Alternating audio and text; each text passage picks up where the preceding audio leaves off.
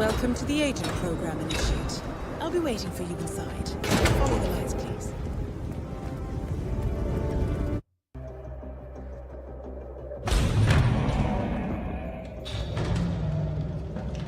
Majestic, isn't it?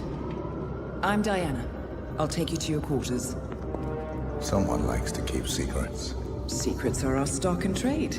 Besides, from what I hear, you have a few of your own. I'm not like you, in case you're wondering. I'm in the Handler program.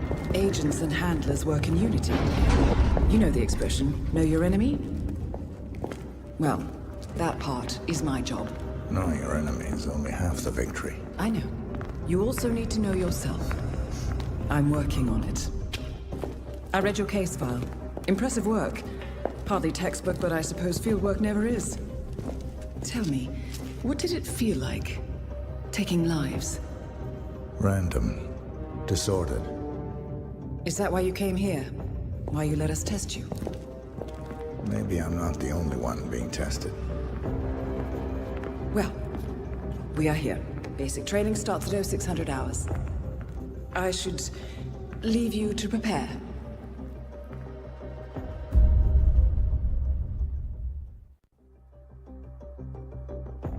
Are you sure about this? I am. There are no second chances, Miss Burnwood. Not here. I choose him.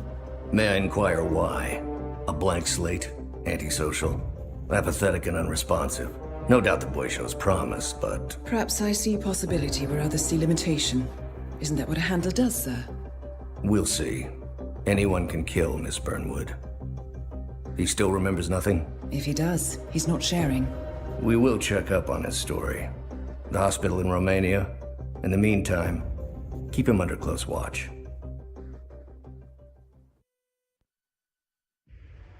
Welcome to Advanced Mission Training. This operation originally took place in Sydney. The target was Calvin Ritter, infamous cat burglar, also known as the Sparrow. You will need to infiltrate the yacht, isolate and eliminate your target, and exfiltrate, all without arousing suspicion. And remember, as an ICA agent, you are the most dangerous person in any room. But blunt force will get you nowhere in this business. And a true assassin never calls attention to himself. Good luck, Initiate.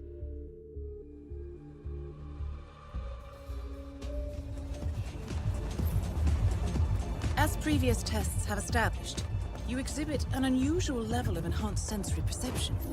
Use your instinct now to sense the position and movement of people around you and identify your target.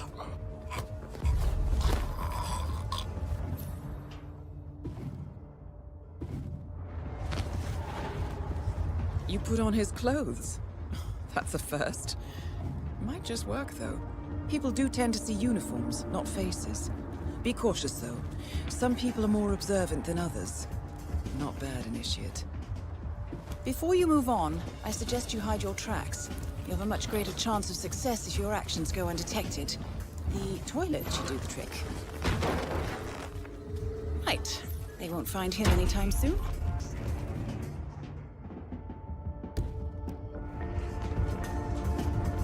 This particular uniform should get you access through the staff entrance. Hey, what's Just act normal. Hold on. That mechanic with his back turned? He's what we call an enforcer. He knows his crew and he'll see right through your disguise, so stay out of his line of sight. Right, now for the tricky part. Start by locating your target. Intel suggests he's around the bar area. You're in. Well done, Initiate.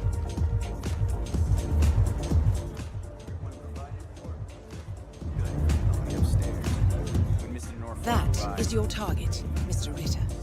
Unfortunately, the place is crawling with witnesses. I suggest you follow him, see if you can't isolate him.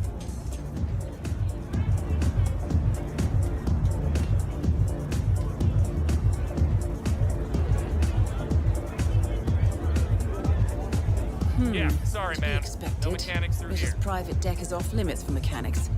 If assimilation is the name of your game, you'll need a better disguise.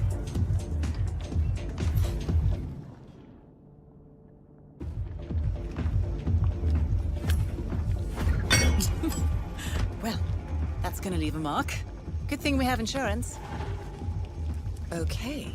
Unlike mechanics, the cabin crew is allowed upstairs access. I see what you're getting at. Very unorthodox. I like it. Mr. Norfolk, welcome. Mr. Ritter's expecting. What'll it be? Just fruit juice for me. How are you, sailor? The target's private deck. Now we're getting somewhere. But according to intel, Ritter is another enforcer who picks his own cabin crew. Back So already? tread carefully. Buddy, making us look better. Blending in, I see. Do your food Well done, Initiate. This is the universe's way of telling you to quit, to get out of the game while you still can. The sparrow cannot die. You're not a superhero, Calvin. They don't exist. Well, not with that attitude, they don't.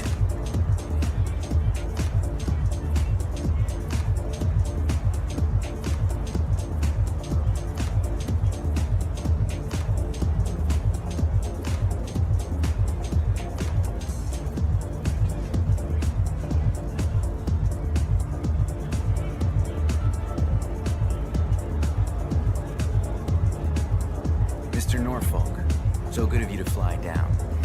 Can I offer you a drink? Oh, no thank you. No. Not before 6. My wife is very insistent about that rule. My sympathies. So, excellent timing. I just had the computer set up in my office. Shall we? Yes, please. Lead the way. Nice impression. If we win, you can fix me a drink. Anyway, sounds like Ritter is about to have a private meeting with the gentleman in white. This could be useful. How you doing?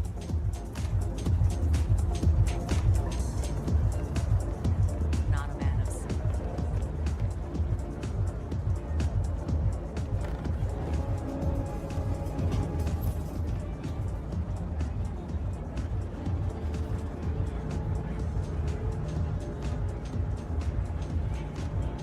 Wow.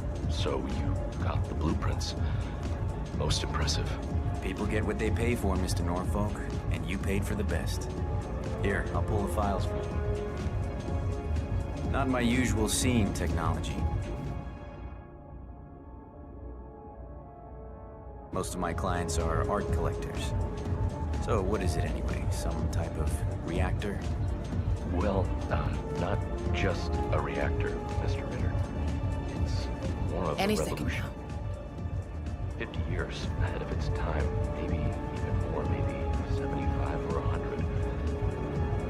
I don't mean to boast, but whoever makes it to market first with this reactor will become the king of... Well, I'm rooting for you. Now is your chance. Use your silent pistol or the client will notice. Your target is down. Now head calmly towards an exit. The red car marks your exfiltration point. Simply push the button and you're in the clear.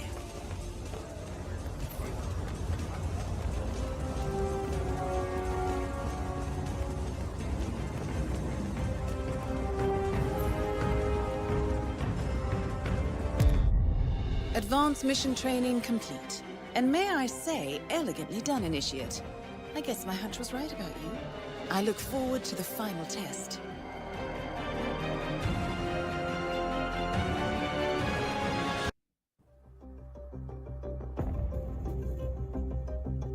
How did you know? I told you he had talent. His stats are off the charts. Such skills and reflexes.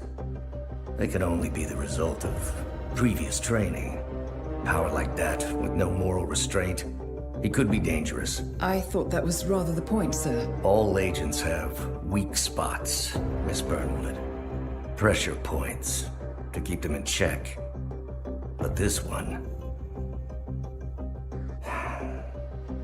Perhaps it would be better to just... Give me a chance, sir. Give him a chance.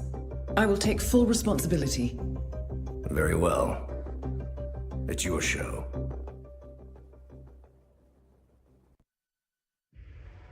Welcome back, Initiate. As an ICA agent, every challenge you face can be overcome in multiple ways. Complete this exercise again, this time attacking it from a different angle. Vary your strategy. Improvise. We will be watching.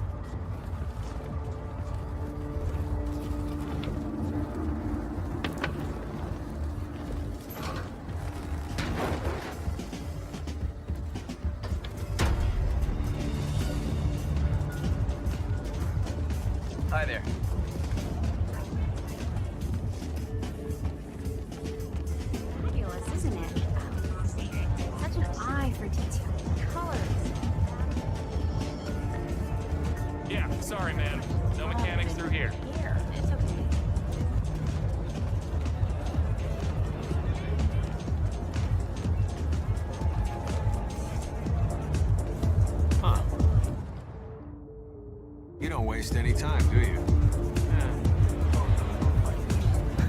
Say what? Yeah, it's cold today, huh?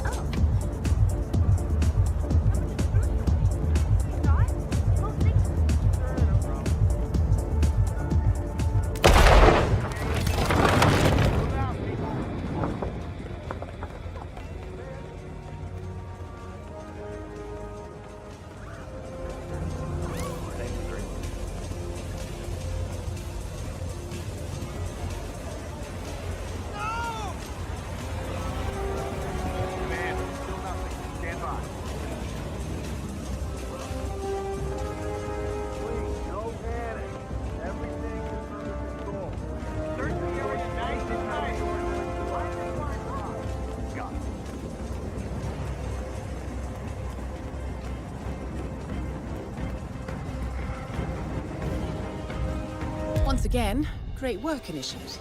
This exercise is available for as long as you need. When you are ready to advance, you have only to let us know.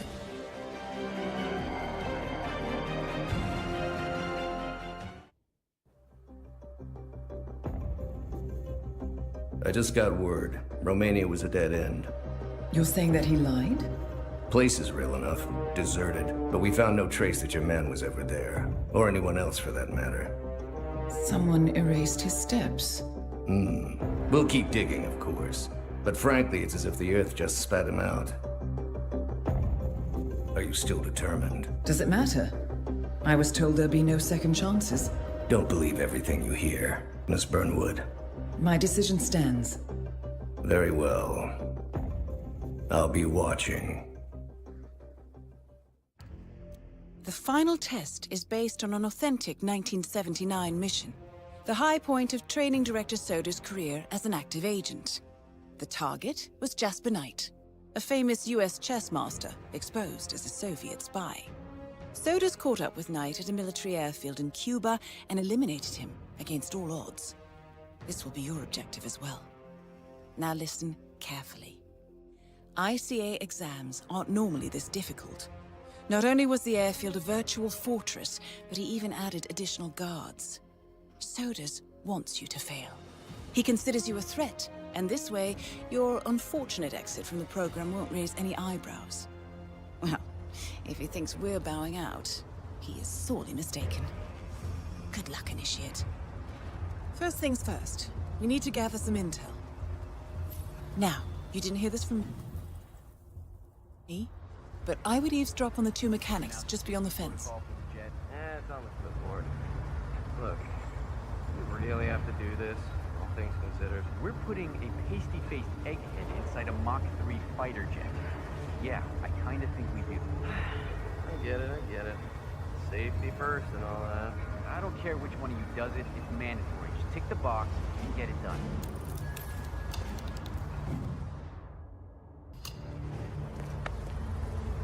Right, let's get you inside.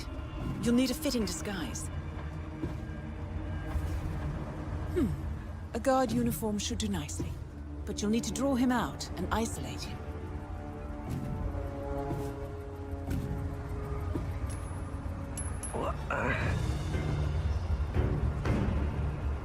Might have a possible disturbance. Keep it posted. Good. He's distracted. Now's your chance.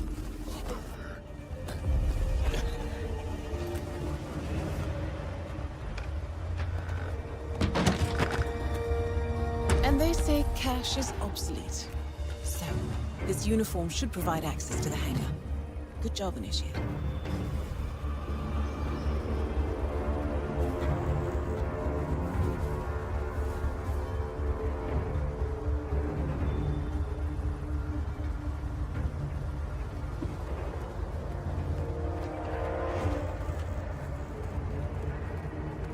Doesn't make sense.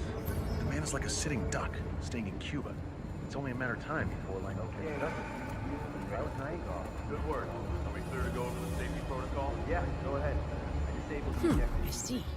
In order to make adjustments to the jet and perform the role of safety inspector, you're going to need a mechanic's disguise.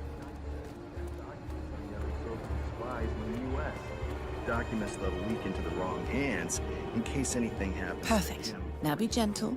He's an actor.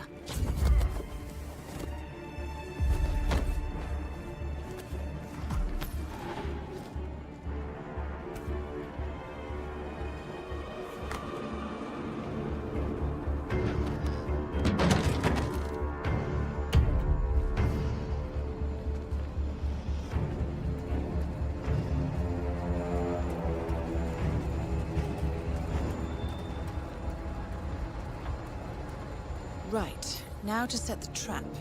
The ejector seat mechanism has been disabled. You may need a tool to re-enable it. And now, to confront your target. Knight's office should be somewhere on the first floor. Well done, Initiate. I dare say this is an accident waiting to happen.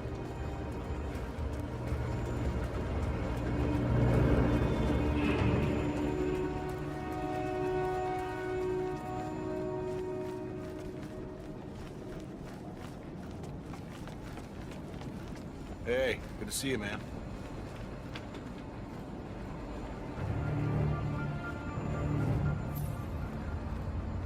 Jasper Knight, we gotta go over the safety protocol. Follow me, please. You know, I have some mints in my pocket. You could use a mint. Is it dangerous? Well, it must be, mustn't it? Why else would there be a safety protocol? I'm not crazy about airplanes. Is it going to do that thing where it flips on its head? I don't like that one bit. Not one bit. Don't worry. You're in good hands. This way, please. He does prattle on, doesn't he? Anyway, you're almost there, Initiate. All you need to do is read him the instructions in the manual by the jet, and Knight will take care of the rest. Boy, is he in for a ride.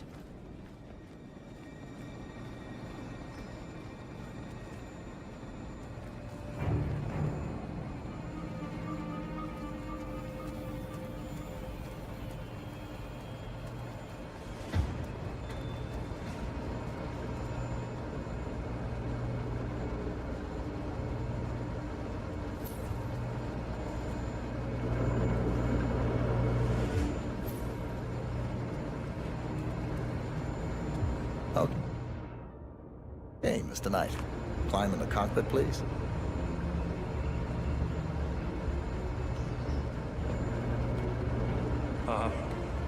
All right. Easy. One step at a time.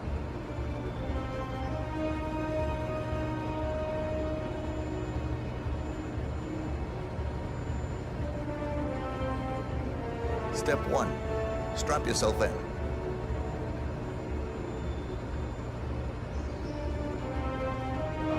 Okay. All strapped in. Step 2. Locate the ejector seat handle.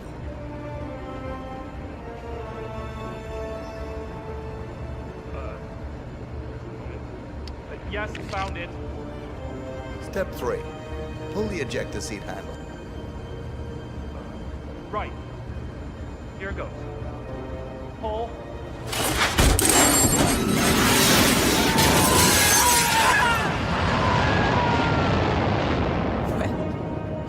they would use a functioning jet. Good thing you didn't disable his parachute. Anyway, you did it. Excellent work, Initiate. I bet Sodas didn't see this coming. Now stay calm and head towards an exit.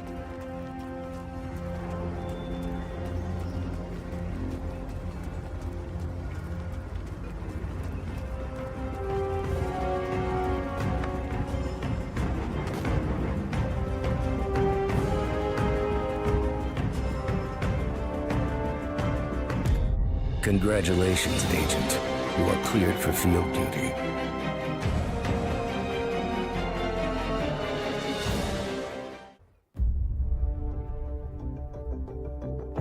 I hope you know what you just did. The chopper leaves at dawn. Now get out of my sight.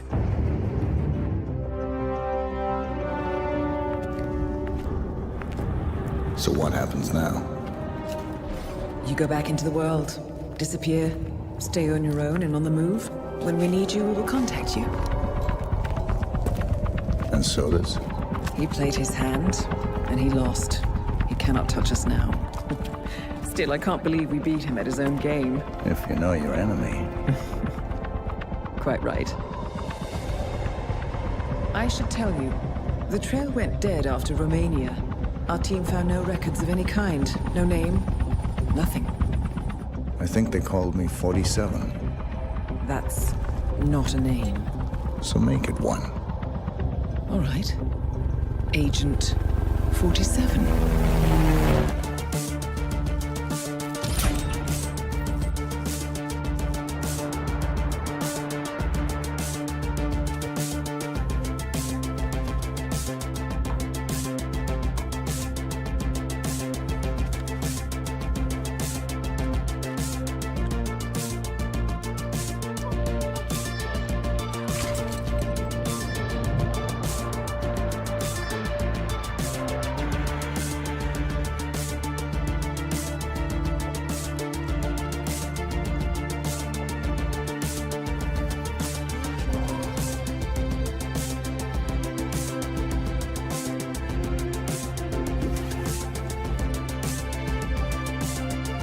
You were always the best. Nobody ever came close. You define the art, and it defines you.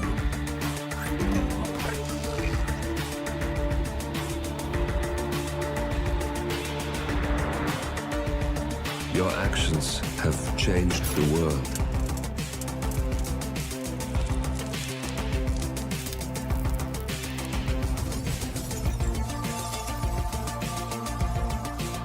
Powerful men have fallen by your hand, but by the same token, others have risen. Do you realize what kind of world you've been shaping? Does the ICA?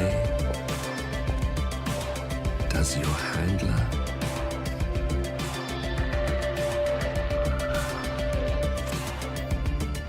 I live in that world.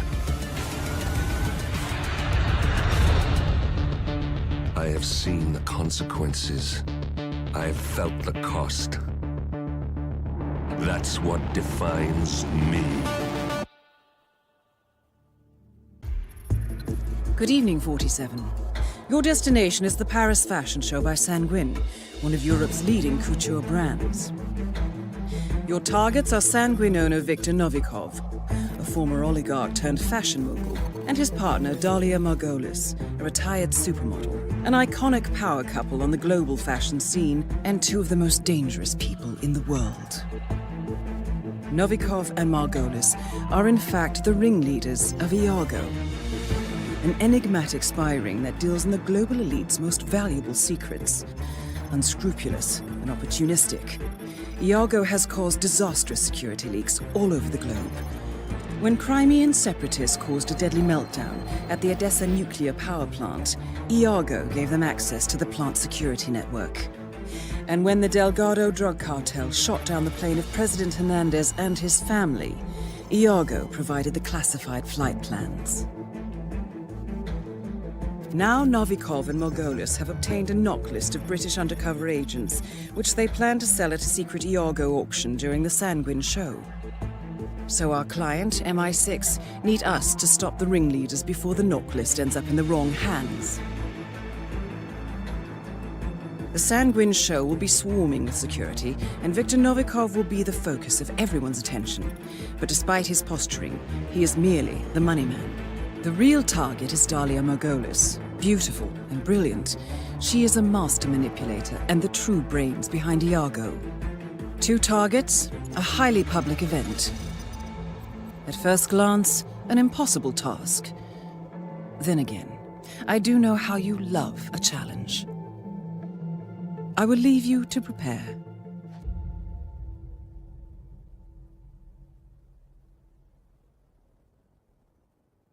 Welcome to Paris, 47. The show is just about to start. This is the red carpet event of the season, and the guest list is a veritable who's who of the global fashion elite. You will find Viktor Novikov basking in the spotlight, while Dalia Margolis hosts the heavily guarded auction on the 2nd floor for a group of Iago's top customers. Now, event security will keep a watchful eye on any suspicious activity, but I trust your timeless look shall fit right in. Good luck, 47. Big, full, and impossible to ignore. Appointed head designer for that potato in the house.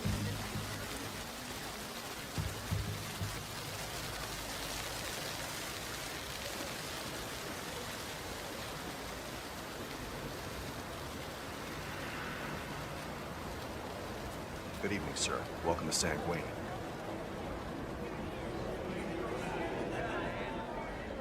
Look, there he is. That's Novikov, the owner of Sanguine, right there.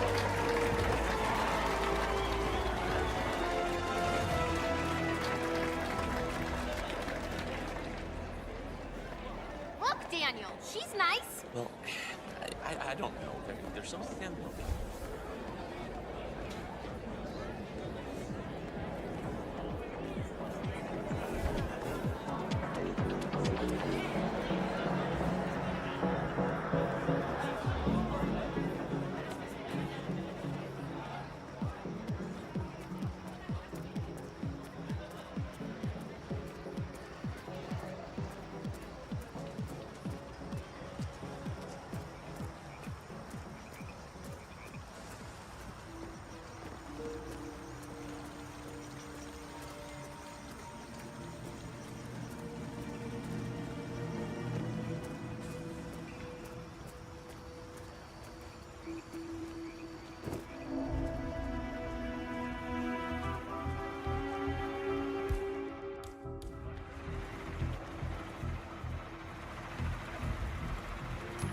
What?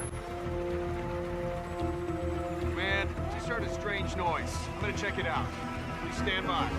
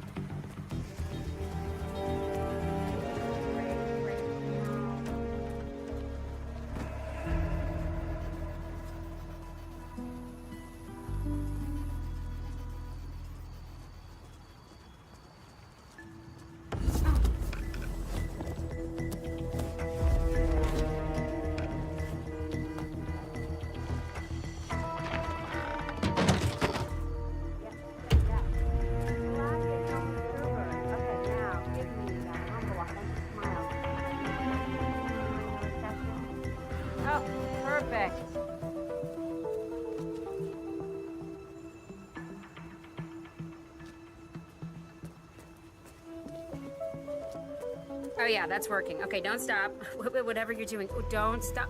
Don't stop. This is gold, Helmut.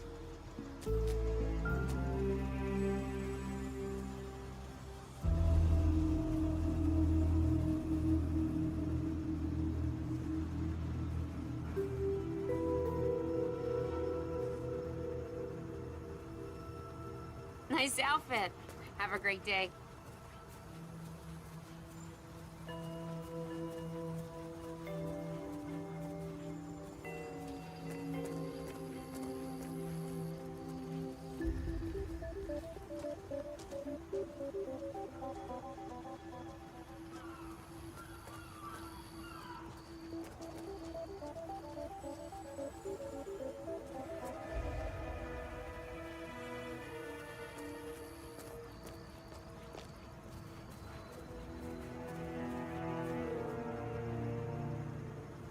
What the hell is this world coming to?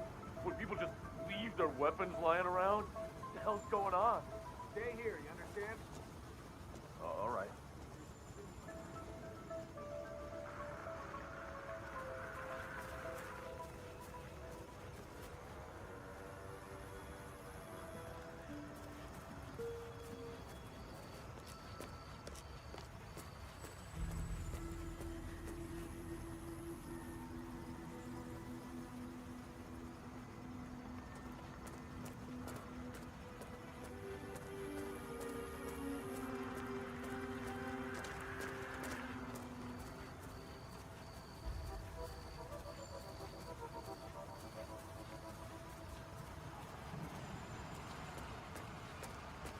Dolly.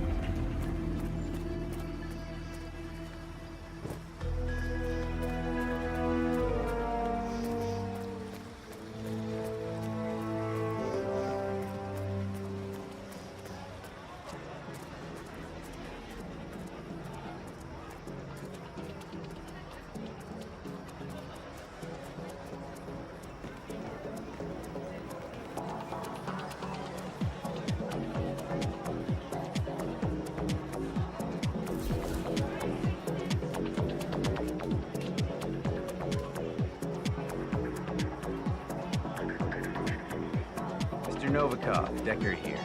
I'm at the show. Well, we could hardly predict a pileup on the freeway, could we? So you have a spot in mind, or... Okay, fine. We'll wait in the lounge.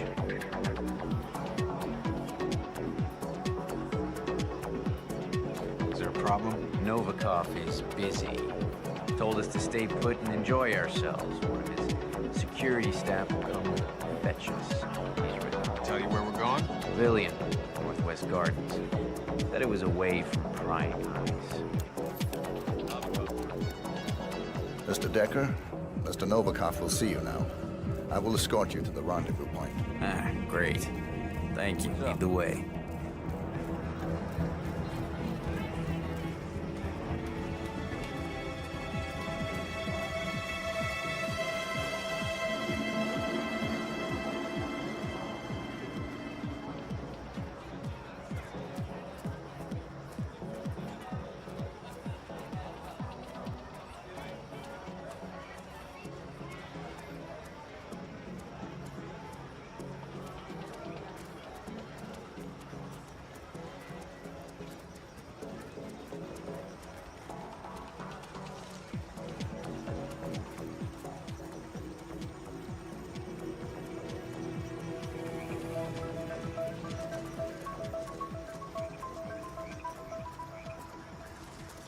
Hi. Hey, how you doing?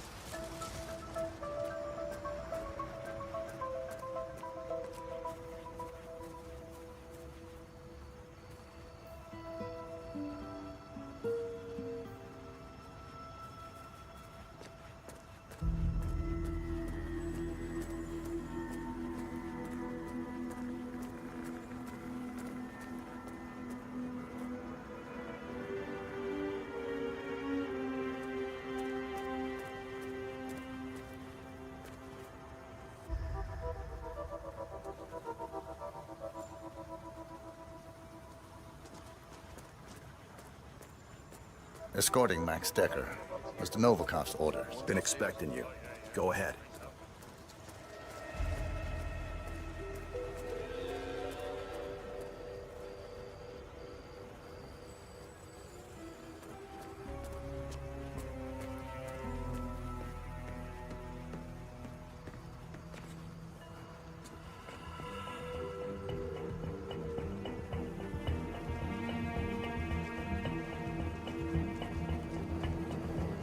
Well, well. No Novikov. Why am I not surprised? Maybe he's fashionably late, sir. Droll Carson.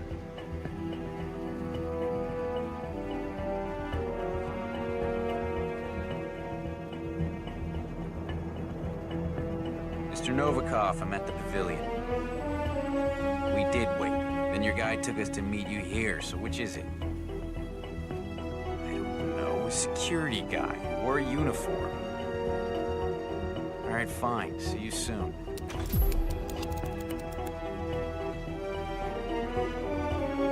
He's coming. Our parking doesn't expire.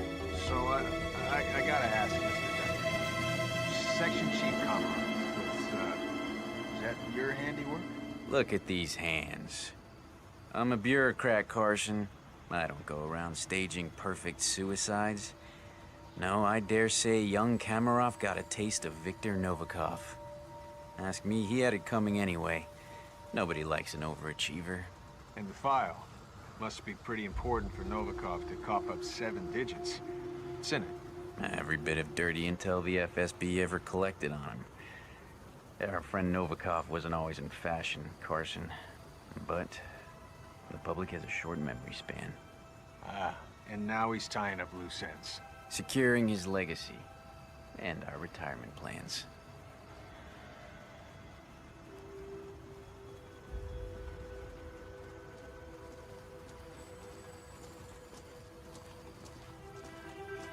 Mr. Decker. How are things at the office? That's 91 all over again. Kamarov is found dead, gun in hand, office locked from the inside. In his safe, evidence that he was leaking state secrets to Langley.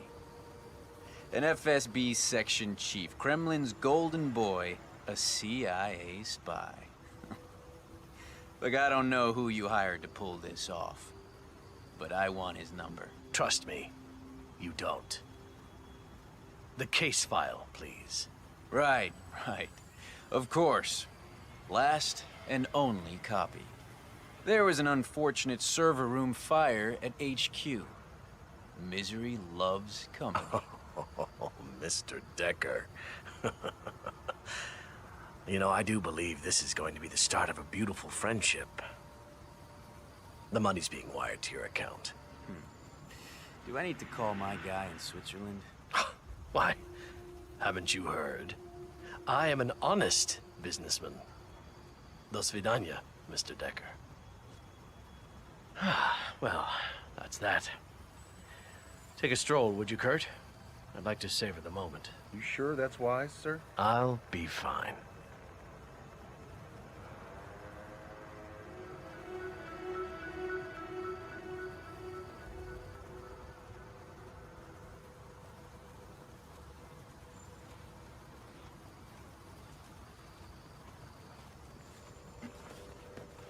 Finally, clean slate.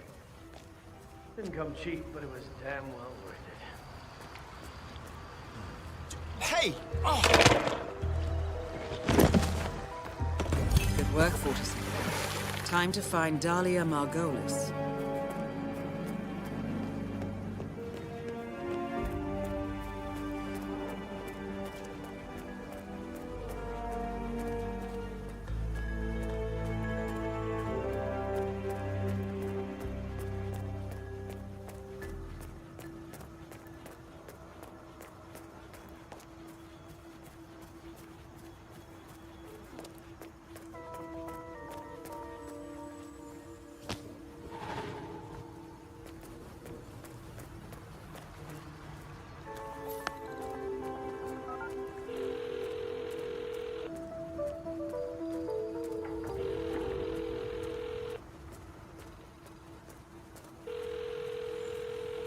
Dahlia, Helmut here. Remind me again, where were you supposed to meet? Second floor, Voltaire Suite, next to the auction. Got it. You want me to drop by now, or...? No, it's essential that you walk the runway. Do the job, then come see me right away.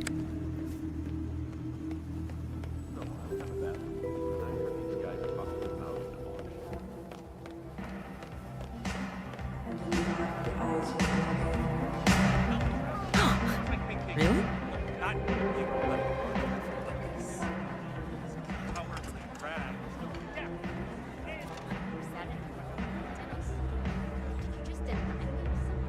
Mr. Kruger, need a touch-up, I see. No problem, just sit back and relax. Won't take a second. Appreciate it.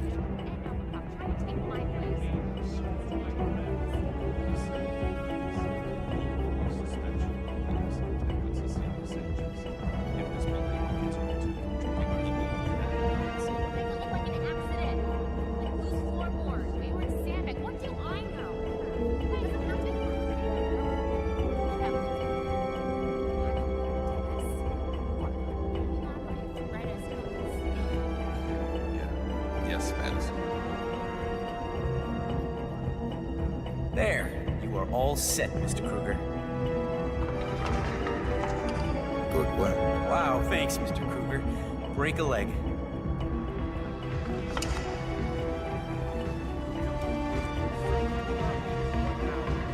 Decision time. Okay, belt, no belt, what's it gonna be? Ellie's gonna be on a second. Perfect.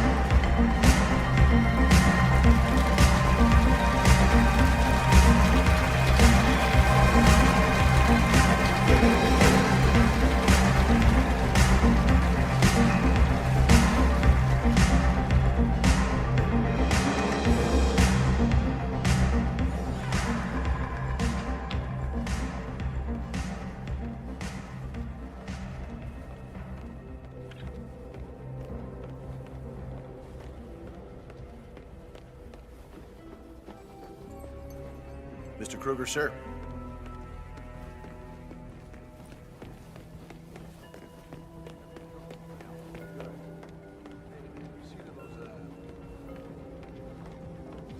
Hello, Mr. Kruger.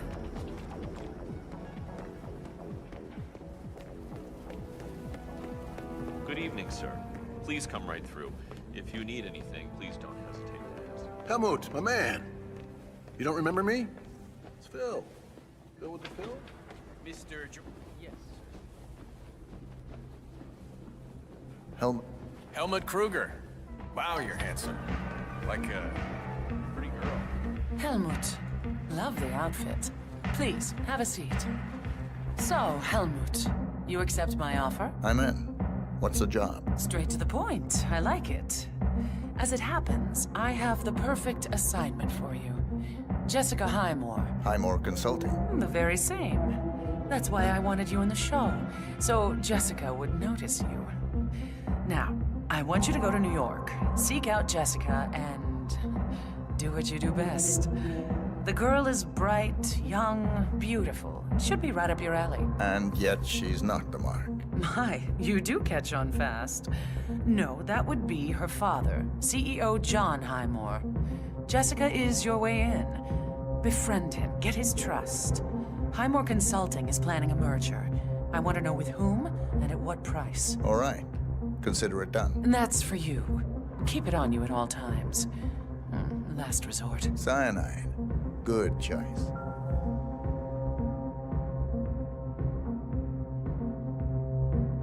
We've got trouble.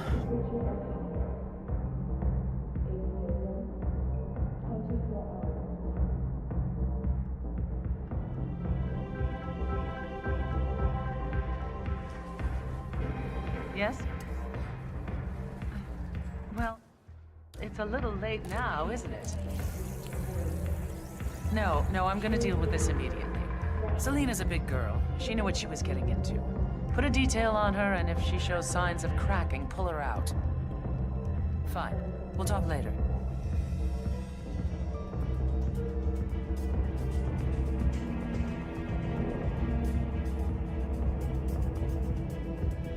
Sorry about that, Helmut.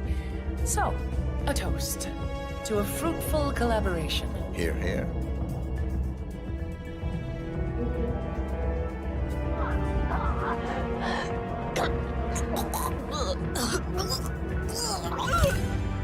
Both targets are down. Great work. Now head towards an exit.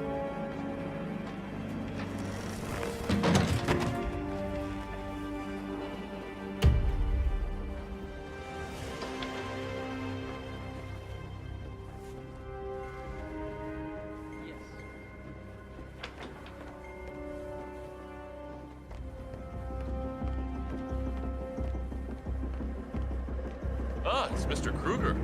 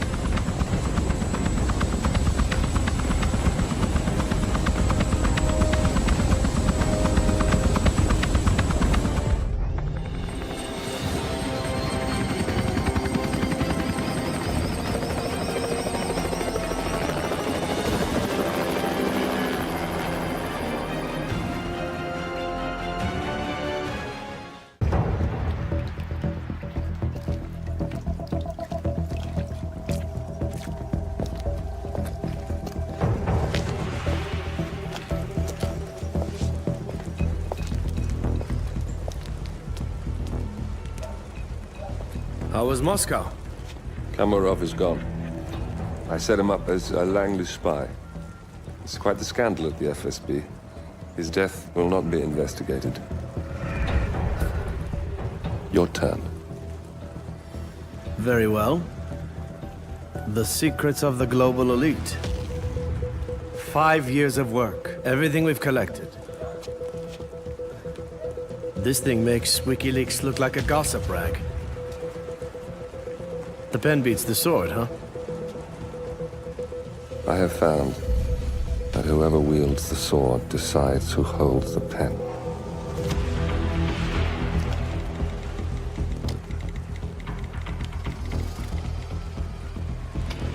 Smile, Victor. Your reputation is safe. Now run along. I'm sure you have pretty dresses to attend to.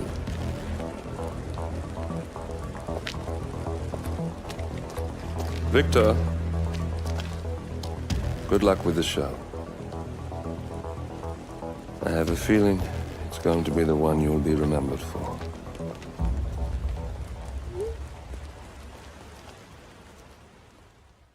Good morning, 47. Your destination is the coastal town of Sapienza, also known as the Jewel of the Amalfi Coast. Your target is a former client of ours, Silvio Caruso, a brilliant but troubled bioengineer employed by the Ether Biotech Corporation. Renowned for his early stem cell research, Caruso is now reportedly working on a far more disturbing project, a DNA-specific virus able to infect anyone, anywhere in the world. Imagine a bullet, fired in any direction, passing through countless bodies without inflicting harm, invisible and undetectable until it strikes its target. A world of armchair assassins killing with impunity. This is what awaits us, unless Caruso is stopped. Our client, one of Ether's major private stockholders, wants the project cancelled on ethical grounds, but without destroying the company in the process. She has asked us to eliminate Silvio Caruso and destroy the yet unfinished virus prototype. You will also need to deal with Caruso's lab head, Francesca DeSantis, a high-level Ether employee and cutthroat corporate climber who holds intimate knowledge of Caruso's research and could potentially carry on in his place. This is no ordinary contract, 47. Caruso's virus is a serious threat to our craft and trade, not to mention our core ideals. So failure is not an option. I'll leave you to prepare.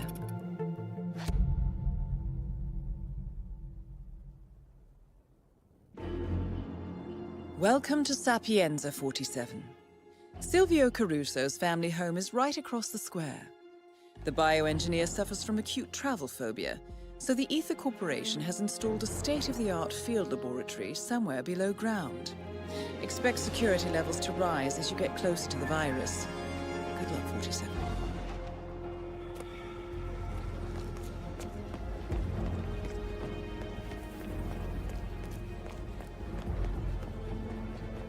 Dr. Lafayette speaking.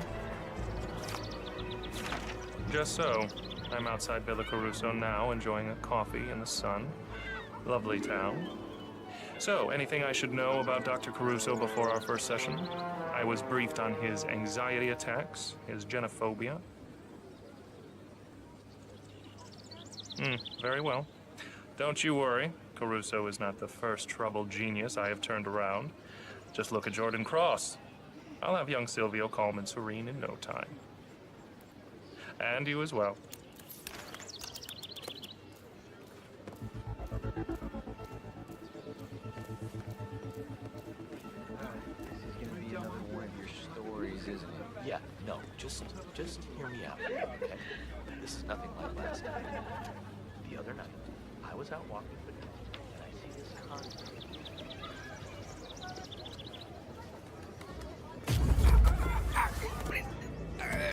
Stop.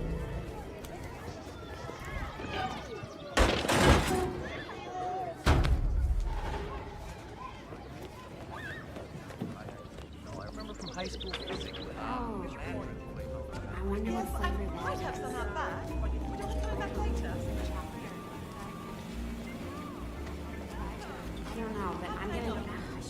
I should get that one, and that one, and that one into the middle one. Not public knowledge, because A biosuit? What the hell are they making in there? Well, I'll bet you a beer. It's not beauty products. Man, I gotta talk to my brother about this. He's a journalist. There might be a story here. Sapienza. Yeah. That's it. This is the town where the politician Honey died. Oh, that sounded familiar. Interesting. The place has history.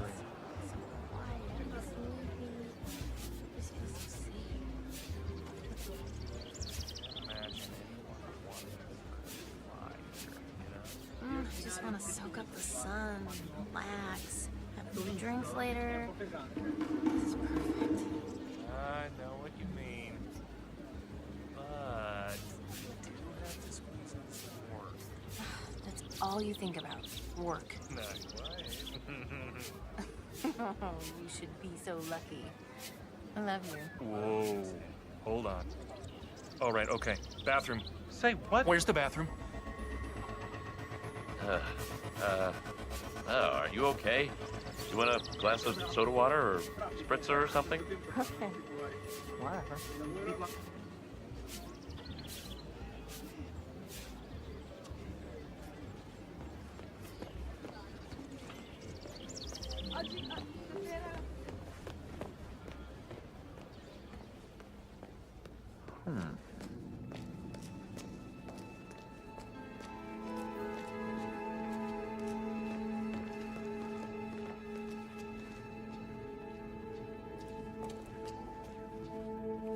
Just protecting their investment.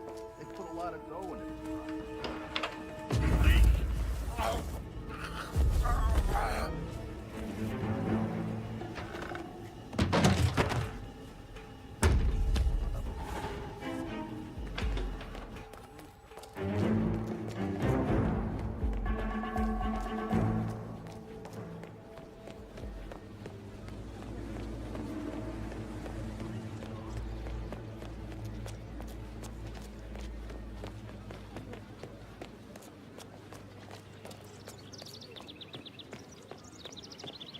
Dr. Oscar Lafayette, here to see Mr. Caruso. You nervous? Oh, don't be. This is just a formality.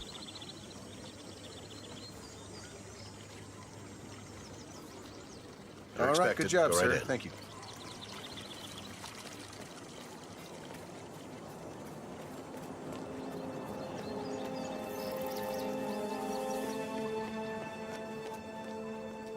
Yeah, keep walking, Doctor.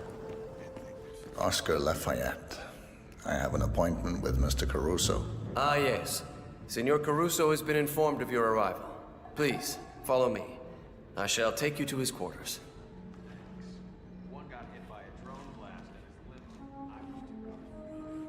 May I say, it is well that you are here, Doctor. The Master has not been himself lately. Well, I only hope you are as good as they say. Don't worry, I am.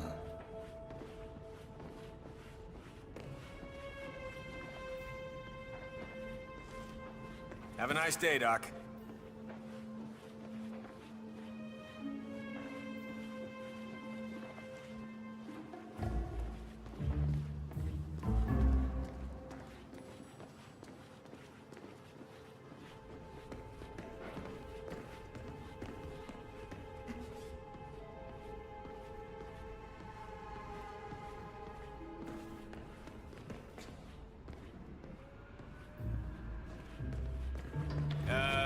What's up, Doc?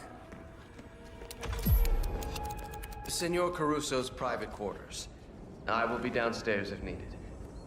Best of luck.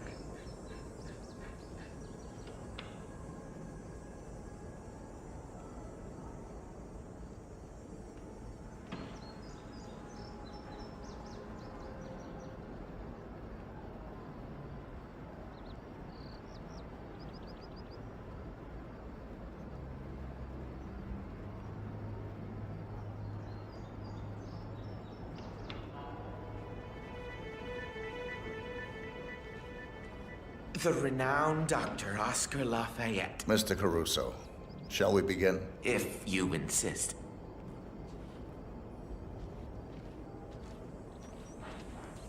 So, Ether sends a specialist to rummage through my brain. They must think I'm losing it again. Relax. Start by telling me what's on your mind. Isn't it obvious? I'm under a lot of pressure. Work. Mother died last year. Stress manifests itself in the strangest ways, I am told. Your mother, Isabella. Would you like to talk about her? Look, I know what you're driving at. My neuroses, my anxiety, my social phobias. Not the least my pathological fear of women. It's all deeply rooted. Go on. I had a girlfriend, you know. In high school. Pretty, too. Popular. And I was shy. Bookish. It shouldn't have worked. Not outside those stupid teen dramedies. But it did. For a short while, anyway. Then Mother decided that Emilio wasn't a good influence on me. So she paid the gardener's son to seduce her. He was 20, roguish, rode a motorcycle. Mother, she had pictures taken, showed them to me on prom night. Romantic love is fleeting, she said. Only a mother's love endures. What do you want me to say? I loved my mother. I hated my mother. Same as everybody else. Isabella bullied you, shamed and belittled you, made you feel like a failure. All to keep you, her last and loyal son, from ever leaving too. Stop it. I don't want to hear it. Your mother was a monster. Is that not why you killed her? What? How dare you? You couldn't breathe. She smothered you, so you smothered her. Is that how it happened? Yes! I did it. I did it. Are you happy now? Is that supposed to be cathartic? Well, guess again, Doctor. Back to the drawing board. I think we have made some excellent progress. Same time tomorrow? Good day, Mr. Caruso.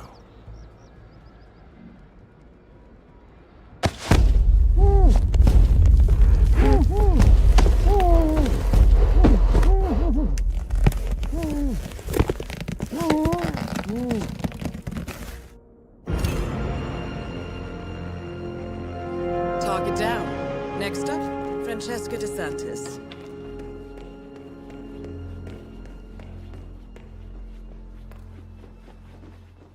Dr. Lafayette.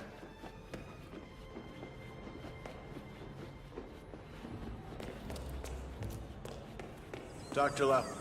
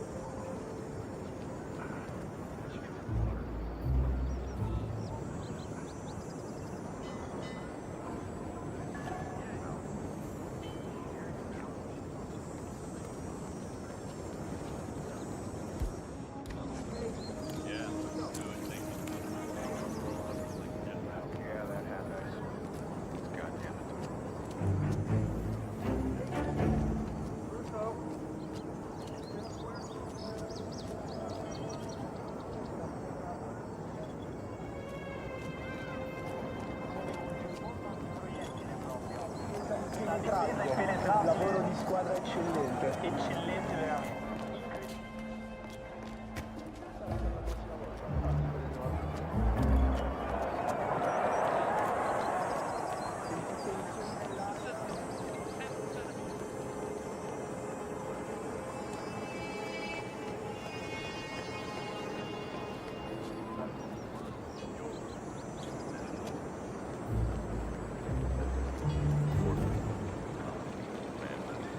Francesca.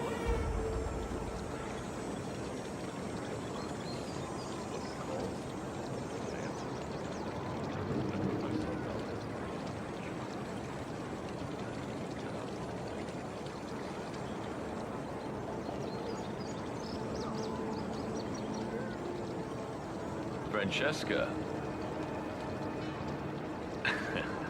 I know. I'm not the one who calls.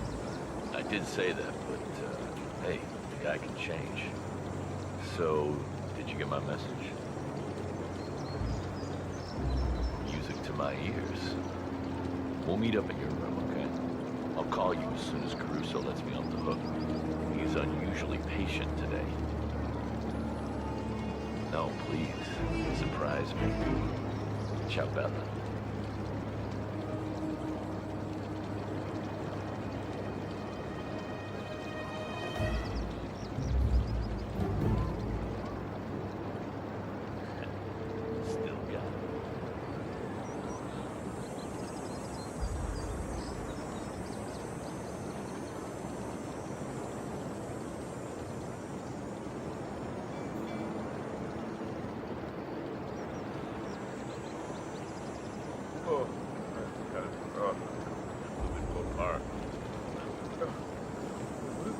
taste, I wonder. Oh God, this is awful.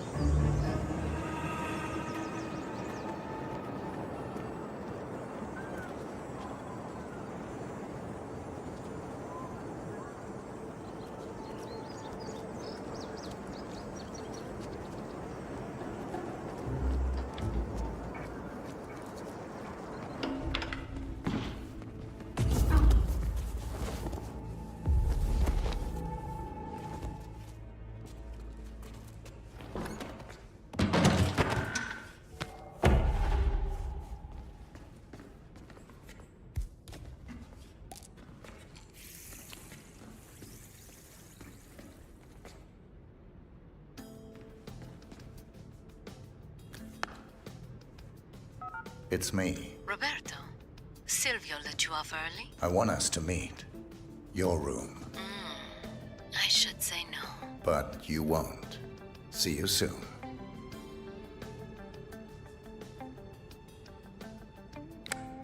La pioggia autunnale gocciola su di me, dove il sole che ieri mi scaldava, dove senza il sole c'è un vuoto e freddo in me. Sono triste, sono stanco, sono un nulla senza te. Nuvole nere coprono il cielo, tutto è buio e vuoto. Dov'è il sole? Dov'è la luce? Dov'è il tempo passato? Tu eri il mio sole ed estate. Tu sei il mio sole tramontato.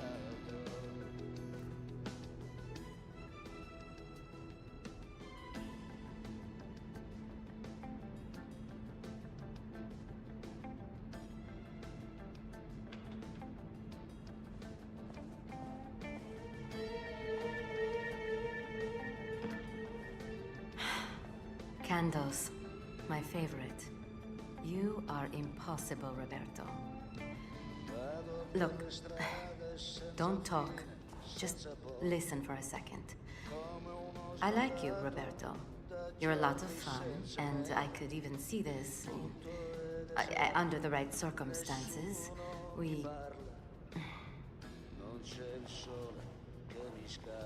The situation, it's complicated. You see, Ether, the company I work for, they didn't just send me here to assist Caruso. They sent me here to spy on him. They fear he's becoming a liability, a threat even. And from what I have seen so far, I think they might be right. This could be dangerous, and I thought you deserved to know. So,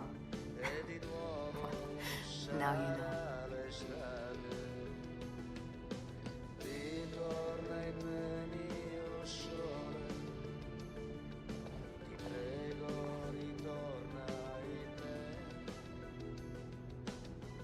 Now, my bosses, they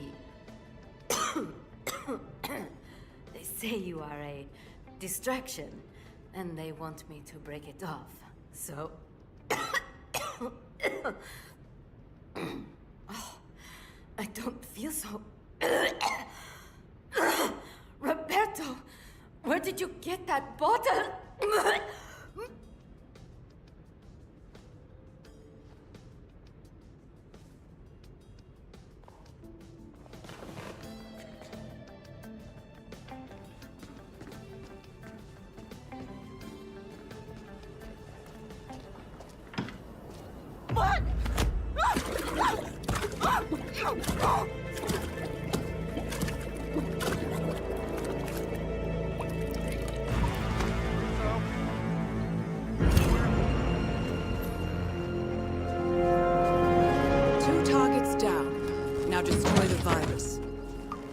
Entering the Ether Lab requires a key card and a uniform. Luckily, it seems both are within reach.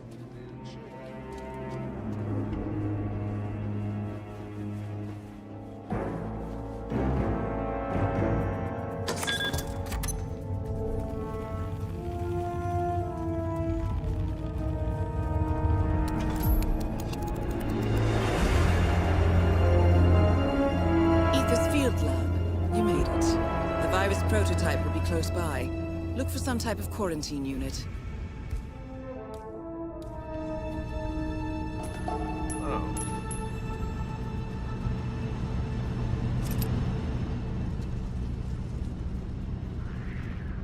I'm awesome.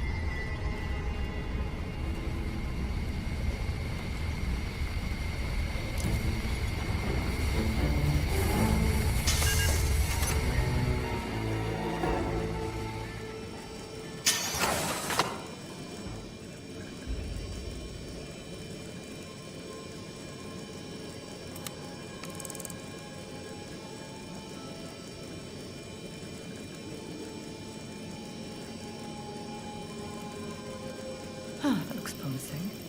Mental note. Ask Guillermo to run a control experiment. Yeah, so this is where received all the research data. Why? We all signed an NDA the size of a boat. Yeah, well...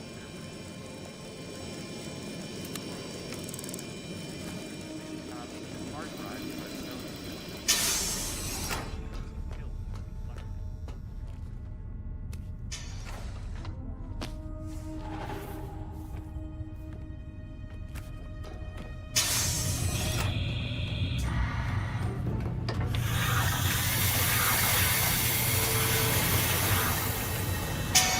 Adding formula Q7.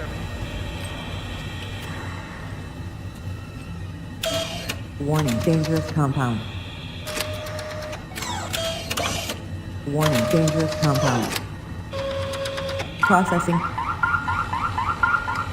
Yes, sample is ready. That's the man.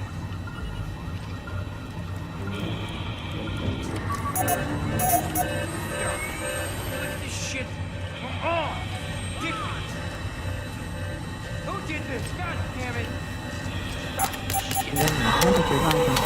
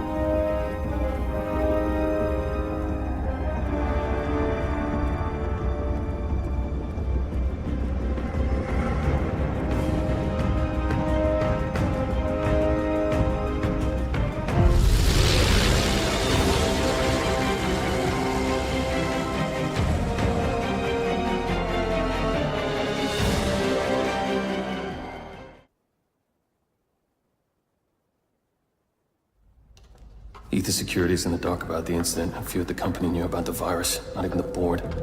Must have been someone at the lab. I understand. I'll get to the bottom of this.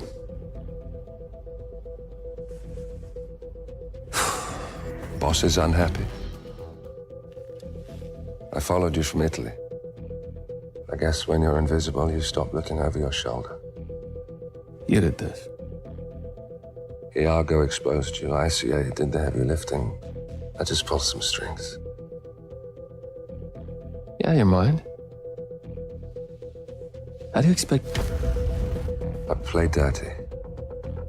That's how you defeat a stronger opponent. You strike from behind. Now give me the key. You have a family? Trust me, if there's a weakness, Providence will find it. I'll take my chances. The key. Fine.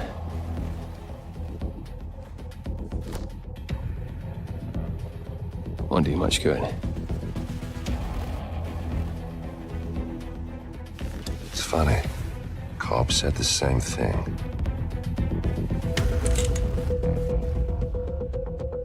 Thank you, messenger. Don't. I just killed you. Then we're even.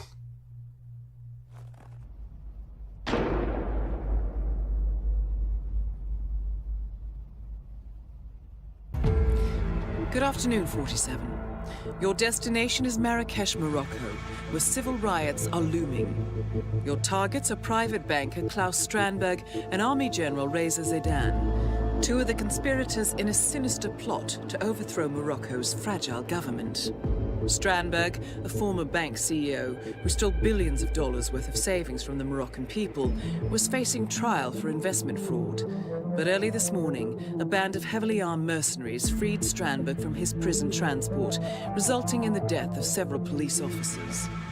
Strandberg now takes refuge at his native Swedish consulate, in front of which crowds of angry protesters have gathered, demanding his handover to Moroccan authorities.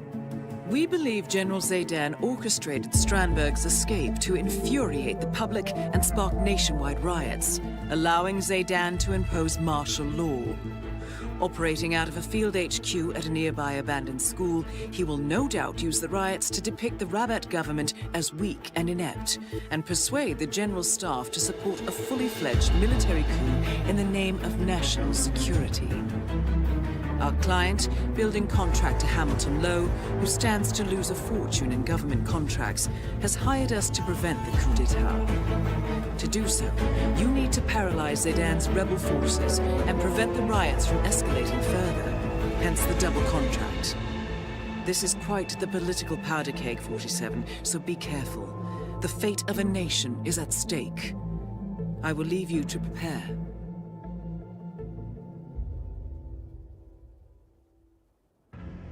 Welcome to Marrakesh, 47. The situation grows more tense by the minute.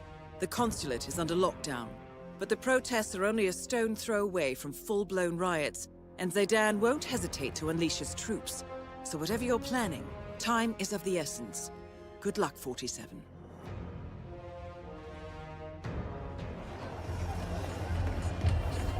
What? Strandberg is a lunatic. No, he is capitalism. Hey, good to see you, man.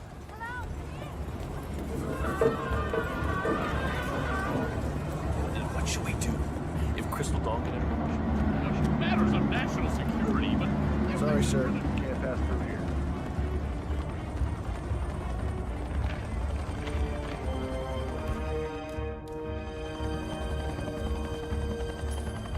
What the? Command, possible disturbance in my position. Checking it out.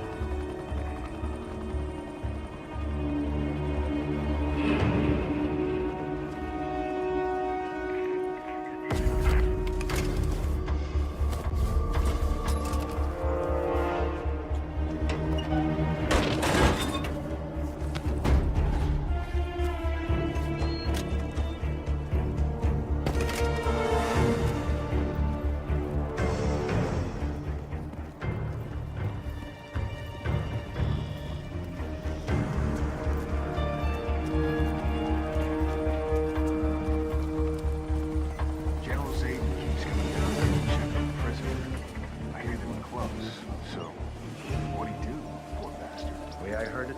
His brother was one of the policemen who got killed when the mercs attacked Strandberg's prison transport this morning.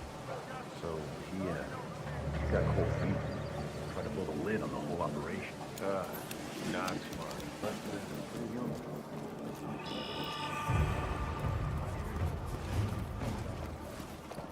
You're in.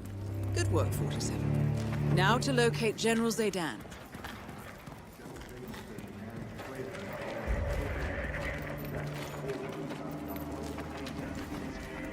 I'll give him that.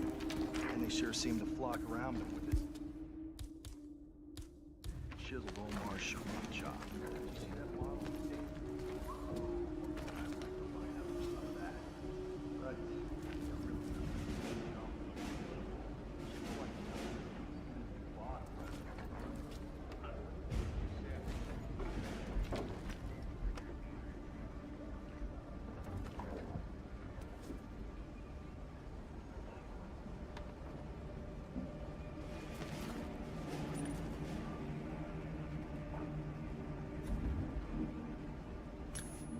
Oh.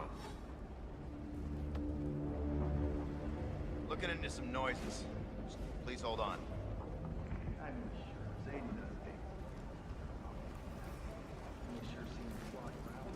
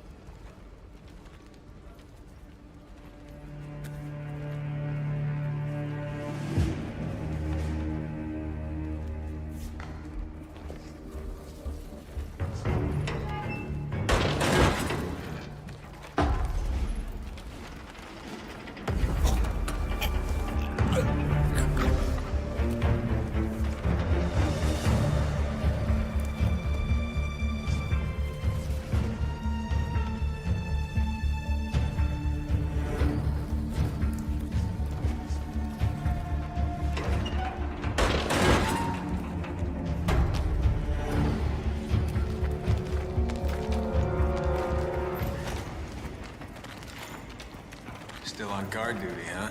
Yep. Hey, mind if I take a swing at the lousy rat? You're dismissed. General Zaydan's order. Yes, sir. Thank you, sir. Any freaking minute. Is someone in here? Hello?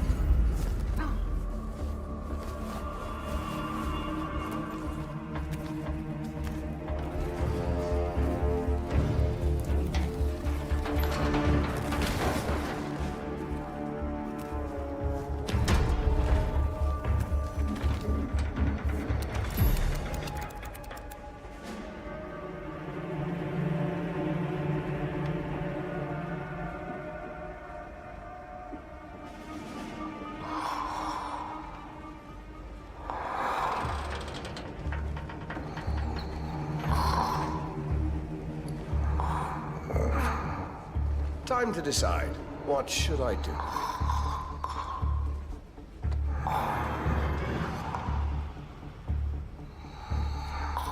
Well, don't tell me you're sleeping, Syed.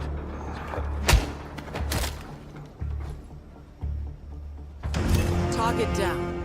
Move on to Klaus Strandberg.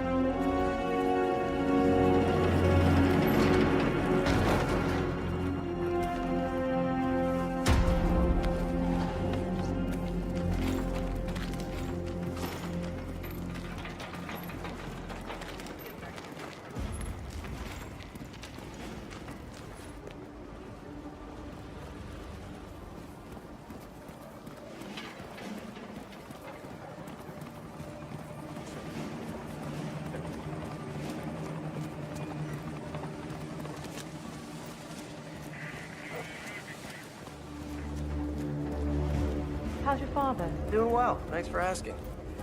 He's upstairs right now working on this novel of his. Oh my gosh, that is so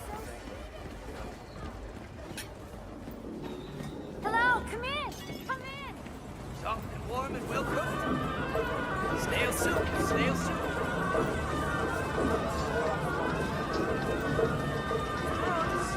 Fruits from the slip. Sir.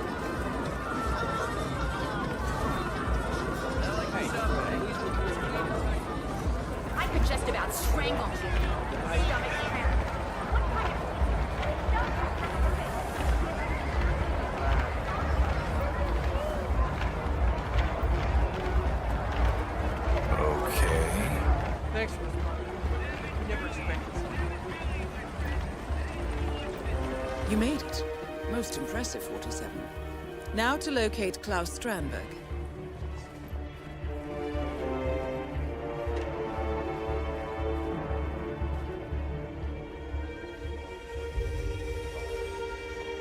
It is not fair. It isn't. You can't keep me in here under these circumstances. If I had known.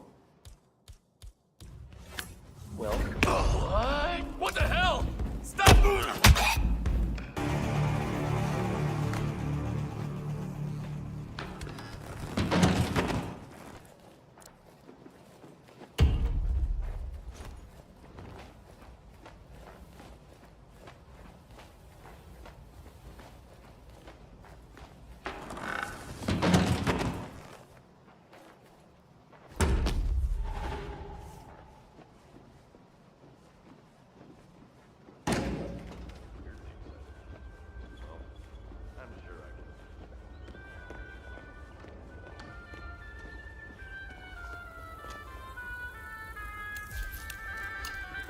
That is Klaus Strandberg, most wanted man in Morocco. Connie. I still have an appointment later, right?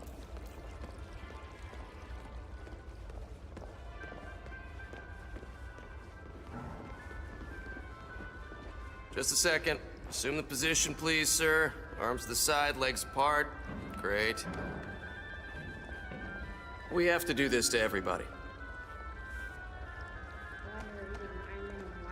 I'm sorry. I think I just found some sort of weapon over That's there. it. You're good to go. That's nice, Jenny. Let me tell you a little story.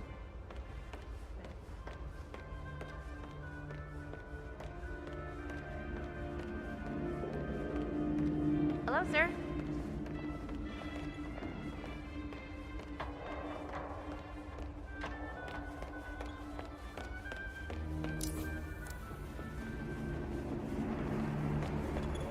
What?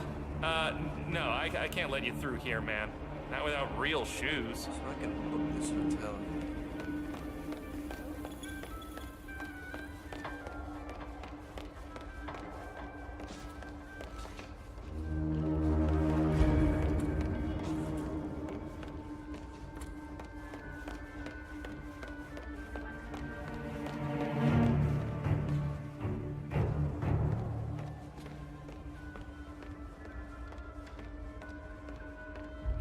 Wish I could walk around in flip-flops every day.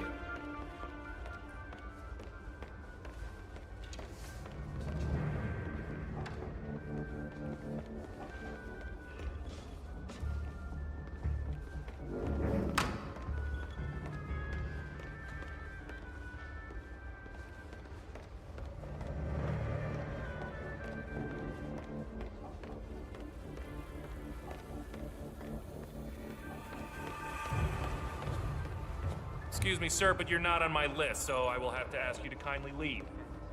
Please comply and leave the premises.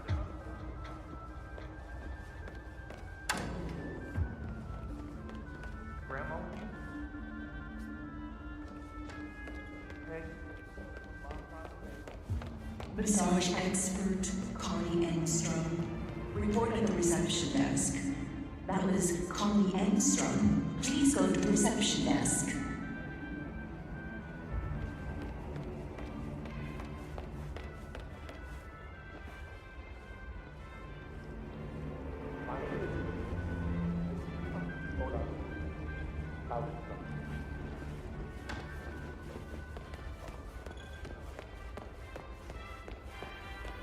Connie Engstrom, monsieur.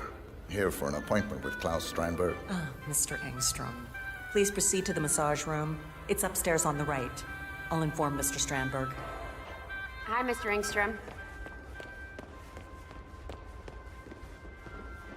You wouldn't have any weapons on you, sir. No weapons allowed here, I'm afraid. Recessional waves. I'll be as quick as I can, sir. Klaus Strandberg. Please go to the massage room. All right, thanks. We're good.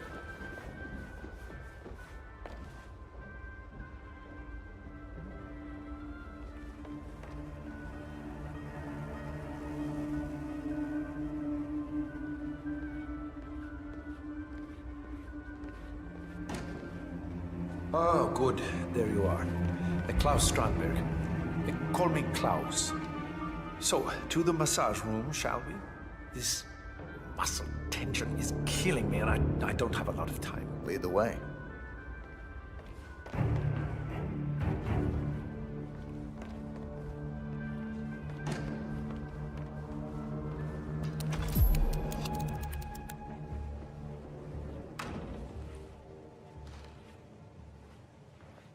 Well done, 47. Massage guy. I will leave Strandberg in your capable hands.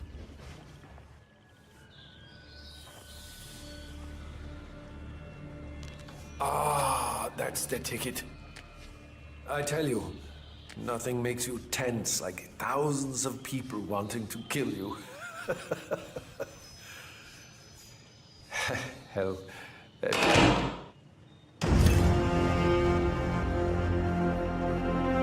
Both targets down. Now head towards an exit.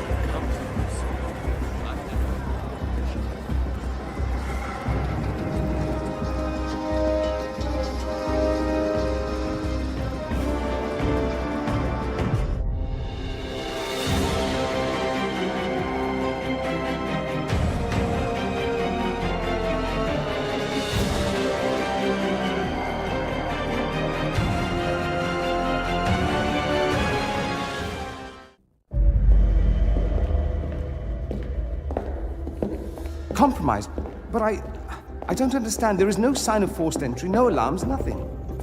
One of my people has gone missing in Johannesburg. A key bearer.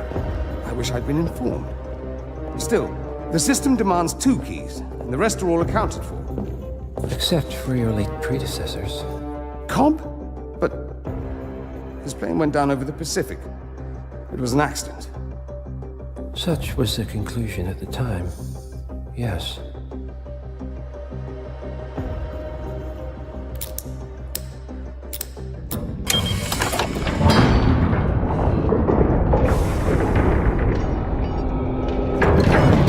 People die, Mr. Fannin. Happens all the time, even to us. It seems like a conspiracy. Probably isn't. And yet, the failed coup in Morocco, the ether virus. Someone knows about us. There was a pattern and I failed to see it. Providence is under attack. How much was there? Money? Not money, Mr. Fannin. Information on all of our assets and operatives. Like you. Dig a trench, Director. And make it a deep one. Because none of you are safe anymore.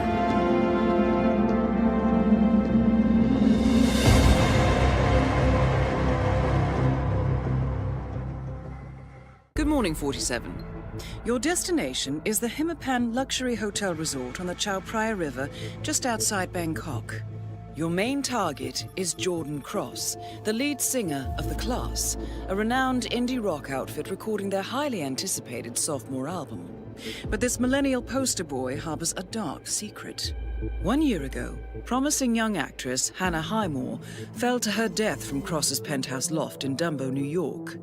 According to the police, Miss Highmore's death was a tragic accident, but her parents remain unconvinced. They firmly believe that Cross murdered Hannah and only escaped justice due to the power and influence of his father, billionaire media mogul Thomas Cross. A secondary target, Ken Morgan, corporate fixer and attorney to the Cross family, is also staying at the hotel. Cunning and unscrupulous, Morgan was a key agent in the cover-up of Hannah Highmore's murder and Jordan Cross's subsequent acquittal. The Highmores understandably want retribution, And while the system may be powerless, ICA is anything but. I will leave you to prepare.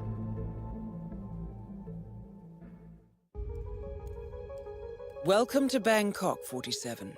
Ken Morgan has booked the Queen Suite, but has yet to check in.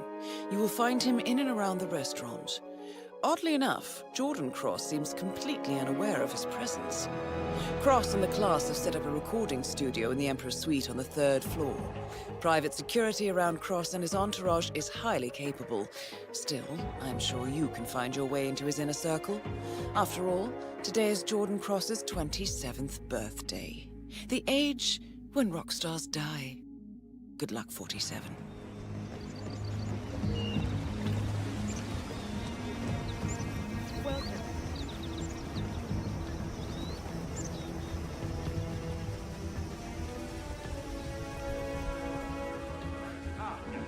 Checking in. Name's Tobias Reaper. Thank you so much, sir. Here's your keycard. Welcome to the HITMAN Hotel. Welcome to the HITMAN Hotel. Please follow me. I hope you'll enjoy your stay. After you. Sir, please. This way. Art doesn't give you any breaks. No. I am always creating, always curious, sensitive, on the edge.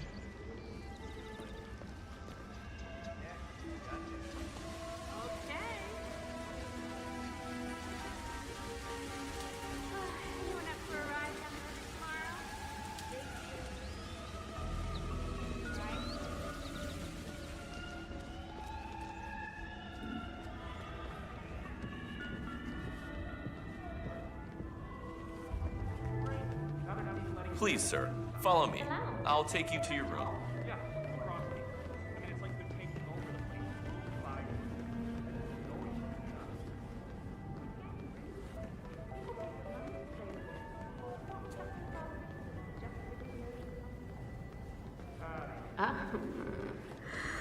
There goes my next ex-husband. Here you are, sir. You can always call reception if you need anything else.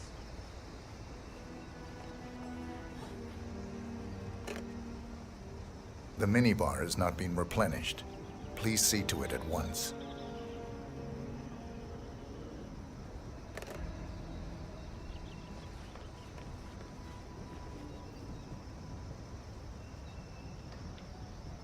House staff. Oh, yes. I am here to restock the minibar, please.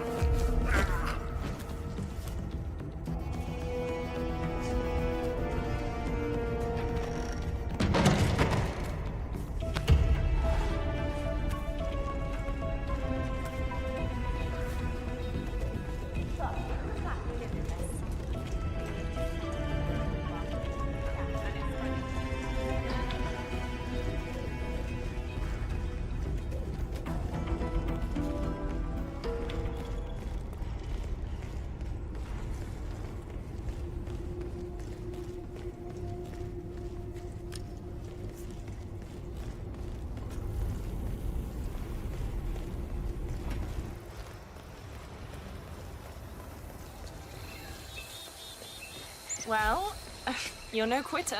I've got to give you that. Look, I can fix this. I'm homing in on the problem. I just gotta... Damn it! Yeah. Are you sure you don't want to ride home?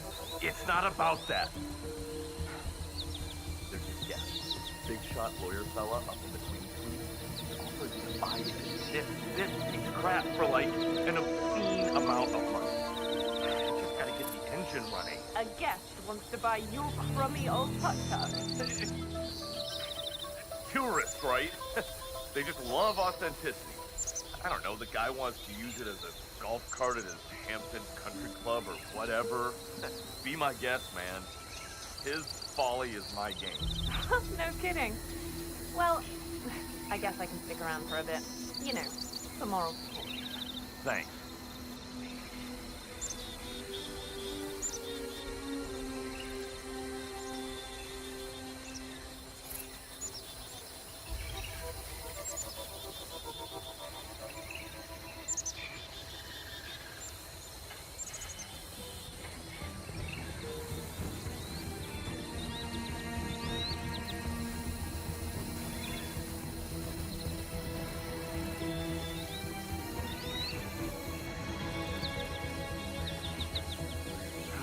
Now to deliver Mr. Morgan the good news.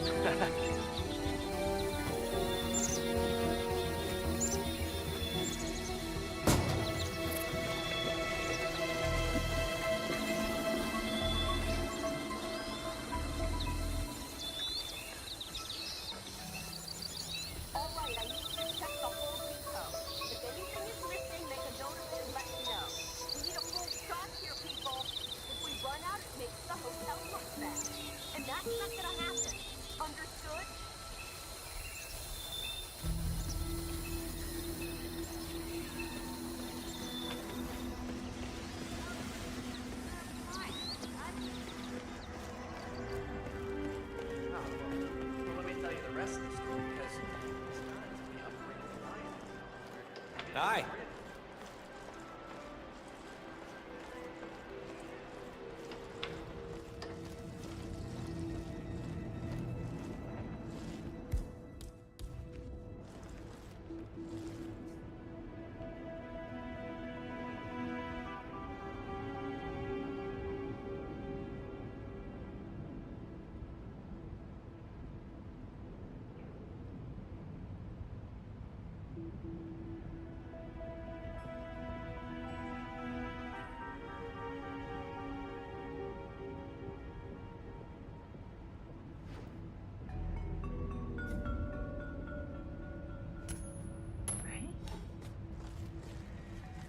Who is throwing stuff around here? Come on!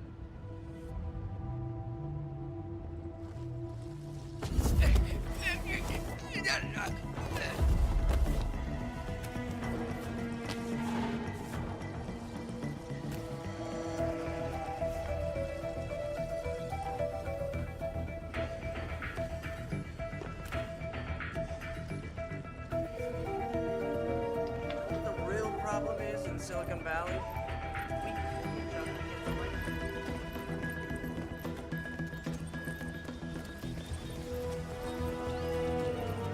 Hey, Abel, what's up?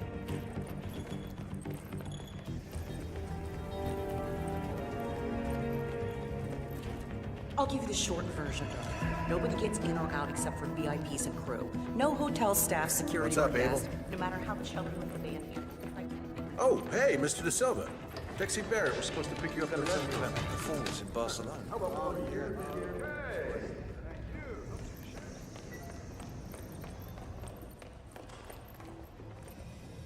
Do I know you? Oh, hey, you're Quentin's replacement, right? Abel De Silva. Thanks for coming out, Abe. Follow me.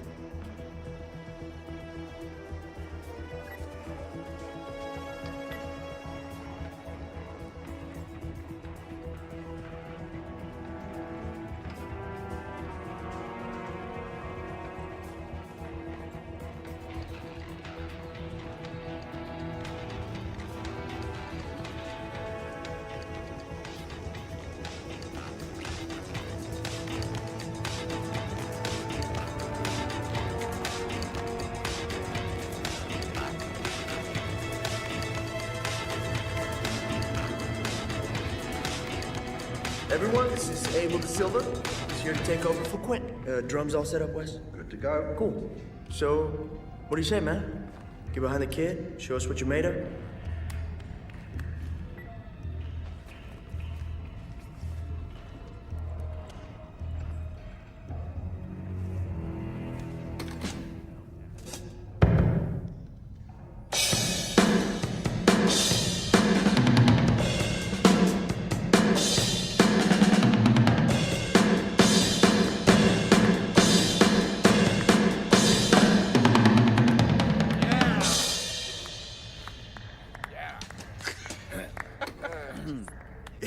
Yeah, man. Yeah, that was cool. All right, you're like some kind of machine, aren't you? Oh, man. Nicely done.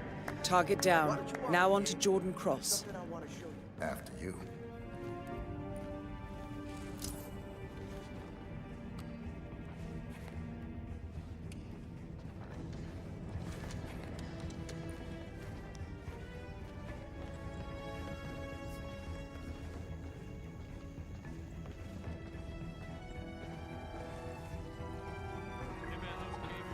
Yeah, so sorry about the mood around here. You know, Heidi's still pissed about Quentin leaving, but you know, just don't expect her to roll out the red carpet. So just do your thing, do it well, and she'll soften up. It's fine. I'll take care Where are we going? Yeah, atrium roof. Look, I want to pitch you something, and I don't want the others to hear. It's bad from around.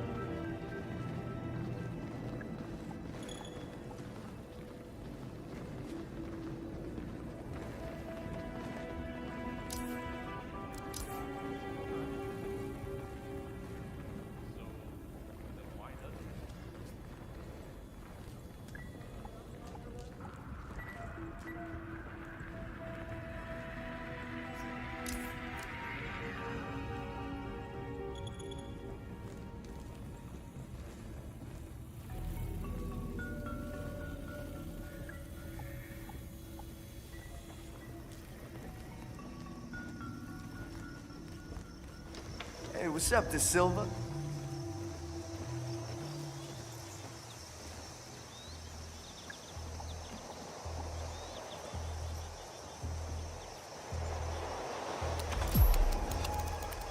So, I like your style.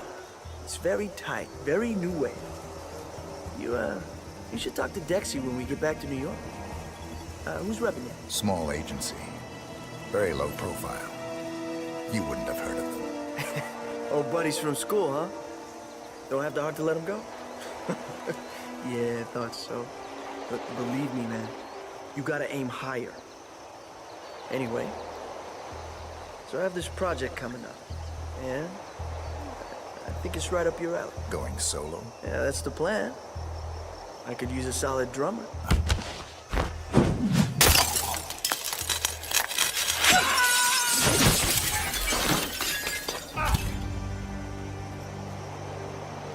Both targets down. Now head towards an exit.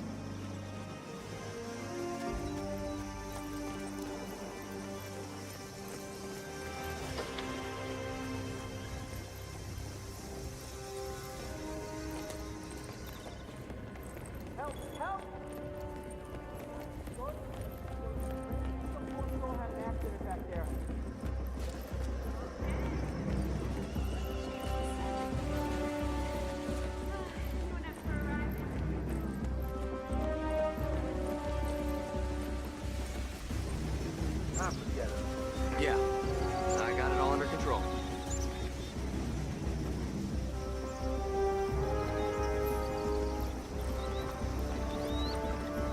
Hey, what's up?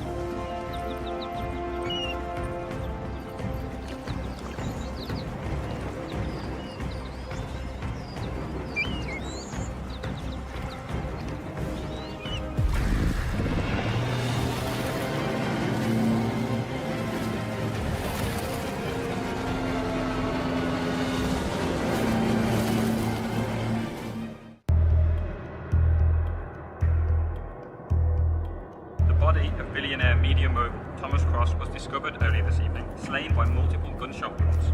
Cross was scandalously kidnapped this morning at the funeral of his only son, acclaimed rock musician Jordan Cross.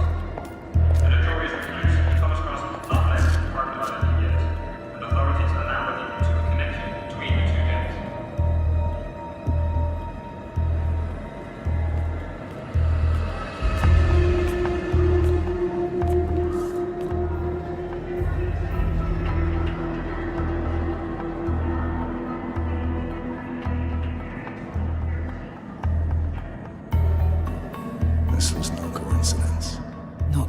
shot. Thomas Cross had billions in hidden offshore accounts, all stripped clean within hours of the kidnapping. Someone wanted the son dead to lure out the father.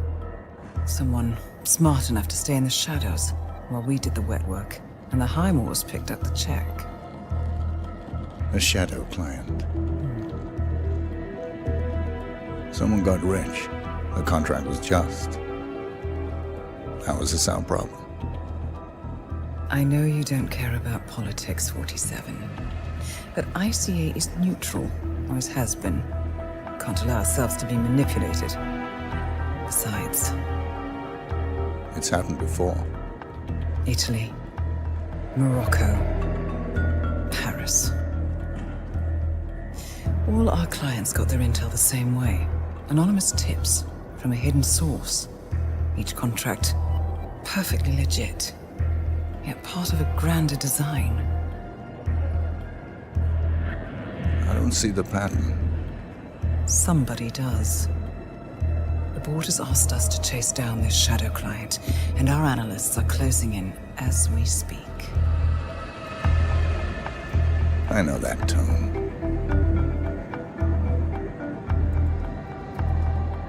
Someone's playing a game, 47. The question is, against whom?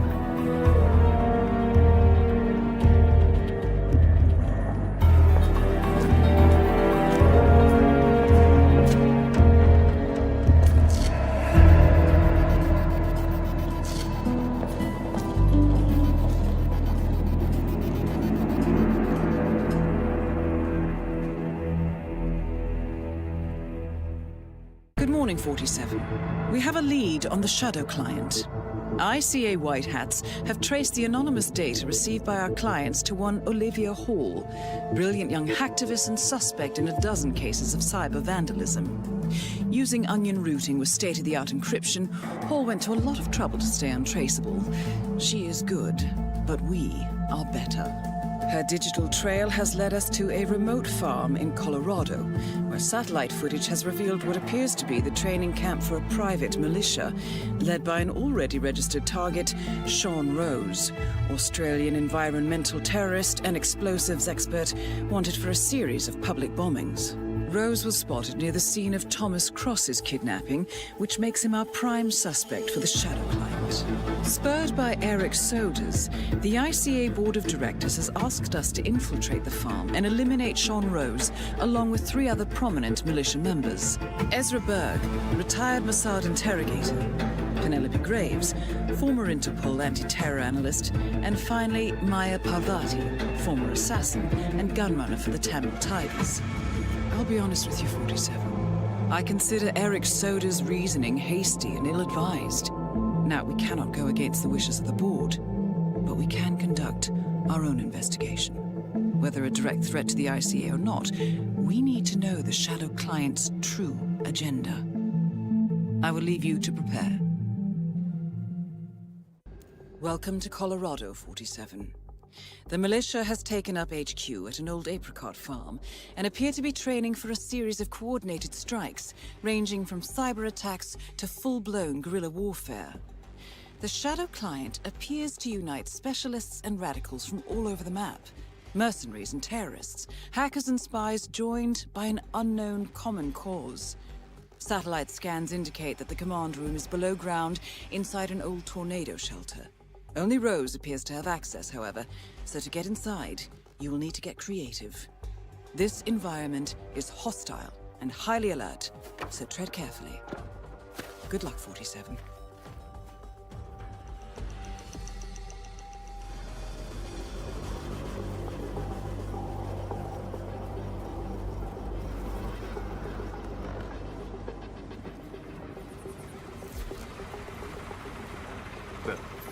Freak in the mask? What the hell are you talking about? I was just at the security station watching the feeds. There's this creepy guy interrogating the hostage. He wears like a 3D printed mask. Oh, yeah, that must be Bird. Oh, yeah, man, his interrogation techniques, totally just out-of-the-box stuff.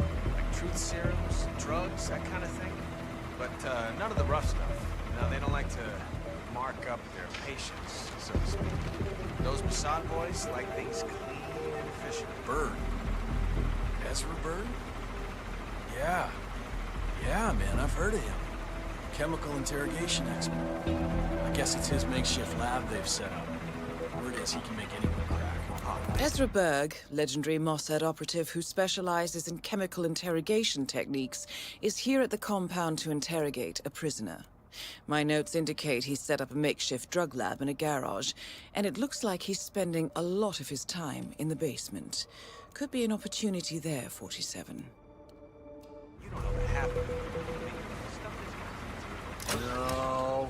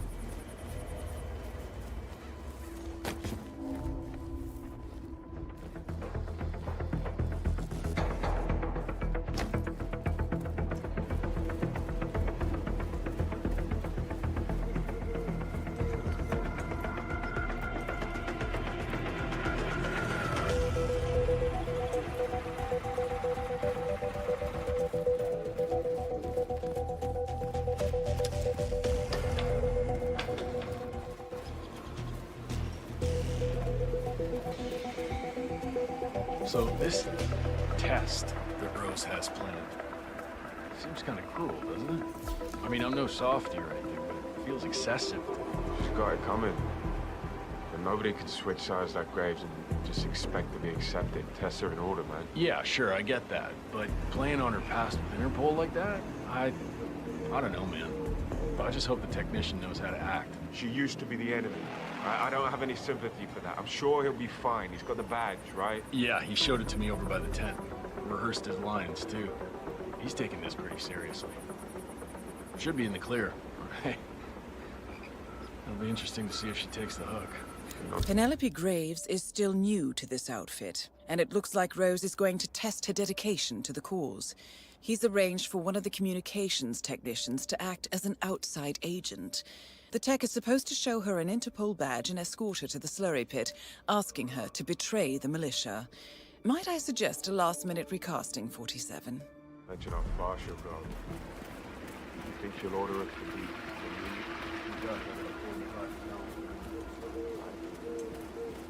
Oh, we're at Jordan Cross's funeral, huh?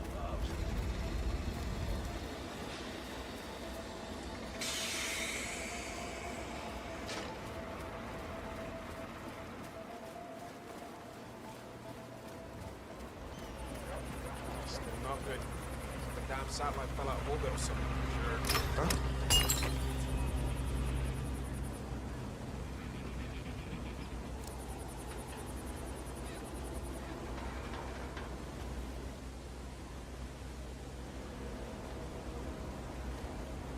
And it's on.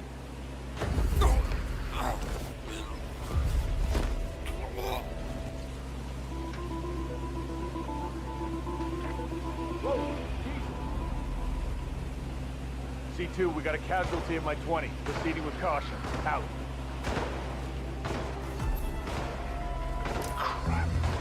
Oh, shit. Up on your feet. Let's go. Come on. You're okay.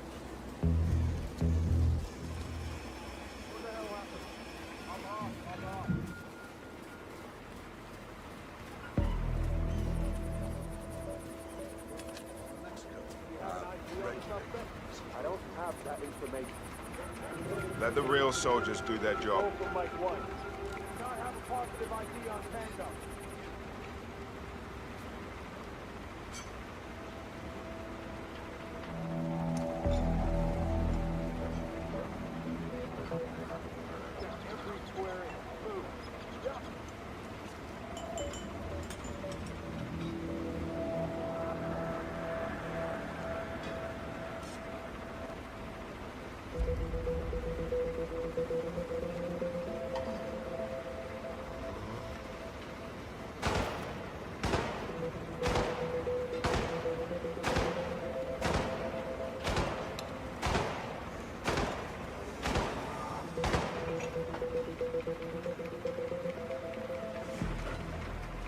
Penelope Graves, we need to talk.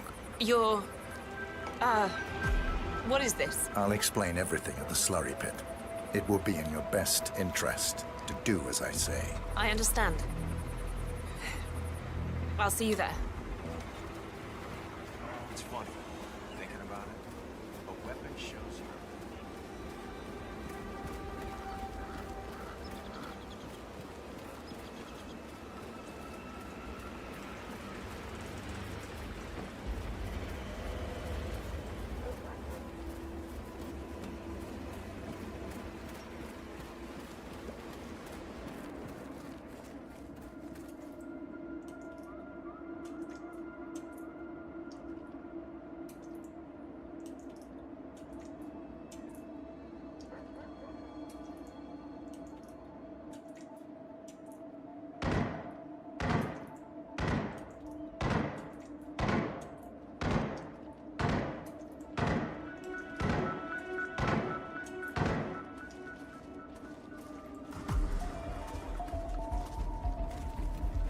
Miss Graves, you are being recruited back into Interpol as an insider. What?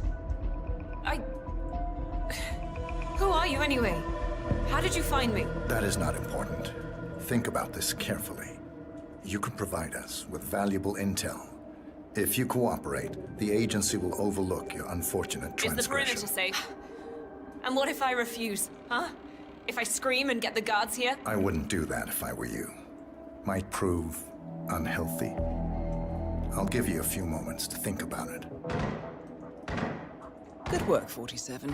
This should give her something to think about. So, look, it's nice of Rose to think of my safety and everything, but I need to do something on my own here, so just come back in a few, all right?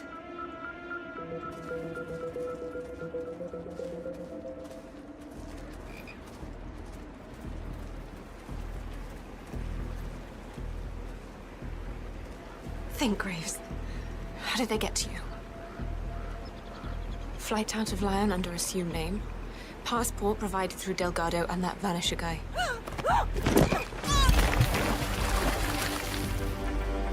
Graves is down. Excellent work, 47.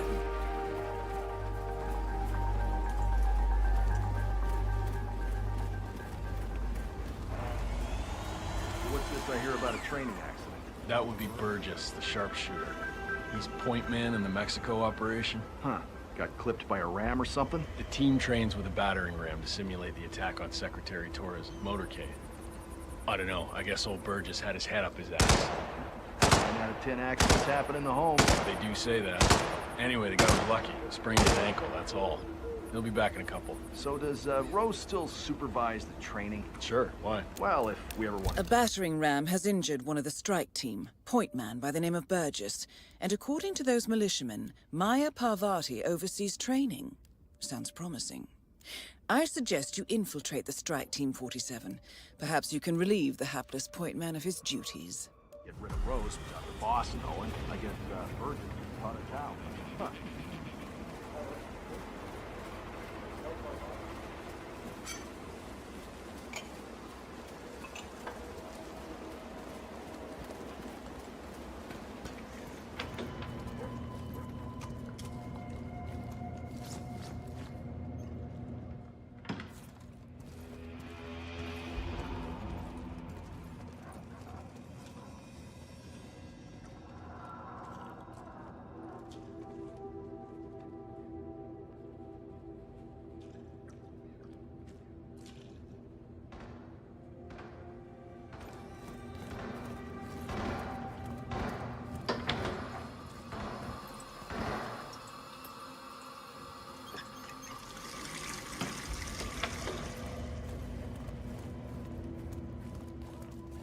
What the hell is that?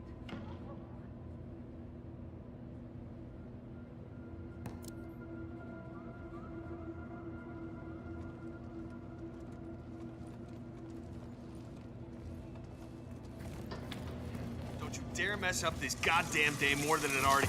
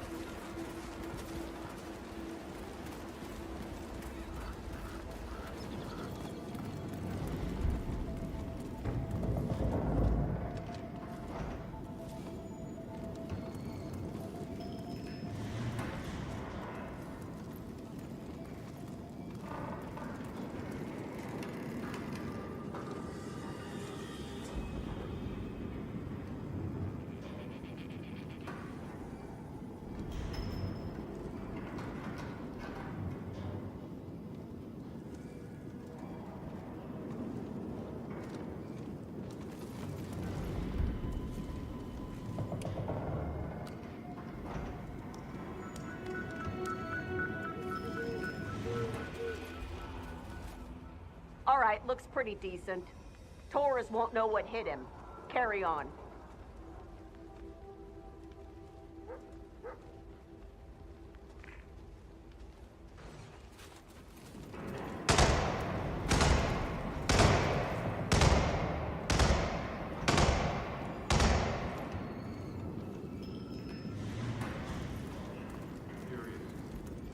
What's their exfiltration plan? Rose has got it covered. Don't worry about it. I do worry, because I'm not an idiot. Execution's one thing, escape is another. Gustavo Torres is not just some corporate suit. He's bloody Secretary of the Interior. Well, it's a good thing we have the support of the locals. What does that mean? Delgado cartel. Delgado? We're in business with the worst crime cartels across the border. Politics make strange bedfellows. Anyway, you should be relieved. Yeah? Why is that? Nobody's better at making people disappear than the Delgados. This kid gets better and better.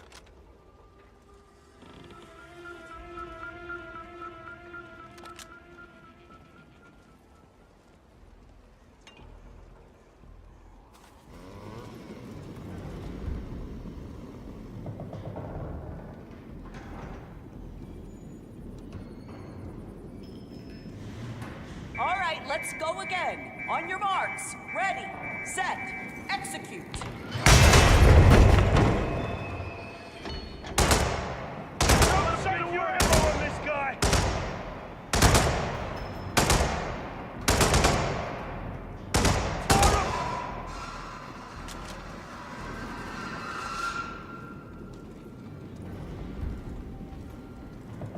So, not to be a pain, but what's the point of practicing if Burgess is out of commission, boss? Well, how about because I told you so?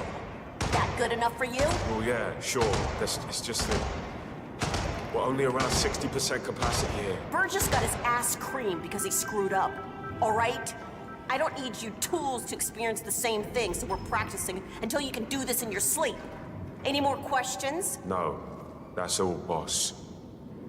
I'm back. Let's keep secure. Well, our very own punching bag. Any broken bones? Wounded pride. That's all. Good to hear.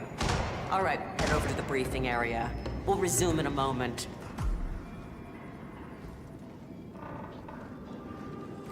Rose, Pravati, the point man is back in action. That's your prerogative. Fine, we'll be waiting.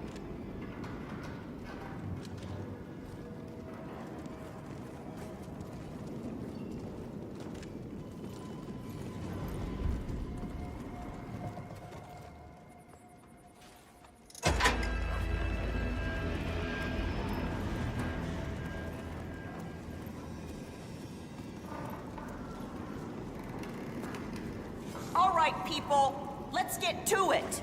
Burgess is back. We're finally ready to make this happen. I expect you all to know this by heart.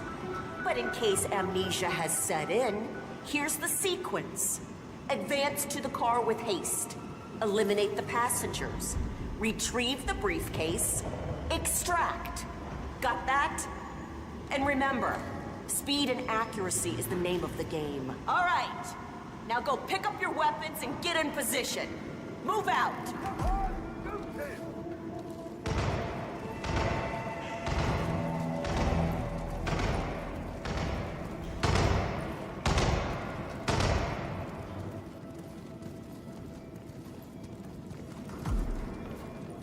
Rose. Parvati, please proceed. Pretend I'm not here. Not a problem.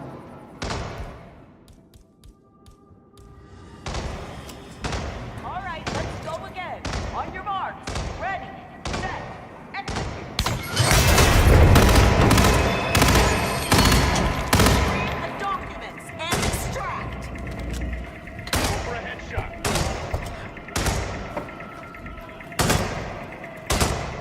Take it down.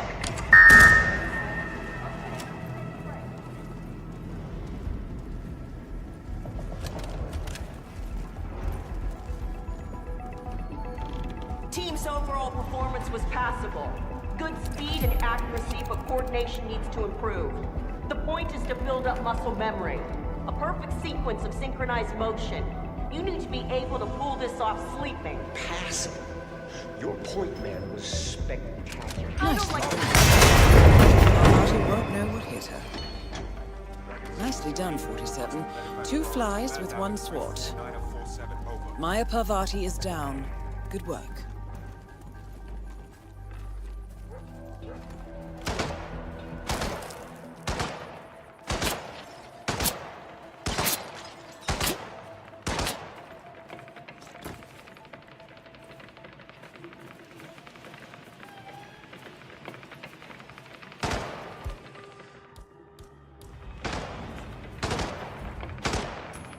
Huh.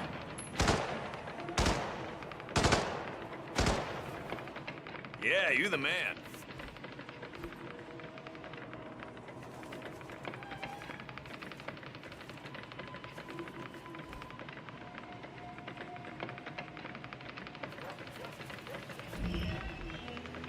Hey.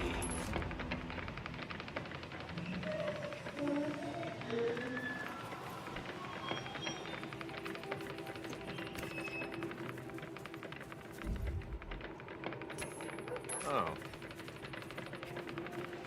Command, possible disturbance in my position. I'm checking it out.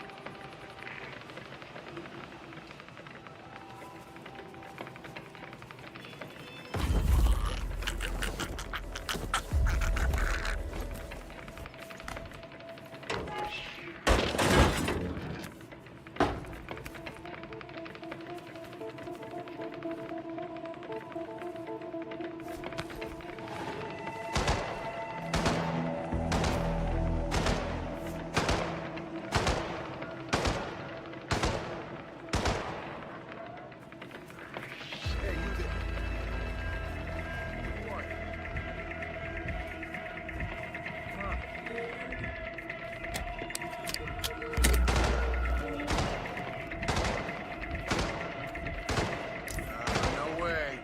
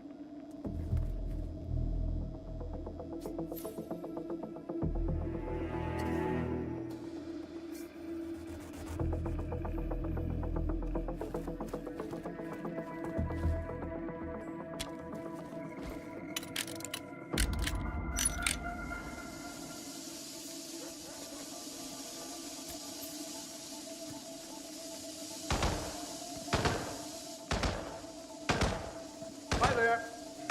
No, I'm just looking for a shipment. Certain it's here.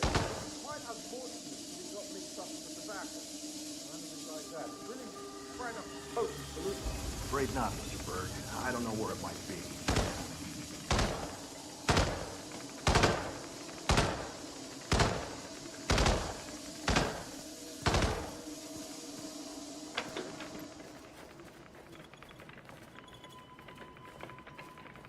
Hey there, big guy.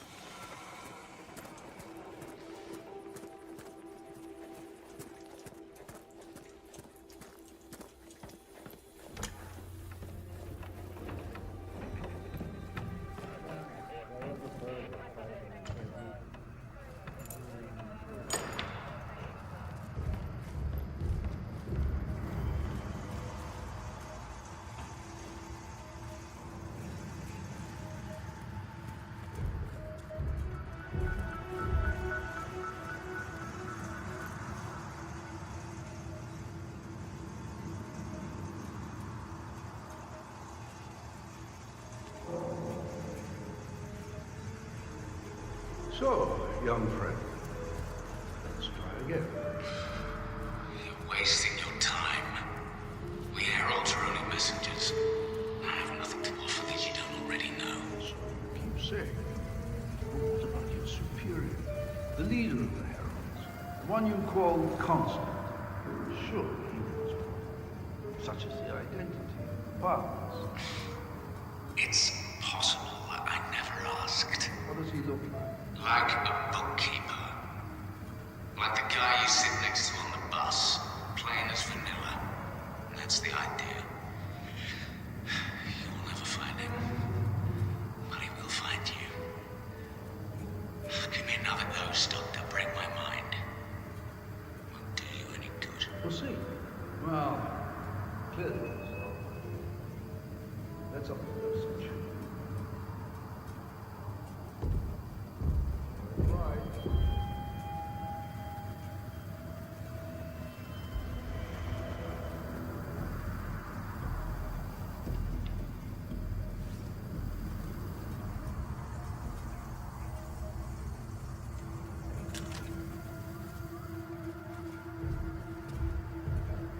Busy guy, Dr. Berg. Suppose he's got more to do than ask questions. Probably checking his numbers in the lab. That man is a perfectionist.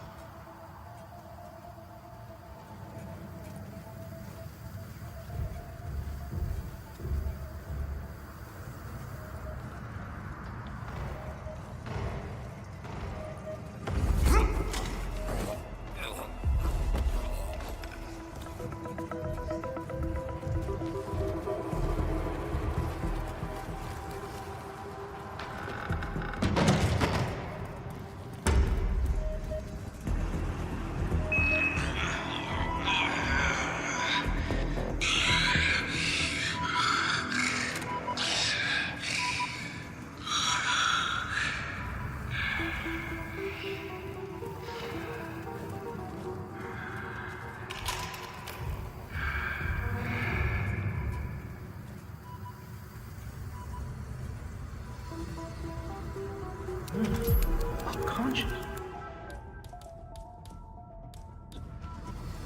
Why, Ezra, that's very embarrassing.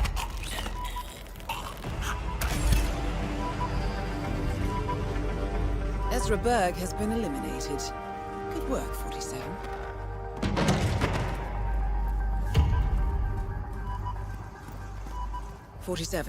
It appears the door to the tornado shelter is protected by a biometric lock. To gain access, you need Sean Rose's body, or something equally convincing.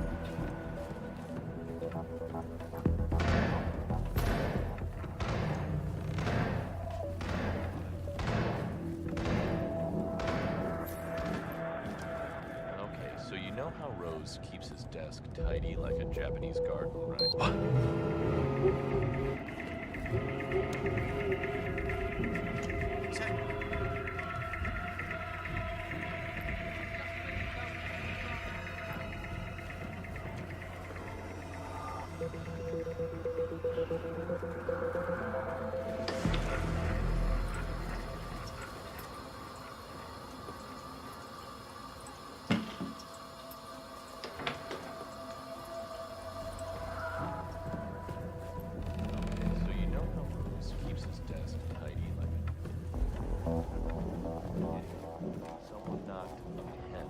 Center.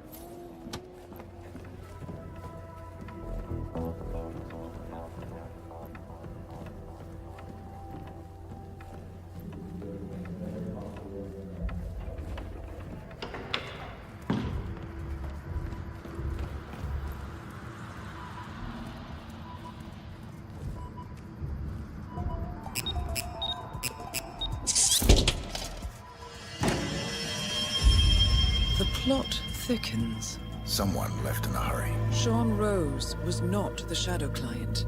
That much is clear. Whoever commands the militia, they got out just in time. Look around, 47. We're getting closer. Someone's done their homework. Look how far it dates back. Hayamoto, Beldingford, Delvade.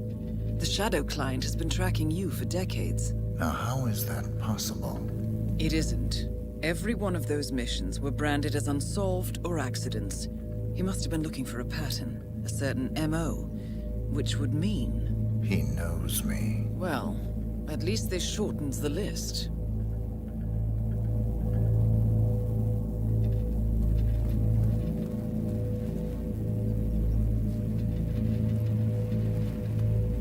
Some kind of network. Power planes. From all sectors. Familiar faces, too. Thomas Cross. Klaus Strandberg. Ether. And that's missing banker Eugene Cobb. Well, well. There's a name. Providence. What? No. No, it can't be. The Hidden Hand. Thought they were a myth. A hypothesis, nothing more. The idea that a small cabal of kingmakers, controlling enough corporate and political leaders, could effectively run the world in secret. Maybe not so hypothetical. Keep looking, 47. We need full disclosure.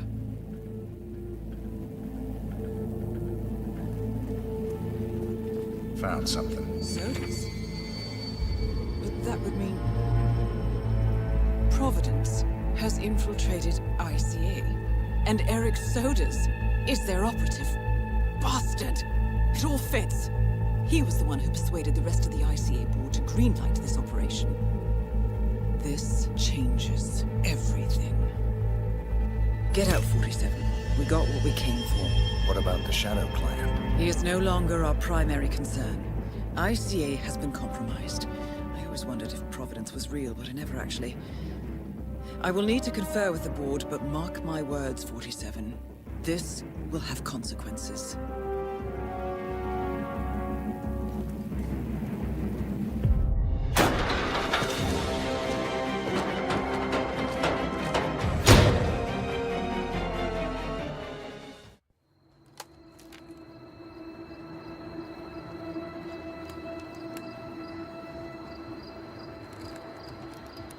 Rose is gone. It was me, wasn't it? They tracked me. I don't believe it. I took every precaution. Rose knew the risks. They all do. You did well, Olivia. I am proud of you. Now listen. The ICA knows about you. They kept you alive because they needed you, and now they don't. We won't talk again. Not until the storm is over. I don't like it. This man, you know what he's capable of. You need to end this now. I ran away as a boy. My friend and I. Away from that place. We came upon a small farming community. The people were dirt poor, but this woman, she took us in. We were awakened the next morning by the shots. A dozen people lay face down in the snow. Our warden didn't like to leave witnesses.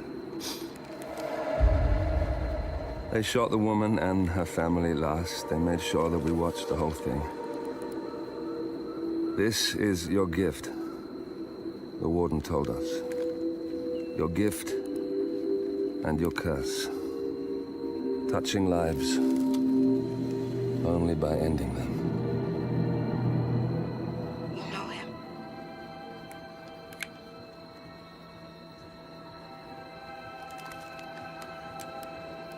Better than anyone. Good morning, 47.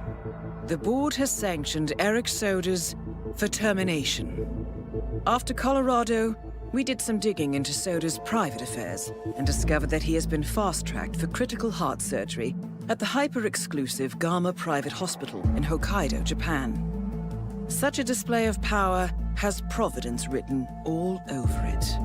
Sodas, who suffers from a rare condition known as situs inversus, where his internal organs are reversed, desperately needs a right-sided heart transplant and has clearly betrayed the ICA to get it. He was admitted last night and is currently being prepped for a 3-day surgery. We have booked you into Gama under the usual guise of Tobias Reaper, corporate shark, here for a standard medical checkup. As such, you will need to play it by ear and procure whatever tools you need to complete the mission. You also need to eliminate Yuki Yamazaki, a Tokyo lawyer who works for Providence. Sodas has already given Yamazaki access to our client records and has agreed to provide a full list of active ICA operatives post-operation. This transaction cannot be allowed to happen. Sodas must pay for his treachery, and his insidious employers must be taught a lesson. ICA's sovereignty is at stake. Powerful as Providence may be, we need to draw a line in the sand. I will leave you to prepare. Welcome to Hokkaido 47. The Gamma Private Hospital provides cutting-edge medical treatment for the global elite, outside the law if required. The facility is partially run by an artificial intelligence system known as Kai. The AI oversees patient admission to various areas in the hospital and even participates in some medical procedures. You will find Eric Sodas in the operating theater, undergoing a pre-surgery regenerative stem cell treatment, a highly controversial procedure, yet to be approved by Japanese authorities. Yuki Yamazaki has already arrived. You'll find her in her suite or roaming the restaurant and spa areas of the hospital. Sodas is scheduled to be put under soon. Let us make sure he stays that way. Good luck, 47.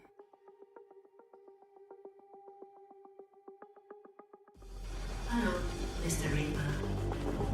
As part of the service here at Gamma, your personal room has been outfitted with a... Very well.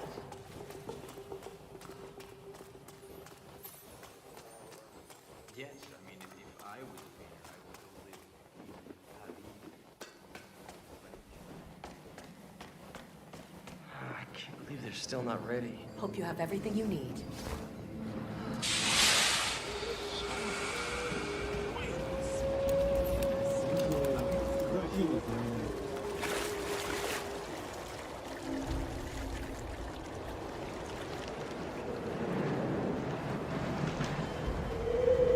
What's up with the sudden limp on our resident yoga master? I noticed that. Heard him complain about it on the phone, too, talking to his doctor. I think he overstretched or pulled a muscle. A lot of annoyance.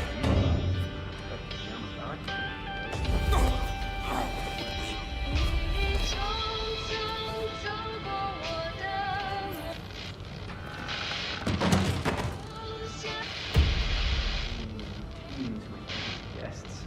Well, what about you? Don't you have any meds or tricks to fix them up? You're a doctor. I'm a mortician. My patients don't get well, they get cremated. You don't know what a mortician is, do you?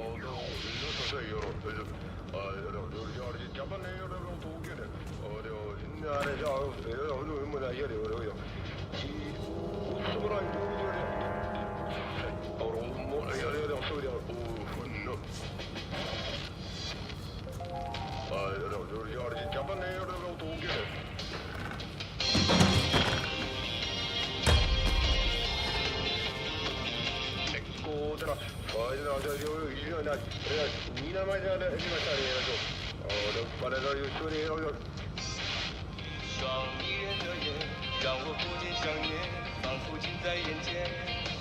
就在那个刹那之间，感觉你的身影就在我身边。你有一张美丽的脸，让我情不自禁想起你的从前。就在那个刹那之间，仿佛你的容颜就在我面前。看，看迷人的眼神。Okay. 好像在对我说嗨嗨，去真心对待，嗨嗨，把我出美好的面前，不要放开。金牌的，大家就这样，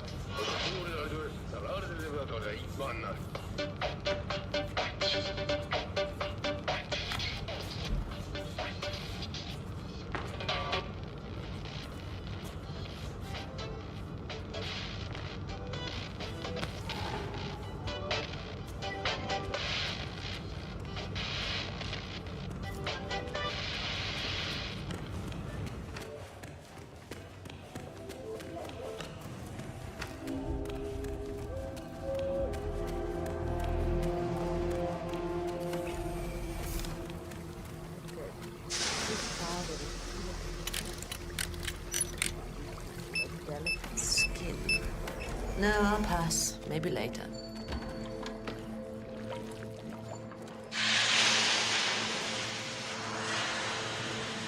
That is Miss Yuki Yamazaki. I believe former you booked lawyer time to the for a yoga Yakuza lesson. and current Yes. operative for Providence. To be honest, I was beginning to wonder if you're ever going to show. Glad you're here. If you will just follow me. What happened? They must have applied for something.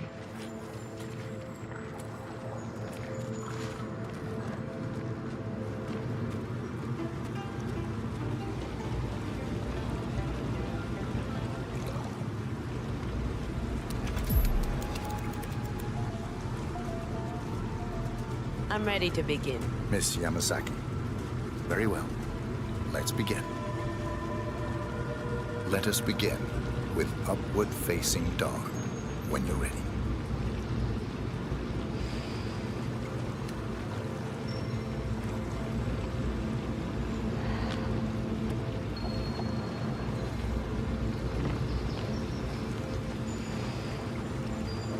Fluid movement.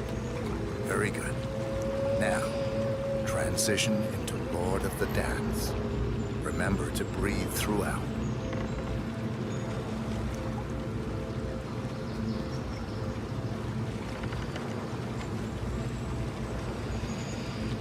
Warrior 2 pose. Core, strength. Stay there for a while.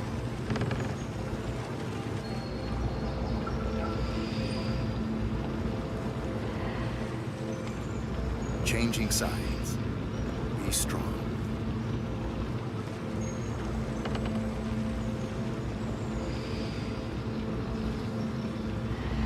And finally, tree pose. This one is tricky. Find a good spot for it.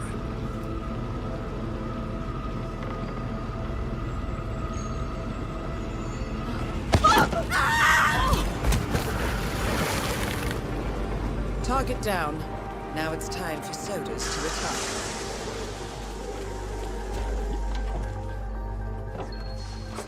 Did you just walk in?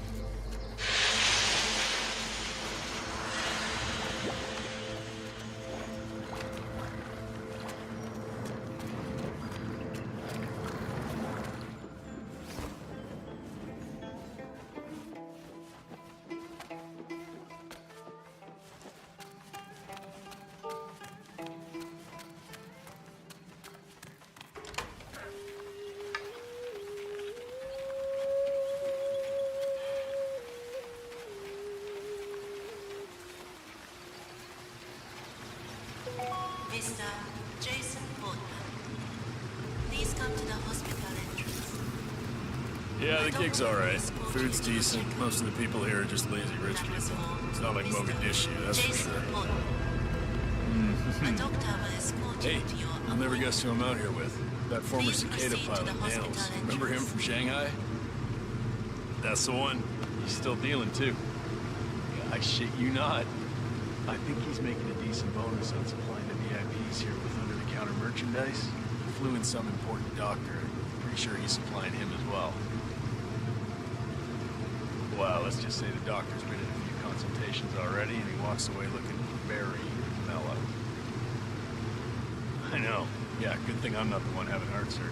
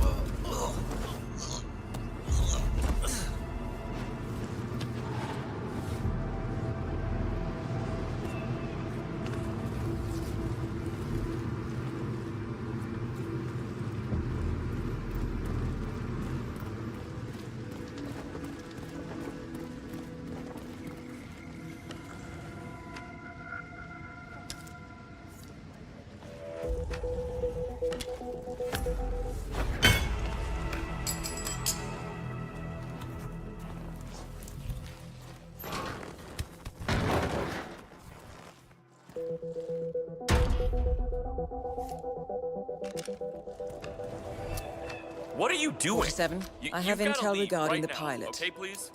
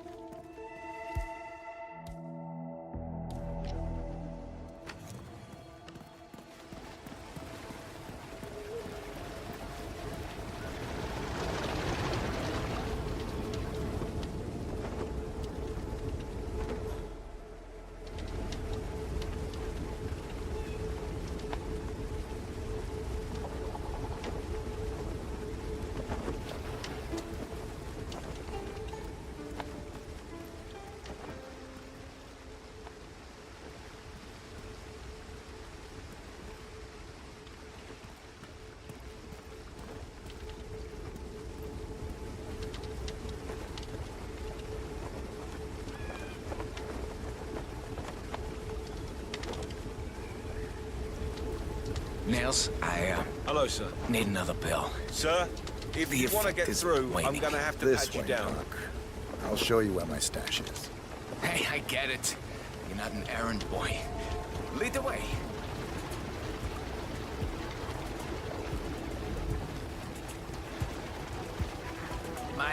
My father flew helicopters, you know. He was very, a very brutish fellow. Me, I'm a lot more.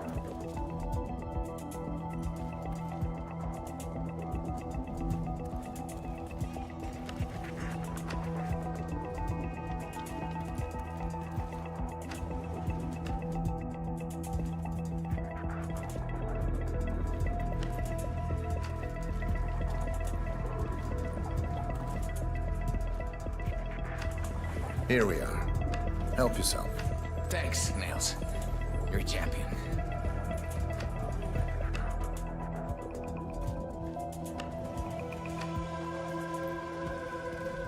That's gonna hurt! Oh! Are you out of your mind?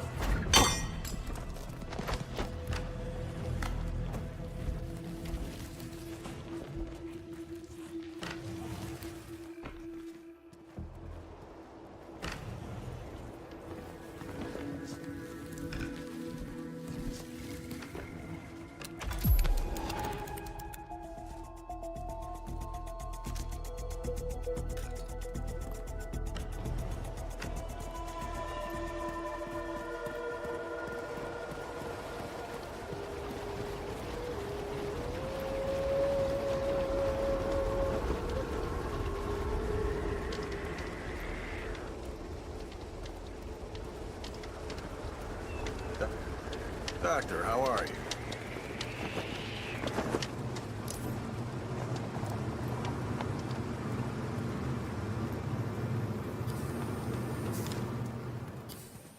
Good luck, Doctor.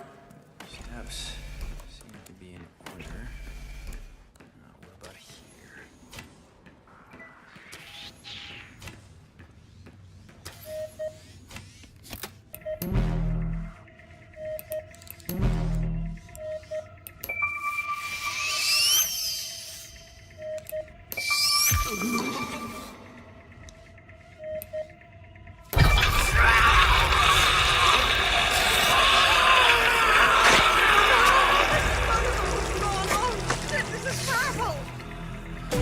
Commencing fluid extraction procedure. That's both targets down. Time to find an exit. We're done here. Patient unresponsive. We lost Patient deceased. Cause of Dr. Ron, death. I'm so sorry.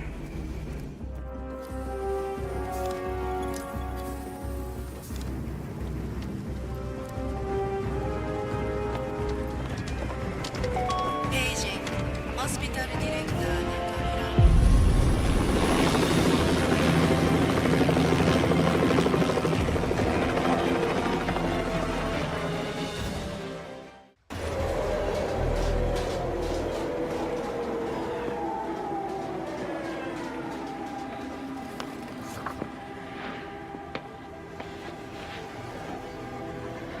Miss Burnwood. That's not what my ticket says.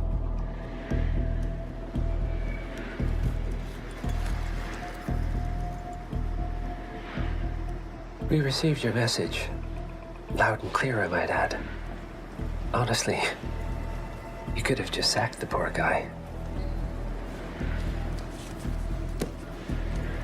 I didn't catch your name. No, you didn't. There'll be no retaliation, not for Soders, nor any other recent fiascos. Someone's been meddling in our affairs, killing our operatives, and making the ICA look like fools. I think you got close to that someone. Closer than we've ever been. That's why we're hiring you to take him down. I don't think so. Don't rattle our cages, Miss Burnwood. You really have no idea. You spy on us, bribe our people, and you have the gall to demand our help. No. You can't be trusted. Even so, we've been around for a long, long time. I think we could help each other.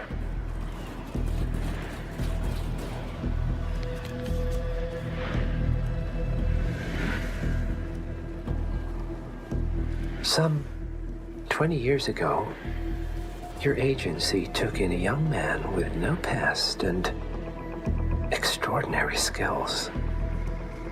In his own special way, he cares about you, and vice versa.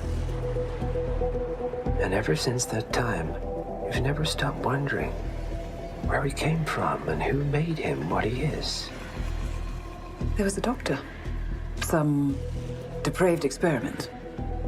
But he's gone now. Ah. Well, if you believe the questions died with him, we have nothing further to discuss. If not, as I said, I think we could help each other.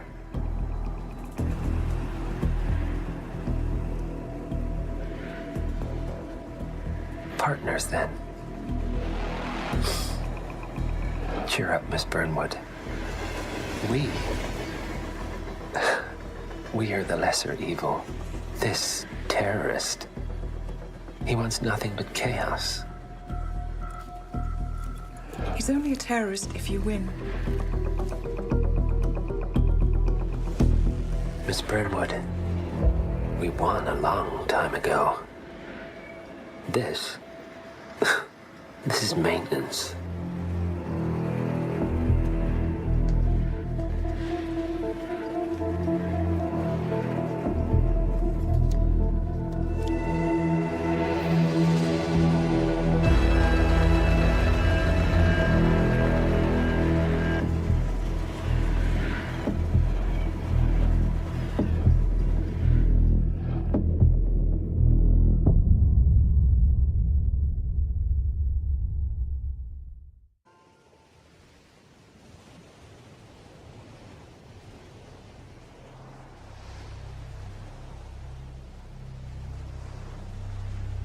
The story so far. Agent 47 and his handler, Diana Burnwood, are the world's top assassins working for the ICA. When all of their recent missions turn out to be contracts for a shadow client, things take an unexpected turn. All their targets have been operatives in an invisible organization known as Providence. Providence has infiltrated the highest echelons of power and secretly owns our world. The Shadow Client wages a silent war against them. And so the Constant, Providence's enigmatic controller, seeks Diana out. His request, track down and eliminate the Shadow Client. In return, he offers something irresistible. The truth of 47's lost origins. Neither know that the man they hunt is 47's childhood friend. And unlike 47, he remembers everything.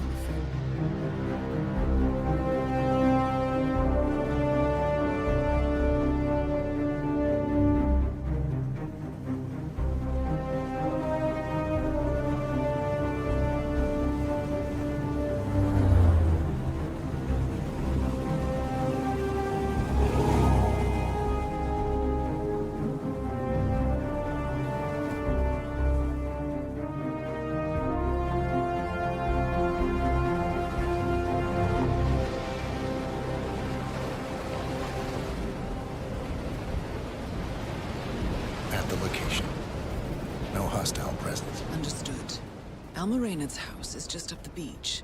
Our intel indicates that she and her team are laying low, most likely planning the militia's next strike. Reynard is one of the Shadow Client's top lieutenants, and yet she's not a target. Not yet, anyway.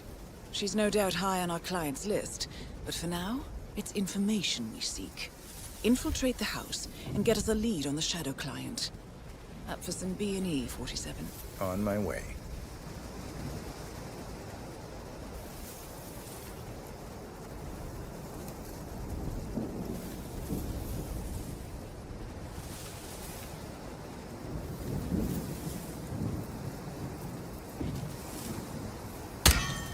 Good aim. Now, according to the local home security provider, the house is equipped with multiple cameras, placed around the perimeter. I suggest you get rid of them, 47.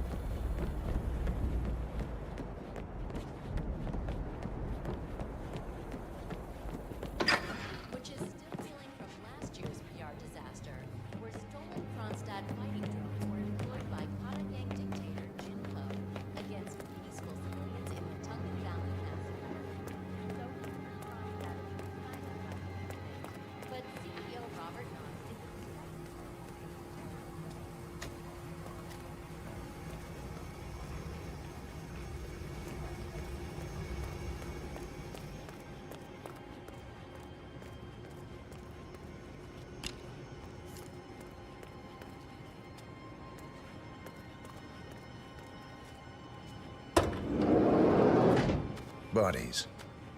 Male and female. Early 30s. Executed. I see them. Oh, poor bastards. Looks like Reynard's grisly handiwork, all right. She was never shy about collateral damage. The owners? Don't think so. The house is registered to a non-existing environmental NGO. This feels more like identity theft. Like you, Reynard is known to use disguises. Keep looking, 47. Nothing we can do for these people now.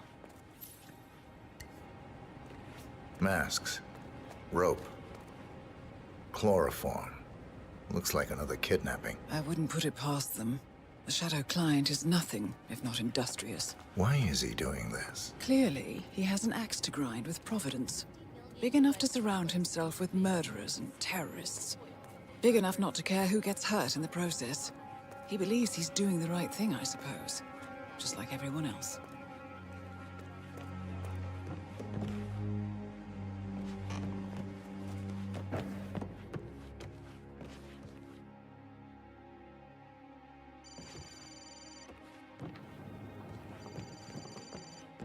Kiora, Ari from Kiwi Repair here. Don't know when you folks are back in town, but give me a shout so I can swing by and fix that pesky bathroom ventilation system for you. Can't have the whole house smelling of nail polish now, can we? And anywho, like I said, just give me a shout. That's Ari, the repair guy.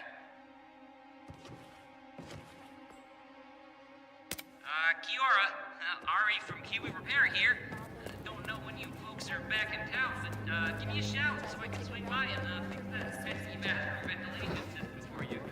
Can't have the whole house smelling of nail polish now, can we? And anywho, like I said, just give me a shout. That's Ari, the repair guy. Conference earlier today, Montreal. 47. That computer. See if you can't access it. Encrypted. Assuming there's a key, Reynard wouldn't just leave it lying around. Wait.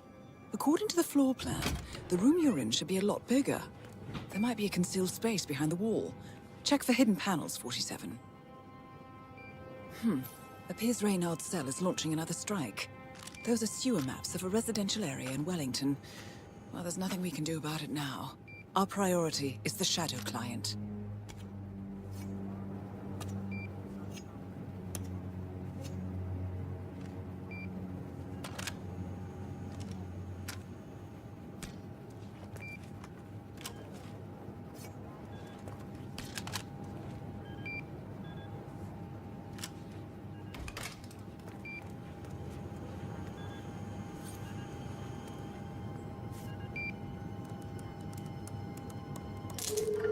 Nicely done, 47. Should allow you to move more freely. Here we go. For the office computer, no doubt.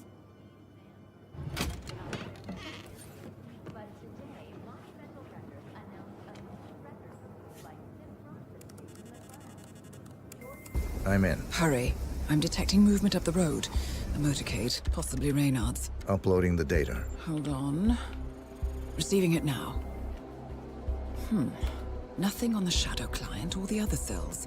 No names, no aliases. I doubt she even knows whom she's working for. Wait, here's something.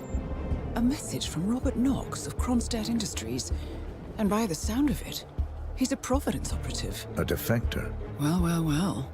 Client won't like this one bit. And you can't wait to tell him. They're back. Multiple hostiles. I see them. Damn. Okay, we've got all we're going to get. Go to stage 2, 47.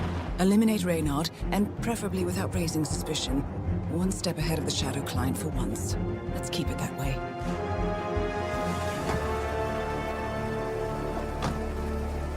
Ugh, I thought this night would never end. What a snobfest. And I even missed out on the action. I'm sorry you had to endure all that free champagne and cello music, Orson. What can I say? You really took one for the team. Yeah, well, I say stick to what you know. Kovac is the prime suspect in a triple murder at a wedding ceremony. And good news for urban fantasy fans. Welcome home, Alma and Tears of the Wolf was announced. It's Orson. The sixth Or...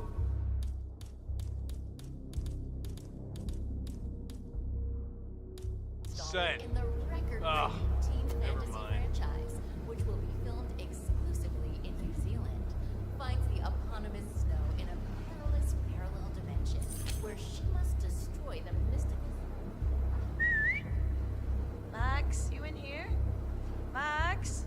Come to mommy.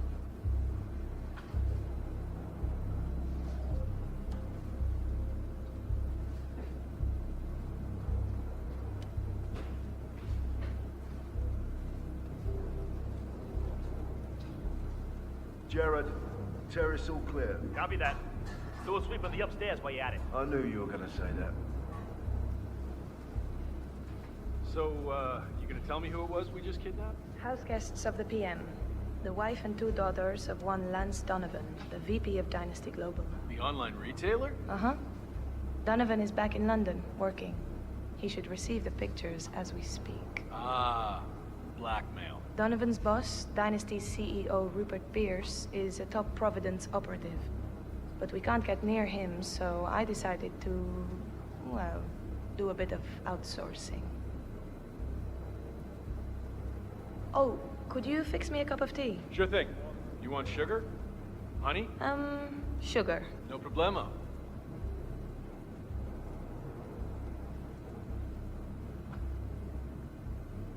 Mr. Donovan. Who I am is not important. You have seen the pictures, yes? Good. I will tell you exactly what to do. Do it swiftly and without question, and your wife and children go free, unharmed. Refuse or hesitate, and your family dies. Attempt to signal or warn anybody, and your family dies. Do we have terms? Not very convincing, Mr. Donovan. Take a deep breath and try again. Much better.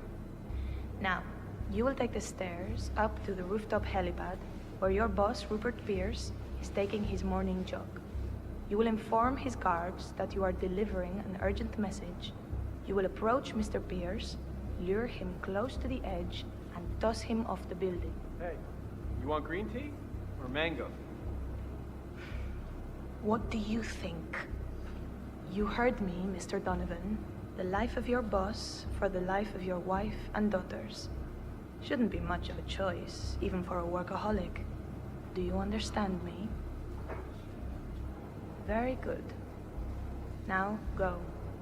If I don't hear sirens from downtown London in 5 minutes, your family suffers the consequences. Best of luck, Mr. Donovan.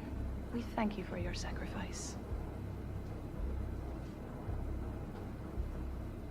Is it done? Good as. And Mr. Donovan's wife and children? The guys will let them go at the stroke of midnight, unless I say otherwise.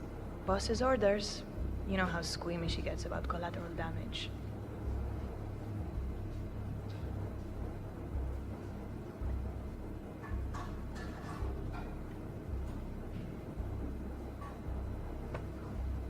Ugh, unbelievable.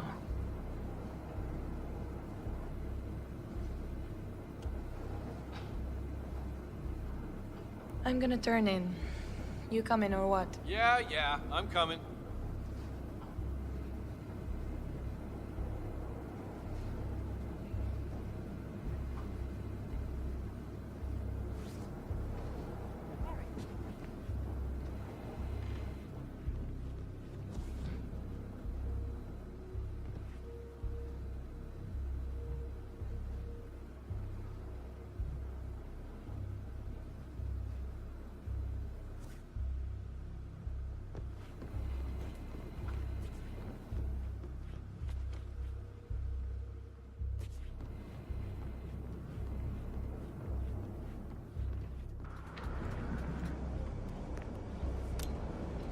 Gerard, we're turning in.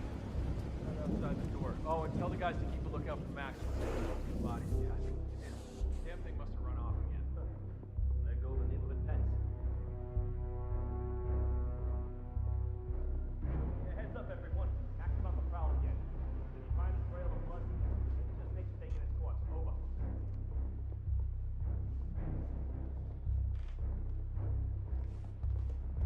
So, when are you gonna tell the house about me? When am I what? You know what I mean. Welcome home, Alma. And guest. I'm staying here too, you know? Least you could do is teach it my name. Or maybe you don't expect to keep me around long enough to bother, is that it? I, didn't know it was that important to you, Orson. What can I say? My bad. I've been using the safe house for years. Right, you and Sean. Bet the house knew his name. Okay, I guess I could change it into... Welcome, Alma, and Sean, too. How's that? Funny. Or maybe Second Sean. That has a nice ring to it, don't you think? Or Sean Light. You know what, I'll think of some more while I go and brush my teeth. Fine. I'm gonna hit the shower. You do that, Orson.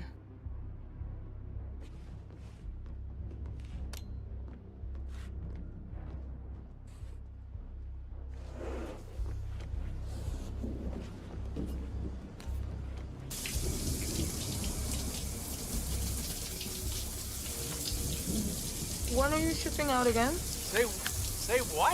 I said, when are you shipping out again? Oh, I'm supposed to rendezvous with the team in Riga, like 5 days from now. I've got no idea what the mission is or who my teammates are. Like, all this secrecy's starting to get on my nerves. You know the boss. Belt and suspenders kind of guy. Well, I don't, and neither do you. That's kind of my point. Call me old-fashioned, but like I say, I like to know who I'm risking my life for. You know why? The rest are details. It's easy for you to say. At least you're in the loop. I take orders just like you. In fact, the boss deliberately keeps me out of the loop. I don't even know who the other cells are. Compartmentalization is key. Yeah, I guess.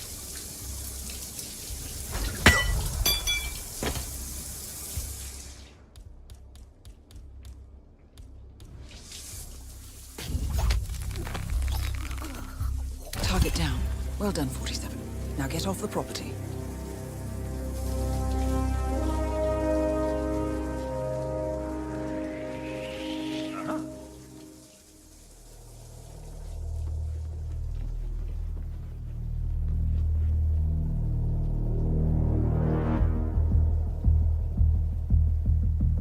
Was that it?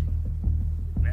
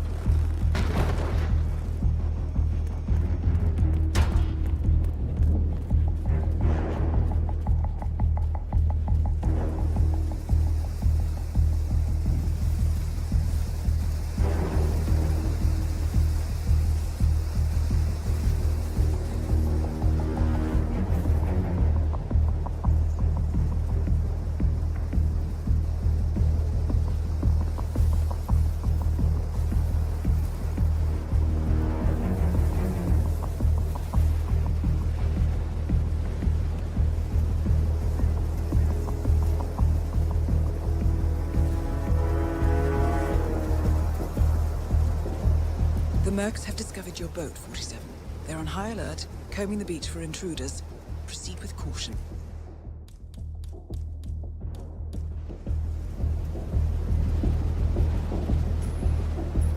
Strange.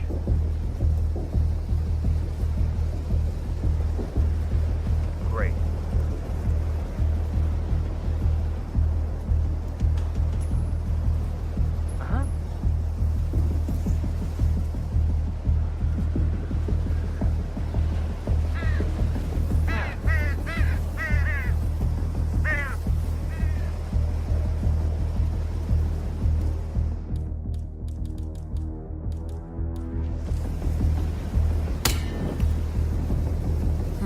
No way to get I suggest you cause a distraction, 47, and make it a loud one.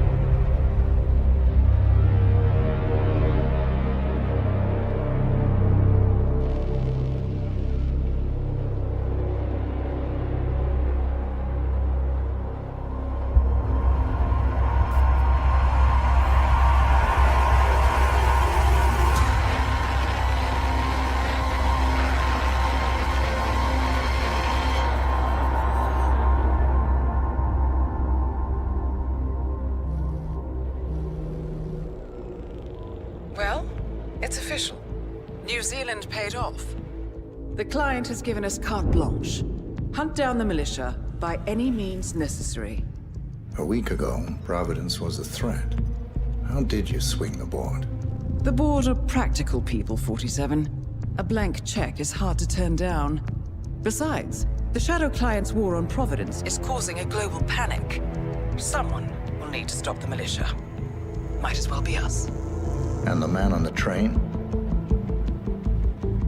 You never told them about his offer. Taking a contract for personal gain is against ICA regulations. Sodas would have been proud. Is that a sense of humor, 47? Whatever next? Crying at the movies? Why are you doing this? I know what it's like to have everything taken from you. He claims to know about your past. Your childhood, your memories, everything Ortmeyer stole from you. And you trust him? About as far as I can throw him. But this is our best lead in 20 years. I say it's time we break a few rules.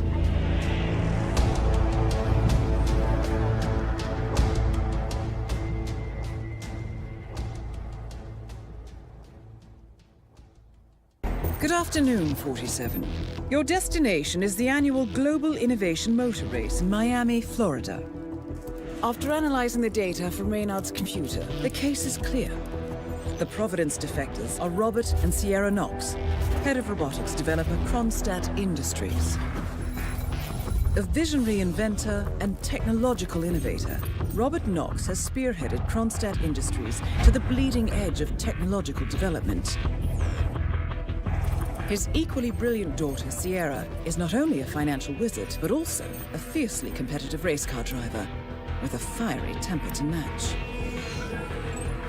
Kronstadt enjoys enormous popularity with global consumers. However, few are aware that the company is also one of the world's leading suppliers of next-gen military tech. Last year, despotic ruler Jin Po employed prototype Kronstadt drones against peaceful civilian protesters in the now infamous Tunyan Valley incident. And although it has yet to be proven, there is little doubt that the Knoxes personally brokered the deal, making them complicit in a war crime. It is unclear why the Knoxes would betray their masters, but likely the fear of being next on the Shadow Client's hit list has pressured them to cut a deal with the enemy. Undoubtedly, with Kronstadt Industries on their side, the militia will increase their attacks tenfold.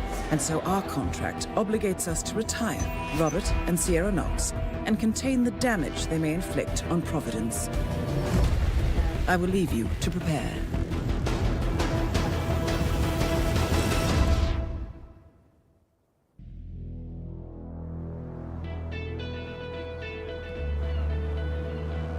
Welcome to Miami, 47. The innovation race is on its last day, and it is down to the wire. Thousands of eager fans are gathered for the final laps of this unexpectedly close race. Sierra Knox is expertly piloting her red Kronstadt car.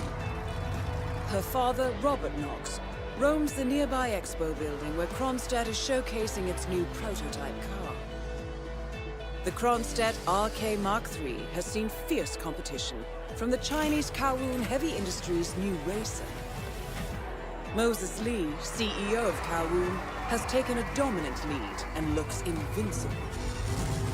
Sierra Knox will need to risk it all if she wants to win for the third year in a row. The stakes are as high as they can get.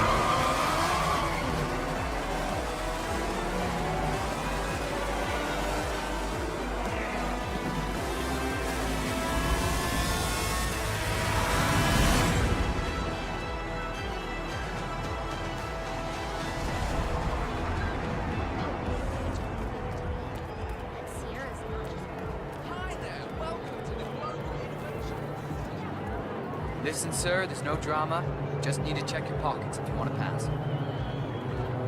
Okay, thank you, sir. This will be over in no time. How much time remaining? Don't worry, folks. Anything can still happen. Good. You're clean and good to go. Don't forget, the secret of endurance racing is to keep that car going until the end. This race is not over until the clock ticks down. We're here. Food stands open.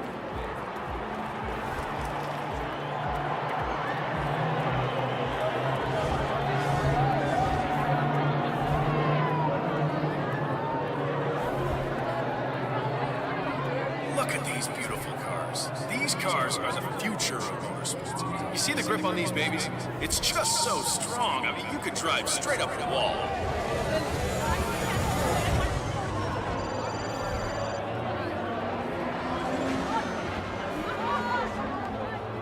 Yes, thank you. Listen, Miller, I don't care about your problems, all right? I made it clear this morning that if things didn't change, I'd be off the Kronstadt team. Half an hour later, I have to listen to Knox berate my skills to mechanic because the roll cage interferes with the radio signals from Sierra's suit. No more. I'm done. Yes, I know you're a man short now, and no, I don't give a rat's ass about it. We have our winner. Double my salary for the entire week, and I'll come back in case Sierra decides to use that last pit stop. Well, if you decide otherwise, I'll be down by the path. Best of luck, Grace. Look at the body. Look at how low these cars are. They are virtually on the ground. I mean, the level of technical engineering on display today. It's something very special, folks.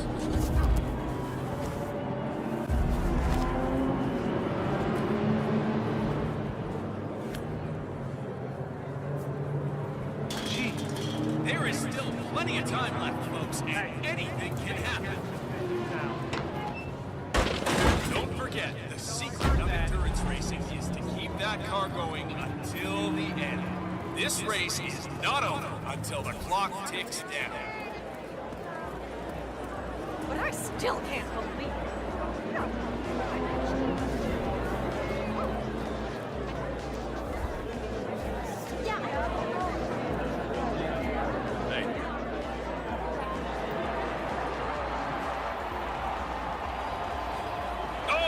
Look at that! There is no holding back out there. The battle for positions going on into that corner.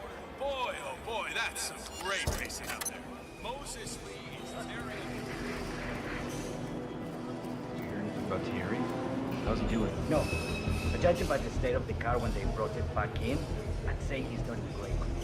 I heard a couple of the guys talking over there. They said the car was behaving erratically that last lap before the accident. Do you think anyone, helped make the accident happen? Wouldn't be the first time during this race. Remember 2 years ago when that driver from Eastern Europe got totally smashed? Someone had messed with the tire. That's exactly what I was thinking.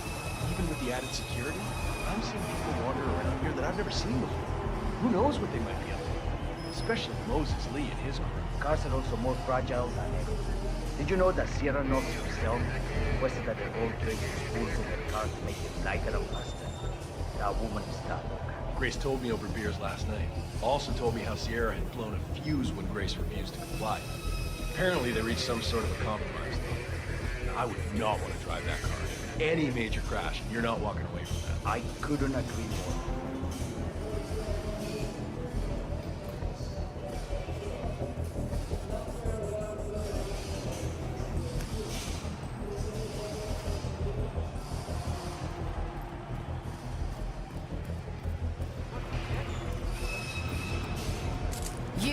You're the junior slip wrench who got injured yesterday, right? Suppose I am. Great, this is your lucky day. Do well and there's a bonus in it, got it? Got it. All right, everyone, look alive and get to your stations. Sierra may come in for a last-minute pit stop, and I need you ready and able. You, rookie, get into position. Grab your preferred tool and be prepared. Today's your day to shine. Let's do this. Sierra's coming in. Everyone on your stations, now!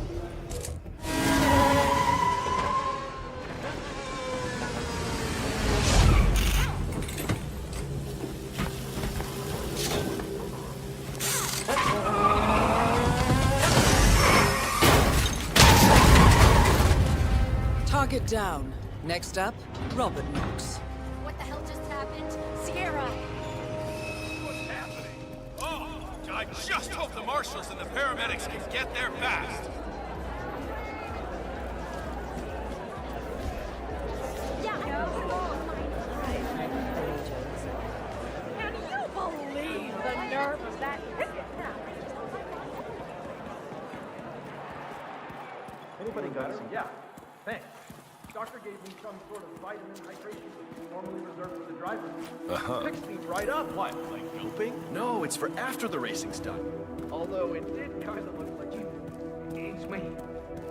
I'm here now, ready to meet up with Sierra Knox. Well, to tell you the truth, it's my wife that handles all this.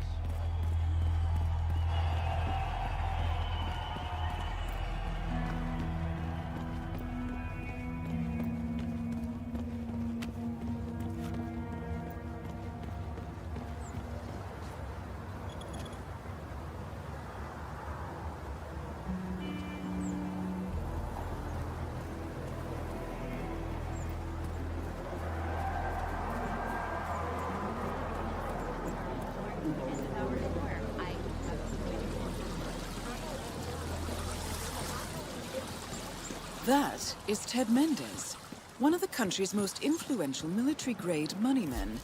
This must be connected to Kronstadt. Phil, it's Ted here. Just returning your call before heading over to the expo building to meet Knox for the new combat android presentation. No, not yet. I'm letting him stew a little. Guy's a genius, and you know what they're like. Desperately lacking any discipline or respect for other people. Last time I tried to have a meeting with him, he had me sitting in a room for 4 hours before canceling. I'll head up when I feel like it. All right, I'll call you after the presentation. Speak then.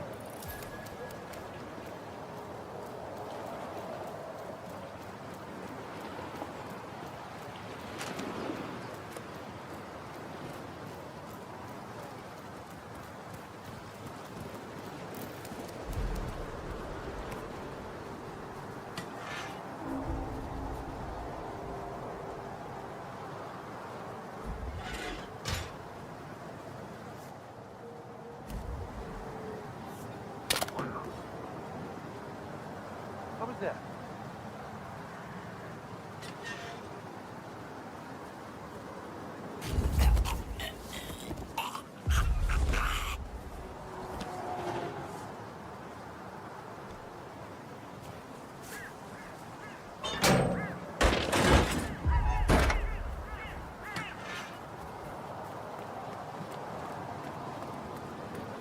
Okay.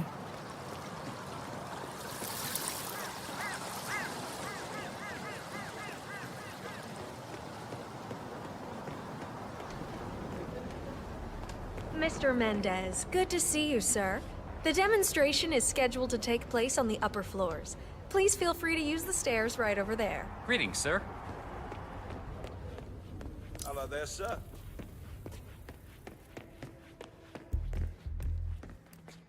Collecting pictures of celebrity entrepreneurs now, 47? What are you thinking? Mr. Mendez? Right this way, sir.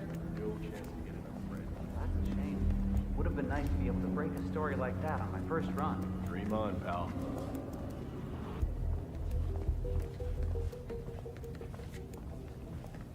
Oh, hello, HR?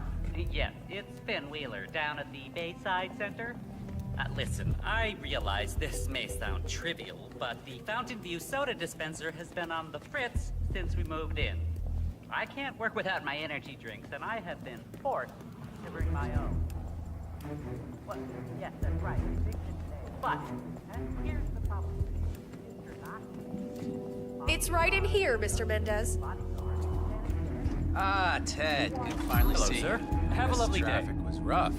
Never mind. Let me show you everything. I'm gonna say something provocative now, Ted. War is going out of fashion. It's dirty. It's just plain bad PR. Nobody wants to exchange their children and loved ones for flags and medals anymore. The glory is gone, Ted. But, luckily, Kronstadt has a solution for that. Imagine this. Android infiltrators operating in the field, disguised and fully embedded, ready to strike at a moment's notice. Indestructible robotic operators who can infiltrate the deepest sanctuary of any adversary, striking an unseen fatal blow, a surgical tool for a blunt world. Imagine an army of them, fully equipped android medics seeking out wounded servicemen and injured civilians, bringing them to safety, or patching them up then and there. Android pilots delivering payloads deep inside enemy territory with uncanny precision and minimal collateral damage. All right, Mendez, it's very straightforward. Let me show you. I just pick any of the pictures on the desk, then I use the scanner to upload the biometric data, and Palace will do the rest. Target acquired. Dummy B. Obviously, the final system won't rely on you manually feeding it biometric data. This is still a prototype. This is a pivotal moment in modern conflict solution, Ted. Palace is entirely foolproof. All you need is to pick a photo from the table and scan it just like I showed you. It's perfectly safe. Go ahead. Make my day.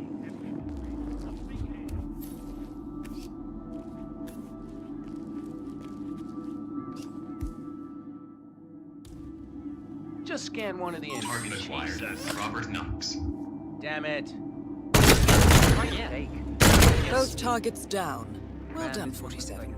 Head for an exit, and we'll speak again soon.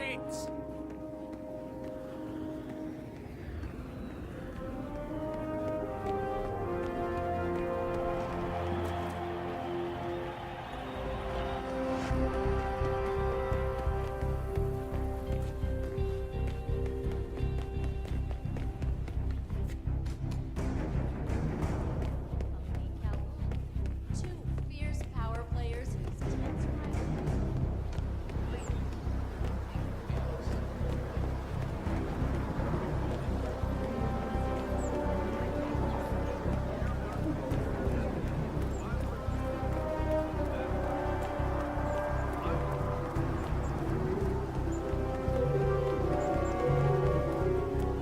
Nice day for it, isn't it?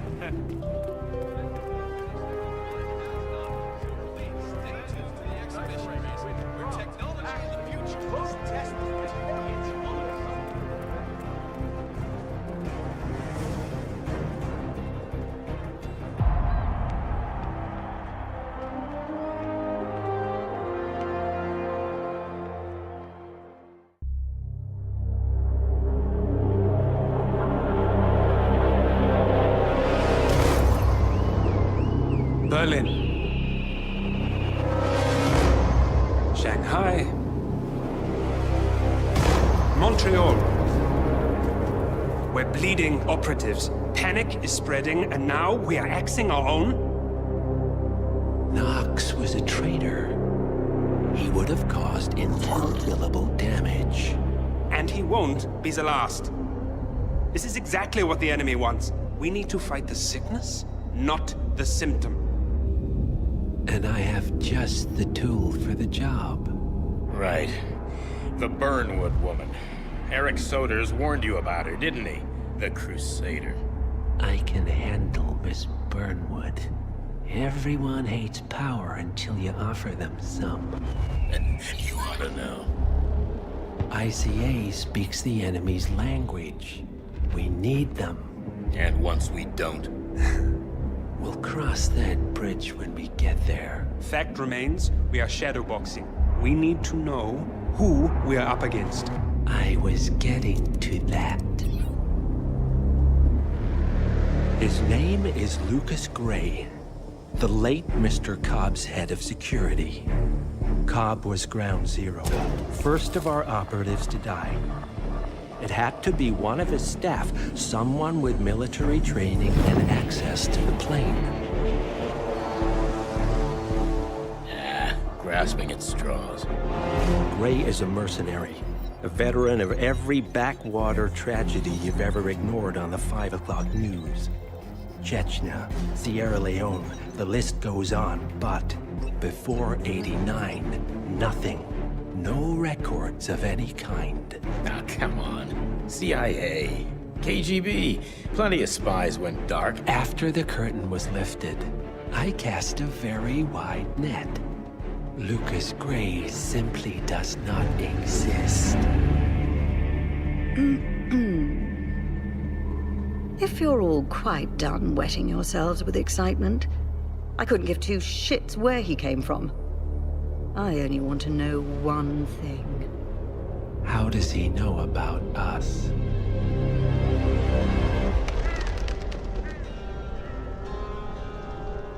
I swear to God, this hearts and flowers crap will get us both killed. Can't you see? Your so-called friend is working for them now. He's not the man you knew. This is his fight too, Olivia. Even if he doesn't realize it. Like it or not, 47 is our last and only lead on the partners. He needs to remember. He's coming for us. And unlike you, he won't hesitate. Just get me inside. Rico, I need a favor.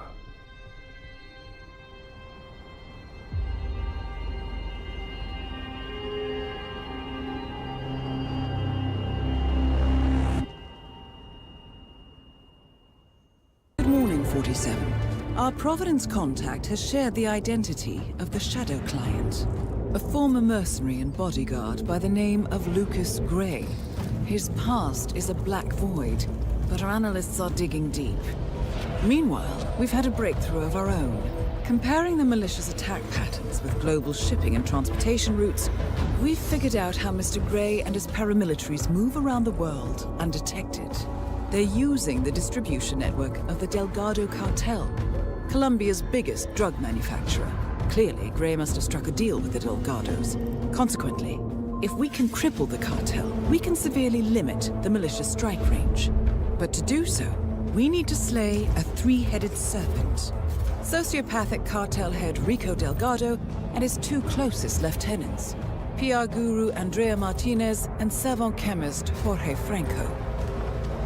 With equal parts guts and guile, Rico Delgado runs a thriving billion-dollar criminal empire. The word is, the brutal and volatile cartel head is hell-bent on becoming the #1 drug lord in the world.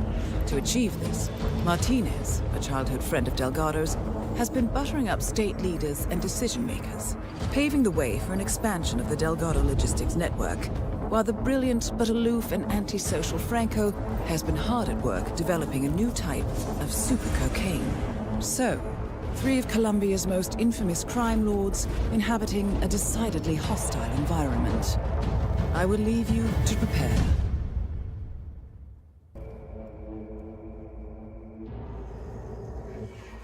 Welcome to Colombia, 47.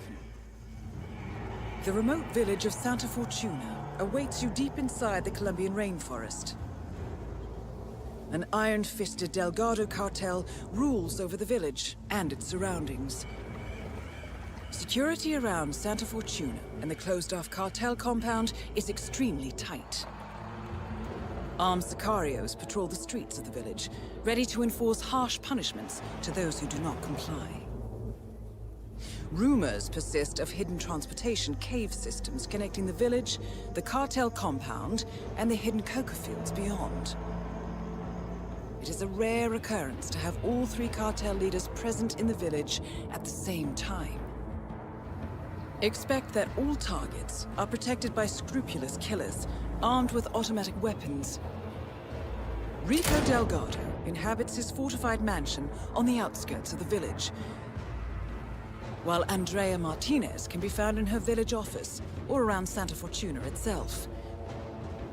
And Jorge Franco is engaged in development of a new drug in his field laboratory. Happy hunting, 47.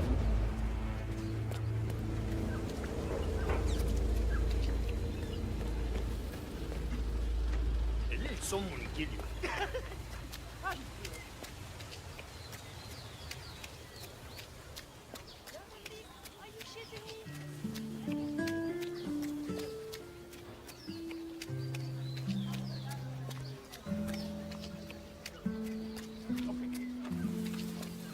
Mr. Rodriguez, what can we do for you? I was supposed to have a quick meeting with you. You know where she is?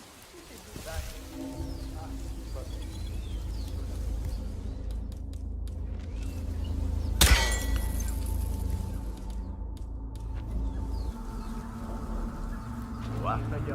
Just checking out this place now.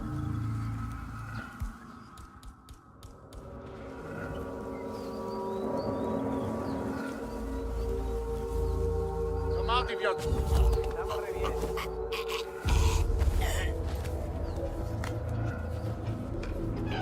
Lopez, this is Andrea Martinez from the Delgado Foundation calling. We spoke on the phone earlier in the week. That's right, the treatment plant. The foundation is underway, and I'd like to get some movement on the above-ground construction. You told me you had the resources to deal with this as a contractor. Is that still the case? Excellent. We will need to have parts shipped in from all over the country and assembled on-site. As I mentioned, the government takes an unfair interest in our work because we have refused to play ball and hand out bribes. Hence, we need to keep this one off the books. Mr. Delgado would be very pleased to hear that. I'll have my assistant draw up the relevant paperwork. Thank you, Mr. Lopez.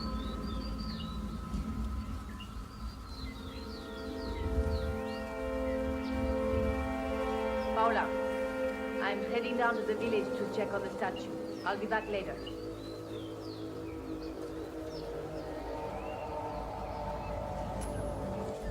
Oh. Who's there?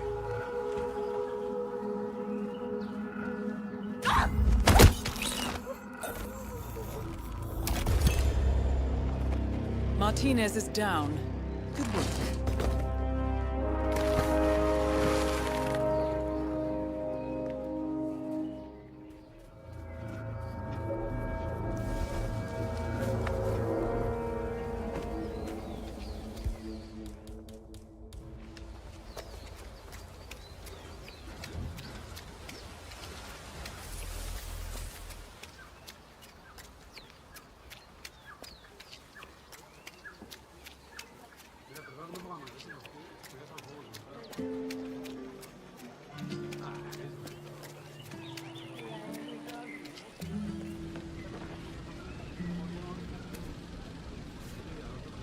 No. No. No. Oh. No. Hey, lady. I'm trying to make a phone call here. Buzz off, will ya? Hey, ¿qué pasa? Ay, ándate la mierda. Just browsing.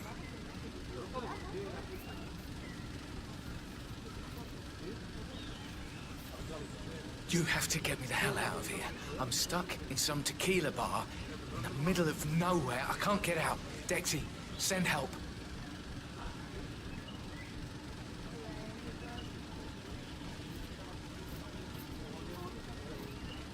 That is P-Power.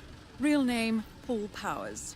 Celebrity tattoo artist and reality TV star. Get away from me! I am about to vomit. Mate, wait!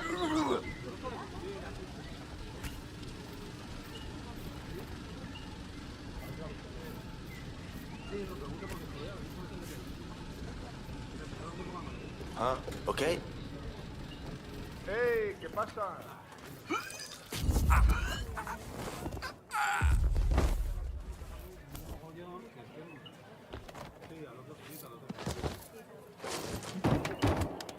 Ya, pero es que yo no estoy disponible para quedarme aquí todo.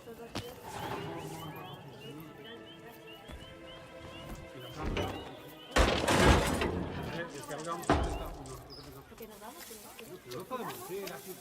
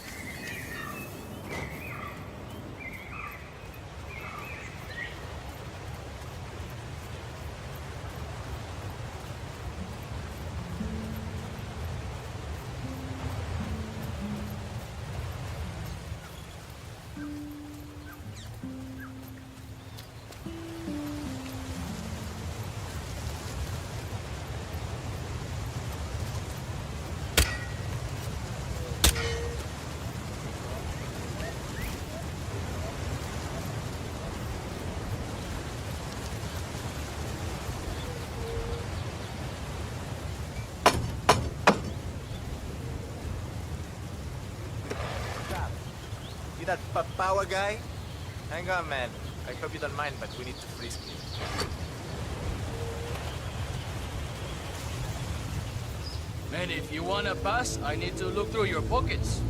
There's no two ways about it. You're entering the Lion's Den, 47. Tread carefully. You like that Practically spice everyone stuff, senor? here is dangerous, not least Rico Delgado himself. Everybody knows that shit.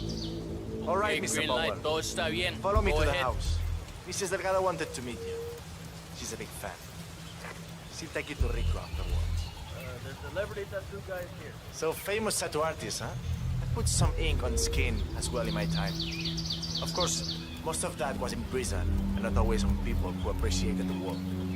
You know how hard it is to tattoo traitor on a guy's forehead while he's squirming around on the ground like a worm?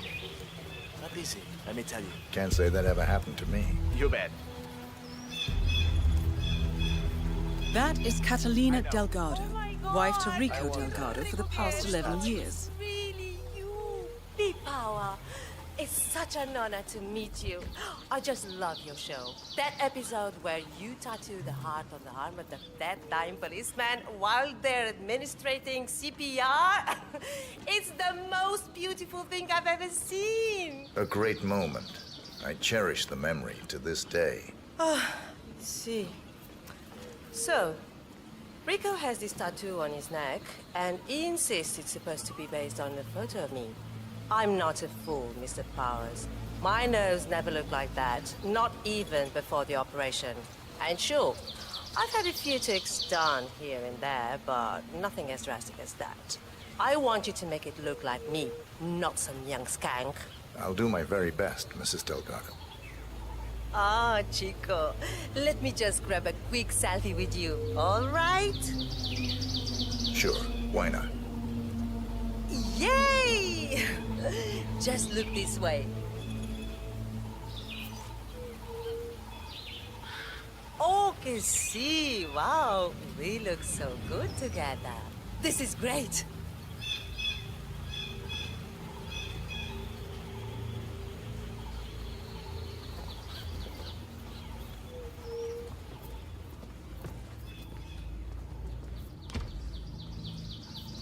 Hey, babe. Hey, baby.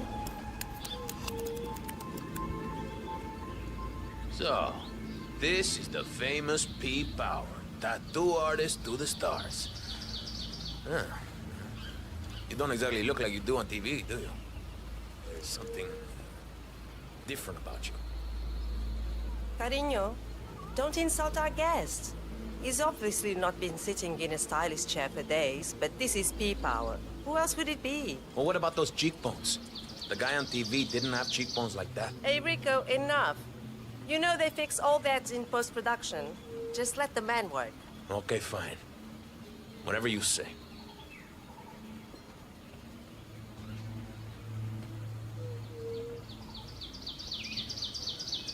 Okay, I'm ready. Let's get this thing fixed. Cut! I swear to God! What? Am I not allowed to update my social channels anymore? Is that it? Can't you just go do that somewhere else? You're being such an ass right now, Rico. Whoa, hey, Rico, don't worry. I've got this under control. Hey, tattoo guy, I'm watching you. One wrong move y la vas a estar pidiendo. You hear me?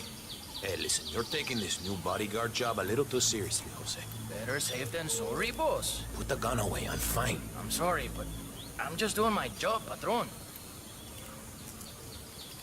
Oh, stop doing that! It's not every day we have celebrities visiting, you know? I find your constant photography very annoying, dear. I'm sorry that my social life is ruining your concentration. So what are we waiting for, huh? I'm here, I'm ready. Get on with it. I need you to calm down a bit, Jose. Just making sure the script doesn't try anything funny. Hey, I need you to stand down. Stop waving that thing around. Afraid I can't do that, patron. This person might get the jump on us. You need to keep still, Mr. Delgado. I wouldn't want to stab you by accident. You heard the man, Catalina. Leave us now. Fine. Have it your way. But that tattoo better look exactly like me when you're done with your new BFF, Rico. calm down, all right? Everything's okay here. Just doing what's necessary, Rico. You're taking it too far, Jose. No guns. No way I'm letting my guard down around a stranger, Rico. Hey, Jose, I need you to leave us alone now. You're too wound up right now. You understand? All right, boss, all right. But I'll be back in a little while if I don't hear from you, Huevon. Oh, finally. Some peace and quiet. Can I finish my work now? Do what you do best, man. You got it.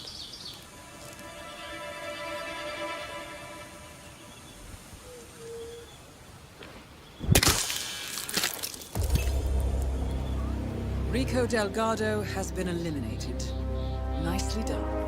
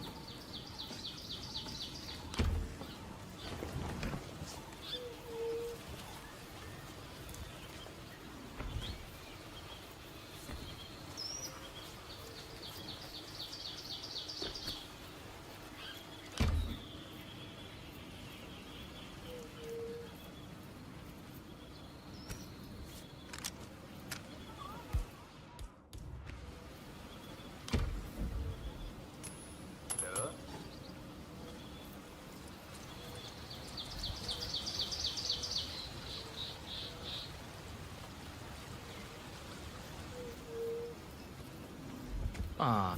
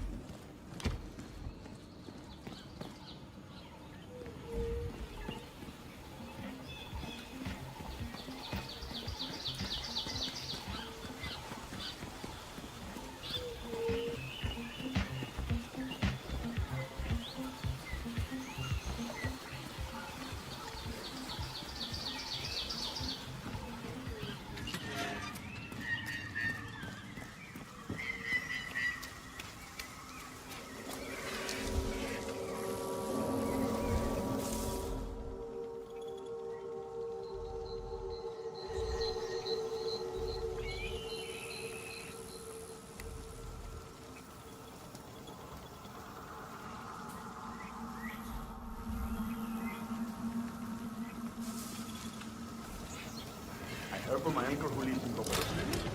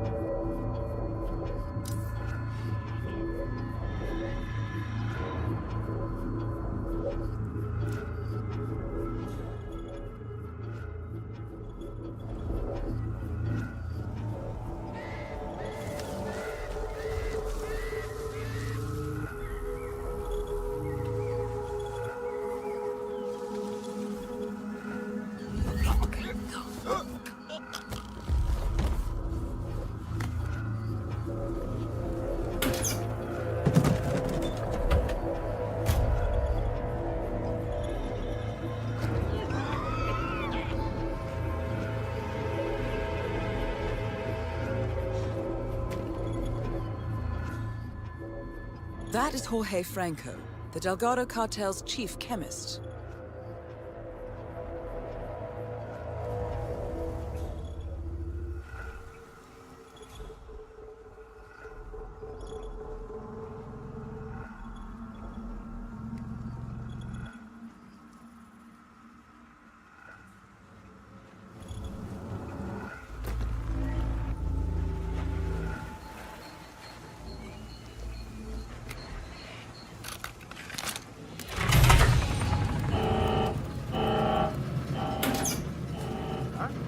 Machine is working now? Well, Franco will be pleased with that. Senor Franco, your machine is finally up and running. Come by and have a look at it when you have a moment. Look at that. It runs again. Look at how smoothly it's running. This will change everything. Everything. We are suddenly overcome with joy. See? This is what happens when focus is applied alongside proper work ethics. This is the future, people. Well, why are they still standing here? Surely they can see the machine is working perfectly now. We have no need for them anymore. They are excused to go back home to their sad little lives in the village. That is all. Guard, please escort these people from the room. We want to be alone in here. All right, everyone. Follow me.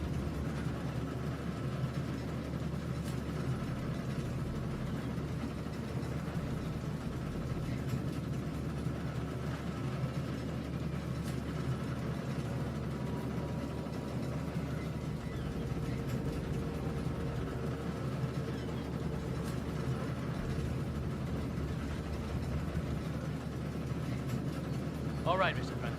I've checked everything. We're clear.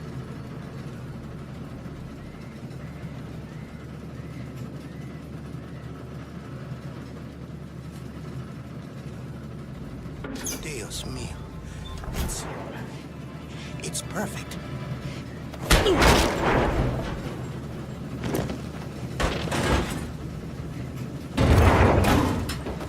All targets neutralized.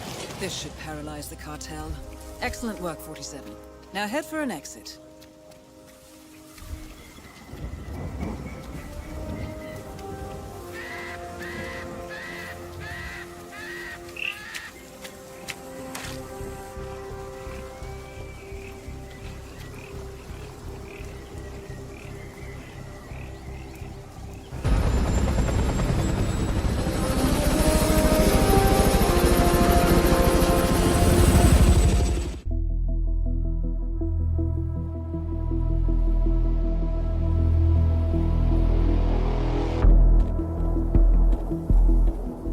Status. Columbia assignment successful. Tactical targets neutralized. Militia transport network disabled. Location of primary target unknown. Team chasing several leads. End message, encrypt and send.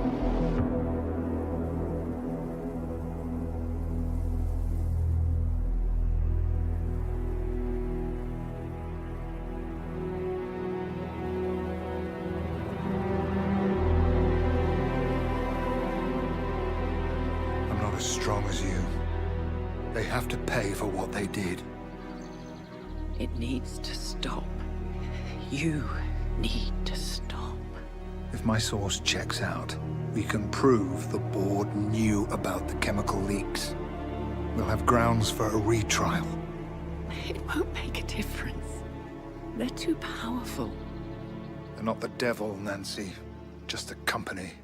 They're not above the law, don't you see? This is bigger than James. Those bastards killed 80 people. And they got away with it. Think about what that means. No one's untouchable. No one's untouchable.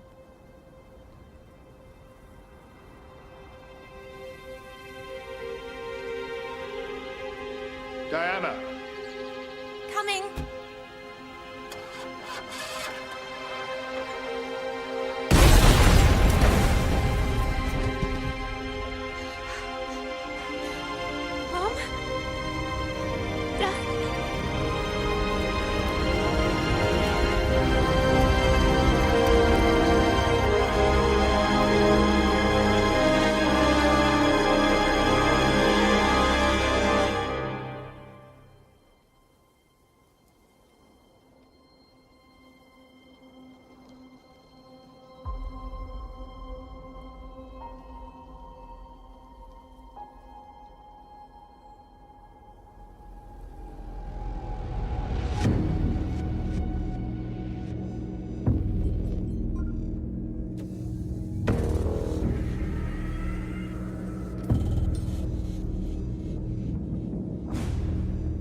got what we came for. Move out.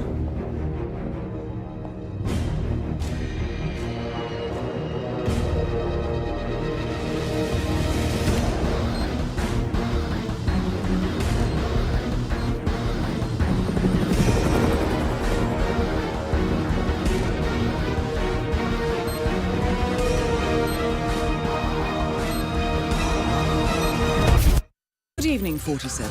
The militia has released a hostage tape, outing the existence of Providence to the world. This was a fatal mistake, and our analysts are tracing its origin as we speak. In the meantime, we have a lead on Lucas Gray's top lieutenant. Turns out the Delgado cartel's counterfeiting unit was creating fake IDs for the militia, and one operative in particular stands out, Wazir Kale, an infamous South China Sea pirate better known by his nom de guerre, the Maelstrom. The Maelstrom and his cutthroat band of outlaws were the scourge of the shipping industry in the post-recession years. But his reign of terror came to an end with the disastrous 2014 hijacking of the supertanker, Francis King. Chinese elite forces stormed the ship, resulting in the deaths of a dozen sailors and most of the Maelstrom's crew. But Kale slipped away unseen. The Maelstrom's connection to Gray is unknown, but we believe it was he who carried out the audacious killing of a Providence CEO in Shanghai, along with two reactivated members of his old pirate gang, Vanya Shah, a shady figure in Mumbai's criminal underworld, and Dawood Rangan, the gang's old cashier turned dodgy movie producer. Shah, Rangan, and the Maelstrom form Lucas Gray's Eastern Cell. They are a crack strike team, and stopping them is our client's most pressing concern. Unfortunately, the elusive Maelstrom appears to have vanished into the seedy underbelly of Mumbai, the cradle of his criminal legend, and no one knows his whereabouts or what he currently looks like. So, a bandit queen, a showbiz charlatan, and one certifiable ghost. I shall leave you to prepare. Welcome to Mumbai, 47. One of the most densely populated cities in the world, home to more than 12 million people. If you wanted to disappear and hide from the world, this vast city is perfect. The maze-like sprawling slums offer secret paths and surprises around every corner. The elusive Maelstrom knows the city like the back of his own hand. Locating him will be a considerable challenge. A place to start could be the slums, where his former gang, the Crows, has recently risen from the ashes. Dawood Rangan will be easy to find in his half-finished tower, wrapping up his new film called Mumbai Hero. While Vanya Shah has ensconced herself in the overgrown remains of an old train yard. Your three targets call this labyrinthine part of the city home, so choose your approach carefully.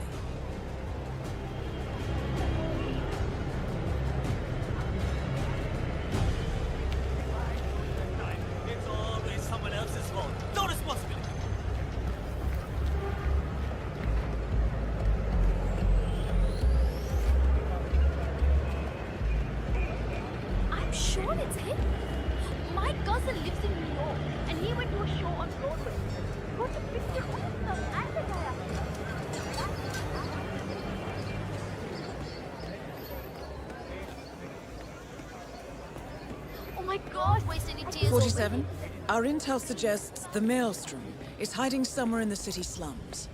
I've marked the headquarters of the Crows on your map.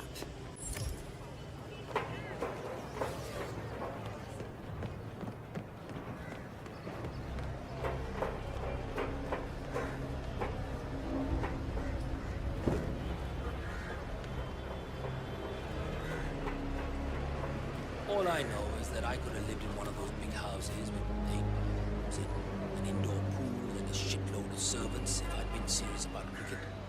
Just always liked the good life a little bit too much, I suppose. You know, I don't even remember you. You were always hanging out in that drinking spot.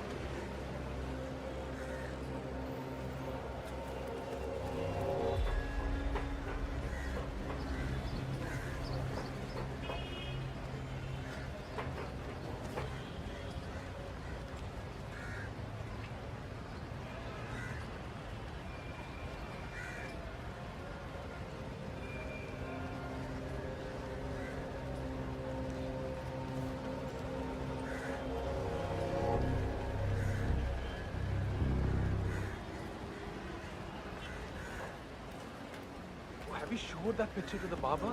Yeah. He was literally about to shit himself when he died. Delving straight into the heart of darkness, 47. Good luck.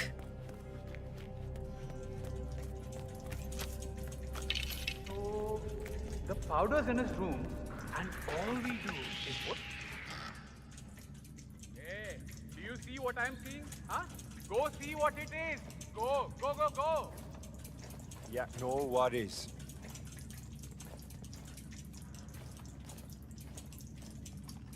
Nothing here, man. Acha, okay. So, the powder's in his room, and all we do is grab it and toss it in one of the furnaces in the metal workshop. Barabar, this is the third time you're asking me this question. What's wrong with you? Nothing's wrong with me, okay? I just want to make sure I don't mess up when the boss asks me to. Relax. What I'm trying to say, Powder into the furnace, lots of smoke goes up. Whatever happens after that isn't your concern. everybody can make a honest mistake. I wonder It doesn't what mean I will don't happen love you after or the smoke goes respect up. you. Not your concern. Fine. अरे समझला ना.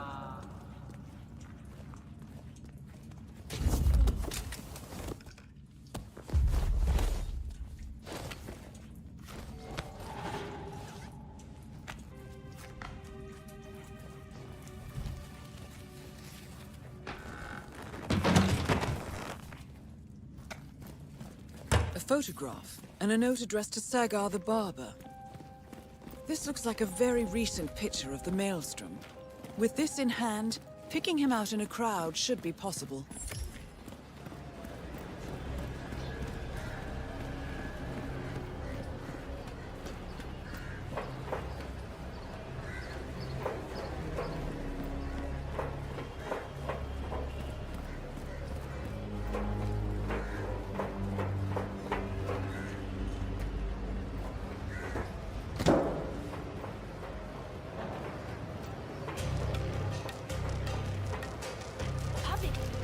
What are you doing? You need to open the shop. There are people waiting outside already. I can't remember what he looks like. The guy the crows wanted me to provide information to, you know. Their boss. They showed me his picture in their hideout 2 days ago. But I was so stressed out. I thought they were going to kill me or something. I can't remember his face. What if he shows up and I miss him? Then you should go and explain it to them. They probably still have the picture there. What if they hurt me? What will happen to you? Or if they decide to burn down the shop like they did with that other guy with the metal recycling? I won't do it. Bhavik, I told you we would get into trouble with this snitching business. But you had to go and earn some easy money sharing information with the gangs. This is your mess. You fix it.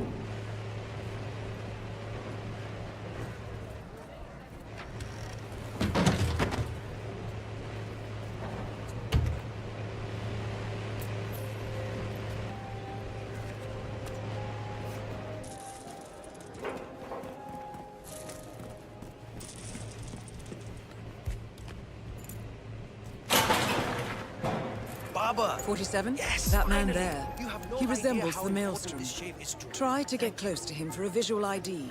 Bhai Sahib, can you give me a shave? Shilpa's coming to town. That I'm is afraid not I'm the a little Maelstrom. busy right now.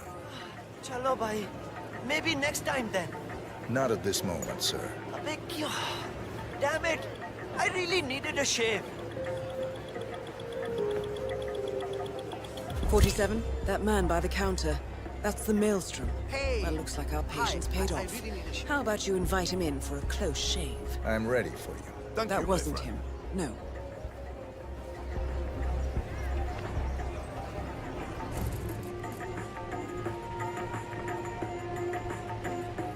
All right, I'm ready for my shave. Make it a close one.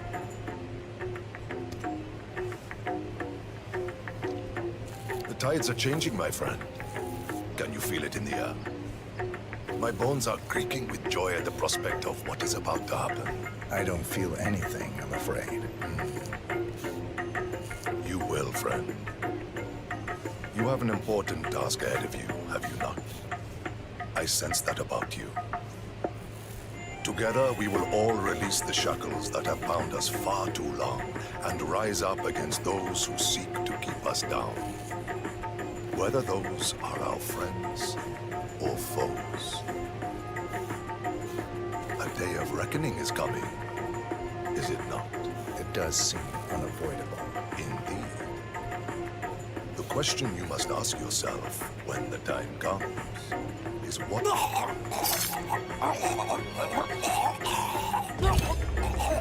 The infamous Maelstrom is dead. Very well done, 47. No rest for the wicked, however. On to the next one.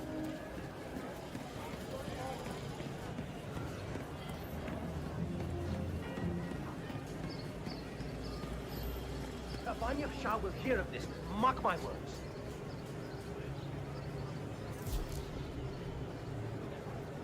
Kuch mila kya? Did you have any luck? No, that tailor is impossible. I explained to his employee that Miss Shah wants to meet with him, but he claimed that the tailor wasn't available. So you didn't just go inside and look? Only the royal guard can do stuff like that. I'm sure Miss Shah will send someone with more hands-on experience than me. He's the only tailor in town that can make that damn dress. That's what happens when you drown all the others, I guess. You there?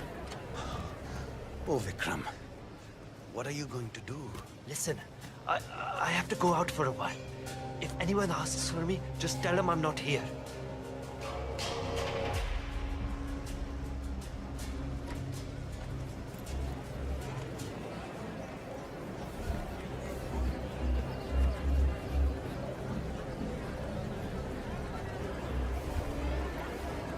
Hello there.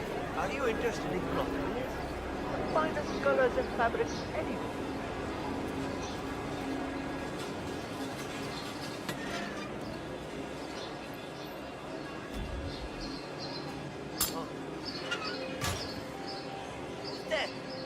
Stop tossing crap around and show yourself!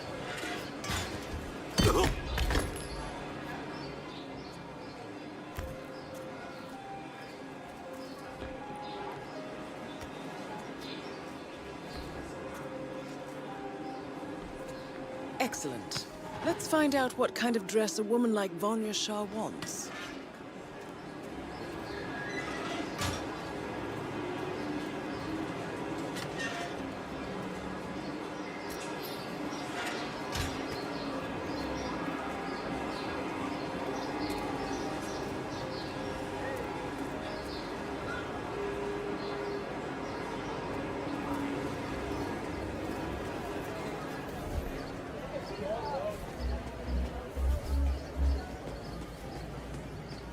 Ah, it's you.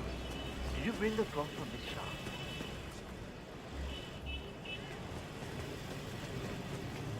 Ah, it's you. Did you bring the cloth from Miss Shah?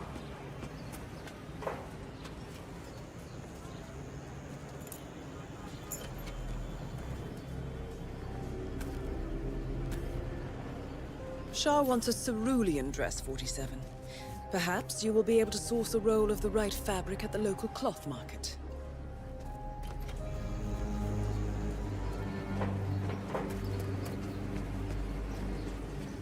Ah, it's you. Did you bring the cloth from Miss Shah?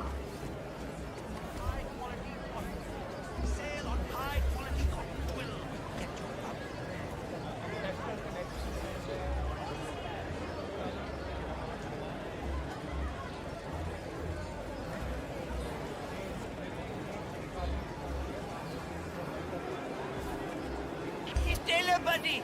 Let's chat! Taylor! Yeah, you.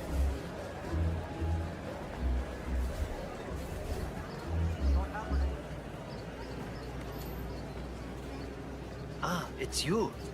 Did you bring the cloth for Miss Shah? Hi there. Yes, I have it right here. About bloody time. Come with me. Oh, don't be alarmed, by the way. Miss Shah takes security very seriously, so the guards will search you. Not do it. Follow me.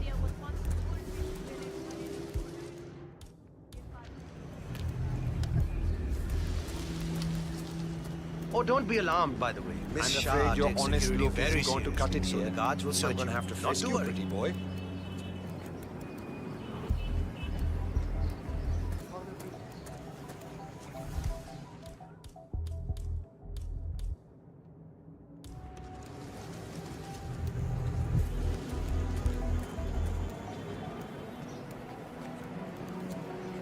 Hey, how are you?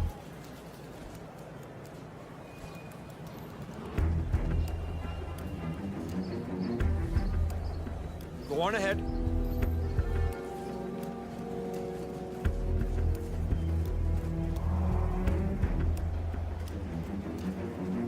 Miss Shah has been dying to meet you. It's not wise to keep her waiting, you know. I won't disappoint her then. That is a good idea. She's not been happy with the other tailors. A word of warning. Just play along with her Are you being- eccentricities. She can be rather dangerous. Thank you. I'll do my best. Good man. Do well and there will be a lot of money in it for you. I know. I understand. I've got to say, this place is beautiful. Boy, अपने काम से काम रख, समझा? Here we are. Just go through there, please. My bookkeeper The queen is informs waiting me for you that in the have garden. yet another child.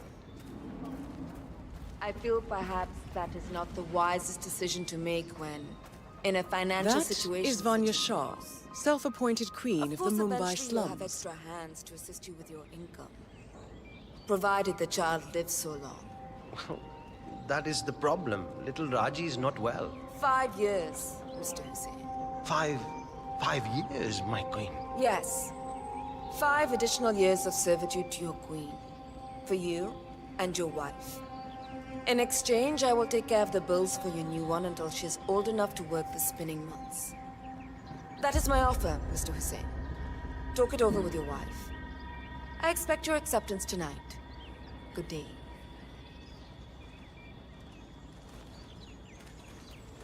Ah, the elusive tailor. HITMAN. Let's have a look at the cloth you've chosen. I want to make sure the color is the right. Excellent. Finally, some progress here. Come with me. I want you to take my measurements while you're here.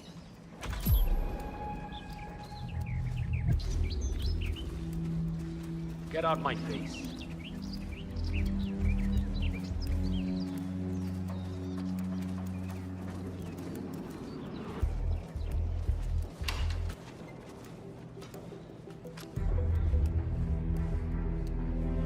You there. Leave us. I want some privacy. Let's start the measuring right away. If you didn't bring a tape, I'm pretty certain one of the other tailors left theirs behind. You can use that. They won't need it.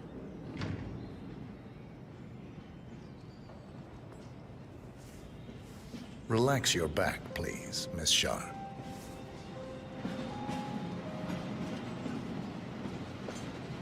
I'll just measure your arms now, Miss Shah. Turn around, please, Miss Shah. I need to measure shoulder to shoulder.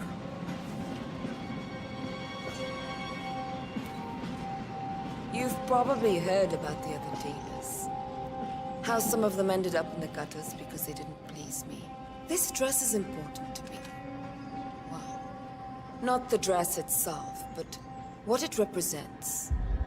You see, there are those out there who do not want to pay tribute to their queen. People who think the value of their lives can be measured in money. It started with one man, but these things spread like ripples in the water. Soon another, then a third. Tributes to your queen keep you alive, not money. Eventually, I will find a craftsman who understands the true value of life. Is that man you, I wonder? That's all I need, Miss Shah. I'm done here.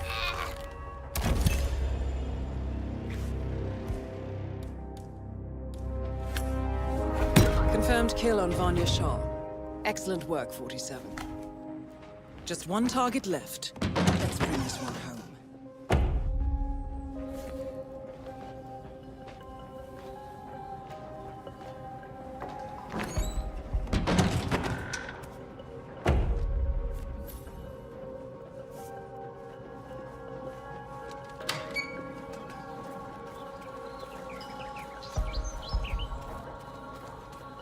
Ah, you made it out alive. I just heard the scene and someone killed the other day.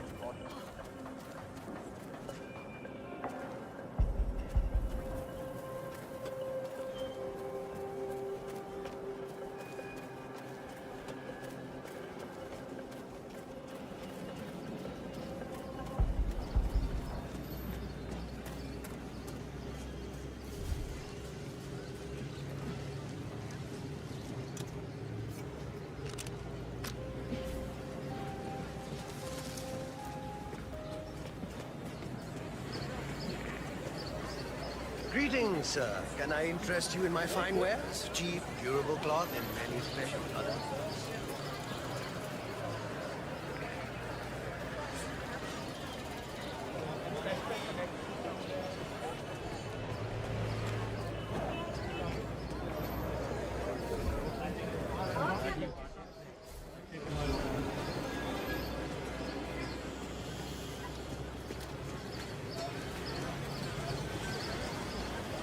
Can't even make it back to the hotel. And Rongan is still waiting for me over by the tower.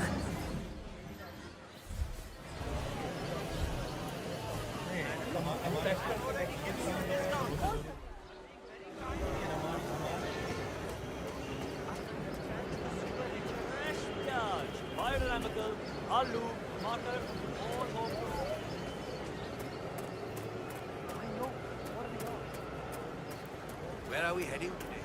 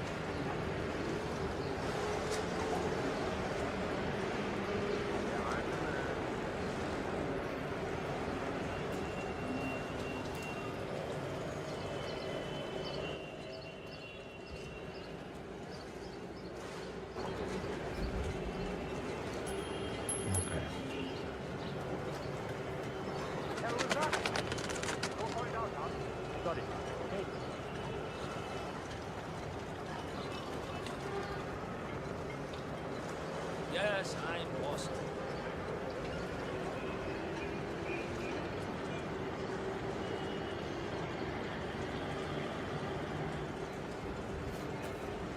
You know, the movie's based on real events. It's about a pirate saving the city of Mumbai from some sort of witch. What the hell was that? Go find out. No problem.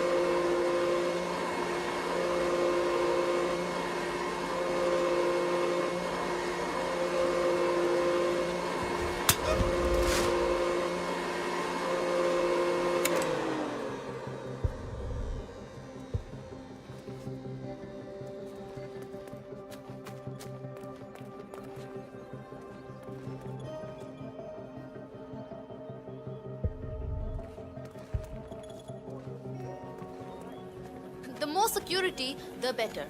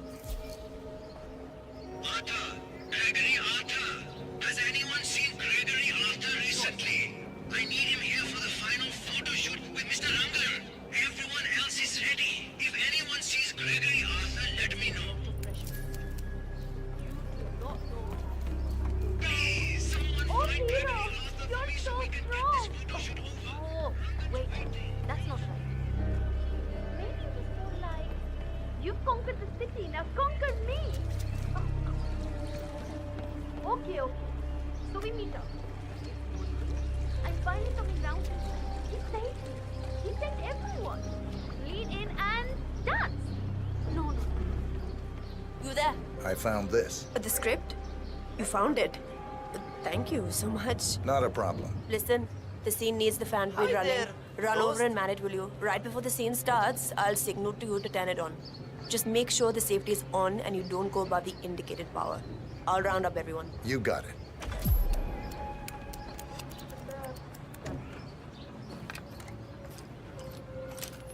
Great news, everyone. We have found the script. Get to your places. We are ready to shoot. All right, everybody. Mr. Rangan is on his way. We just need to get this one scene in the can, and then that is a wrap. Karishma, here's that last line that you kept missing. I'm yours forever, now kiss me, hero. Right. So, what's my motivation here? Like, why kiss him? He is a foul pirate after all. You love him. It is a pure, intimate love that has bloomed over the course of the weeks that you've spent in captivity. The evil witch queen had clouded your mind all of those years, but after he set you free, you realize that he is your true love. Your hero. I don't know. It sounds kind of unrealistic to me. I mean, sure, he saved me and everything, and I understand why I would be grateful. But a kiss? Maybe just a firm handshake. Or a hug even. Oh, you're full of love, Karishma. Mumbai has been rescued, set free. All right, people. Time to get the show on the road. I'm here, my lips are ready for the final, most important shot of the film. Karisma, are you ready? As ready as I'll ever be.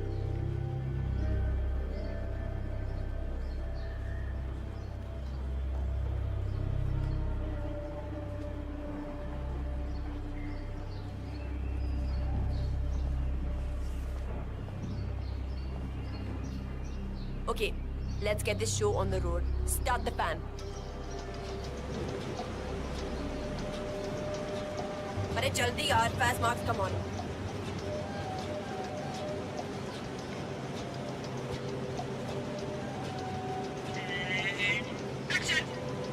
Oh, that would! You saved me! Yes. The witch rests in hell now, along with her assassin. You're free. It's like a veil has been lifted from my eyes. She poisoned my mind against you. I thought you were the villain. Her magic was powerful, but it's gone now. It's just you and me now. Why? If you will have me, I will protect you. Always. I'm yours forever. Now kiss me, hero. I'm sorry. I cannot do this. Cut! Karishma, come on. Can we talk, please? Oh, fine. Fine. One moment, Mr. Rangan. We'll be right back. Karishma, look. I understand that you don't want to do this, but we really do. Maybe she ate a batch What can I do to of make this easier for you? The scene wasn't in the script originally. Arey! The wind! Arey, it's too much! Hey! Abey, stop the fan! Arey, koi somebody stop! Oh no! Darwood Rangan is confirmed killed. Mission completed. Time to find an exit. That's a big drop. I know rhinos are dangerous monsters and are probably sure. Is the fan good to go? I know they're still trying to find the right time.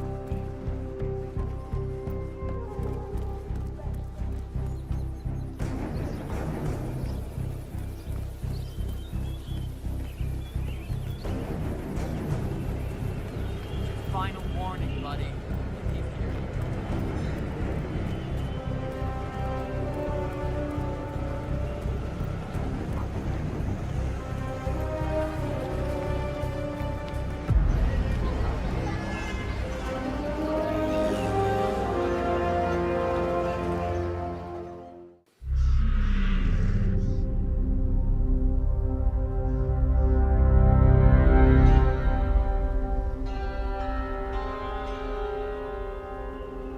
According to records, this was a youth correctional facility until 1962, when the estate was overtaken by an obscure Soviet research fund, the Institute for Human Betterment. Looks deserted. The place was abandoned after a fire in '89. Then, only a few weeks ago, it was acquired by an anonymous investor using cryptocurrency. It has to be Lucas Gray. He's here. Be careful, 47. The breadcrumbs were almost too easy to follow. It could be a trap. Not a trap. An invitation.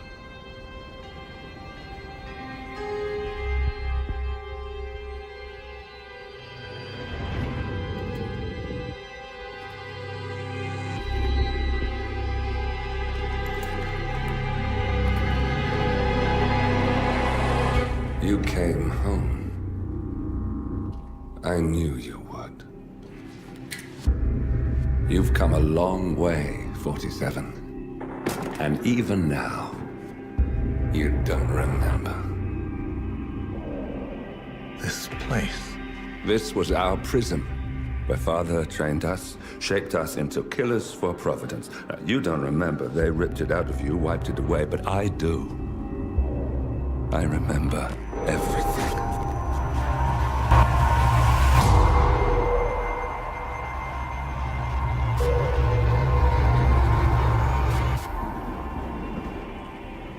You're a terrorist with nothing to lose. You'd say anything.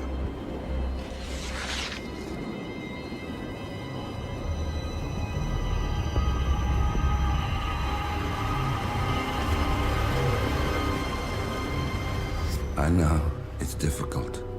You never miss your mark or question your function, but we made a pact. You and I. Do this, and we both lose. There was an incident. That boy, he died. He lived. Because of you. Don't you remember his name? You know this. Deep down, you know. What was his name? Subject 6. Your name is Subject 6. And what is our purpose?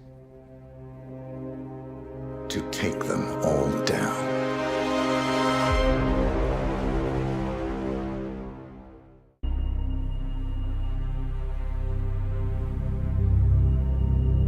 We were gonna tear it all down. The Institute, Providence, everyone who'd ever hurt us. We failed. The partners grew paranoid, made sure that Ortmeyer's children would never challenge them again. I'm the only one who got away unchanged. The only one left who remembers. Ortmeyer was Providence. Everything he did to us, everything he made us do, it all leads back to them. I'm breaking more rules than I care to count, Mr. Grey. What's your play? The partners hide behind a cloak of anonymity. Only one man knows their true identities. Your client, the top controller, the one they call the Constant. He is the key. But he is untraceable. So what am I missing? A man would come to the Institute. A man with a Providence pin. The first Constant. If we find him, if he's still alive, he's our way in. You don't know who he is, but 47 does. That's what this reunion is all about. Show them. You're just gonna hand it over. Our one bargaining chip. Olivia. Fine. 47's memory was erased, irreversibly at the time. But after Ortmeyer's death, his estate was acquired by the Ether Corporation. And they made an antidote.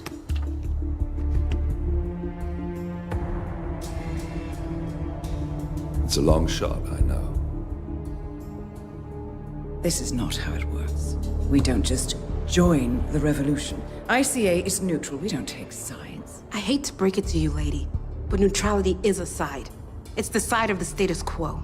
People have died. Civilians. You align yourself with terrorists, murderers. Sometimes even monsters serve a purpose. Look. Enough. You have a choice. But I made mine a long time ago. I will finish what I started.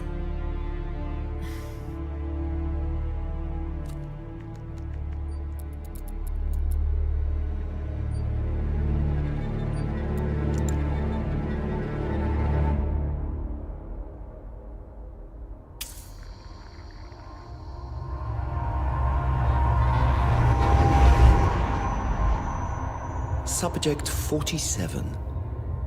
Most gifted of all my boys. So you're the pick of the litter. Tell me about the incident. The subject ran away. He and another boy. The instigator was punished accordingly. As were all the neighbors. My men did what needed to be done.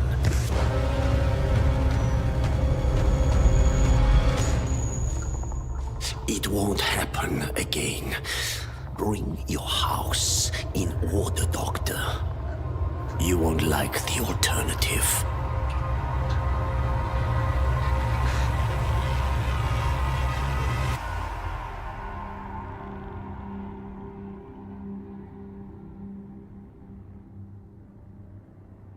I remember who he is.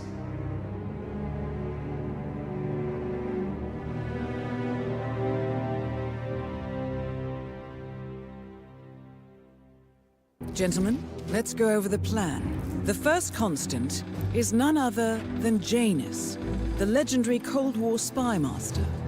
A KGB senior officer and head of the 6th Column Special Branch at Lubyanka, Janus is a certified genius and expert of counterintelligence. He retired from the KGB in 1988 when he fell out of favor with the Kremlin and defected to the US. Shortly after, the Soviet Union collapsed.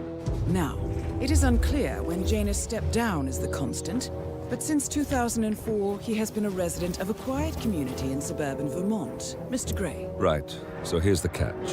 As an elite KGB agent, Janus was trained to withstand interrogation and torture. No amount of pressure will force him to disclose information he doesn't want to. Instead, we will need to search his home for clues. But if Providence learns of our presence, the game is up. So we frame Janus, make Providence think he was the real shattered plant. Correct. I will file a false ICA report, claiming to have traced a number of calls from Janus's house to the Institute in Romania. The case will seem clear. Mr. Grey was only a figurehead. Janus was pulling the strings all along. And by eliminating him, we will have neutralized the militia, once and for all.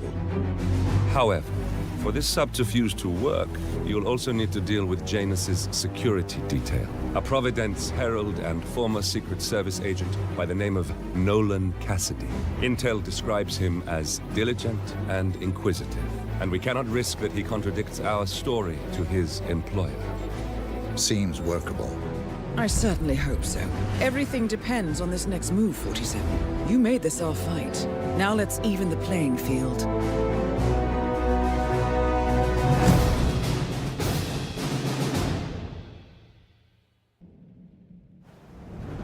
Whittleton Creek, Vermont. On the surface, a picture-perfect suburban dream. Wide roads, golden maple trees, and verdant lawns. Most residents here are white-collar professionals, ranging from university staff to government employees. Most, but not all. Janus's unpresuming home is protected by a host of bodyguards, and intel shows that the fragile former Constant rarely leaves the property.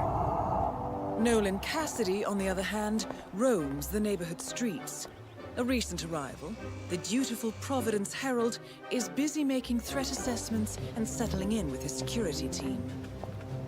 Now remember, this is about more than just revenge. Janus is the key to bring down Providence. So get in there and find us a lead. Good luck, 47.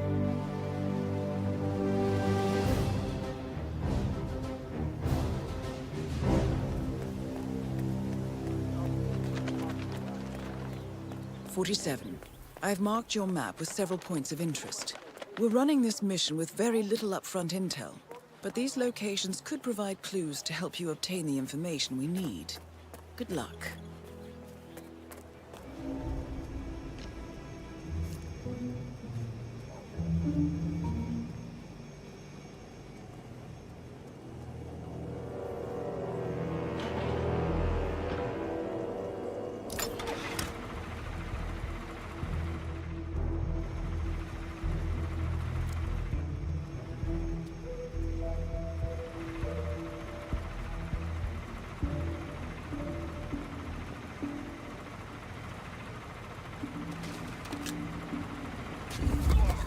Why are you doing?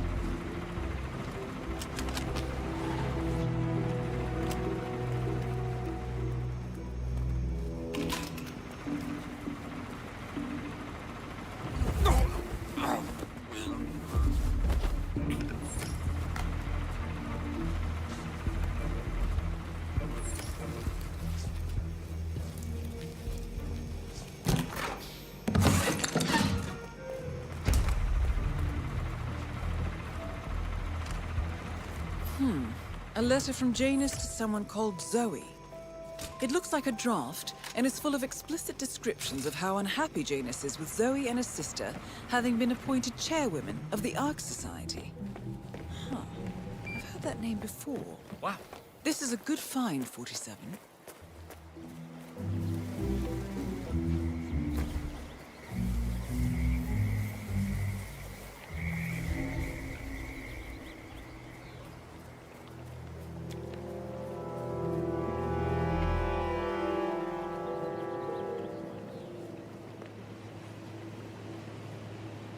Janus is apparently engaged in a civil lawsuit with another resident of Whittleton Creek. James Batty, the plaintiff, wants Janus to stop his annual landing of a helicopter near the local creek. Batty claims it interrupts the nesting birds and a species of frog that has been declared endangered. It must be a very important trip, given his poor health. A cigar box with a few cigars and a note inside. Well, this is very interesting. The note indicates that the box was given to Janus by the Constant as per tradition, he writes. 47. This could mean the Constant and Janus meet up on a regular basis. Excellent find. Good work, 47. We now know Janus is meeting with the Constant at an event related to the Ark Society. And we have an approximate date as well. I think that's all we're going to get. We're close to the finish line. It's time to end this. Hello. Your house is so beautiful. I'm really impressed by all the wonderful things you have here.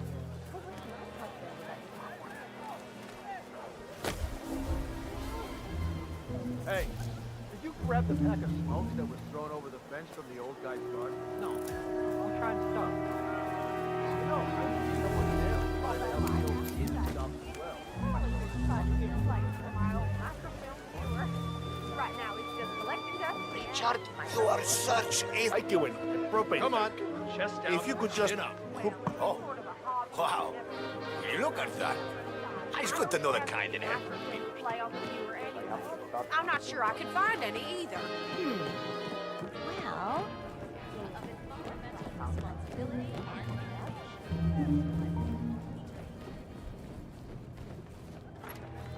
Ah, you need this room? Don't mind me. I'll find somewhere else.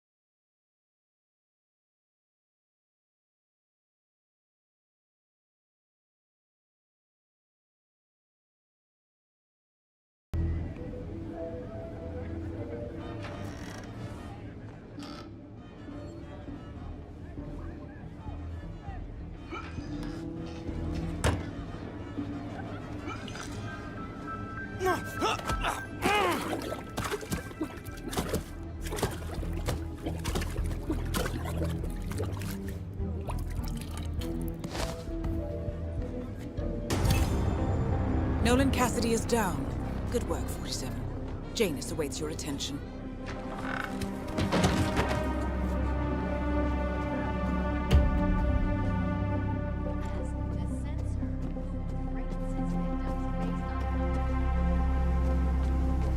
Oh, jeez, darling, I'm so hungry.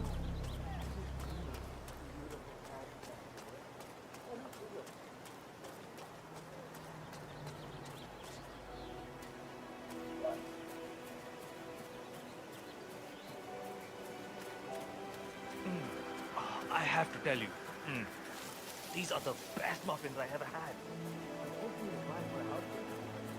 I found something.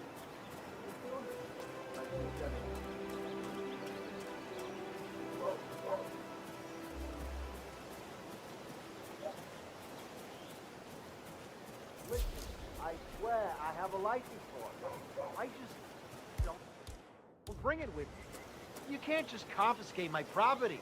I need it to get rid of an aggressively invasive mole in this poor old man's backyard. Calm down, Demolition Man.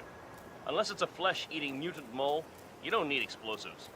We're gonna keep them safe in our trunk until you produce that license, okay? Ah, come on, man. It's standard procedure. You stuff the holes, and then you blow up the tunnel system so it collapses. Look it up on YouTube. Sir, if the American police force looked to YouTube as guiding principle for standard procedure, I'm pretty sure civilization would have collapsed a long time ago. God damn it.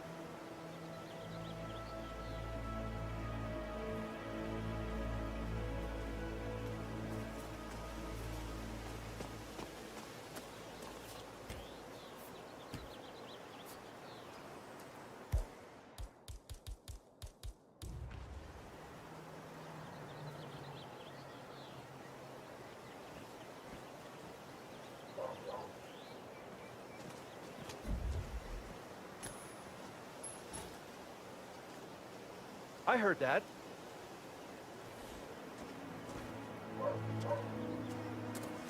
Hey, somebody trying to be...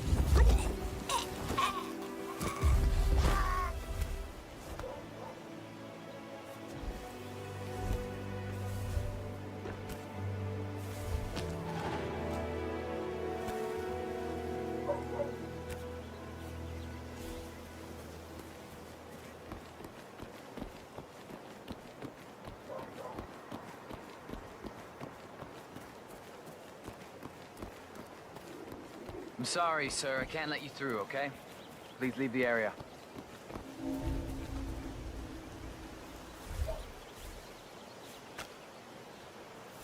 Hombre. Can't wait to tell my friends about that.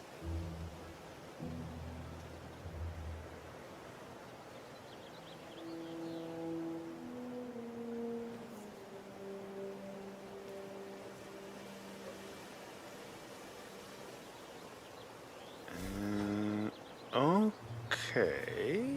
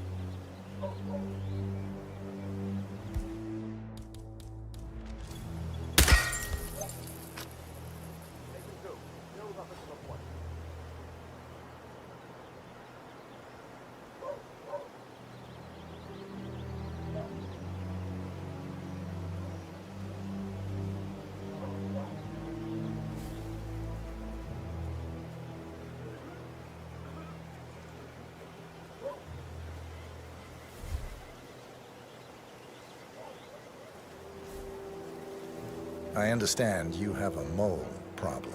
Oh, you're a godsend. Let's get straight to it. The sooner this is fixed, the sooner I won't have to listen to Mr. Janus's complaints. Follow me.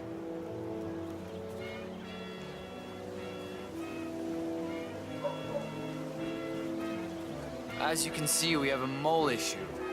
Now, I know a permanent solution might take some time, but If you could just fill the holes by the end of the day.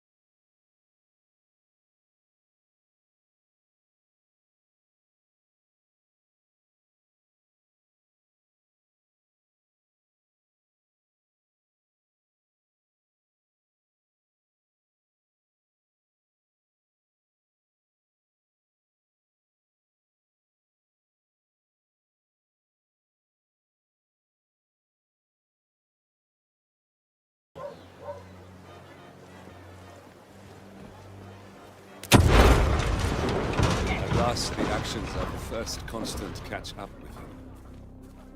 Death feels like an easy way out for a man like Janus. Still,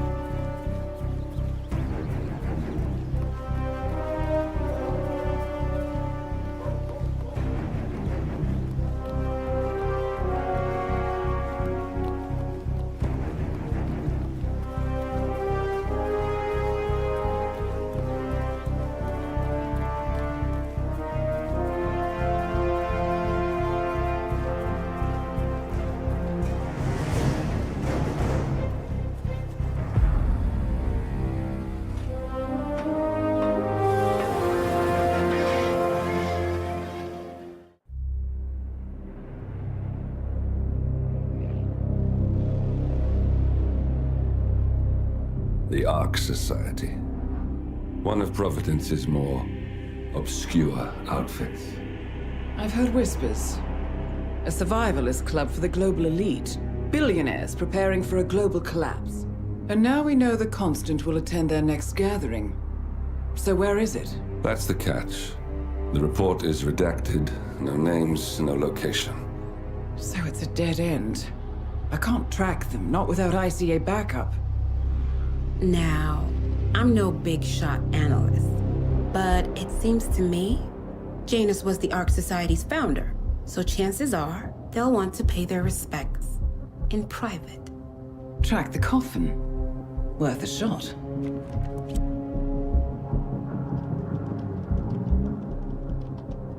You all right? It comes back in flashes. Fear, anger, but like it happened to someone else. Your gift and your curse. What they did to you. Well, I spent a long time feeling guilty about that. Now, I wonder who got the better deal. Yes. Found something. What are we looking at? The ass end of nowhere. But this is where Janus's remains were shipped to. Odd choice for a final resting place, wouldn't you say? Not bad.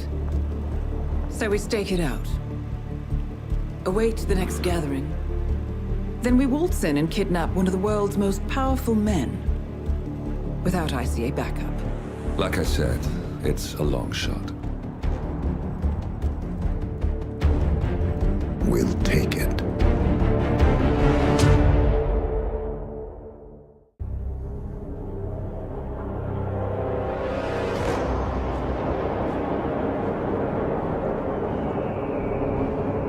How did you not see this coming? My God, we came this close. The old man could have buried us all. Our families. Do you think you feel more betrayed than I do? Get some perspective, please. Janus is dead. Lucas Gray is about to join him. And a cornered animal is twice as dangerous. Let's be perfectly clear. We were not exposed. The threat is neutralized. We are back on track. Even so, from this point on, we expect you to take... No. There is no way I'm doing that. How can you question my loyalty? In case treachery is contagious. Do you really want to do this to me? Is there a problem, Secretary? No problem whatsoever, Madam.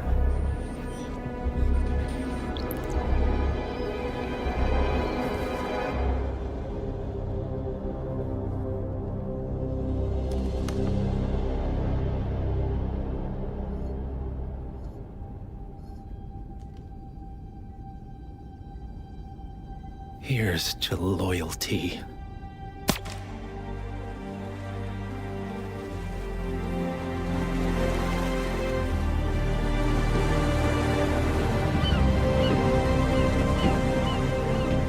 My man on the island confirms that the Constant has arrived.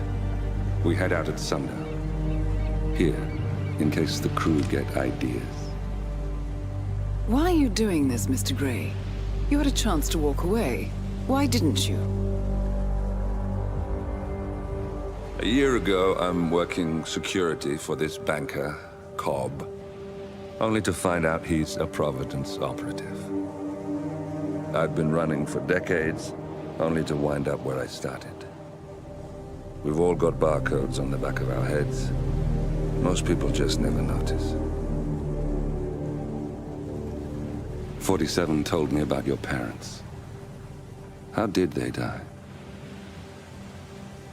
Car bomb. Surrey, 1989. Company named Blue Seed didn't care to pay for their mistakes. But I like to think no one's untouchable. I'm sorry for your loss. You feel it, don't you?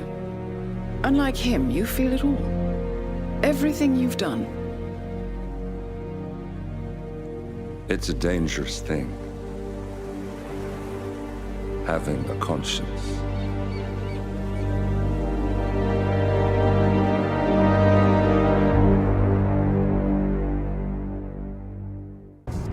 Attention, gentlemen.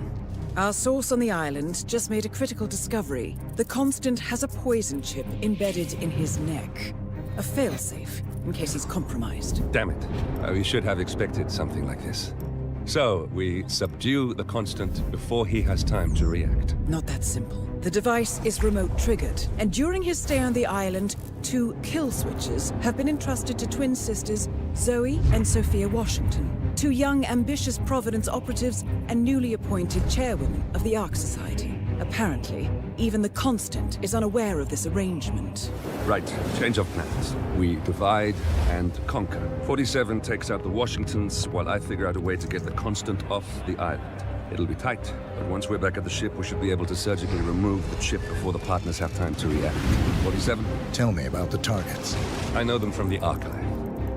Zoe and Sophia's father is president of a powerful conservative think tank, one of Providence's prime assets. The apples don't fall far from the tree. No saints either. According to ICA files, the twins are pampered socialites who get their kicks from treasure hunting. Commanding a band of trigger-happy mercenaries, Zoe and Sophia prowl the world in search for ancient relics.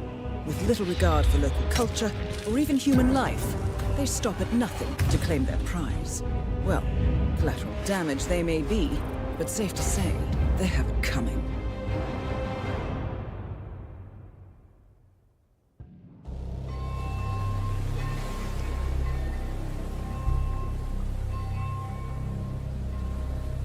The Isle of Skye, headquarters of the Ark Society. Founded by Janus in 1991, the Ark Society is the world's most exclusive club. Its plutocratic members fear the downfall of civilization, and they are willing to pay huge sums to ensure their own survival. Once a year, they gather here to shop the latest survival products and to showcase new initiatives and breakthroughs. Right. These gatherings are shrouded in mystery, so we have limited intel on what to expect on the other side of the walls. The Washington twins are hosting their first annual gathering as chairwomen of the Ark Society, and the Constant is known to attend every year. Beyond that, you're on your own. Good luck, gentlemen. I dare say you're going to need it.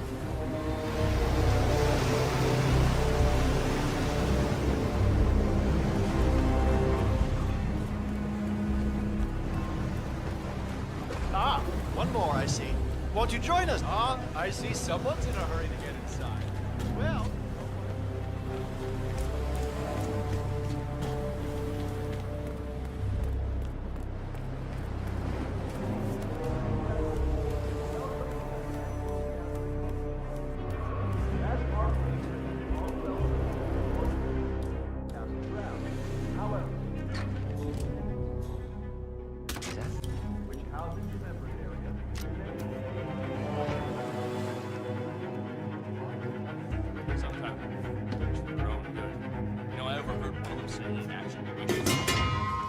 Okay. What do you think that noise was? Go have a look. Okay, understood.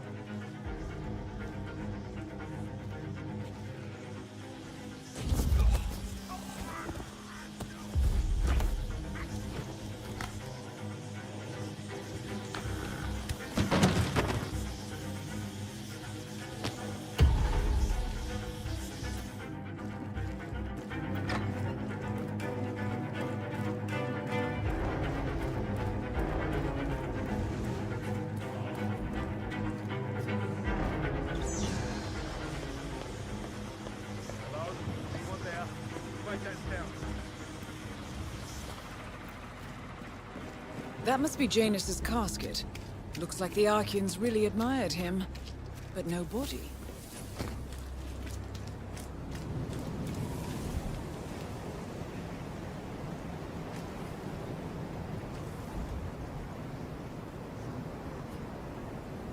What?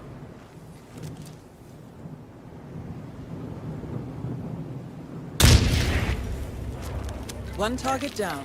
Nice work, 47. Next up, Sophia Washington.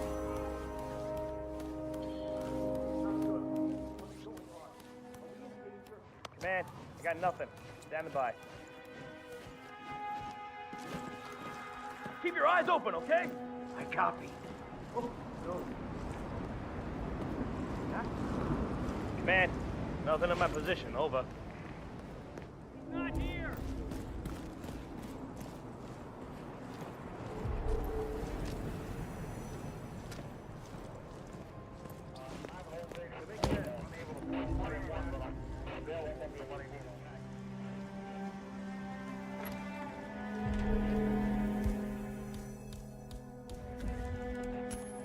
Uh-huh. We should really check that out. Go have a look-see, please. I hear you.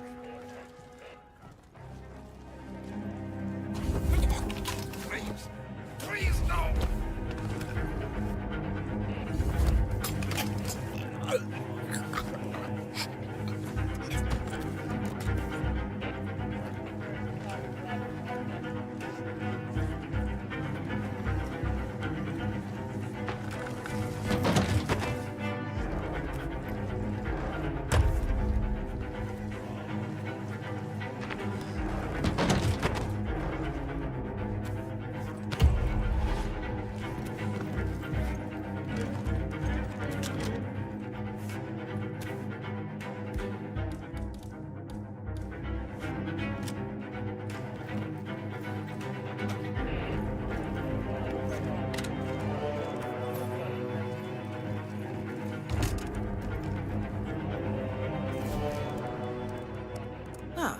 Here's something, 47. According to this email thread, Sophia Washington has recruited one of the architects in a plan to discredit the Constant. Sounds promising.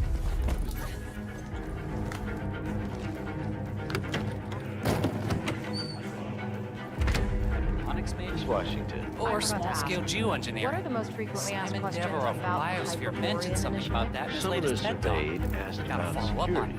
it. 47. So intriguing. Olivia is trying to locate Mr. Sinclair's cell number. See if we can't contact him directly. What they fail Stand to by. realize is how inhospitable the inland ice is. Only the most resourceful would ever even reach the city walls. And unless you're on a strict polar bear diet, sieges are out of the question. There. Yes. We have Sinclair's Very good. number.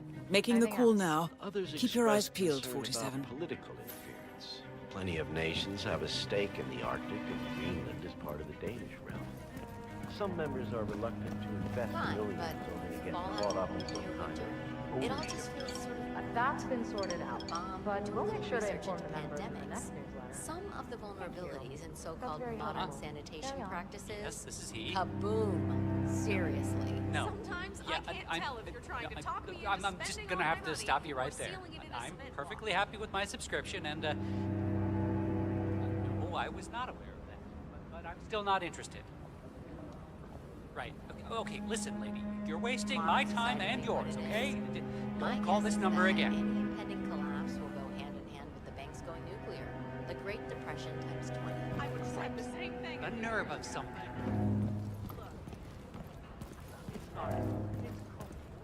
Nonsense. Damn, Anyone who this signs feels on wrong. for this has I got a clearly bad been case watching of flutter. TV. I cloned my mom's Maybe I dead can dog. just I never saw the guy. Would Sophia buy it? It was not a success, let me tell you that. Damn creature would only walk backward for some reason.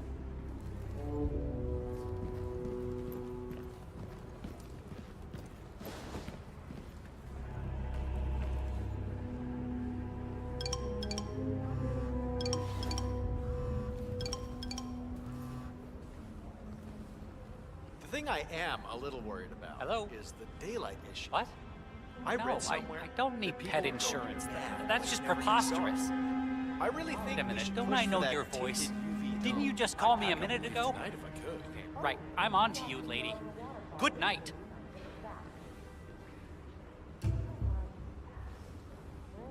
Jeez. And they ask me why I'm not a people person. Huh.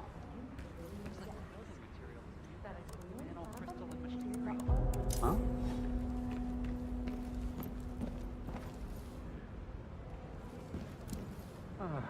Yeah, I just love to clean up other people's shit.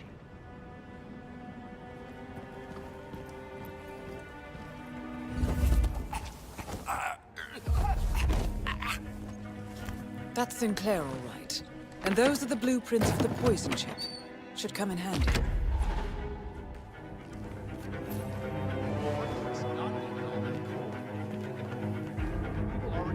nice evening. I suppose.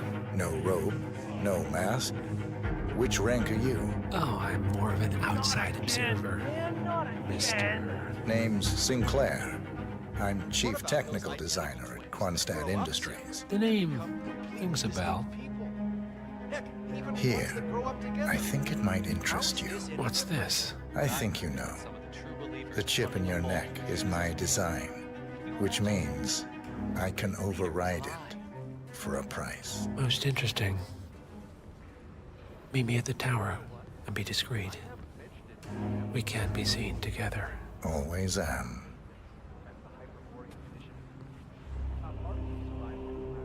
Relax, friend. It's hardly a competition, is it? I'm just saying, if you're preparing for complete global collapse with a bunker in your backyard and a bunch of MREs, you're not seeing the whole picture. You're not even thinking about the big picture. You want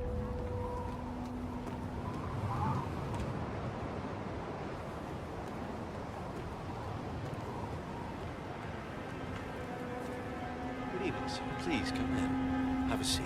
It's lovely by the fireplace. May I see those blueprints again, please? Interesting. All right, Mr. Sinclair. I'm listening. Don't. In fact, forget all I said. Excuse me? This wasn't my idea. Sophia Washington. She's the one who told me to approach you. It's all a trap. Go on. I never asked why.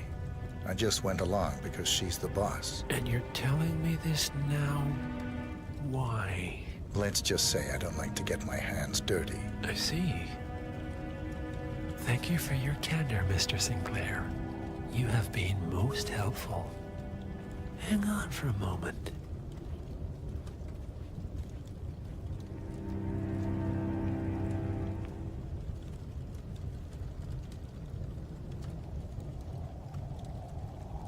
Sophia, I need to see you at the tower. I'm sure you are, and no, it can't.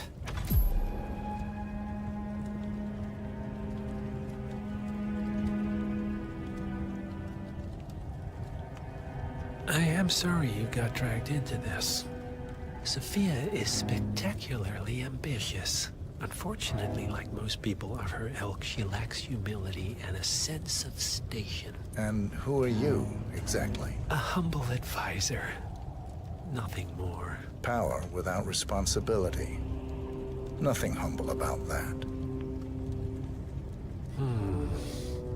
You have my... All right, I'm here. Are you gonna tell me what's so damn important? Ah, Sophia. I believe you know Mr. Sinclair. We've met. What of it? I don't blame you for trying, Sophia. Just for failing. Upstairs. Now.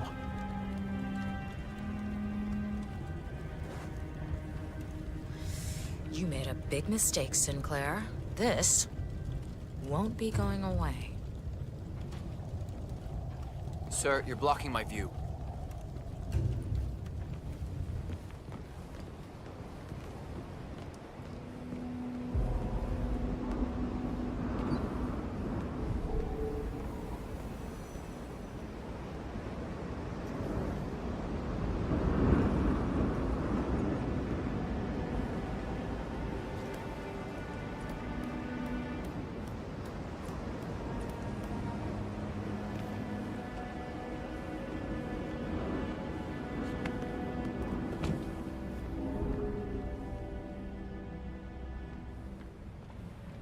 It's your word against mine, you know.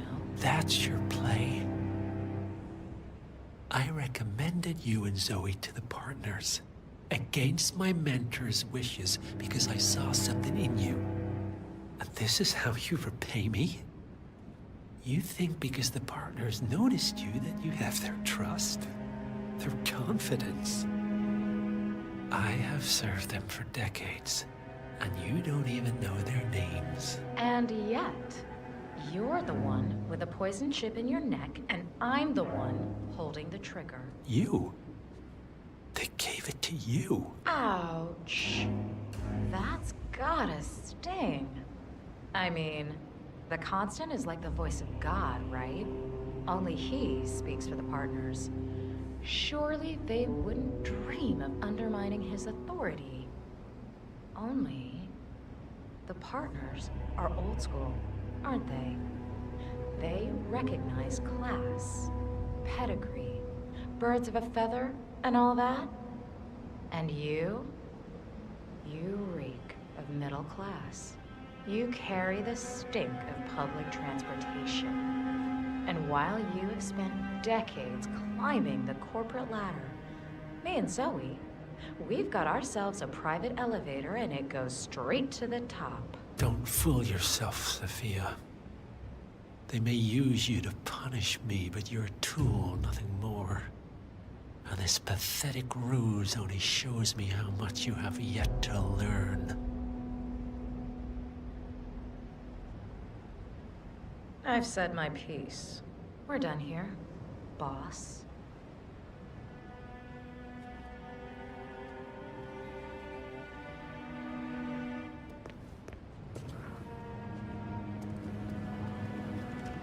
What? Both targets down. Impressive work, 47. And now, to confront the Constant. Mr. Gray, what's your status? I'm at the helicopter, but the place is crawling with security. 47, you better bring the Constant to one of the boats in the harbor where it's quiet. You can use the kill switch to coerce him.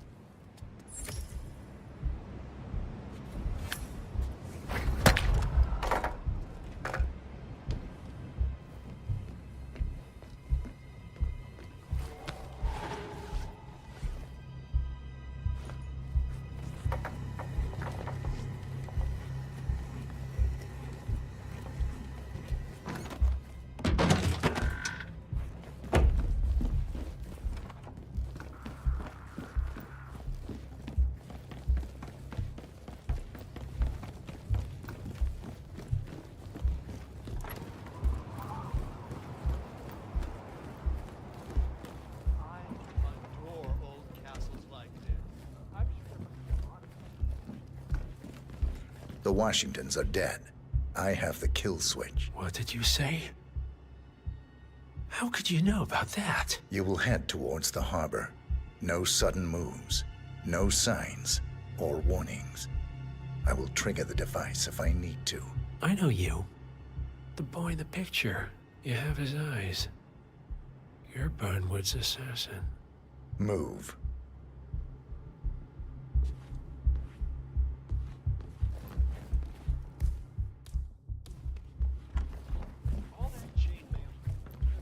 Partners no more, I take it. I had a notion something didn't sit right with my mentor's betrayal. You murdered him, I take it, to get to me. Not just that. He had it coming. Interesting. It was my impression that you were cured of such sentiment. The good doctor built his serum specifically to target the seats of your emotions. Has Miss Burnwood's sense of justice rubbed off on you, I wonder? Just keep walking.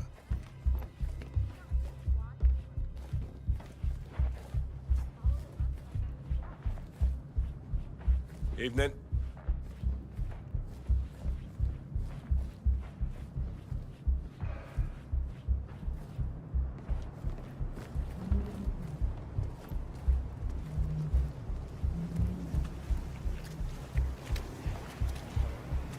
I have been planning the Founders Week for over a month.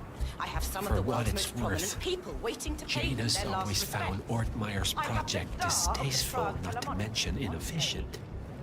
But alas, sometimes you have to play the hand you're dealt. Oh, I know. I'm really sorry, man. My neighbors no notice.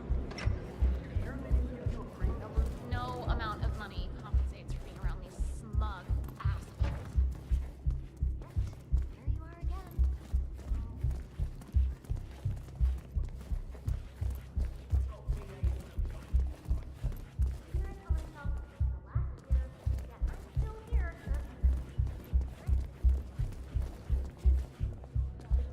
I take it this is not an ICA-sanctioned operation. What exactly does Miss Burnwood plan to achieve by targeting her clients? Violating her own code? She's doing it for us. Us? Oh, I see. The penny drops. I should have known. How does a man leave no trace? By not existing in the first place. Lucas Gray. Or was it Subject 6? He died when the Institute went up in flames, but no body was ever produced. And unlike you, his rage never faded. So, now you want the partners, the men behind the curtain who've caused you all this pain? Well, before you go knocking down a wall, you better make sure it's not load-bearing.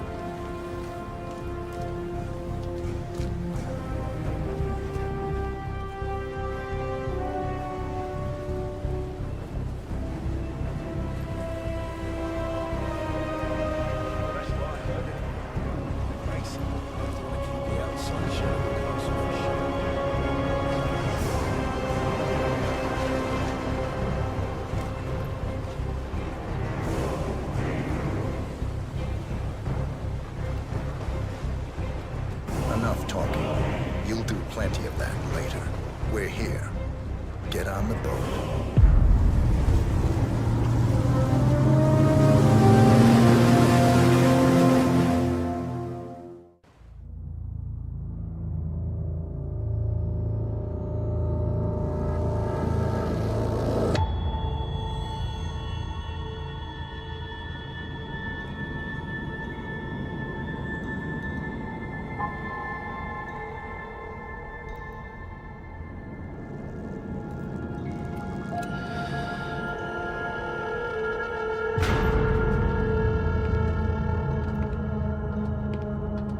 Mr. Edwards, still think this is maintenance? Oh, Miss Burnwood, what have you done? Changing horses midstream? Truly unprofessional. You know what we want. Where is the carrot? No carrot. You're useless to the partners. Compromised. Even if we let you live, you can never return. Why die protecting them? When I can drag them down with me. It's a bad hand, but it's all you've got.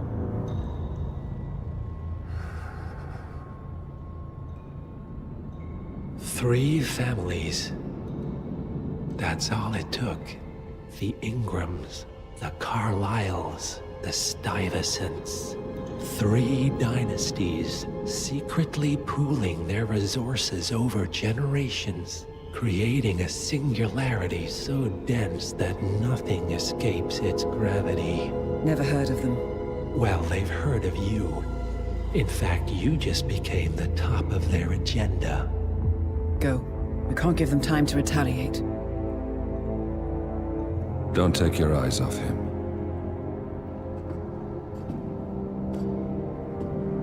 Be careful. Well, here we are again. I must admit I am disappointed, Miss Burnwood. I had such big plans for you. Save it. I know the truth now. You're outplayed. You have nothing left to bargain with. You were so certain, so sure of the people closest to you. He never fails, does he? He never misses his mark. You found a window into his past. And yet, something else remains hidden.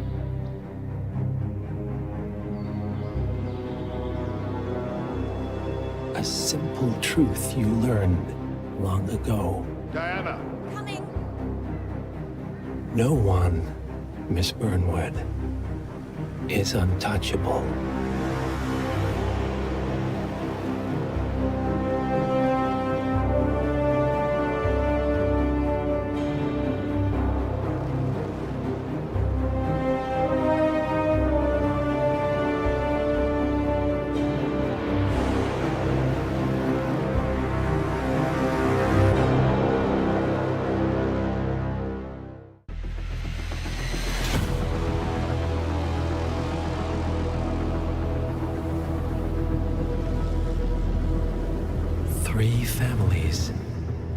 That's all it took.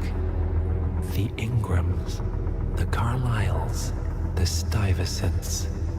Tell us everything about them.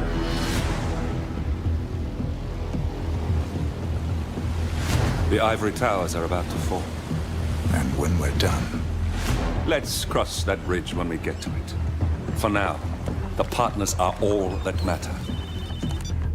There's an issue. Of course there is. Olivia's tracked the names mentioned by the Constant, and they're dead ends. How dead? Obituaries for all three have appeared online.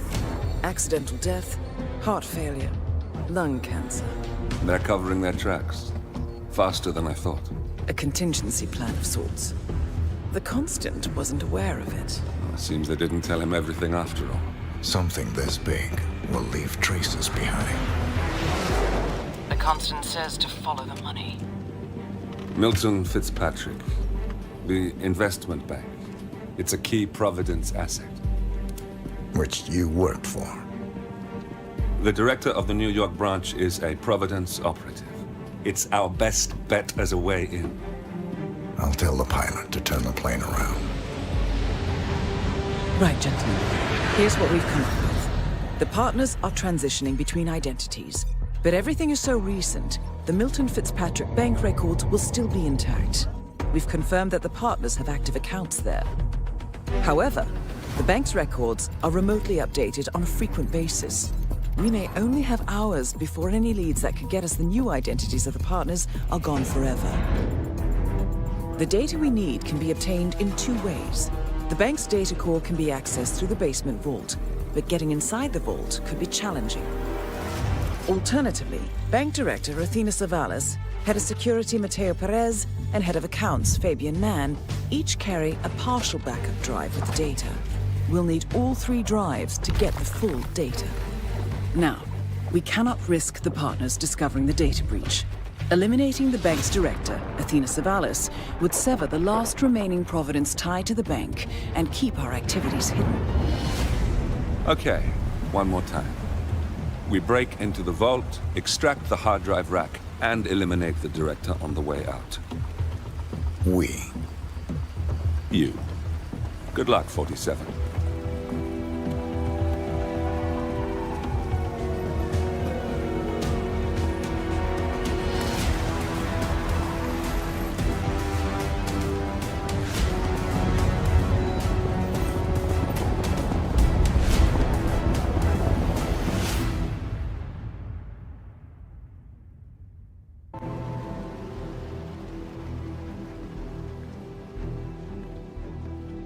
Welcome to New York, 47. The Milton Fitzpatrick Bank is open for business, but it seems there's some sort of investigation underway. Expect increased security.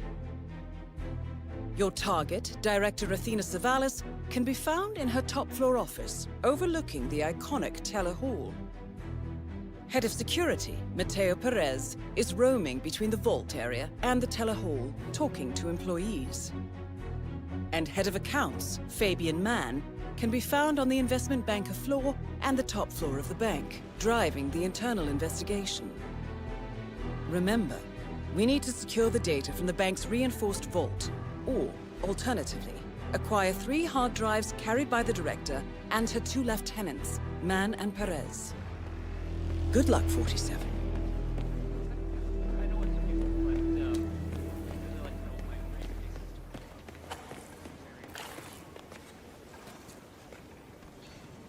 Won't take a second, sir.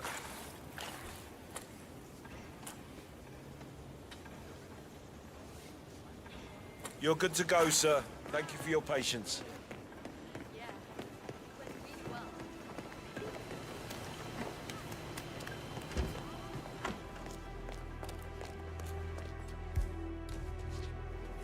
Oh, God.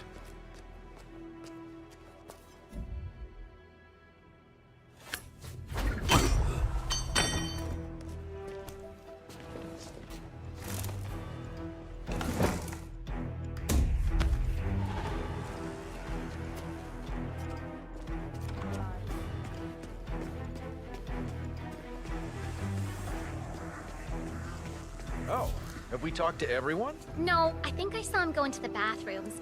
He's been there for ages. Okay. Doesn't sound promising. Yeah, we'll give him the benefit of the doubt.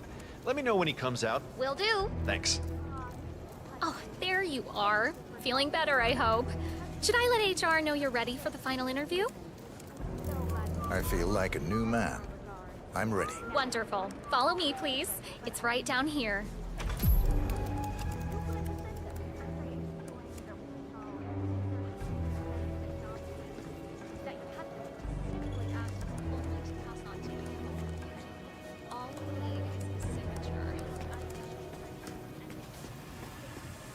Mr. Thomas, have a seat, please. Ah, Mr. Thomas. Good to meet you. I'm Kevin, and this is Melissa. We're both with HR, and we will be guiding you through this last test. It's important to stress that there's no pass or fail here. It's merely a standard personality test meant to gauge how you'll fit into our corporate culture. All right. If you're ready, let's kick this off, okay? I'm ready. Okay, so this is a very simple test. All you do is pick a card and tell us what you see there. Now, it's important to point out that there are no right or wrong answers here. It's just to give us a better impression of who you are on a psychological level. Does that make sense? Yes, I'm ready. All right, Mr. Thomas. Let's proceed then. If you will, please pick the card that most conjures up the word opportunity. This one. All right, now look at it closely. Take a few moments, then tell me, do you see an animal or an object? Animal. I see. What kind of animal? A bird. An eagle, perhaps. An eagle. Very interesting. A forceful animal. Anything else? It's feeding on something. Feeding? On what? A carcass. The scene is reflected in a pool of blood flowing from the body. It's a vulture feeding on someone else's kill. That's very graphic, Mr. Thomas. Yes. Brutal, even. Right. Very interesting observation, Mr. Thomas. Not what we expected, but that's perfectly fine. Let's take the next one, shall we? Pick any of the remaining cards that make you think of execution, please. I'll pick this one. Good choice. Tell me, what is the first thing you see here? Just the very first thing that comes to mind. I see a figure in a large coat. Perspective skewed, as if I'm looking at him from the ground. He's got something in his hands. Go on. He's armed. Dual firearms. Large caliber pistols. I see. What else do you see? He's just finished a job. Perfectly executed. And who is this man? It's me. Very, very interesting, Mr. Thomas. Well, that's a very creative interpretation, Mr. Thomas. I think we've just got time for the last card. Please proceed. This last card should hopefully make you think of prosperity. Okay. Oh, very good. This is an interesting one. What do you see here? Take in the whole image, please, and in as much detail as possible, tell me what this reminds you of. Wealth. Can you elaborate on that? I see a big pile of money earned performing questionable actions. And how do you feel about that? Bending the rules of the game. It's what I do. Very good, Mr. Thomas. Well, I have to say, that was very impressive, Mr. Thomas. With your cutthroat approach and killer instinct, I think you'll fit right in with Milton Fitzpatrick. Wouldn't you say so, Melissa? I couldn't agree more, Kevin. Mr. Thomas, allow me to congratulate you on your new position as an investment banker here at Milton Fitzpatrick. Thank you. When do I start? Well, aren't you an eager beaver? Well, we expect you to come in tomorrow at 8. Welcome on board, Mr. Thomas. You know what? If you want, feel free to have a look around the bank. You've got clearance all the way to the top.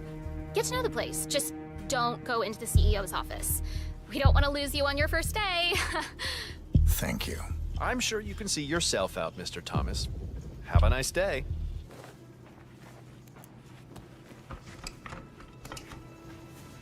Hello and welcome.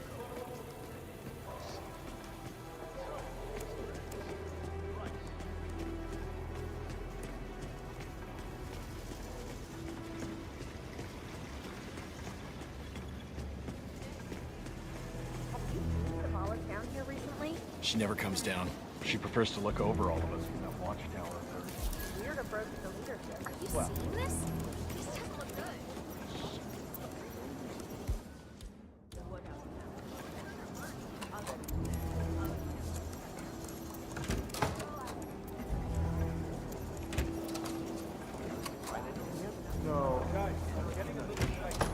Jeez. Hey, don't know what that was. You mind taking a look?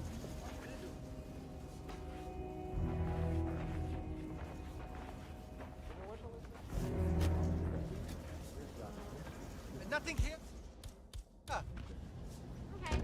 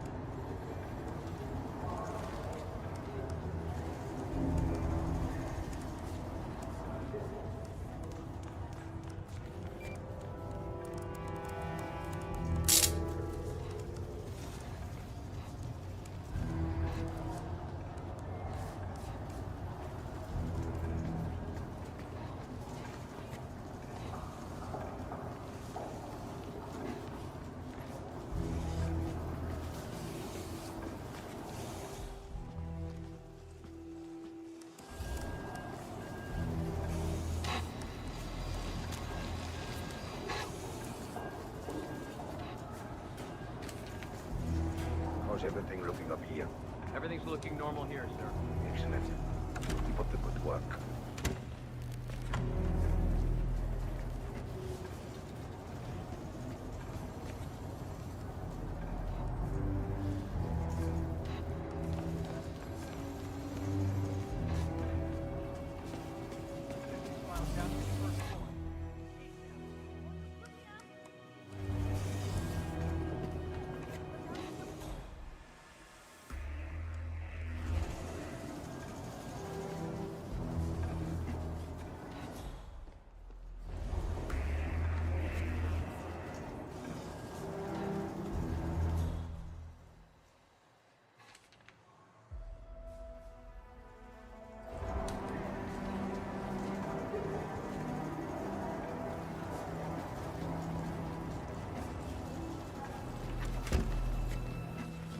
Stop! No!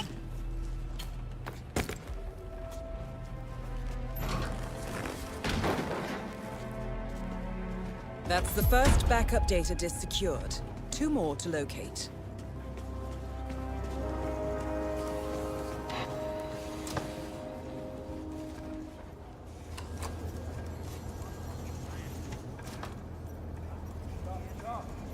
Files aren't looking through themselves.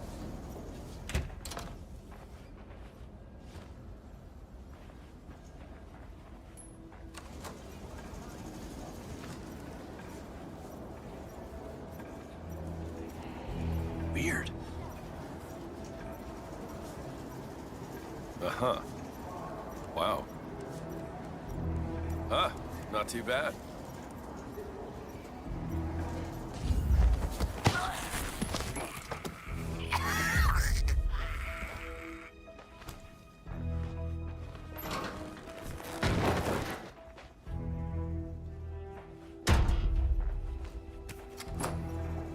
second backup data disk is secured. Just one to go, 47.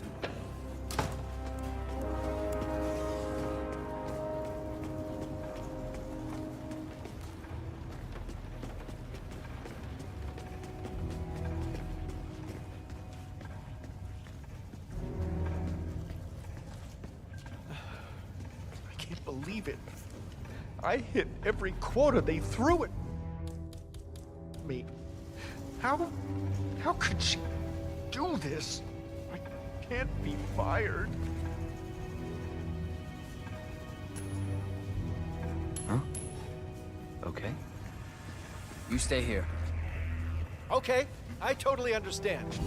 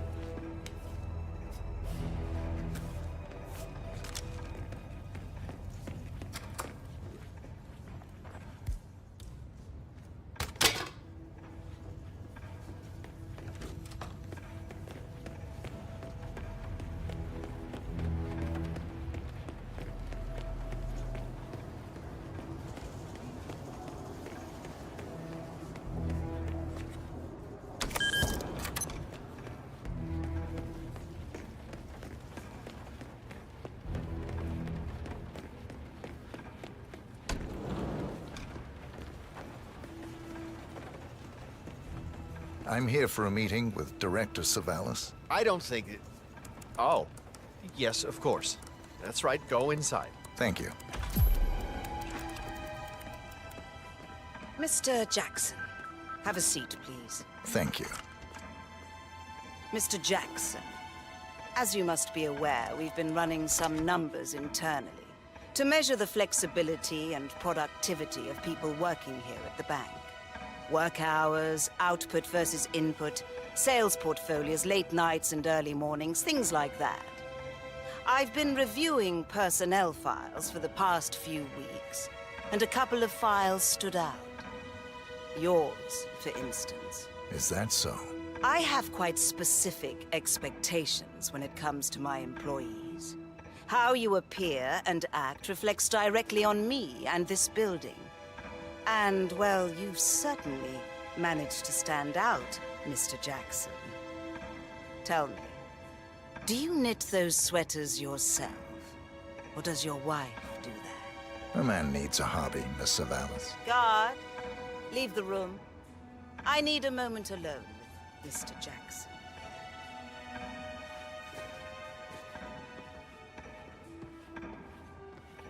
So, Mr. Jackson, I'm pleased to inform you that you will be able to explore your hobbies. What? That's the last objective completed. Exfiltrate the bank, 47. Miss Hall will want to have a close look at that data. Director Savalas eliminated. Good work, 47.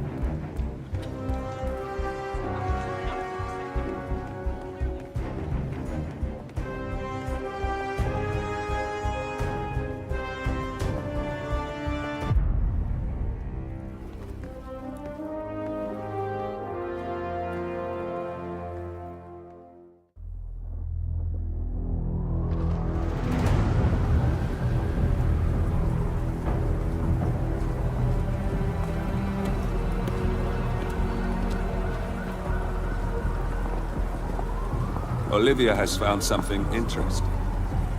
I'll tell you on the way. Where are we going? To Paradise, 47.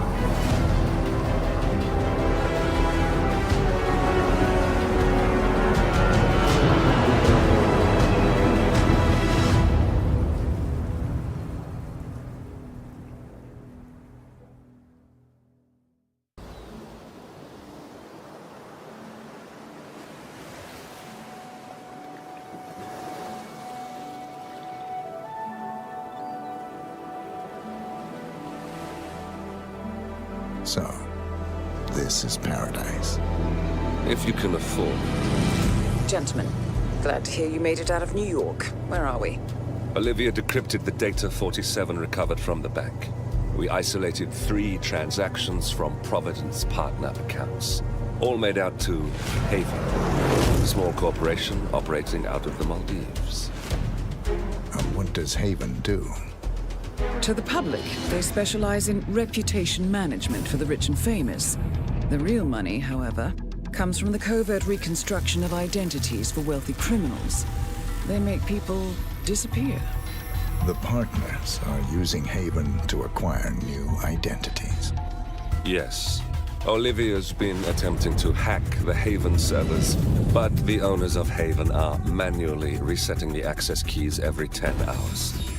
That, unfortunately, makes them targets.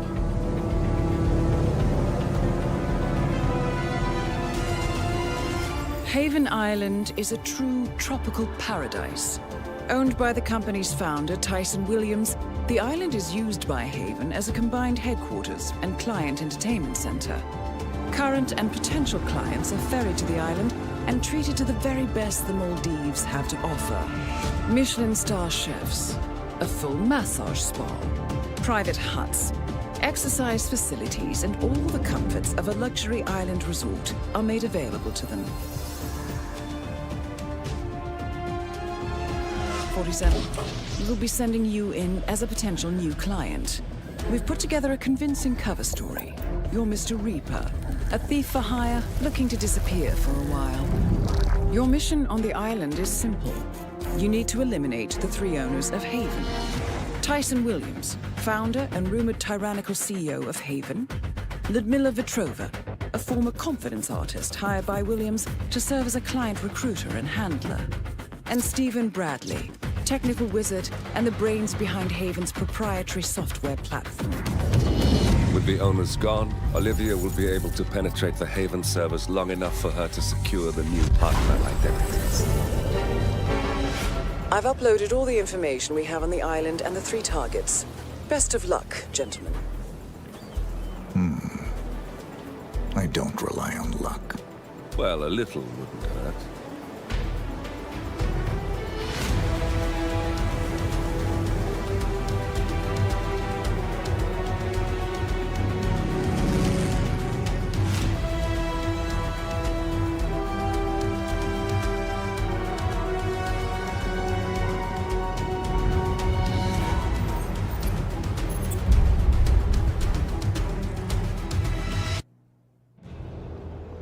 Welcome to the Maldives, 47.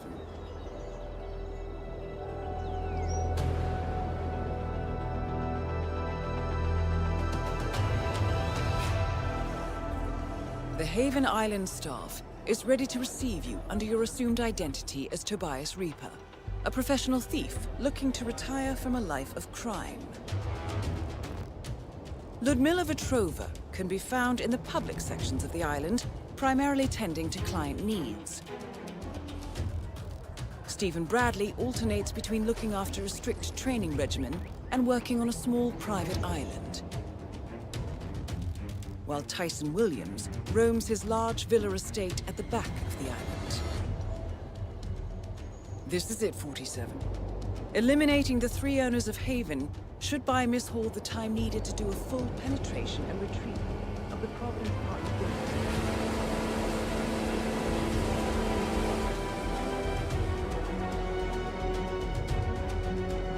Best of luck, 47.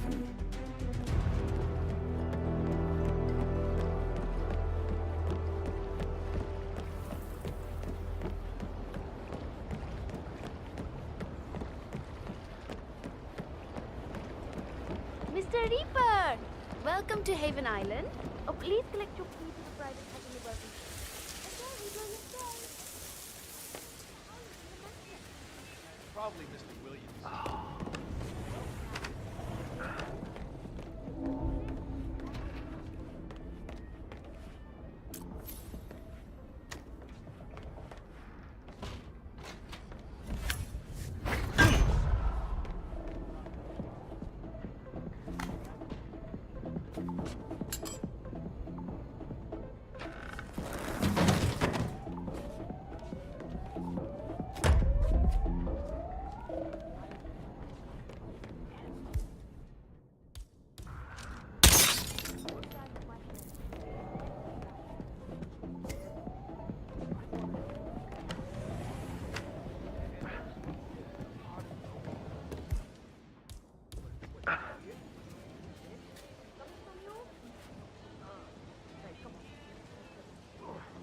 Yeah, keep it real.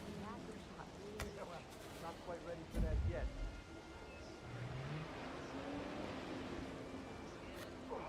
That is Stephen Bradley, notorious hacker, chief programmer at Haven, and rumored to be quite reckless in his behavior.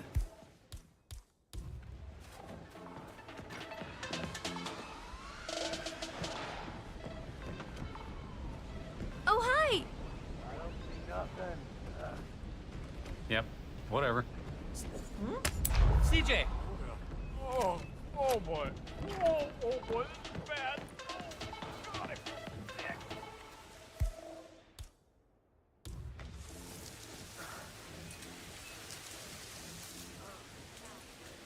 Oh?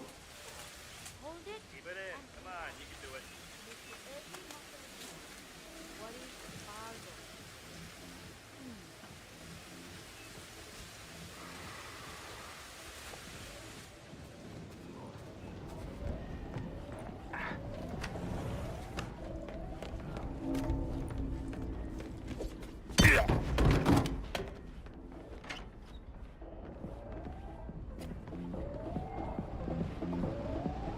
Please don't. Oh!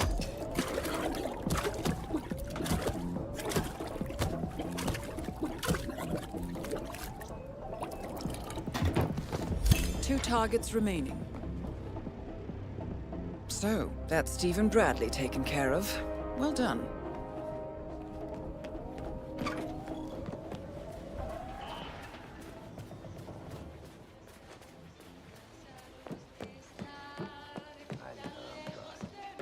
Looking fine today, sir.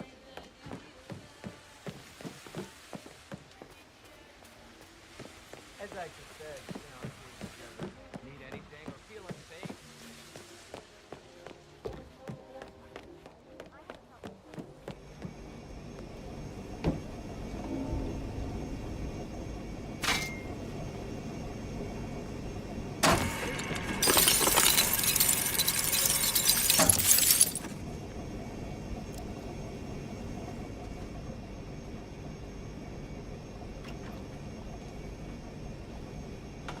No way!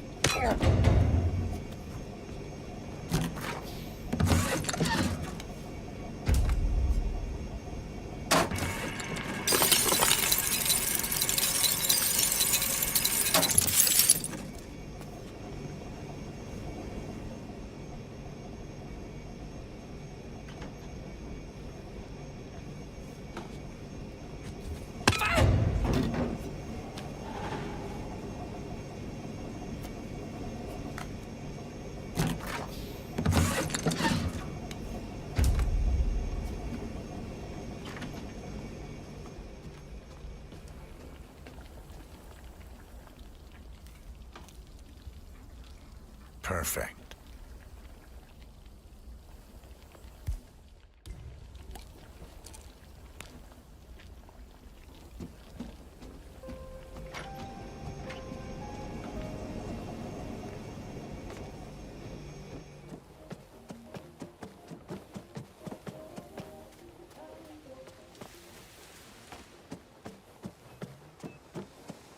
Hello, sir.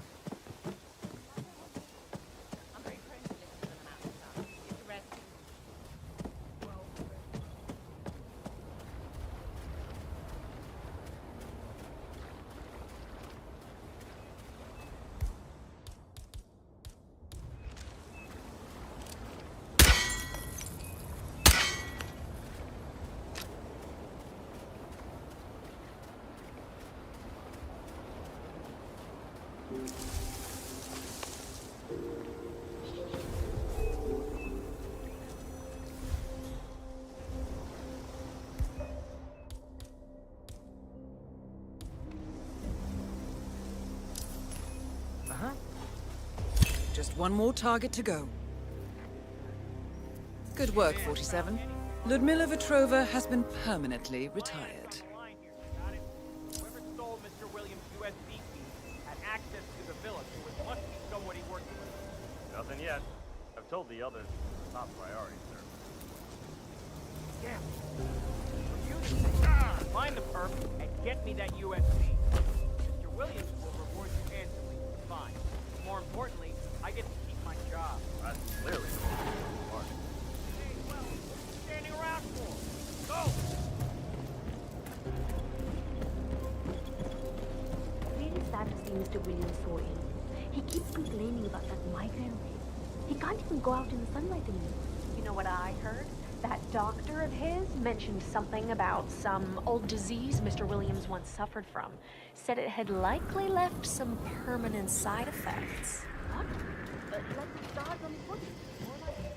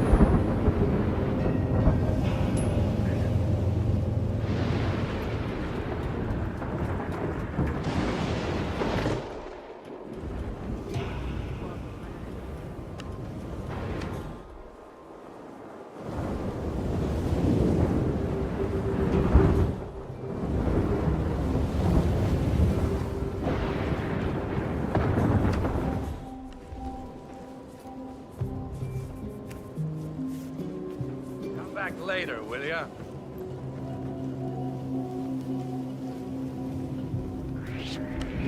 Hey, I don't think anyone invited you in here. That is Tyson Williams, CEO of Haven. A reputed paranoid tyrant, Williams is known for his bad temper and heavy-handedness.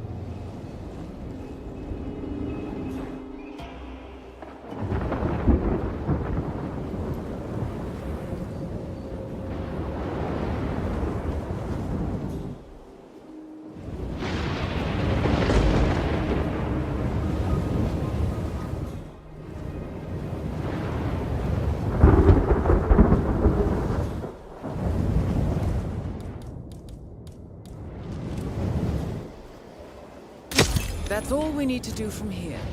Miss Hall should be able to extract the information needed from the Haven servers. Good work, 47.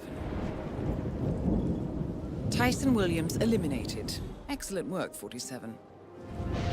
Williams, it's great. Do you think it's serious? What, like malaria or something? We all got shots before coming here. You got shots, right? Yeah, sure. I got shots. No.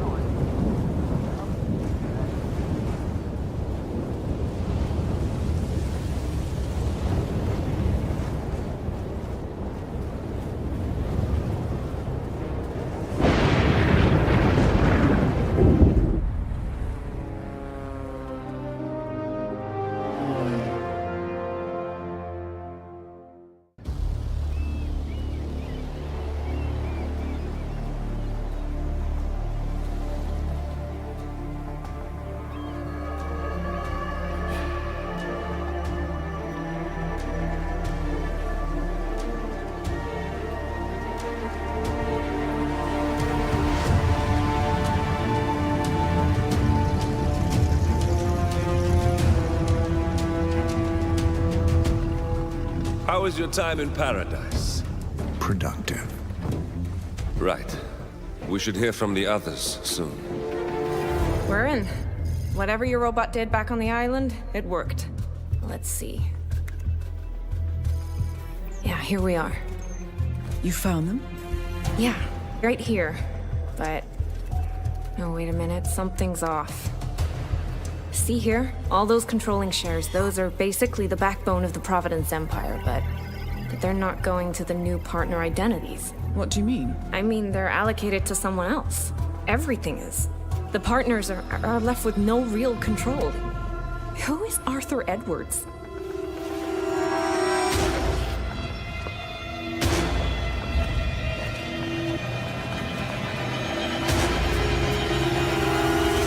The Constant.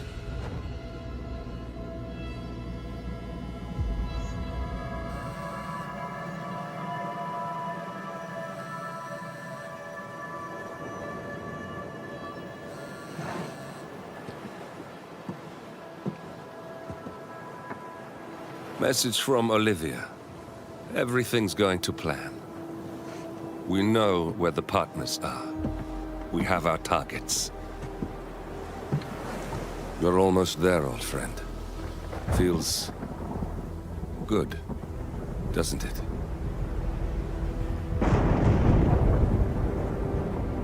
We should head out before the storm hits. Time to fulfill our purpose, 47. To take them all down.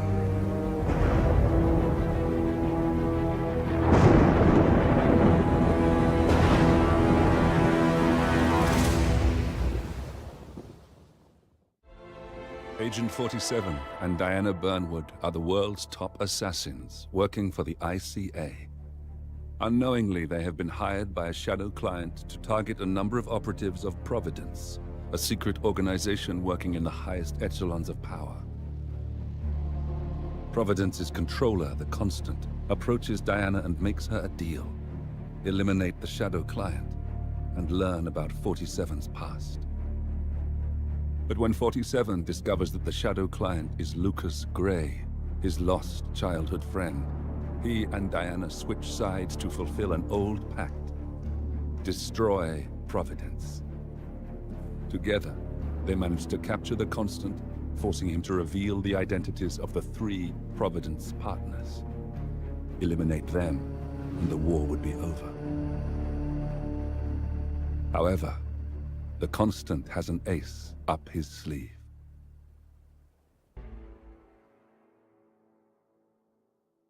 Look closer. In the shadows. Behind the everyday world.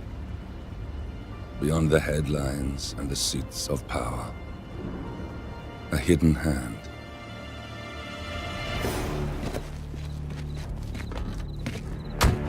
A kind of company known as Providence.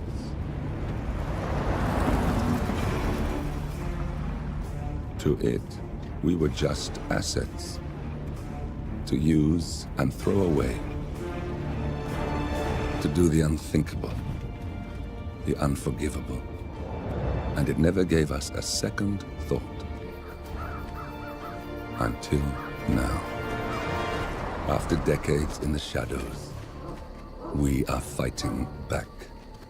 Me and 47. Much has been lost, but we are closer than ever. We trapped the Constant, Providence's chief controller, and finally learnt the names of its 3 partners. In their downfall, we lay the past to rest. And, just maybe, look towards the future. 47. It's time.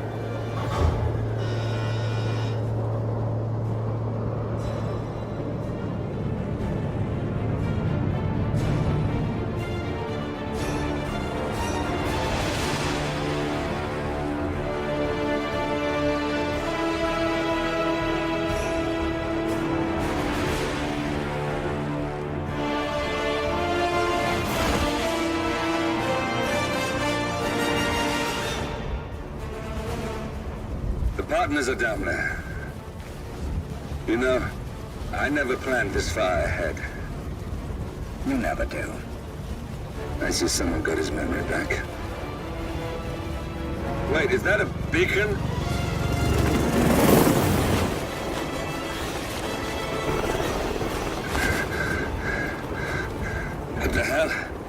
base. Alexa Carlisle's helicopter just took off. Confirm target locations, over. Diana, what's the status? Right. We have a situation. Carlisle has left the building. And I think I know why. The Constant has escaped. He persuaded one of the sailors into setting him free, and since then he's been seizing control of Providence assets and resources. I can only assume Carlisle is rushing to contain the damage. If she slips away again... We'll keep track of her. Make sure she doesn't. Meanwhile, the plan stays the same. Your destination is the Scepter, the world's tallest building where the partners are laying low, courtesy of their host, Sheikh Omar Al-Ghazali. Marcus Stuyvesant is fifth-generation old money. His family made its fortune in real estate and banking, and were at one point the chief landowners in New York. Carl Ingram is a powerful Washington kingmaker whose family grew rich selling gunpowder during the American Civil War, and later established a globe-spanning empire in oil, coal, and steel. Both families long since retreated from public view, but their quiet dominance endures to this day. Now, the partners likely suspect that we're coming, so Mr. Grey will infiltrate building controls and disable all electronic doors and elevators. Stuyvesant and Ingram are about to find they have nowhere left to run. Right. This is our moment, 47. Providence ruined our lives with the flick of a pen. Today, we return the favor. Happy hunting. Welcome to Dubai, 47. Today is the inauguration of the Scepter, and the ceremony is well underway. You will find Marcus Stuyvesant near the building's signature art installation, while a paranoid Carl Ingram has ensconced himself in his penthouse suite, security on highest alert. Mr. Grey is already in position and ready to assist. Good luck, 47. 47. Come in. 47, do you copy? I'm here. Are you in position? I'm heading towards the point of entry. Good. Get back to me when you're there.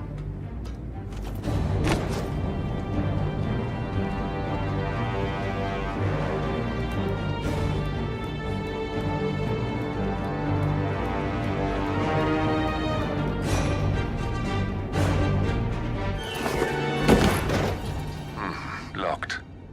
47, use your camera and scan the lock, will you? I think I can override the Windows controls from here.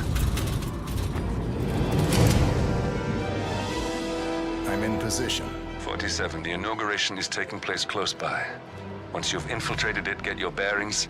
I'm sure there must be floor plans somewhere. Understood. We need absolute focus on this one. If Ingram and Stuyvesant are alerted to our presence, we may lose them for good. We are so close, 47. Don't worry. They're not going anywhere.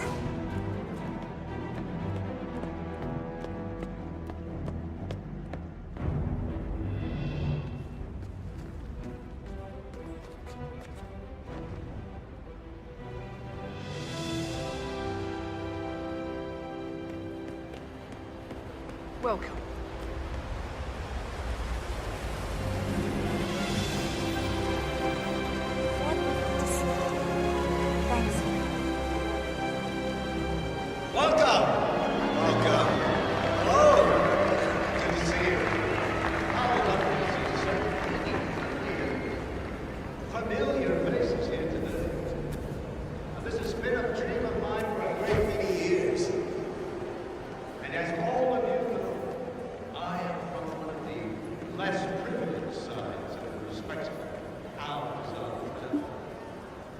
Listen, I want to talk to the partners directly. Make them understand why all of this is happening. And that terminal gives me an idea. There's a server room near the Sheikh's personal reception. If you can gain access to it, we might be able to recover useful intel from it. We'll have to work together to hack the system, but it's our best shot.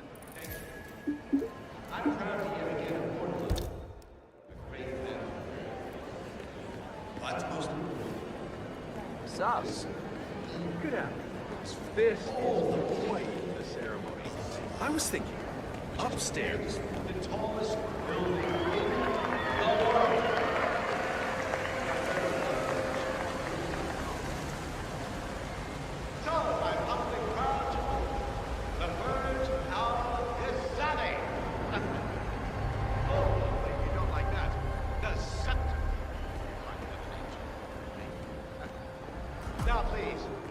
There's a keypad lock on the doors to the staff area.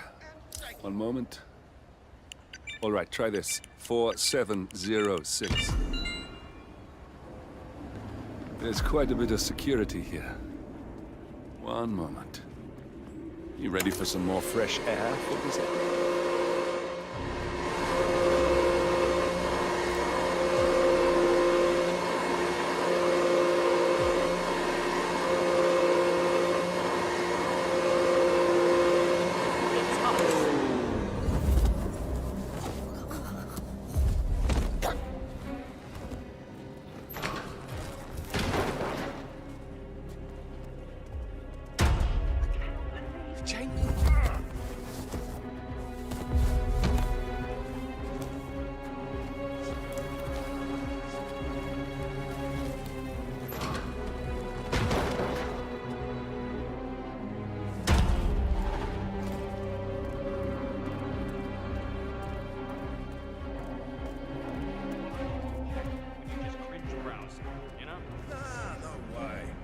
Like that are the best part of the internet.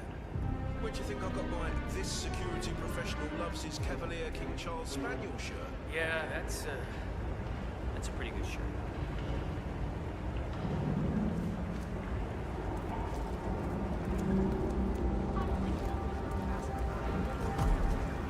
I think I can open that window remotely. Scan the lock with your camera and I'll have a try. Oh, no. This is ridiculous. Someone else deal with this shit.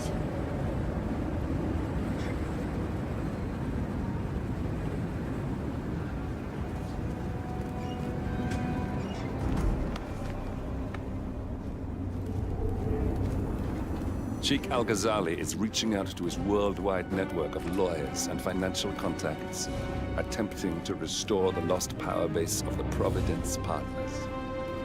If Ingram and Stuyvesant were asked to a meeting, thinking they'll be told of new developments, I suspect they'd jump at the chance. There's a lounge area at the top of the building. It can be sealed off for private conversations. If we lure the targets there, they'll be trapped.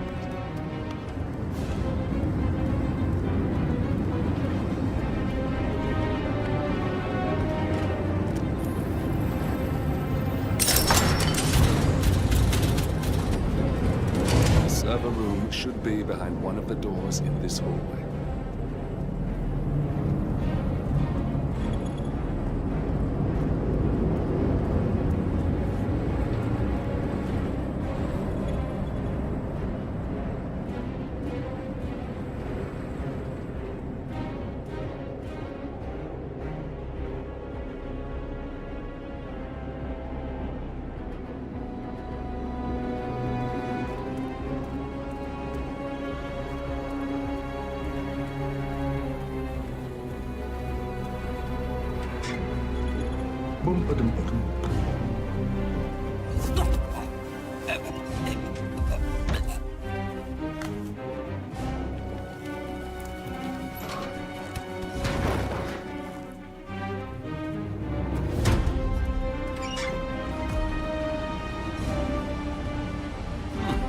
Calendar function.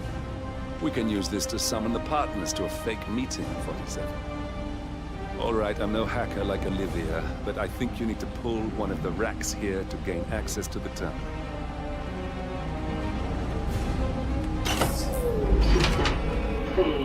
Damn it. The silent alarm has been tripped. Security is on its way. Hide, 47.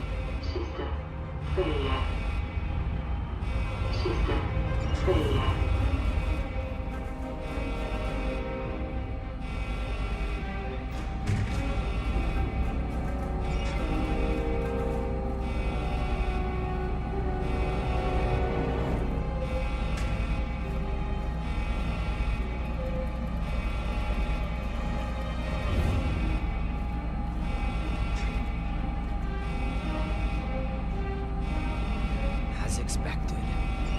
Nothing to see here.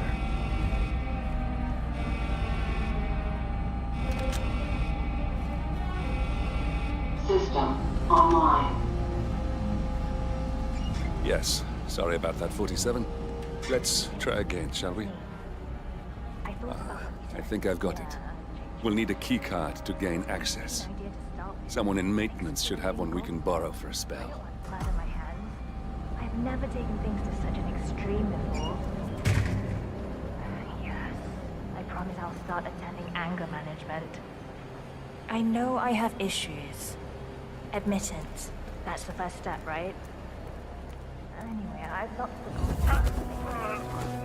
not that many of them. And people tend to stay out of that anyway. No one hurt. I'll take it as my mission so well.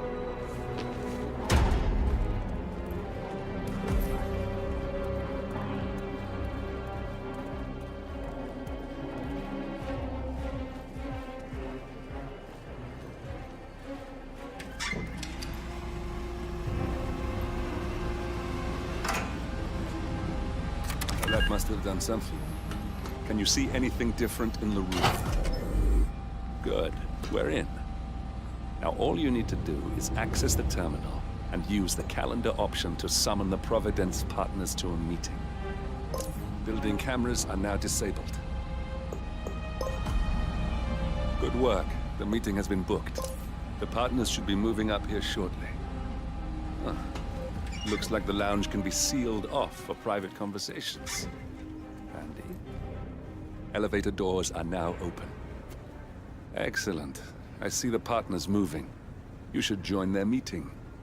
Time to end this, 47. Cameras are showing a lot of guards up here. They wouldn't suspect one of their own.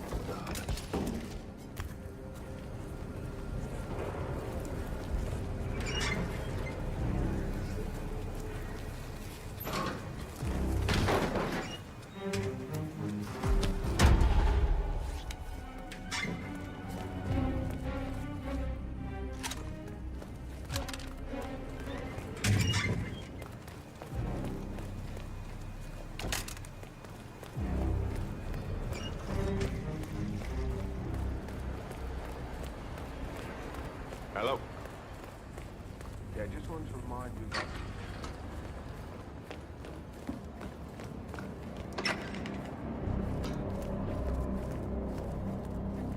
How are you, sir?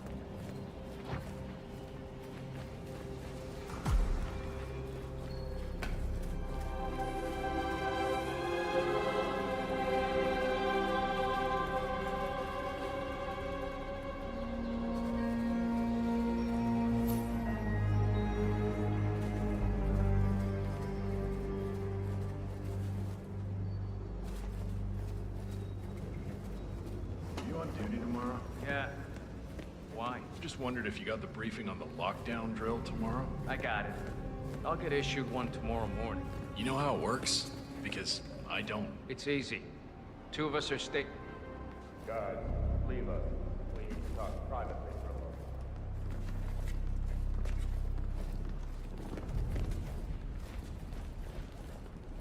Now we'll just wait for the partners to be alone. The partners are alone now.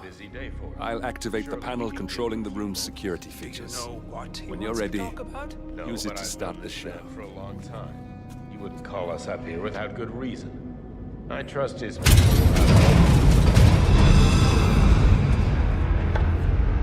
What's this? Carl? Did you do that? I certainly did not. I have no idea what's going on. Gentlemen. What's the meaning of this? You're the one responsible for all this. Gray, what do you want? Something that has been a long time due. Revenge. Revenge? How banal. You killed Cobb, Navikov, Caruso, the Washington twins, everyone at Haven. You broke into our bank, and you outed Providence to the world. Whatever perceived slight we've done to you is insignificant to the amount of damage you've caused us. You've caused the world. You're a murderous terrorist. Nothing more. What did we ever do to you anyway? You specifically? Nothing. Providence, everything. Providence made me, and at the flick of a pen, Providence broke me. I'm just returning the favor. Providence has ruined the lives of countless people, expecting and facing no consequence for its actions. You take for yourselves and those who support you, and you burn everyone and everything else to the ground from the comfort of the shadows. No more. You're delusional. Exposing us achieved nothing beyond moving a few pieces around on a board much more complicated than you can fathom. The world believes we're dead. What more do you want? Me? Nothing. My friend, however, well, let's just say he's a bit of an expert. I'm just here to watch you die. 47. Finish it. 47. Finish it. Finally, Stuyvesant and Ingram are gone. Providence will soon be no more than a bad memory. 47. Thank you. I'll meet you at the rendezvous on the edge of town.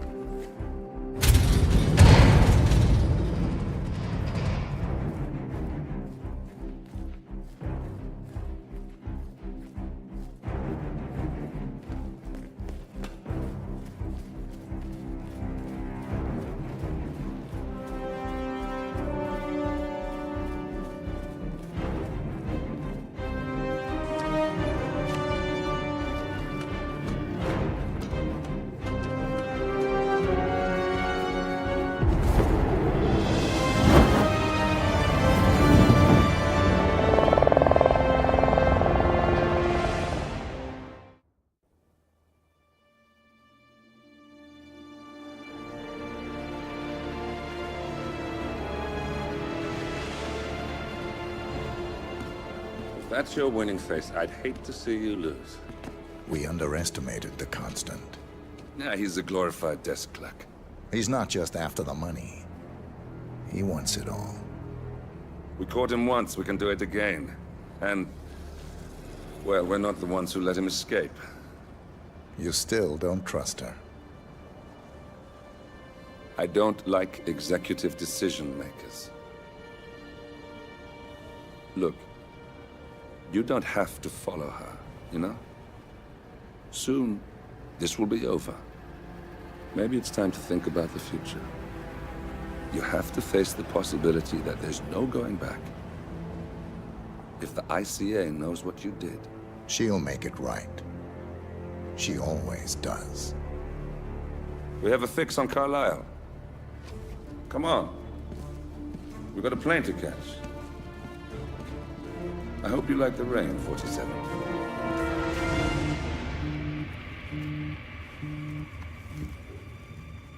Miss Burnwood. How did you... I have everyone's number. You really ought to know by now. You planned this? All of it? Don't be silly. I just played the hand I was dealt. We'll find you. You had me. Where'd that get you? We handed you an empire. It's for the best. The partners were complacent, set in their ways. But power is more than just security. Providence can be an agent of change. Surely you understand. Or you will. Soon enough.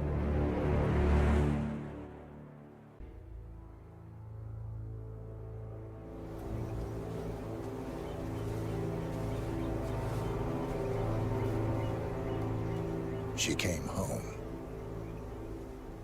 Carlisle's lost an empire. You fall hard enough, you tend to be reminded of what truly matters.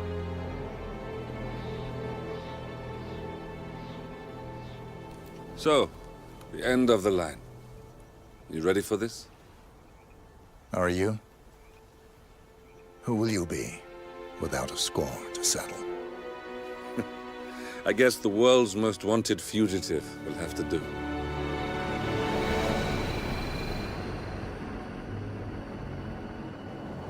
Alexa Carlisle is dead. According to the funeral invitation, that is. So naturally, it caused quite a stir when the late matriarch turned up at the breakfast table, alive and kicking. Carlisle, wisely sensing that her number is up, has emerged from exile to tie up loose ends and secure the Carlisle legacy. She may be a monster, but you have to admire her due diligence. Carlyle descends from an ancient line of warrior aristocrats. Her great-grandfather made a killing in the Second Opium War and established an empire in shipping, railroads, and newspaper publishing. While largely unknown to the public, the family still asserts its quiet dominance over global transport and logistics, media, and technology. Most senior of the partners, Alexa Carlyle, is cold as ice, tough as nails, and sharp as a razor. Incidentally, it was her late father who first brought the three families together after the end of World War II at this very house, meaning that this gentleman is the birthplace of Providence. It began here, and it ends here. Talk about poetic. One more thing. According to our intel, Carlyle keeps a case file on the Constant. Information that may be helpful in his recapture, so don't leave the estate without it. Right. Happy hunting, 47. See you on the other side. Thornbridge Manor. The Carlyle family's home for countless generations.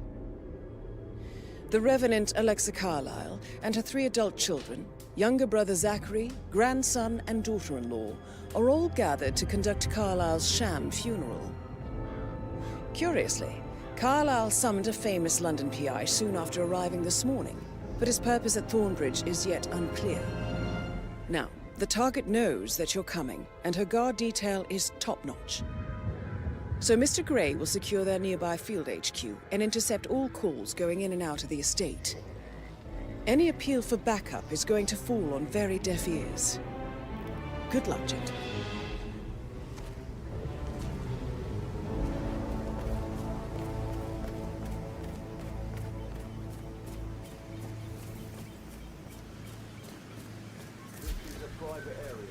Phineas Whitman, private investigator.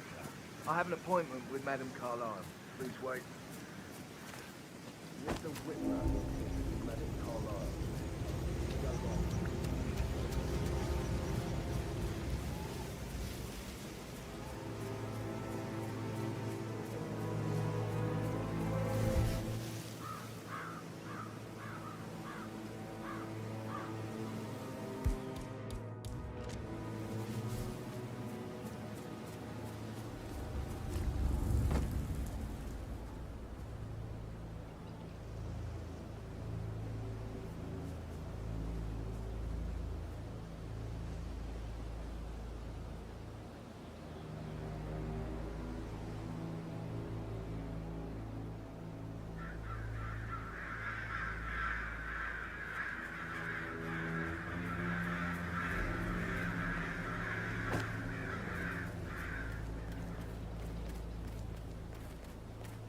On top of everything, Rosie thinks she's in love with young Patrick. I mean, that's a breaking heart happening if I ever saw one. Poor thing. And that detective asked to come here. Madame Carlyle must believe Zachary was murdered. Why else ask him to go out?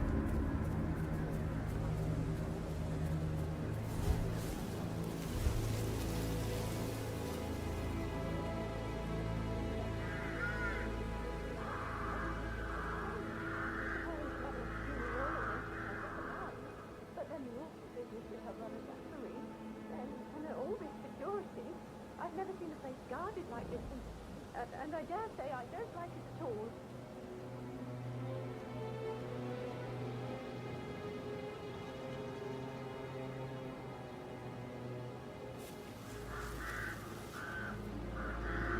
That is Phineas Whitmer, the famous private investigator hired by Madame Carlyle this morning. I'm curious why he's here. Maybe you should do some detecting yourself, 47. Considering the fact that I've spotted no less than 2 routes to get inside the house unseen. We know what we're doing, sir. Don't worry about that.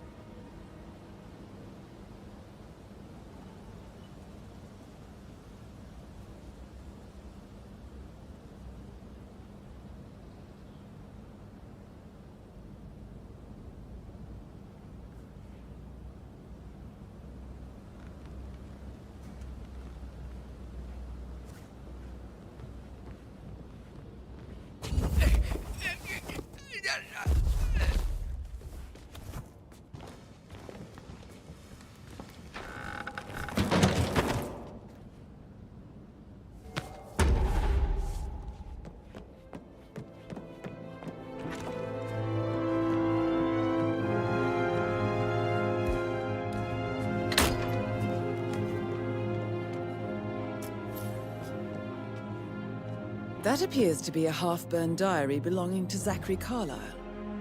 It says he and Madame Carlyle murdered their older brother 46 years ago, and that Mr. Fernsby helped them cover it up.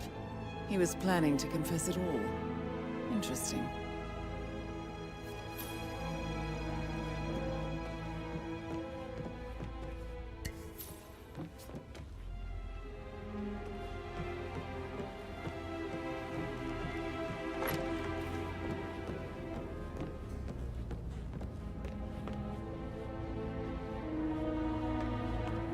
Mr. Whitmer, thank you for coming on such short notice.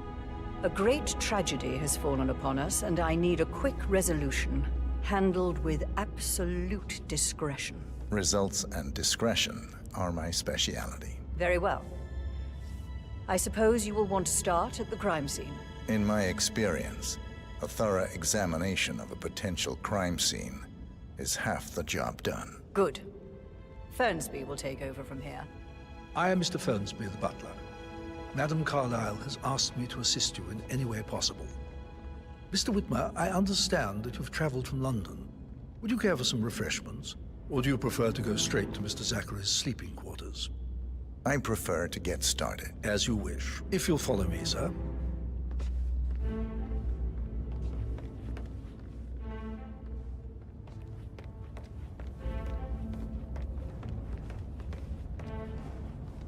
I feel obliged to point out that current affairs surrounding Madame Carlyle are of a delicate nature. You may be familiar with the recent announcement of her death. You will probably learn that a staged funeral is scheduled to take place tomorrow. Madame's children were not informed until this morning that their mother was in fact not dead at all. So please bear with them if they seem affected by the rather unusual situation. I trust I do not need to remind you that there will be consequences if word gets out that Madame Carlyle is still alive. I'll consider her dead when I leave. Before you inspect the crime scene, I will tell you this.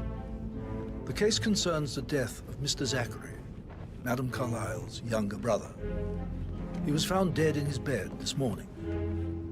The door was locked from the inside, and a suicide letter was found in his room. However, Madame Carlyle suspects foul play and will not accept that he took his own life. I've prepared some information for you, so please do come and see me when you've finished your investigation of the crime scene. This is Mr. Zachary's room, to my right. A locked room murder mystery, 47.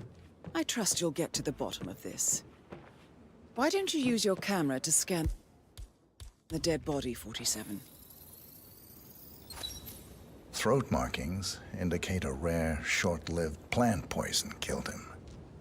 Spread shows time of death at around 10 o'clock last night. You do know your poisons, 47.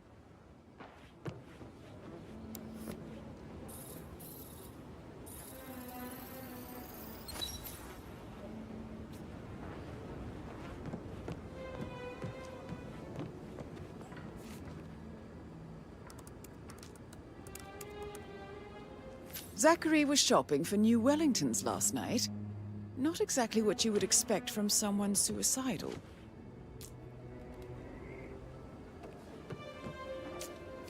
Zachary's suicide note. Also, a sample of handwriting. It could be relevant to compare to other samples to establish its authenticity.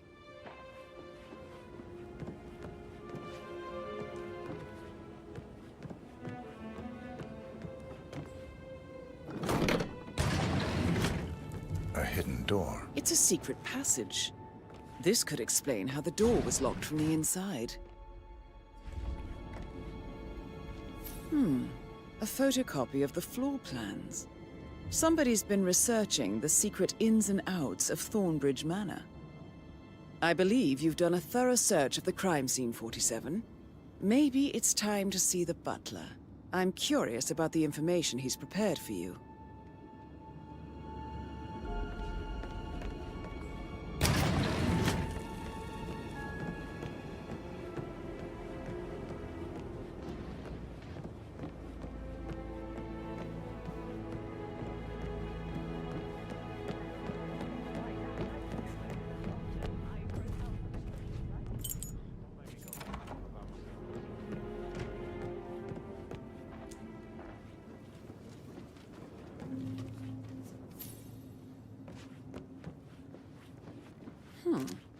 A letter from Emma's mother stating that Emma is the illegitimate child of Madame Carlyle's late older brother, Montgomery. And listen to this. She claims to have witnessed Alexa and Zachary murder him. There's no family without secrets, 47. But this family seemed to outdo most.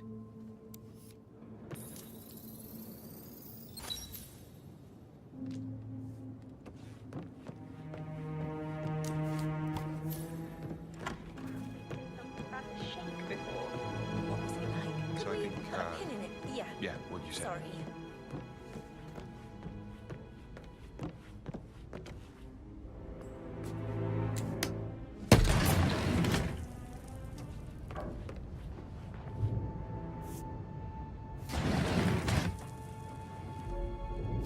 An old letter, 47. Never opened. Must have slid under the secret door nearly 46 years ago. It states that Alexa Carlyle's older brother, Montgomery, wanted Alexa to become the heir to the Carlyle Empire instead of himself. Interesting. You're an excellent detective, 47.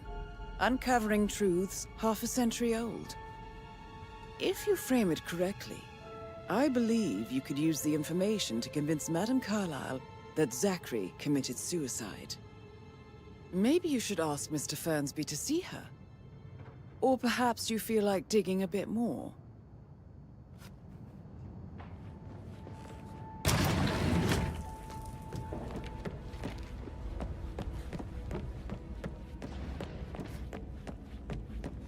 Hello, sir.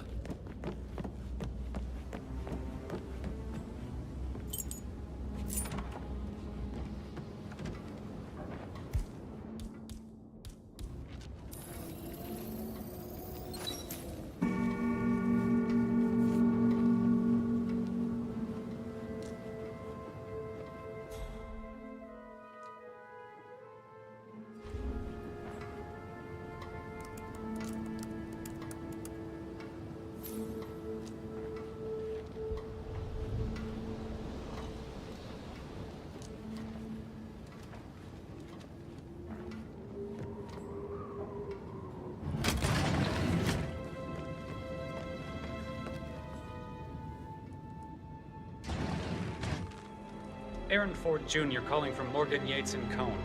I need to get a listing of asset transfers from the Carlyle account HTC depot number 5085. No, I need it immediately. Yes, I'll hold. Yes, I'm still here. It doesn't exist. What do you mean it doesn't exist? Right. I'll double check and get back to you.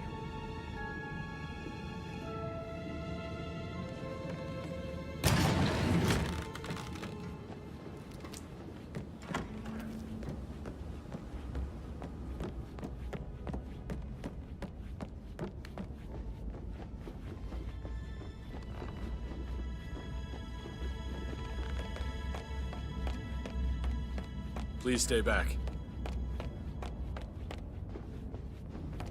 Stop pacing, for God's sake, Emma. Why don't we get any kind of explanation? It's bloody rude, that's what it is. Bad news, I'm afraid. We don't have any extra fuses. Ethel looked everywhere. You've got to be kidding. No power, no fun.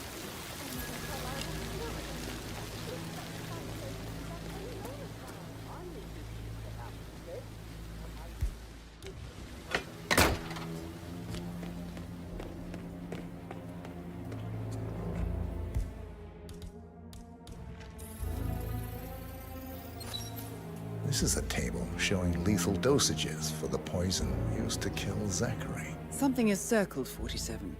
Female, age 65 to 79, 60 to 64 kilograms. I'd say Madame Carlyle is next in line for a poisoning. Broken lab equipment. It looks like it was recently used, though.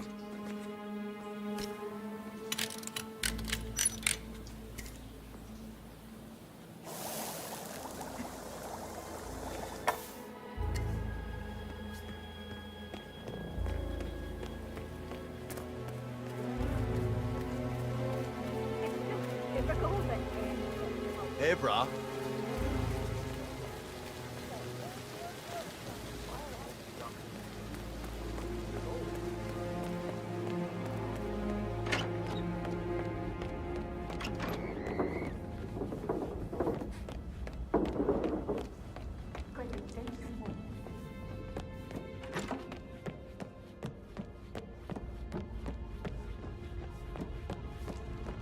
Mr. Fernsby, I'm done with the crime scene. Did you establish the time of death? Just remembered I Zachary went for a died stroll behind the around 10 greenhouse o'clock last night. Well, that Maybe means the that's staff where it were is. off duty. What is? My lost And puppy. Madame Carlyle and her The one you couldn't security find at the didn't arrive graveyard. until this Would it morning. be a good idea for you to go That and look leaves for it? Madame's family and Now? myself A good idea. as the only person Yes. here when he died.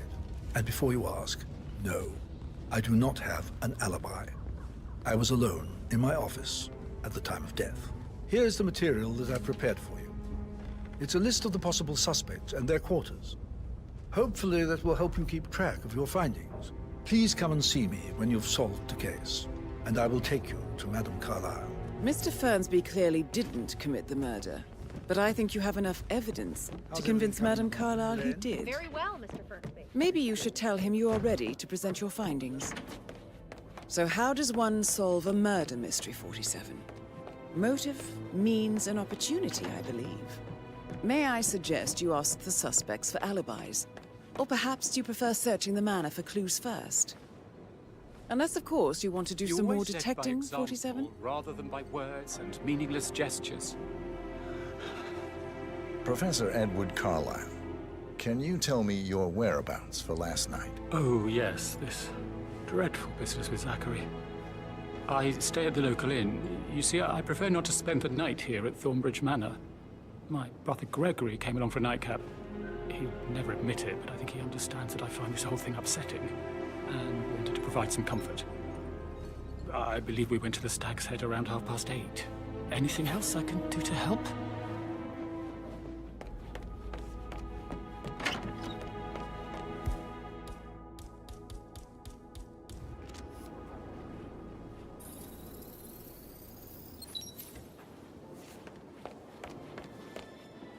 Emmer Carlyle, can you tell me where you were yesterday evening?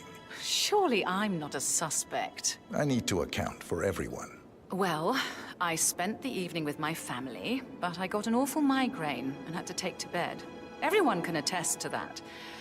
I believe I went up when the boys sat down for a drink around 8 o'clock. Is that all?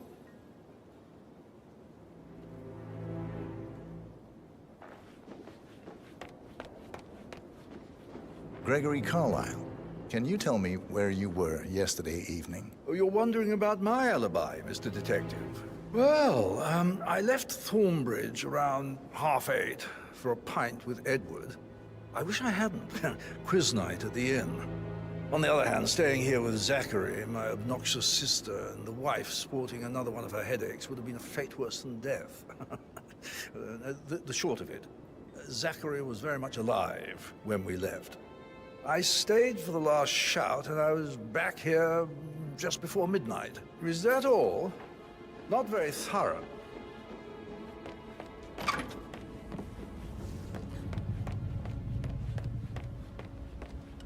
Rebecca Carlyle, can you tell me about yesterday evening? We don't really see much of each other, my brothers and I. I suppose it takes our mother's funeral to bring us together, and even then, it's not like we sit on each other's laps. Now, let's see. Patrick, Gregory's son, disappeared straight after dinner. You know, I think he might be in some sort of trouble. Edward wanted to go as well, but Gregory convinced him to stay for a few drinks before they went off for a pint at the local at 9:15. I swear Gregory enjoys Edward's discomfort over staying here. I had a conference call with my New York office at 9, so I spent 3 hours on my laptop in my room and went straight to bed afterwards. I don't know about Emma. She did act a bit strange. You know, I bet she was making lists for changes needing to be done once she gets her hands on Thornbridge Manor. Quite the shock she had when Mother arrived during breakfast. Is that everything, Mr. Whitmer?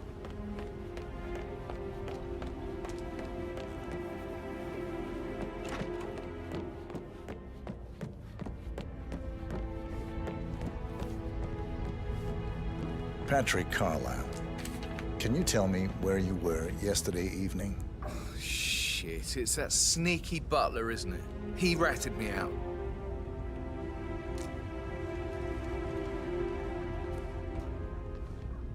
Elaine, give us some privacy, would you? Don't tell Mother, okay? She's really tense these days, and the last thing I need is more hassle. I took that pretty blonde, Rosie, for an evening stroll. I mean, how the fuck am I expected to cope for an entire weekend in this shithole? I'm bored out of my mind. So, is that it?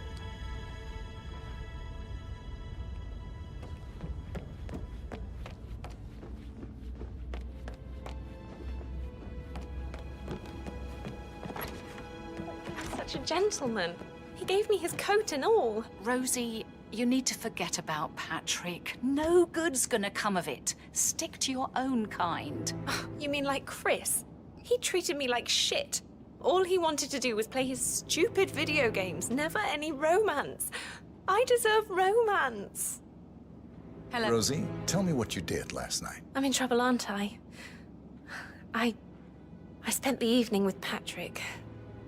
We met after dinner and I went home at 1 in the morning. He said he needed someone real to talk to. When he looks at you, it makes you feel like the center of the universe. Like a real princess. But now he just ignores her. Well, he's under a lot of pressure. He's an idiot. That's what he is.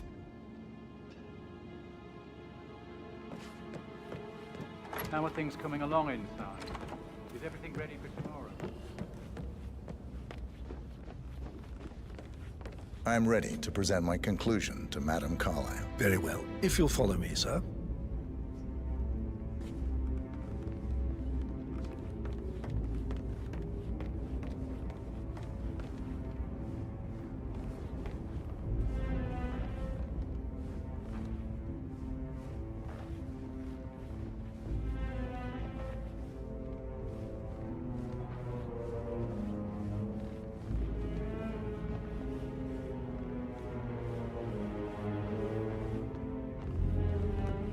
Greetings, sir.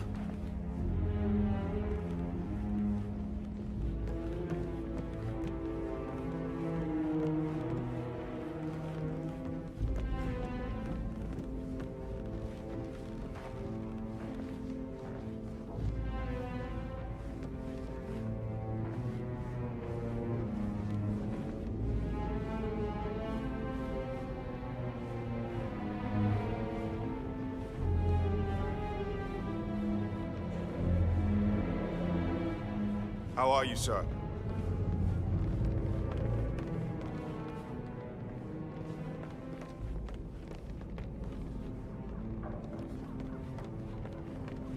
This is Madame Carlisle's office. Please step inside.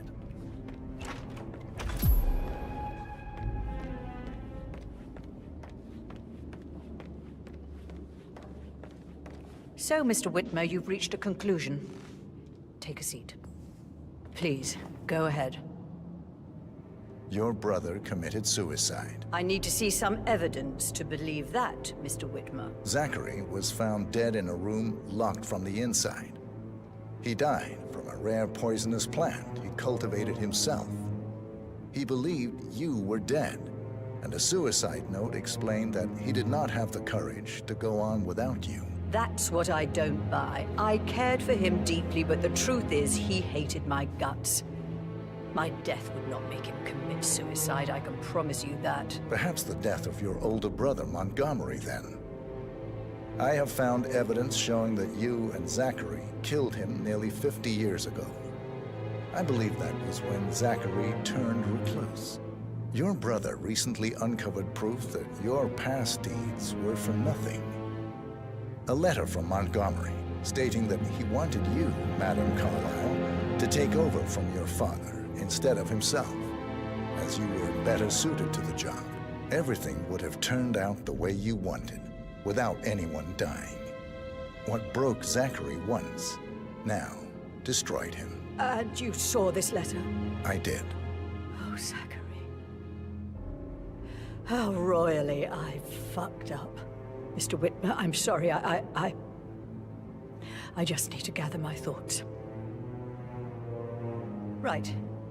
The payment for your services, have you decided on an amount? Arthur Edwards. You have a file on him. Arthur Edwards. How do you... I see. Well played.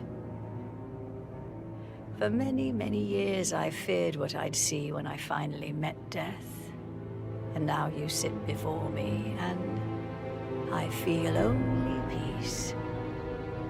You see, I believe life is a fair fight, and I lost spectacularly in every way imaginable. It is time for me to leave the pit. Oh, before I get to that, your reward. The file you want is in the safe.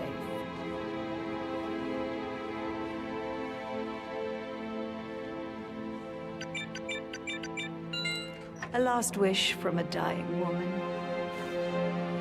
Get Edwards and make him suffer. So long. I need some privacy. Thank you. No need to panic. Good work, 47. That's the file on Arthur Edwards secured. Time to take care of Madame Carlyle.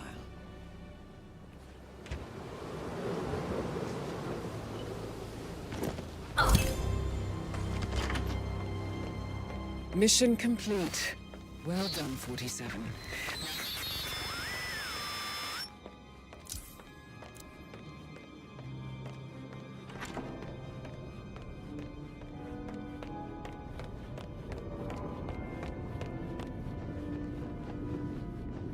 Please, go get some help.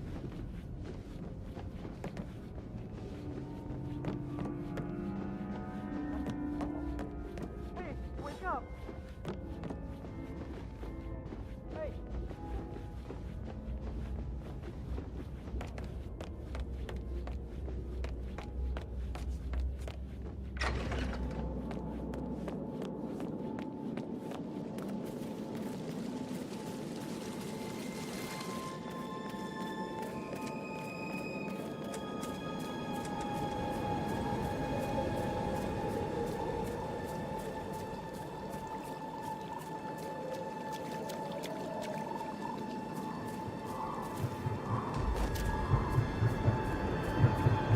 "47. They're everywhere. Go, get out! It's the Constantine. Shit!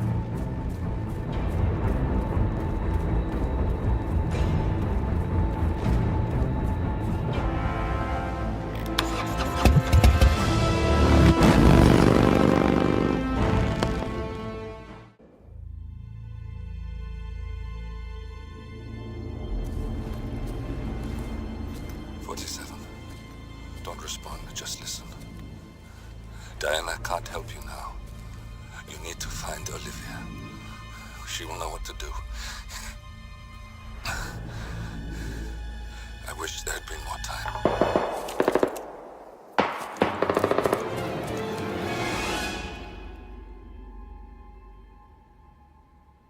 And then there were none. Thank you, Miss Burnwood. Now, it's my turn.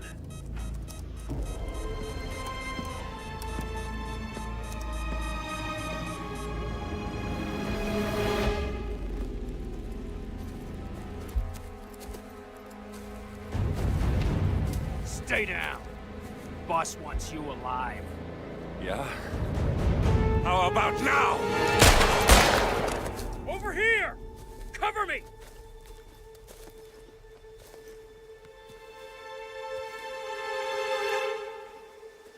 Walk away! Or what? You gonna take us all on? Don't. Tell the Constant to start running!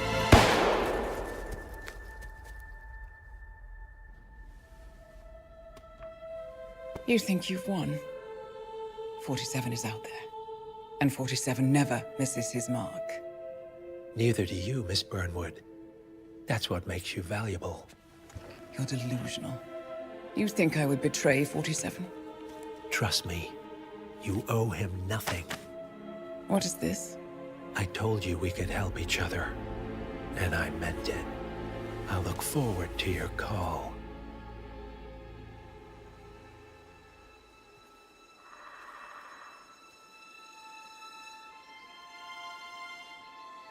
Gray is gone. Go to Berlin and stay out of sight.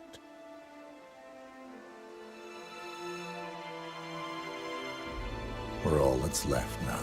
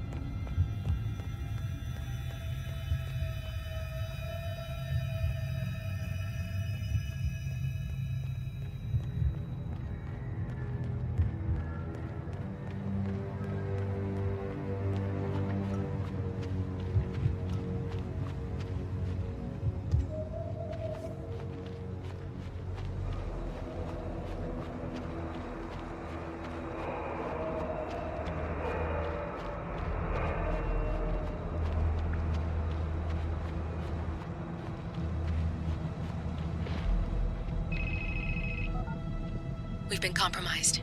Abort and walk away now. Who? ICA. They tracked me. Don't know how. It's what they do. How many? One prime asset and a whole pack of up-and-comers.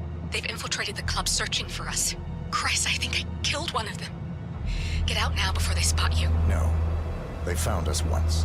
They'll find us again. Keep your head down. I'll take care of this.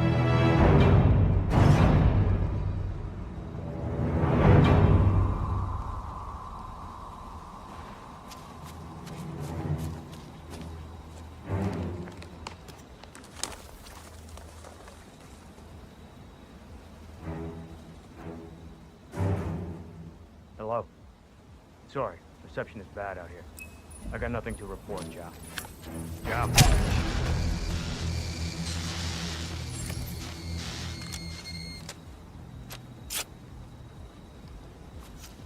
This is like looking for a needle in a haystack. Just keep trying, Agent Montgomery. Our client considers Agent 47 and Olivia Hall as a serious threat. You can't underestimate them.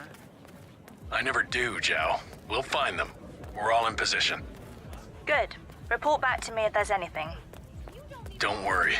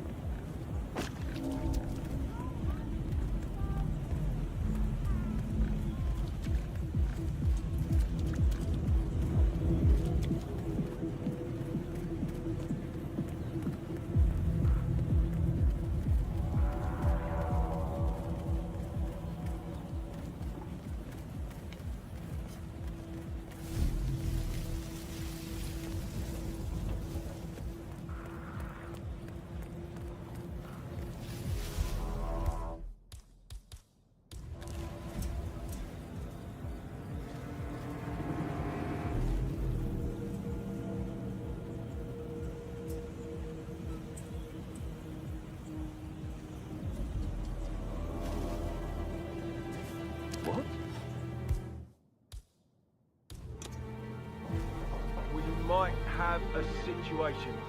I'll check the perimeter. Over.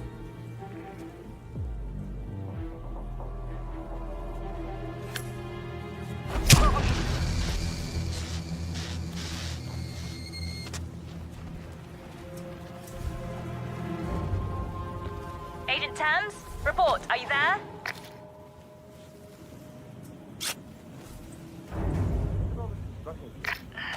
That's two. Don't make this personal or you'll get sloppy. And clearly, he's not making that mistake.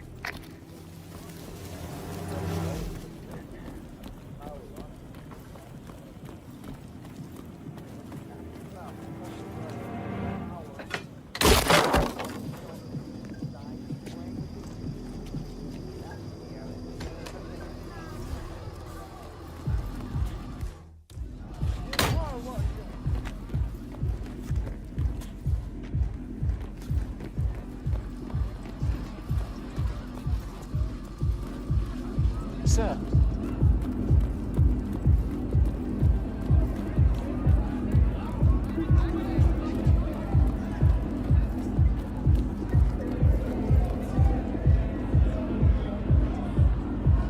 Agent Davenport reporting in. No sign of target. I'll keep looking. Stop talking. Focus on finding him. Agent Davenport.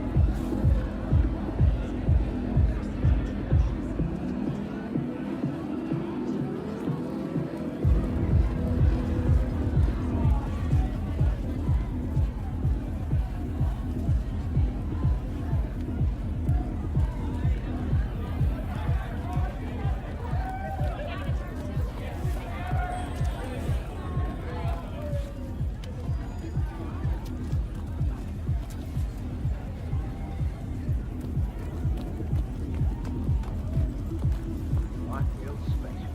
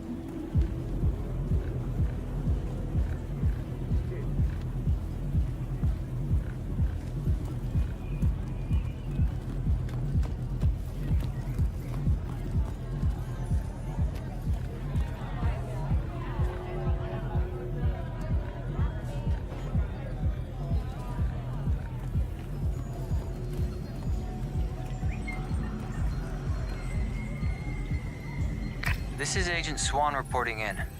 We've got no sign of 47 yet, but I'll let you know if something catches my eye. Be careful, or you may not spot him until it's too late. Agent Swan. It's me. Nothing to report. Report received. Yeah, toilets are a bit of a no man's land.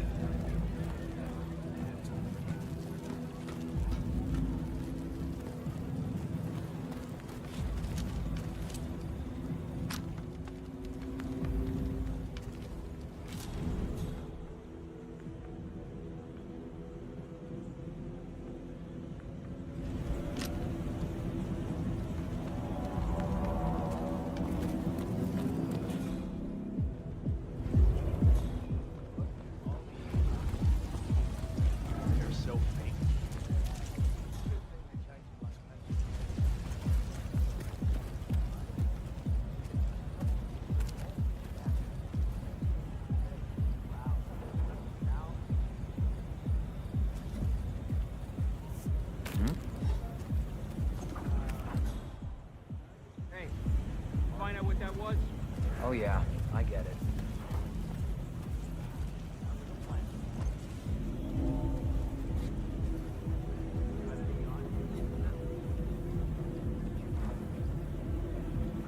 Negative. We're good. Okay. Okay. We might have a situation. Sweeping area. Over.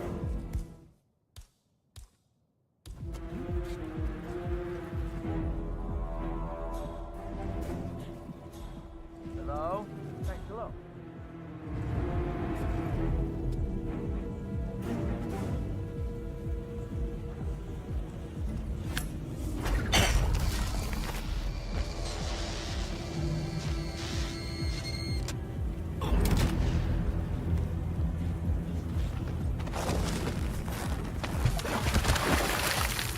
Agent Swan, are you still there?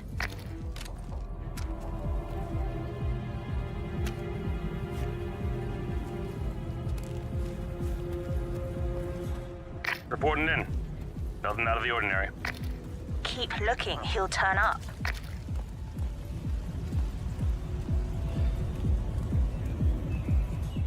Ooh, do I feel special?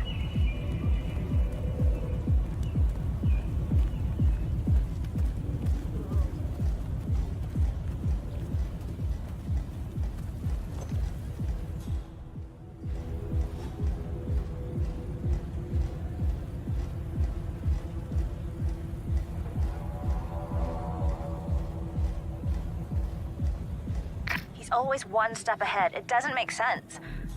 Unless this channel isn't secure. Don't take any chances. Freeze him out.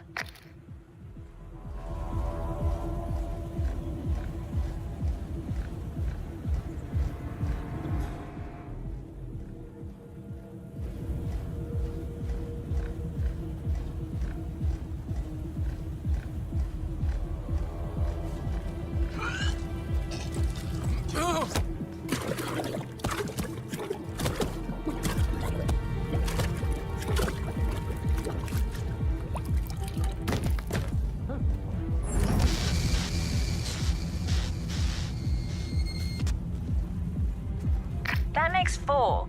If any of you make it out of this debacle, you'll be the laughing stocks of the ICA.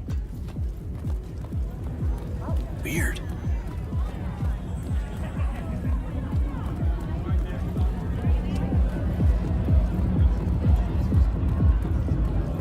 Thank God we got in this time.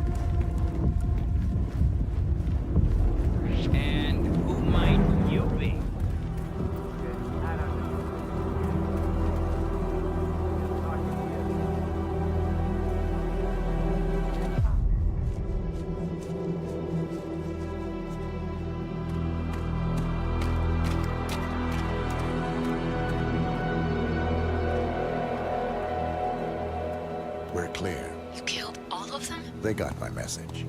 Where are you? Diner. Up the main road. On my way.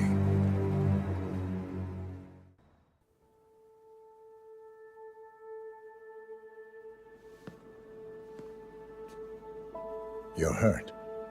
You should see the other guy. Never killed nobody before. What you did back there. You really are all Gray said you'd be. 47. He didn't suffer, did he? He made it count.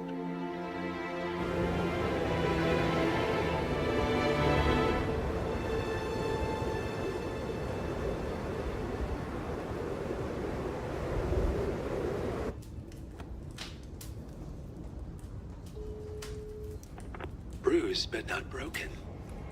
I'm glad. It's time we start afresh, you and me. Get to the point. You and your friends pulled off the impossible.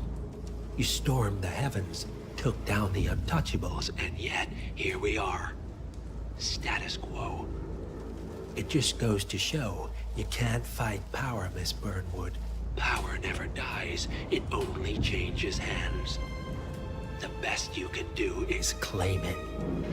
I never cared about power. Power is a tool, Miss Burnwood. It's the thing that gets you to the thing. As the next constant, you can be the agent of change. Transform the system from the inside, or be transformed by it. No risk, no reward. I'll need to think about it. No, you won't. The real question is, what will you bring to the table?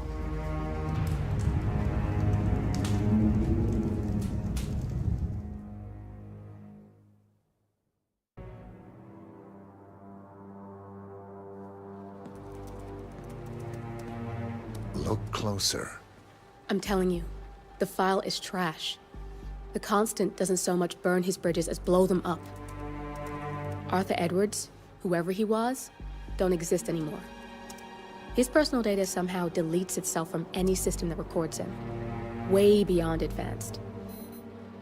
The partners spared no expense to make sure their controller would be untraceable. How untraceable? Look, I did what you asked, but Gray's gone and I'm no Diana. I'm not who you need right now. You gotta be kidding me. ICA?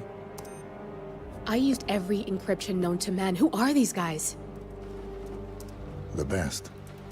It's only a matter of time before they get lucky. We need to take them down. You and which army? I know where the agency stores its files, mission reports, client data. If we leak it to the public... You want to whistleblow the ICA? It's the path of least resistance. Turns out, you are who I need right now, Olivia. I do this, and I'm out. So, what are we breaking into? Data facility in Chongqing, China. Run by a man called Hush. Of course.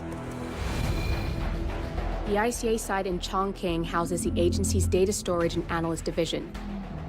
Needless to say, security is daunting. The state-of-the-art server vault is biometrically wired to the facility's two overseers. Imogen Royce, behavioral analysis pioneer, and Hush, a data security guru with a taste for fringe transhuman experimentation. Tell me about Hush.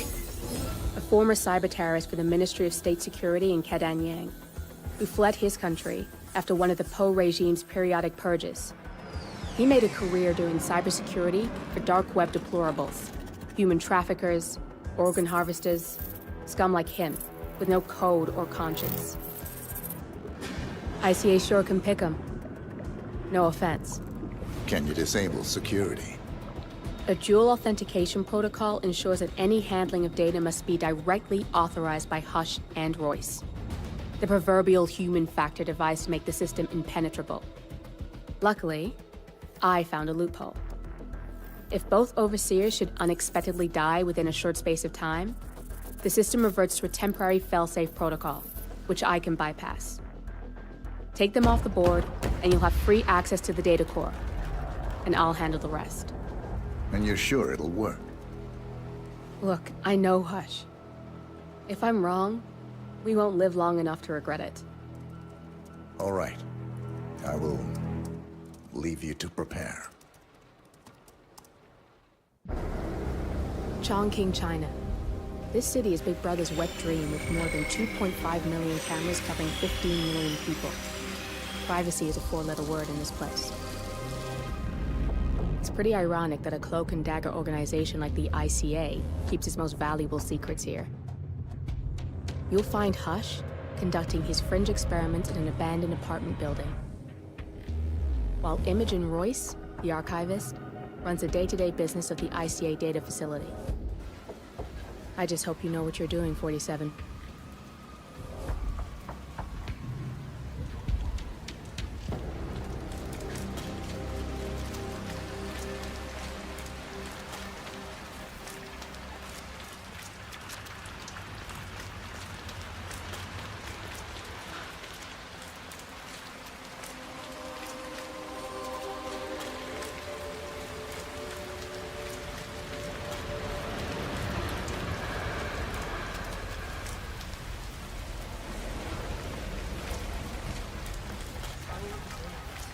Shouldn't be out here with a bad influence spinster like me. What's going on in that middle? It's 3 in the morning, and I swear I'm at your doorstep turning up for work. I think you might underestimate the power of my son.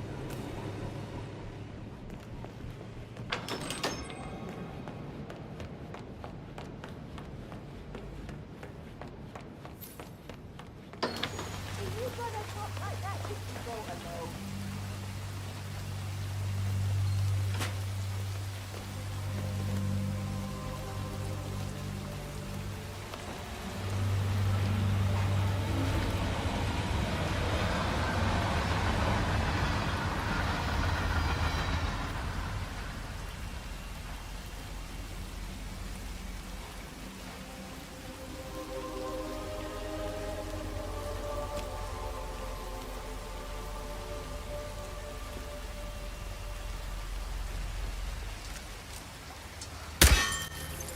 I'm hungry. Kind of head down. I don't feel like myself. Something is wrong with me.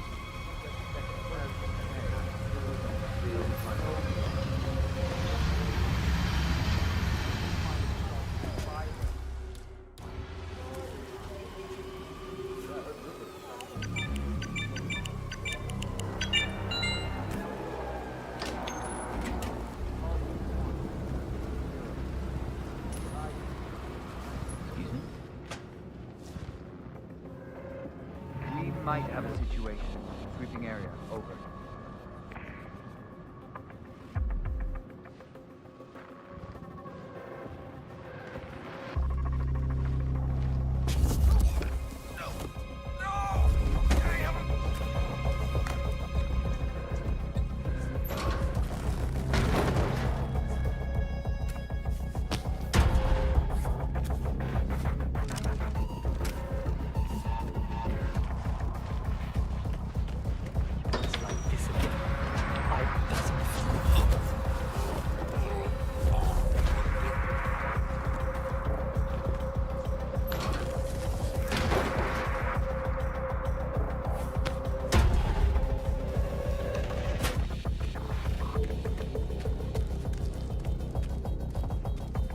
I'm ready to experiment. Oh, good.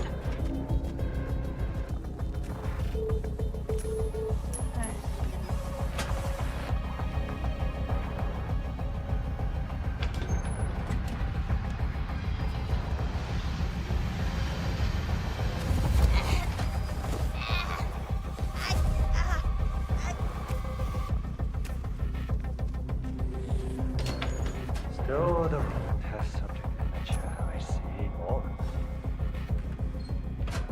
Someone do something. Roger that. This is ridiculous. It's still the same subject in the chair. I need to wrap up. Now,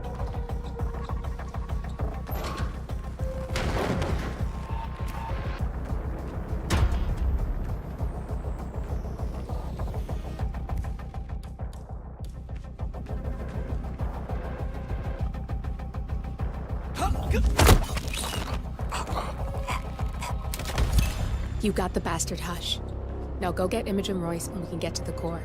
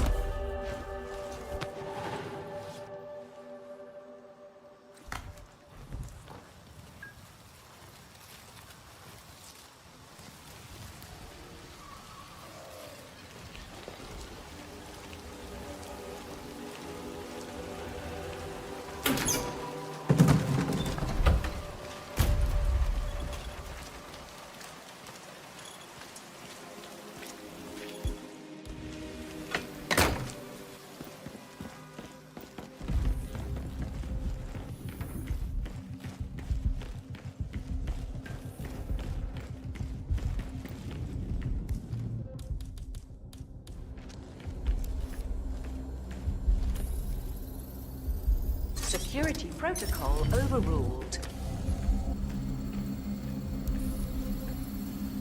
Security protocol overruled.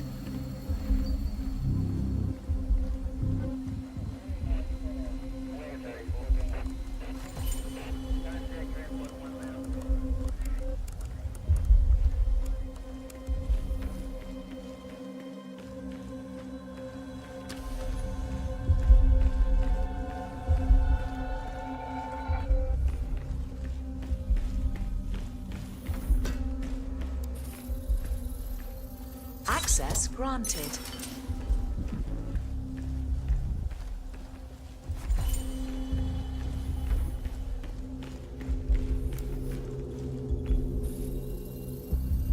Security protocol overruled. Run through the simulations one more time. I need the demonstration to be perfect. Sure. Do it again.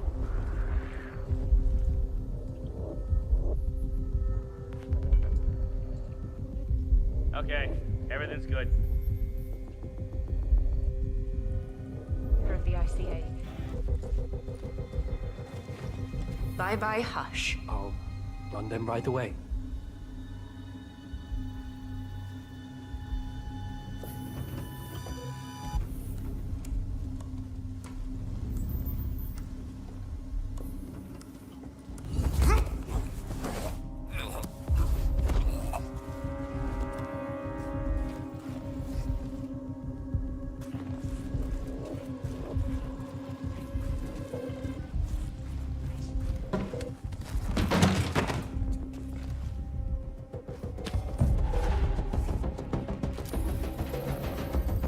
Access granted. Security protocol overruled.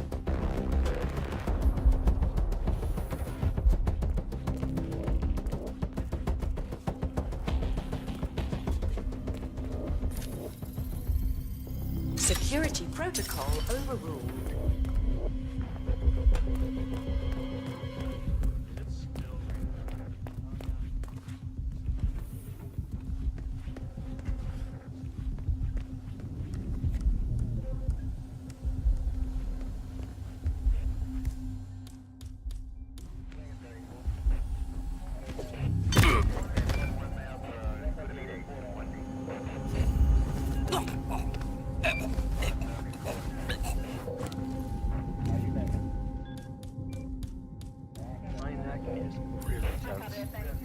controlling drones. Access granted. Lucky buggers when they're not doing the flying themselves. Oh, tell me about it. I don't see why we can't use analysts to bring them. What? You. Good. Stress and muscle tension. The air is drugged in there? Yup. The miracle fuse is plugged into the aircon from the little facility room. Oh, man. I can do it.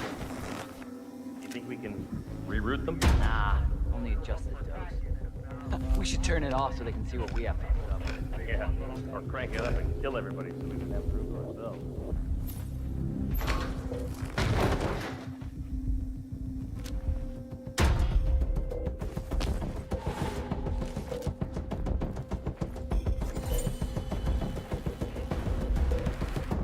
I heard they really fucked up some Berlin job. A big op.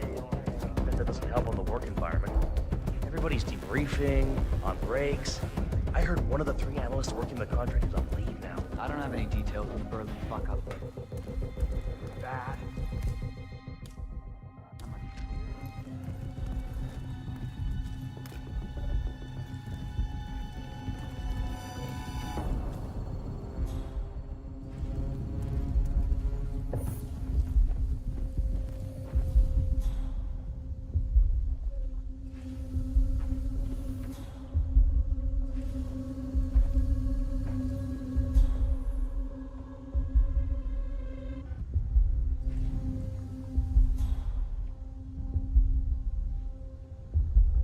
That's Imogen Royce. Quite the bitch, apparently. Nothing wrong with her look, though. Edgy.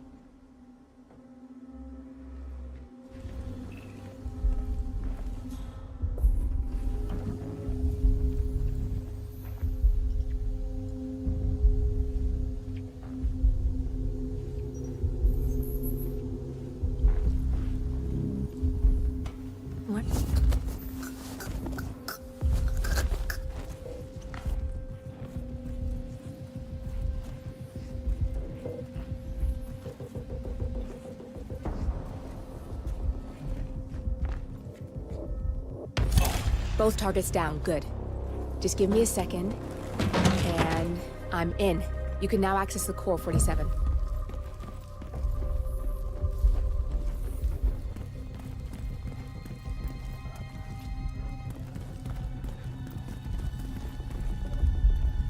Yeah, that's what I like to see.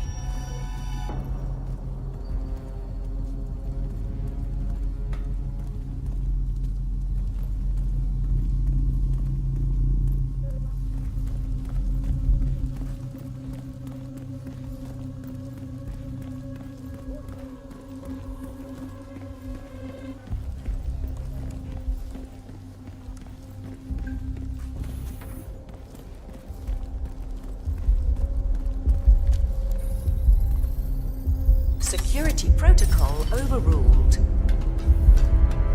Good, you're alone. I'm sealing the room and dimming the windows 47. No need to worry about intruders.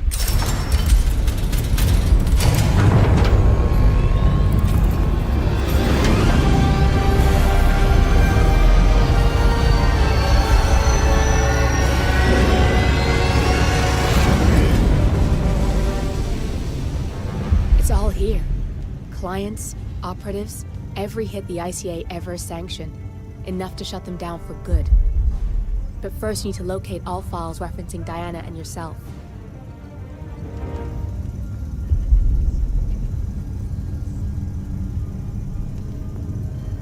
Roy! Roy!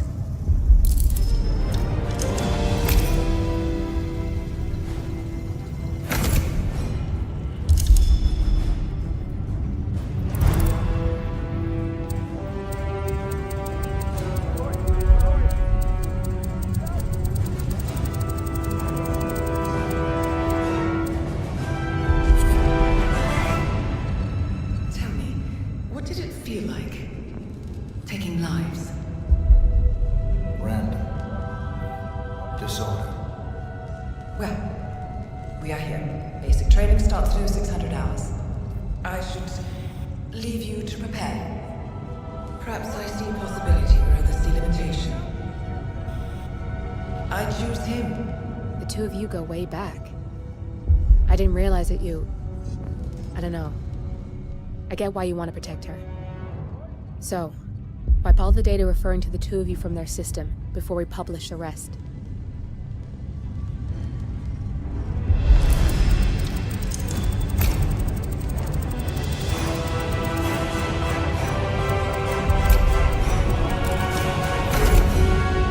Okay, good. I've set up a link to an information non-profit site. When you press that button, it's up there and the whole world will know. There's no undo 47. This will shut the ICA down for good. You really okay with this? It's who you've been for so long. Maybe it's time for a change. I'll just return things to normal. No need to alert them we were here prematurely. Detected. Lockdown. Shit! I missed that. We're blown, 47. I can hold the doors for a little while. Use the vents to get out. Go, now! All personnel. Breach protocol initiated. This is bad. That means they'll shoot on sight. I'm gonna create some havoc, 47. Make the core melt down. Maybe we'll divert their attention a bit. Warning. Core overheating. Warning. Core shut down. Temperature critical. Warning. Fire detected.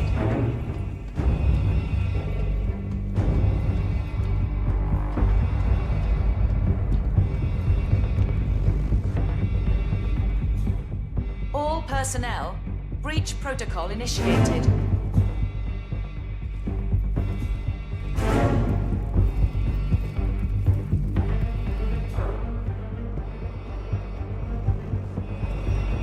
Warning. Core overheating.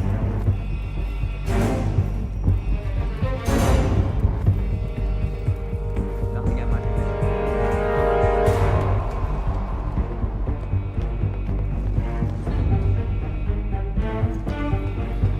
Warning. Fire detected.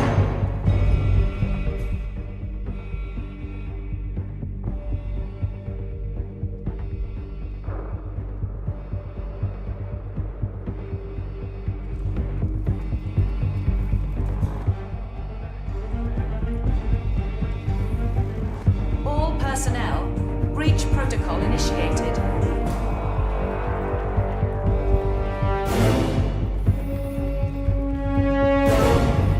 Area clear. Proceeding to next section.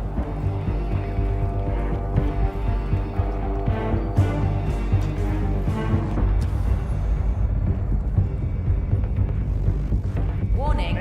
Core overheating.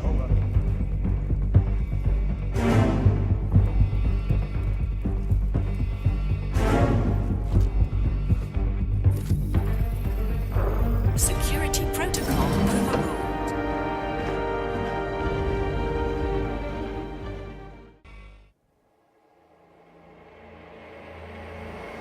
We turn now to the data leak bombshell causing shockwaves across the world, the so-called ICA files.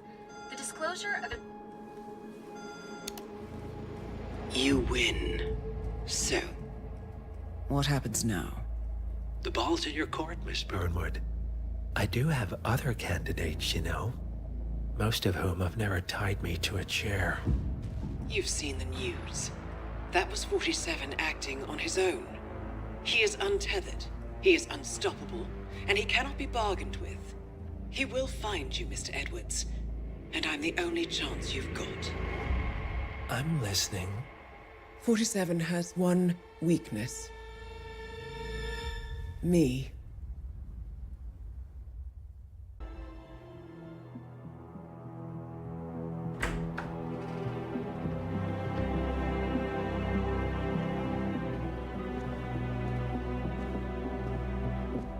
I found something.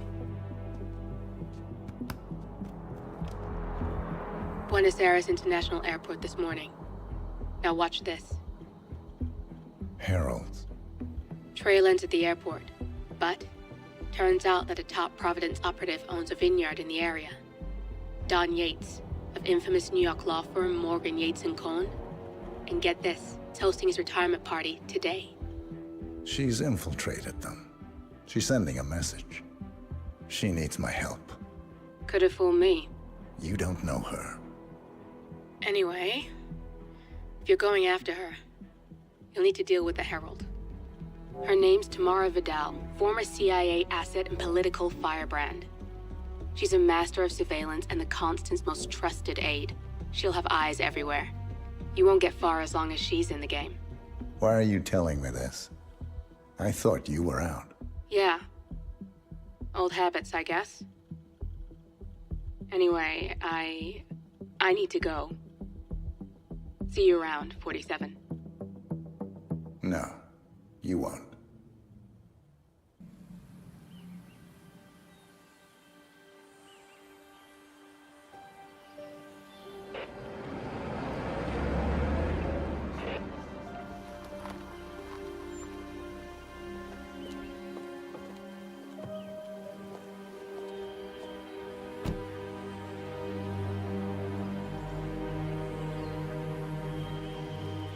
Because you're not an idiot.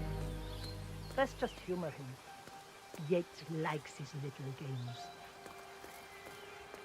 Don't be long.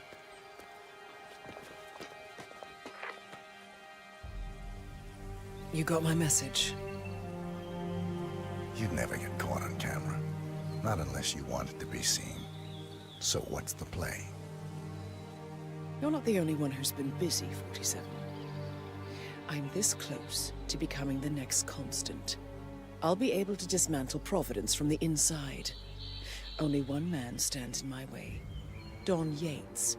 That weasel was the partner's legal counsel for years. He's the top candidate. But remove him from the playing field. It won't work. If Edward suspects... I will convince him you acted alone. Retaliation for Grey. Trust me, I know what I'm doing.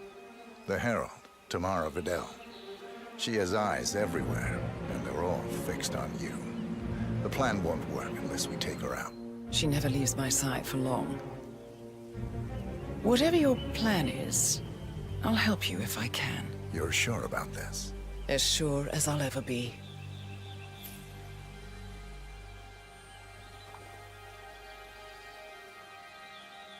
Here, I got you an invitation, just like old times.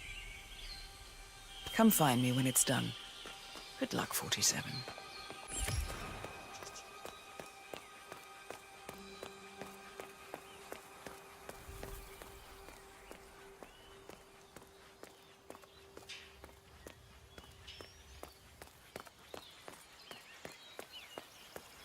Ready, Pam?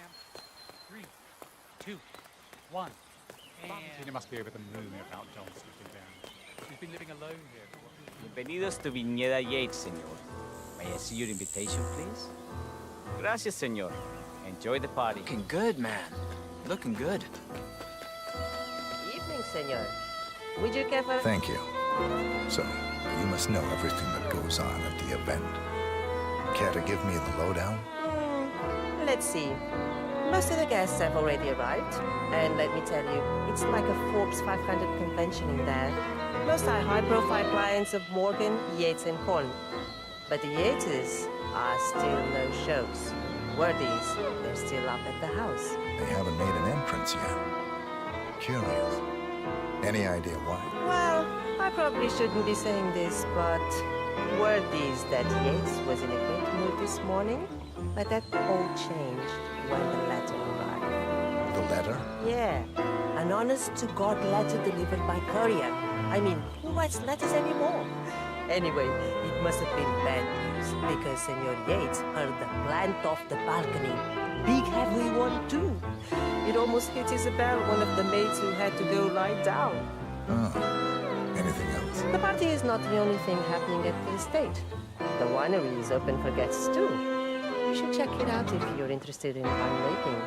It's harvest season, after all. I might just do that.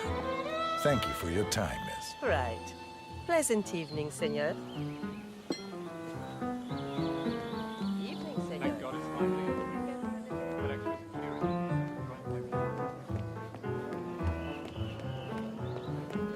Tamara Vidal. I'm here for the tourists. Ah, yes. Miss Vidal. My apologies. I didn't recognize you. Let me sign you here. Luther, Burnwood's flying solo. I want all eyes on her. Let's see what she does. And Luther, please deploy the birds and key in on the party area. We're spread too thin. Too many blind spots. Anyone as much as sneezes in the wrong direction, I want to know about it. Then, all done. And I see your tour guide is none other than Gabriel Vargas, the state's chief winemaker. Well, this is a rare privilege. You and Don Yates must be very close. Yes, about 400 meters, I should say. Pardon me? Never mind. I'll just wait here for my companion. Carry on.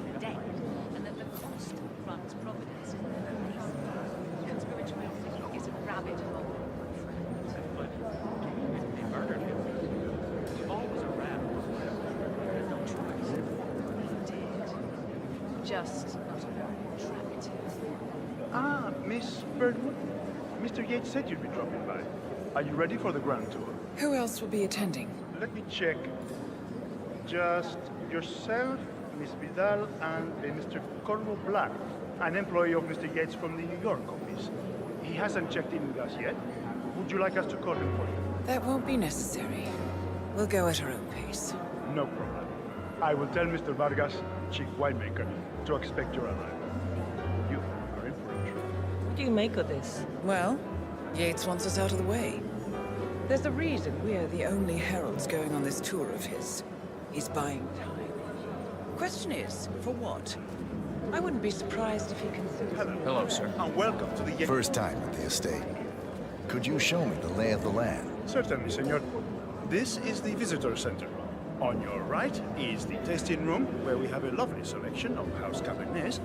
Upstairs is the dining and bar area, and over to your left are the bathrooms. If you peek over the railing, you can look down onto our state-of-the-art fermentation area. You can't go down, though. As staff only, I'm afraid. Thank you. Most helpful. My pleasure.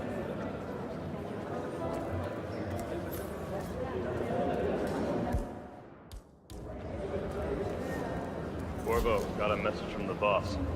Duty calls. Let me guess, the Burnwood woman. That's right. Yates has arranged for the chief winemaker to take Burnwood and Tamara Vidal on a grand tour of the estate. Wants you to tag along. Not for my sparkling personality. This Burnwood woman sure has his panties in a twist. Wonder what the deal is. Yates' business is his business. Just get yourself ready and sign into the visitor center. Oh, have a drink on my behalf. I don't drink. Makes me sentimental.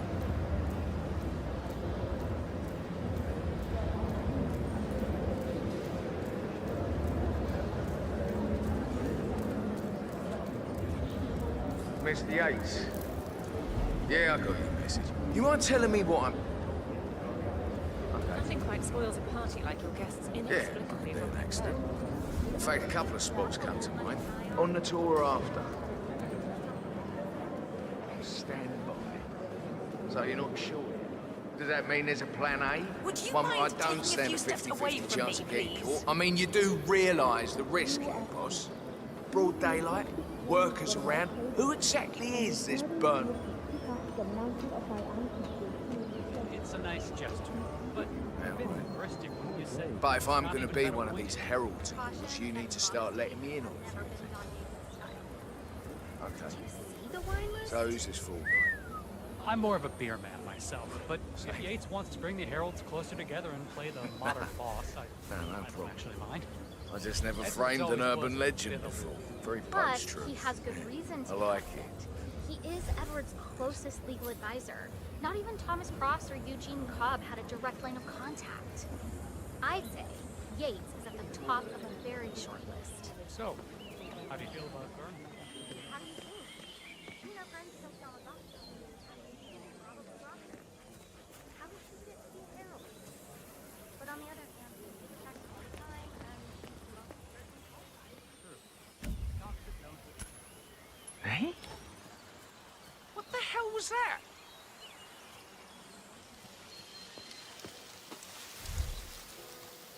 No, no, no!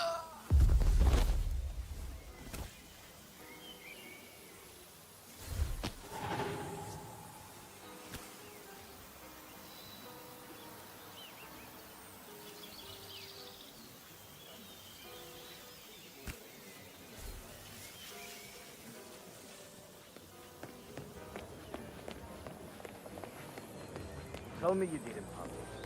Tell me you didn't forget your salad. Okay. I didn't forget your salad. CEO of Kronstadt. I dare say congratulations are in order. Sir.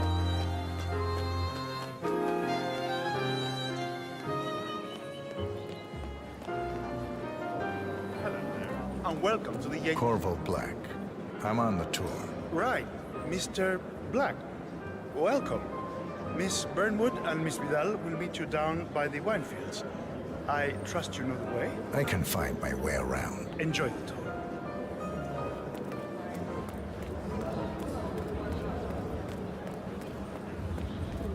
Have a lovely day. Old money scions, Ingram.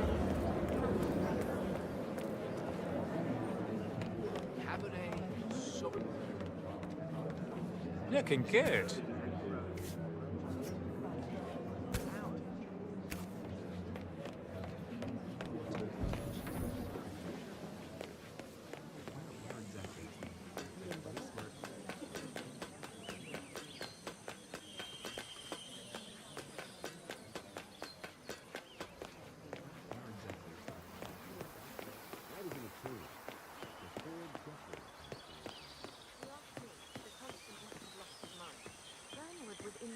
Over here. You two must be Burnwood and Vidal. And you must be Yates's garbage man. Sorry, but I didn't catch your name. This is Corvo Black, Tamara. He's a ICA regular. I only work with the best. Well, we're all here, it seems. Except for our guide, the chief winemaker. Looks like we're stuck here until someone fetches him. Mr. Black, I'm looking in your direction. Hold on. I'll track him down. Attaboy. Do try and bring him back in one piece. Counterintuitive as that may be. That was a bit rude. Yes. Yes, it was.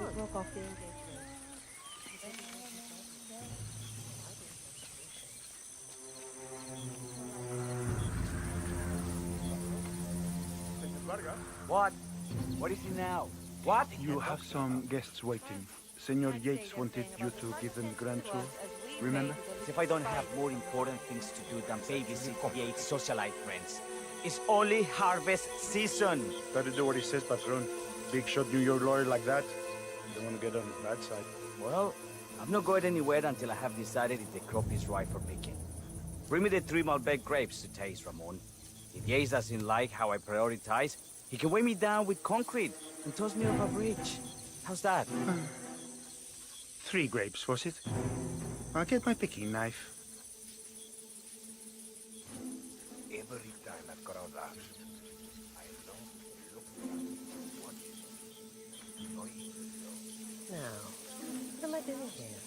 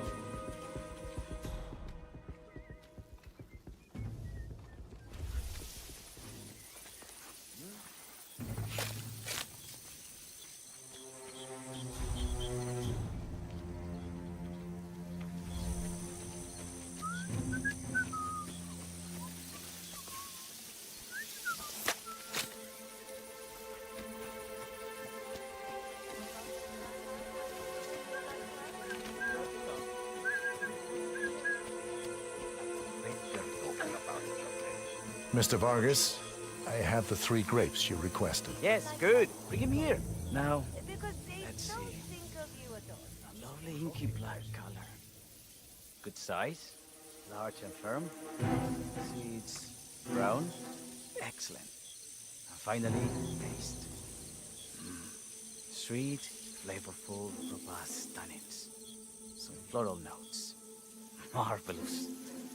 Why, I say these grapes are ripe for harvest. Inform the workers, will you, Ramon? I have a third to contact. Will do.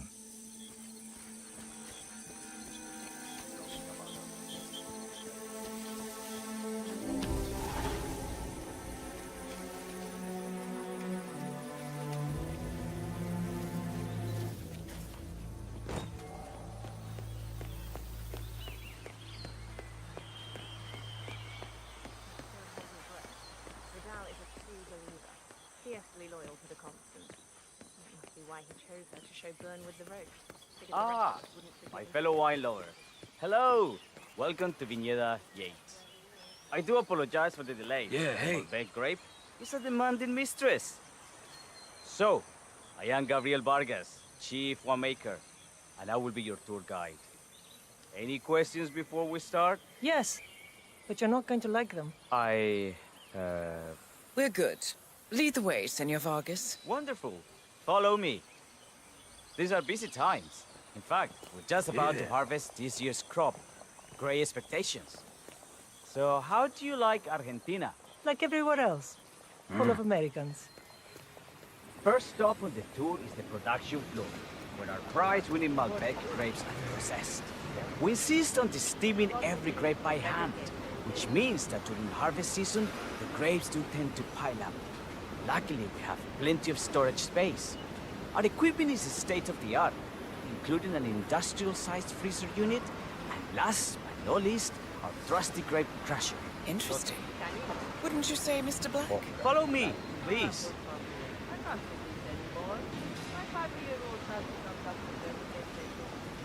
Are you a wine man, Black? Somehow you don't seem the type. Oh, I believe Mr. Black here is something of a jack-of-all-trades. Isn't that so? I dabble. I see.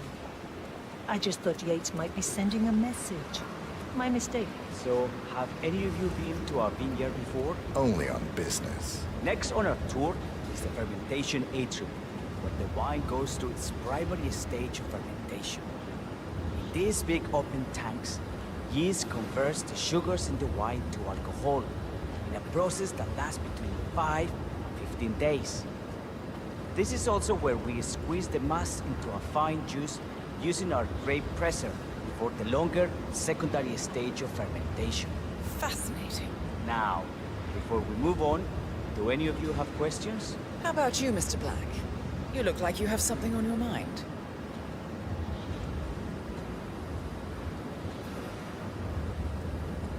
I have a question. It's... perhaps we can take a closer look. Certainly. Lead the way. What can you tell me about this device? Grape presser, was it? That is correct, senor. After primary fermentation, the mass is pressed through a fine filter, leaving only the flesh and skins behind. I should add that grape stomping, the iconic practice of crushing grapes with your bare feet, is historically rare and mostly a tourist gimmick. But you are most welcome to try. Imagine you're a grape. Thanks. I'll pass. Go on. I'll take a picture of the three of you. Oh, come on, Tamara. When in Rome. Fine.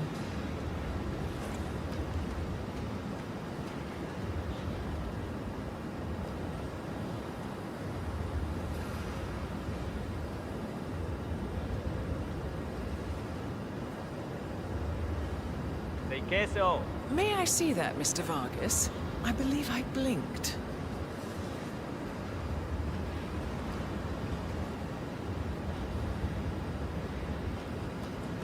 So, this is what the little guy feels like. Nope, all good. Looks like one for the mantel. Now, are there any more questions? Don't be shy. I got all I need. Are you enjoying yourself, Mr. Black? Oh, it's all very inspiring. Winemaking is a grampus. Sure. Everyone talks about craft beer these days. You can make a decent IPA in your pantry. It is pedestrian. Oh, this, my friends, this is true grandeur. Excelente. So let's continue to the barrel room. Follow me.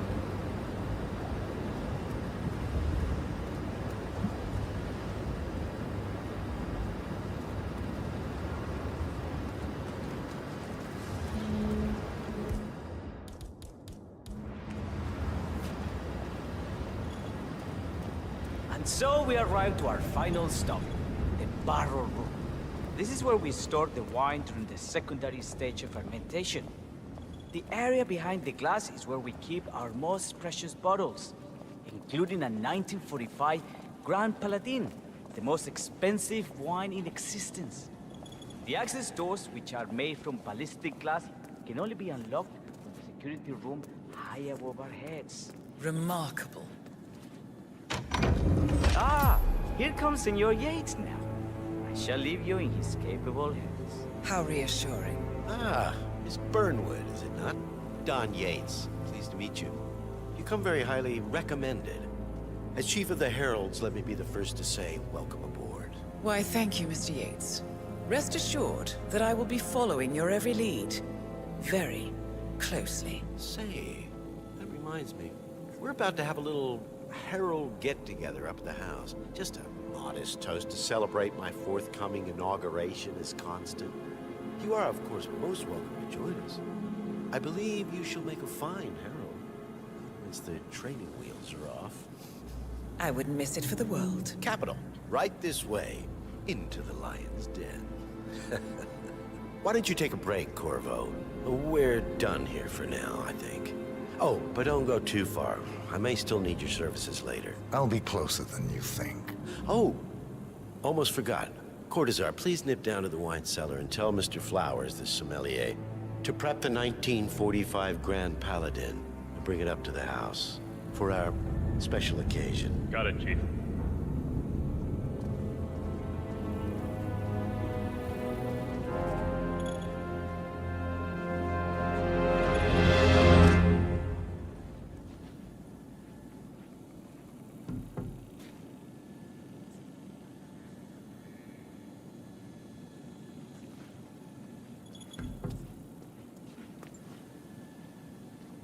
Flowers.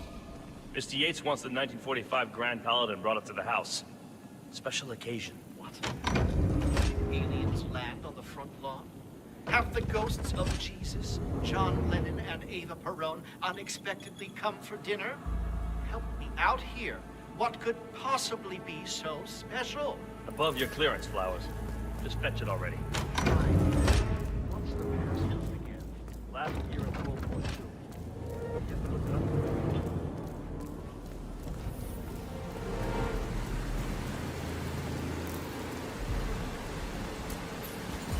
Now, the temperature and the...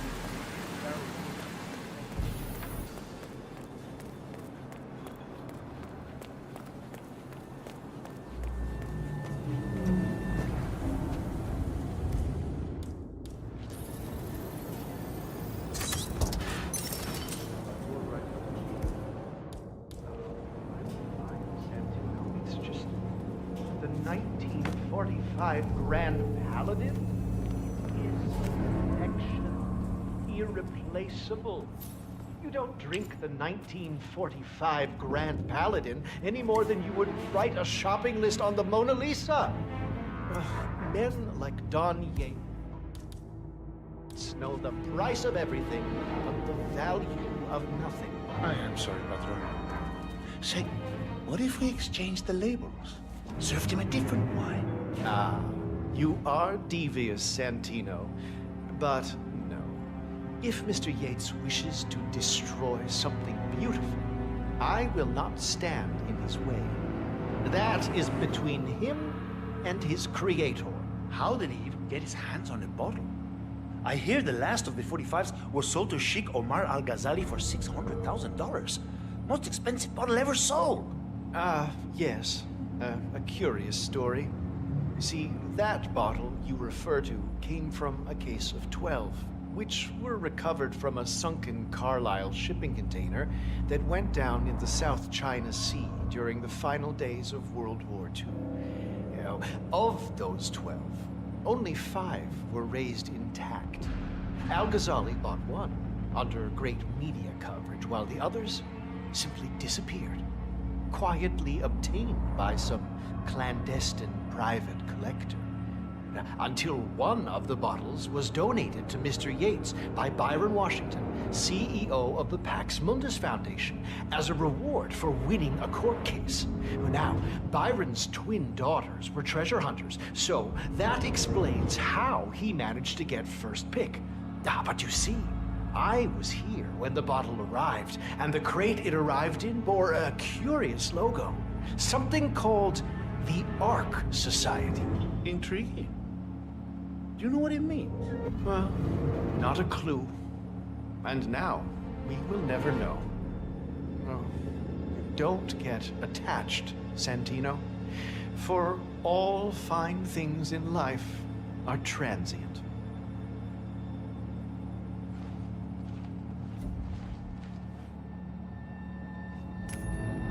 Wow. See what the hell that was. Oh, sure.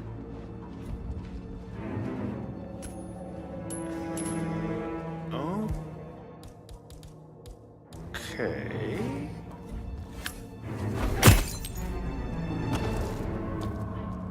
If anyone is there, show yourself, or you will be... God!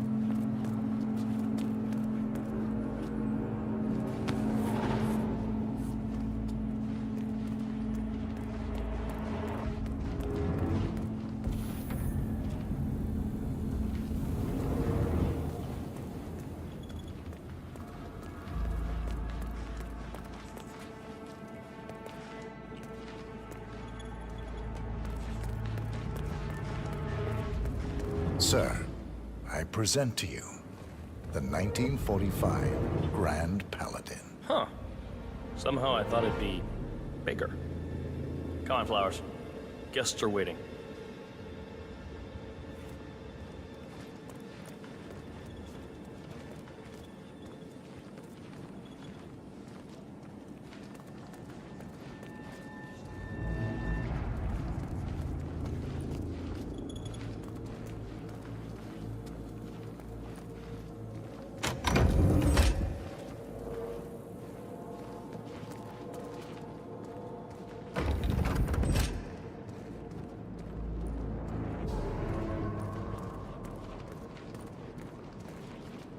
Go on, get yourself patted down.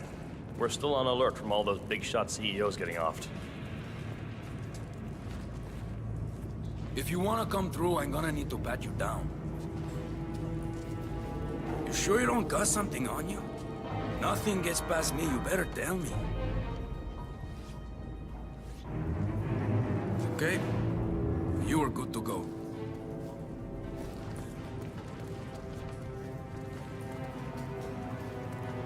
So here's the deal, Flowers. The boss is having a powwow with some employees. Discretion is the name of the game. I'm sure you figured that out already, you being a scholar and all. Don't discuss, disclose, or hell, even contemplate what goes down. Just set your mind to wool-gathering mode. You think you can do that for me, Flowers? Worry not, Mr. Cortazar. I'm the very soul of discretion. Good man.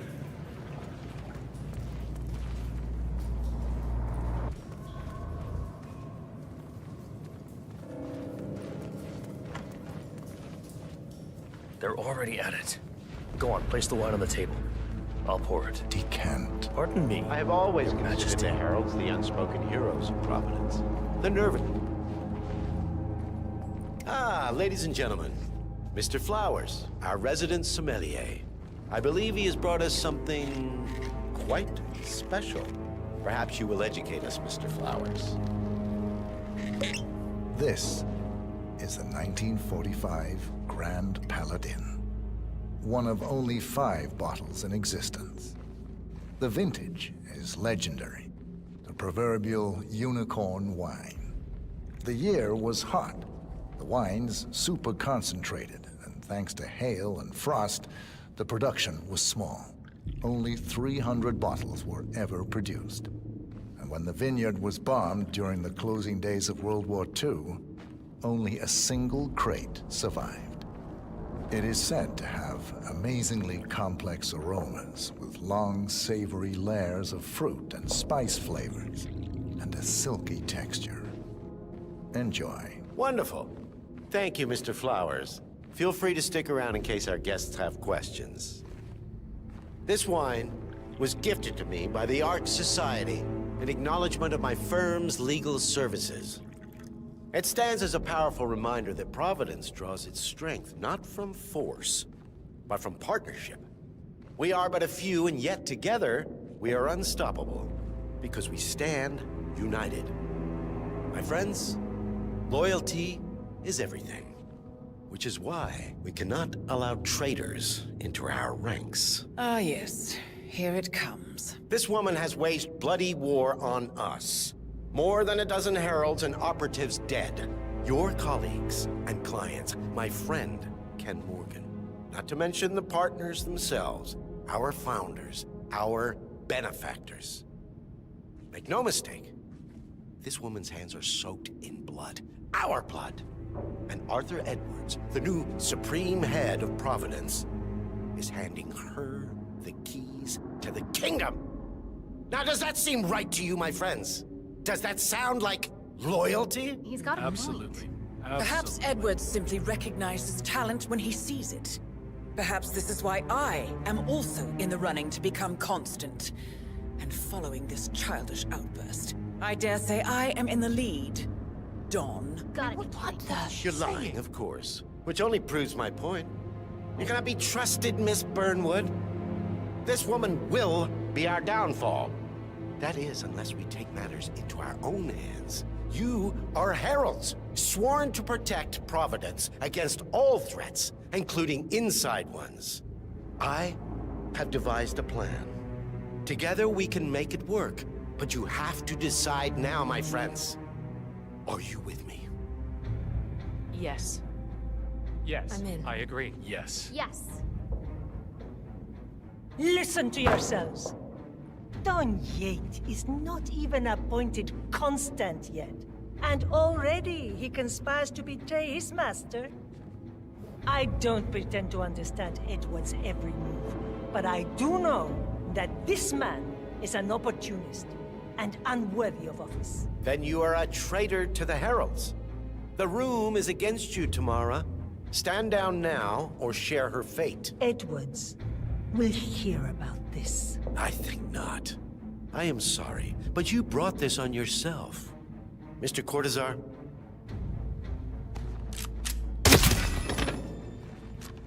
Escort Miss Burnwood to my office. I'll join you shortly. Right. Move it. Let's go. I'm warning you, Yates. This will not go your way.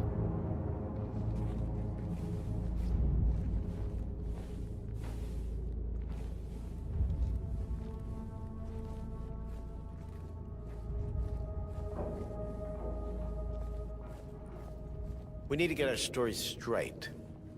Diana Burnwood died today by the hand of her rogue Agent 47. Tamara Vidal, who saw through the assassin's disguise, was, alas, killed as well. This is what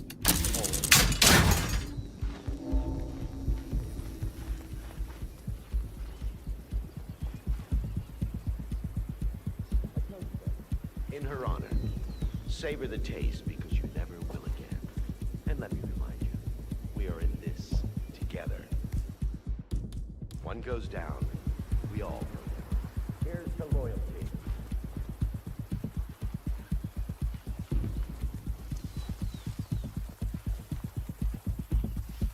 Huh? Okay.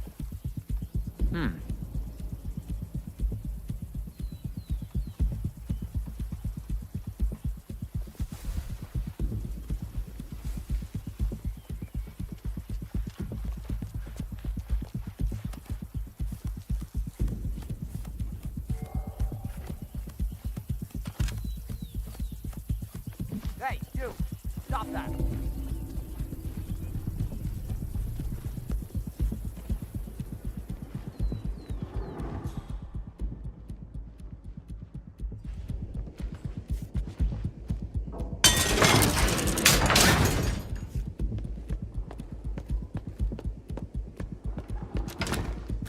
You know what, boss? Maybe...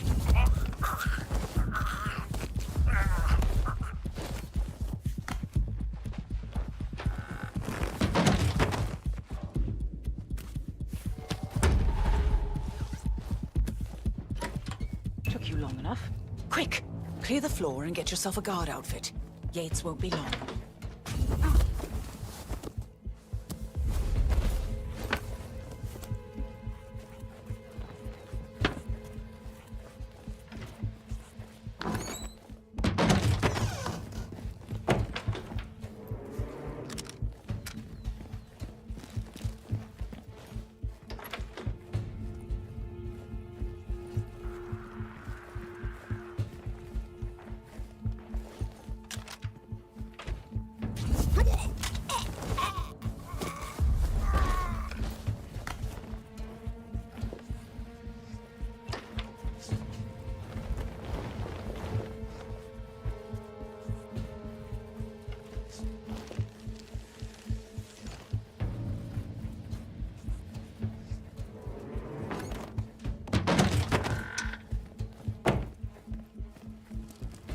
Good. I was beginning to worry. Were you? No. Listen up, 47. Yates will be here shortly. He'll have his thug Cortazar do his dirty work, but he won't pass up on the chance for a good gloat and a monologue. So, private space? Kill room decor? Exactly. We won't get another shot at this. Now sit down and blend in. When I provide a distraction, you just be ready to move.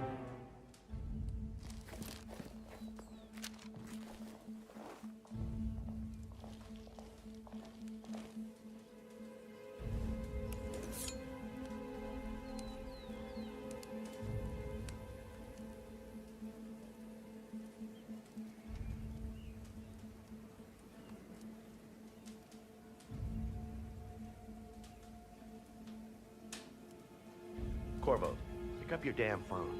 Plan B is a go. I repeat, Plan B is a go. Start prepping a crime scene, like we discussed. Remote, staged accident. Oh, and Corvo, make it for two. Just improvise.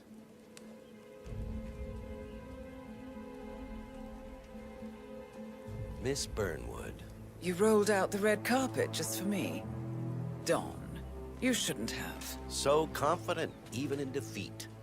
I suppose you're not used to danger, always safe behind your screens.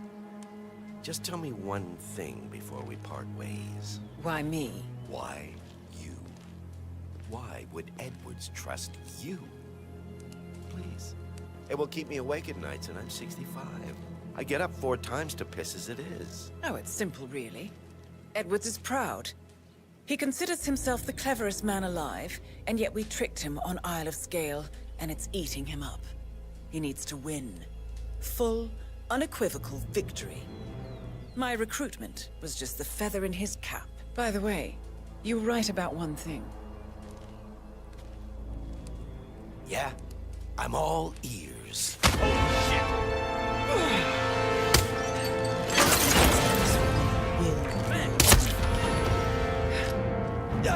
If it's any consolation, Dawn, your instincts were dead on. I will be constant now. And I will make it my mission to tear down Providence brick by brick. Finish it. Such a good boy.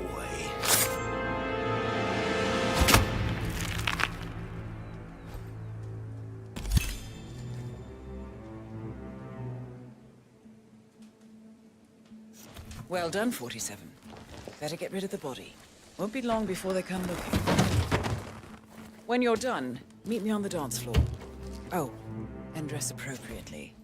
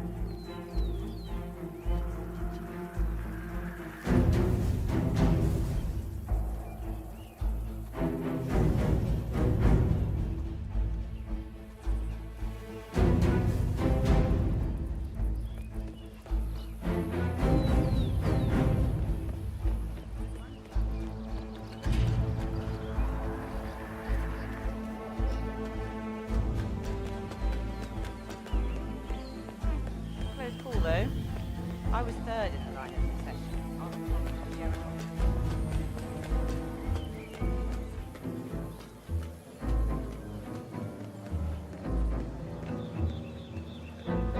47.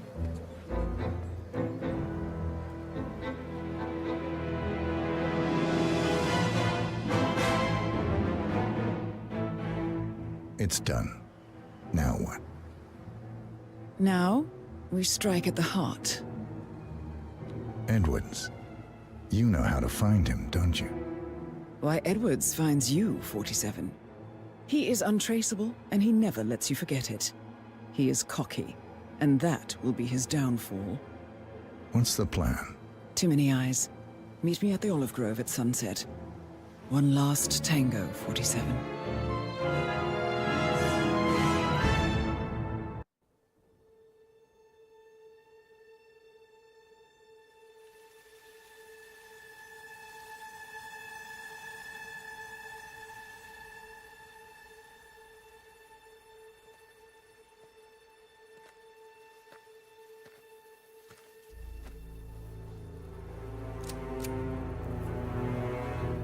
How did you know? Your deal. That kind of power always comes with a price. What's yours? I think you know.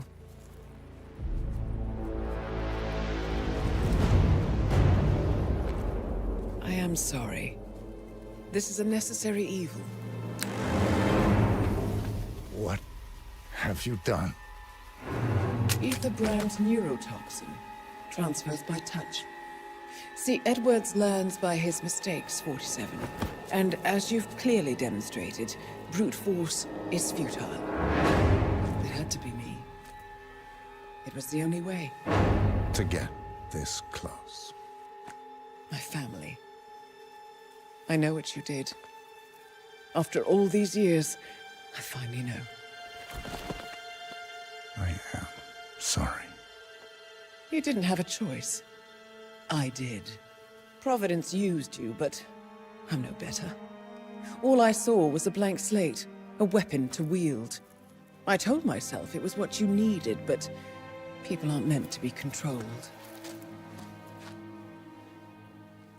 This is a kindness. Goodbye, Agent.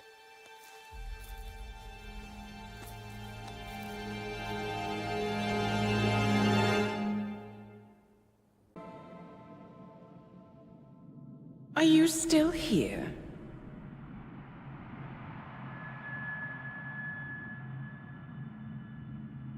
Still clinging on to your self-image? Agent 47, the apex predator.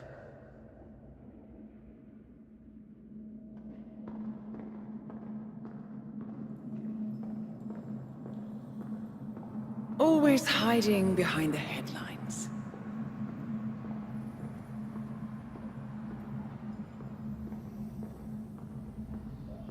Was perfection its own justification? Or a willful distraction? A wall built contract by contract to shield you from the uncomfortable truth. You're exactly the tool they bred you to be.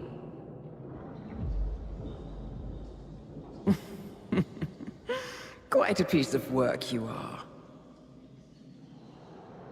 How could you possibly function on your own? You never even had a name. Until I gave you one. That's him. Burnwood never ceases to surprise me.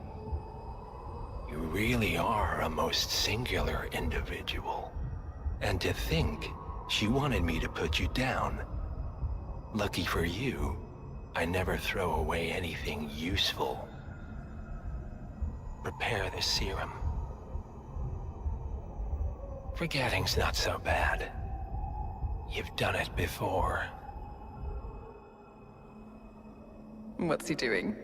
Is he still looking at us? I'm afraid so. Poor sap just won't accept his days are done. Perhaps I should take him out to the woods and set him free. Oh, it's a classic. He was a loyal tool. But everything goes the way of the horse and cart eventually. I couldn't agree more. Are you done? The toxins are playing into your fears. Don't let them. Come on. Gotta get your head straight.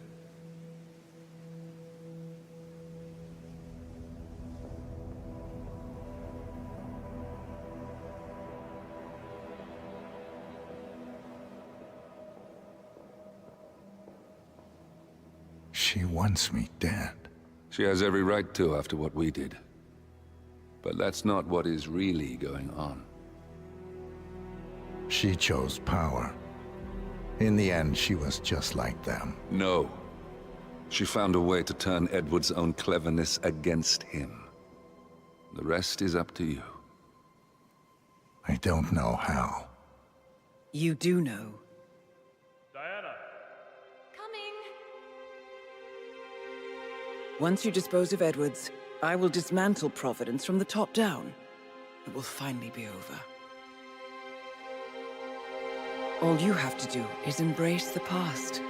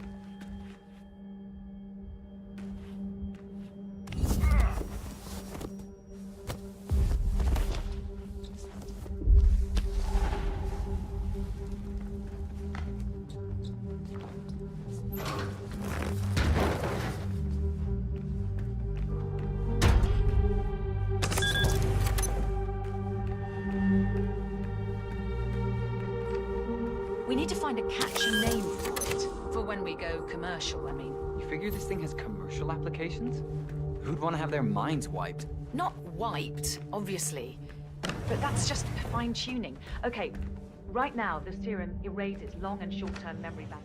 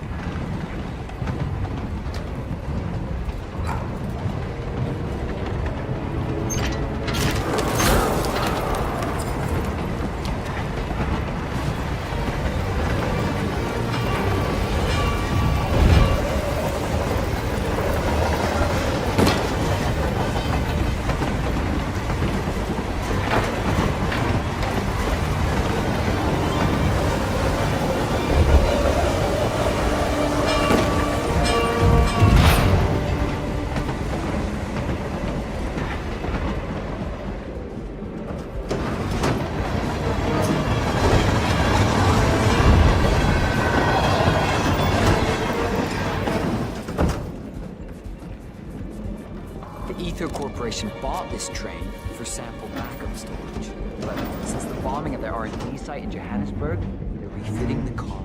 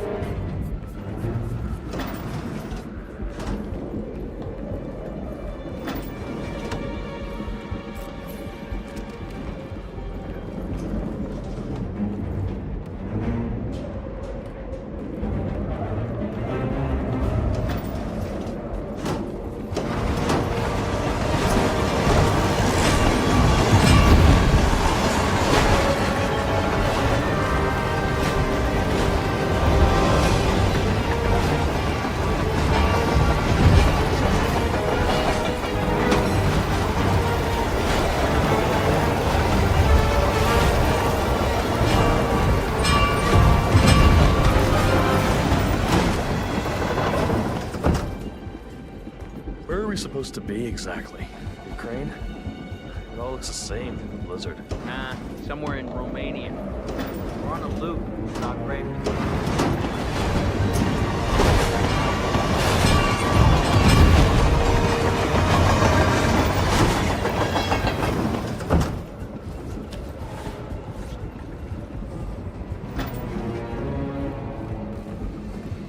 Hey. Yeah, hey. Oh, can you grab me a soda or something?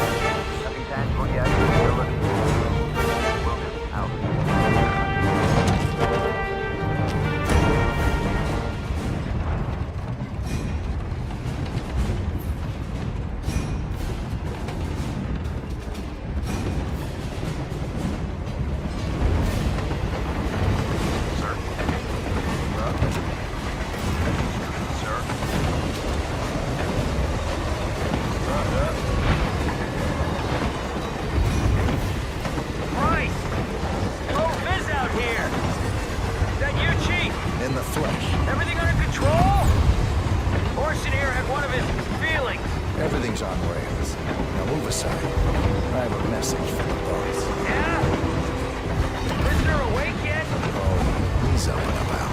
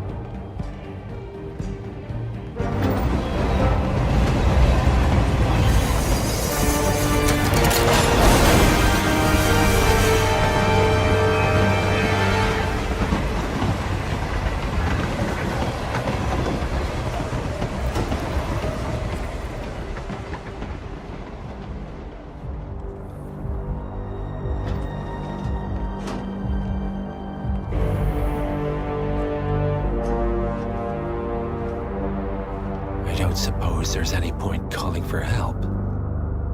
No. Seems I brought this on myself. Well played, Miss Burnwood.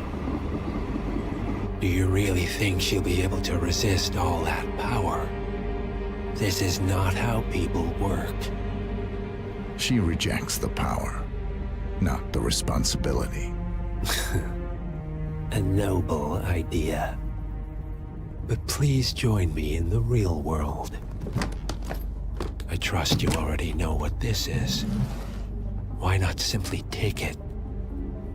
Embrace who you were always meant to be. No, never again. Well, I had to try. Go on then. Do your thing. At least I die knowing who I am.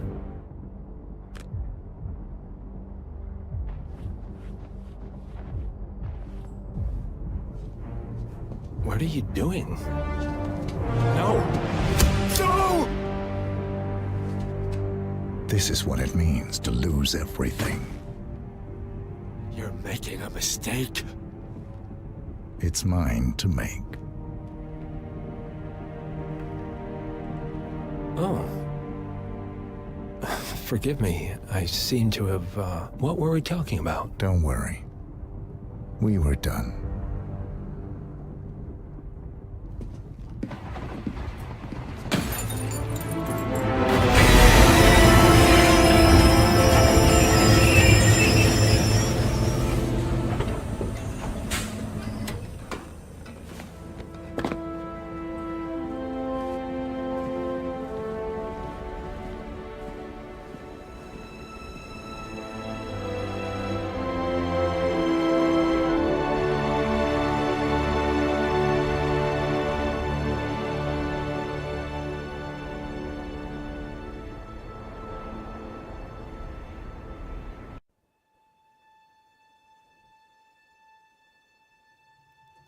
The string of resignations at the top level of international finance continues as Milton Fitzpatrick CEO Alexander Fannin joins the president of Hamson Oil, while new founder Tim Quinn and plenty of others step down.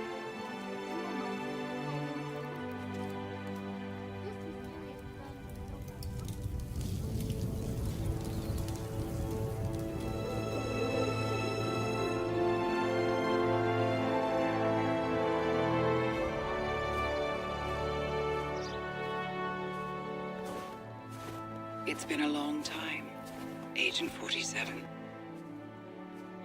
That's not who I am anymore. The pact is done. The past, dead.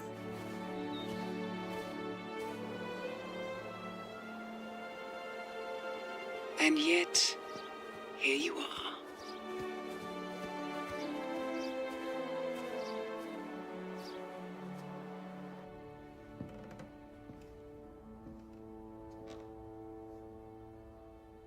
I choose this path because I can.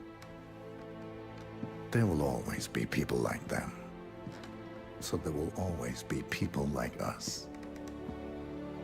No one is untouchable. It's good to be back.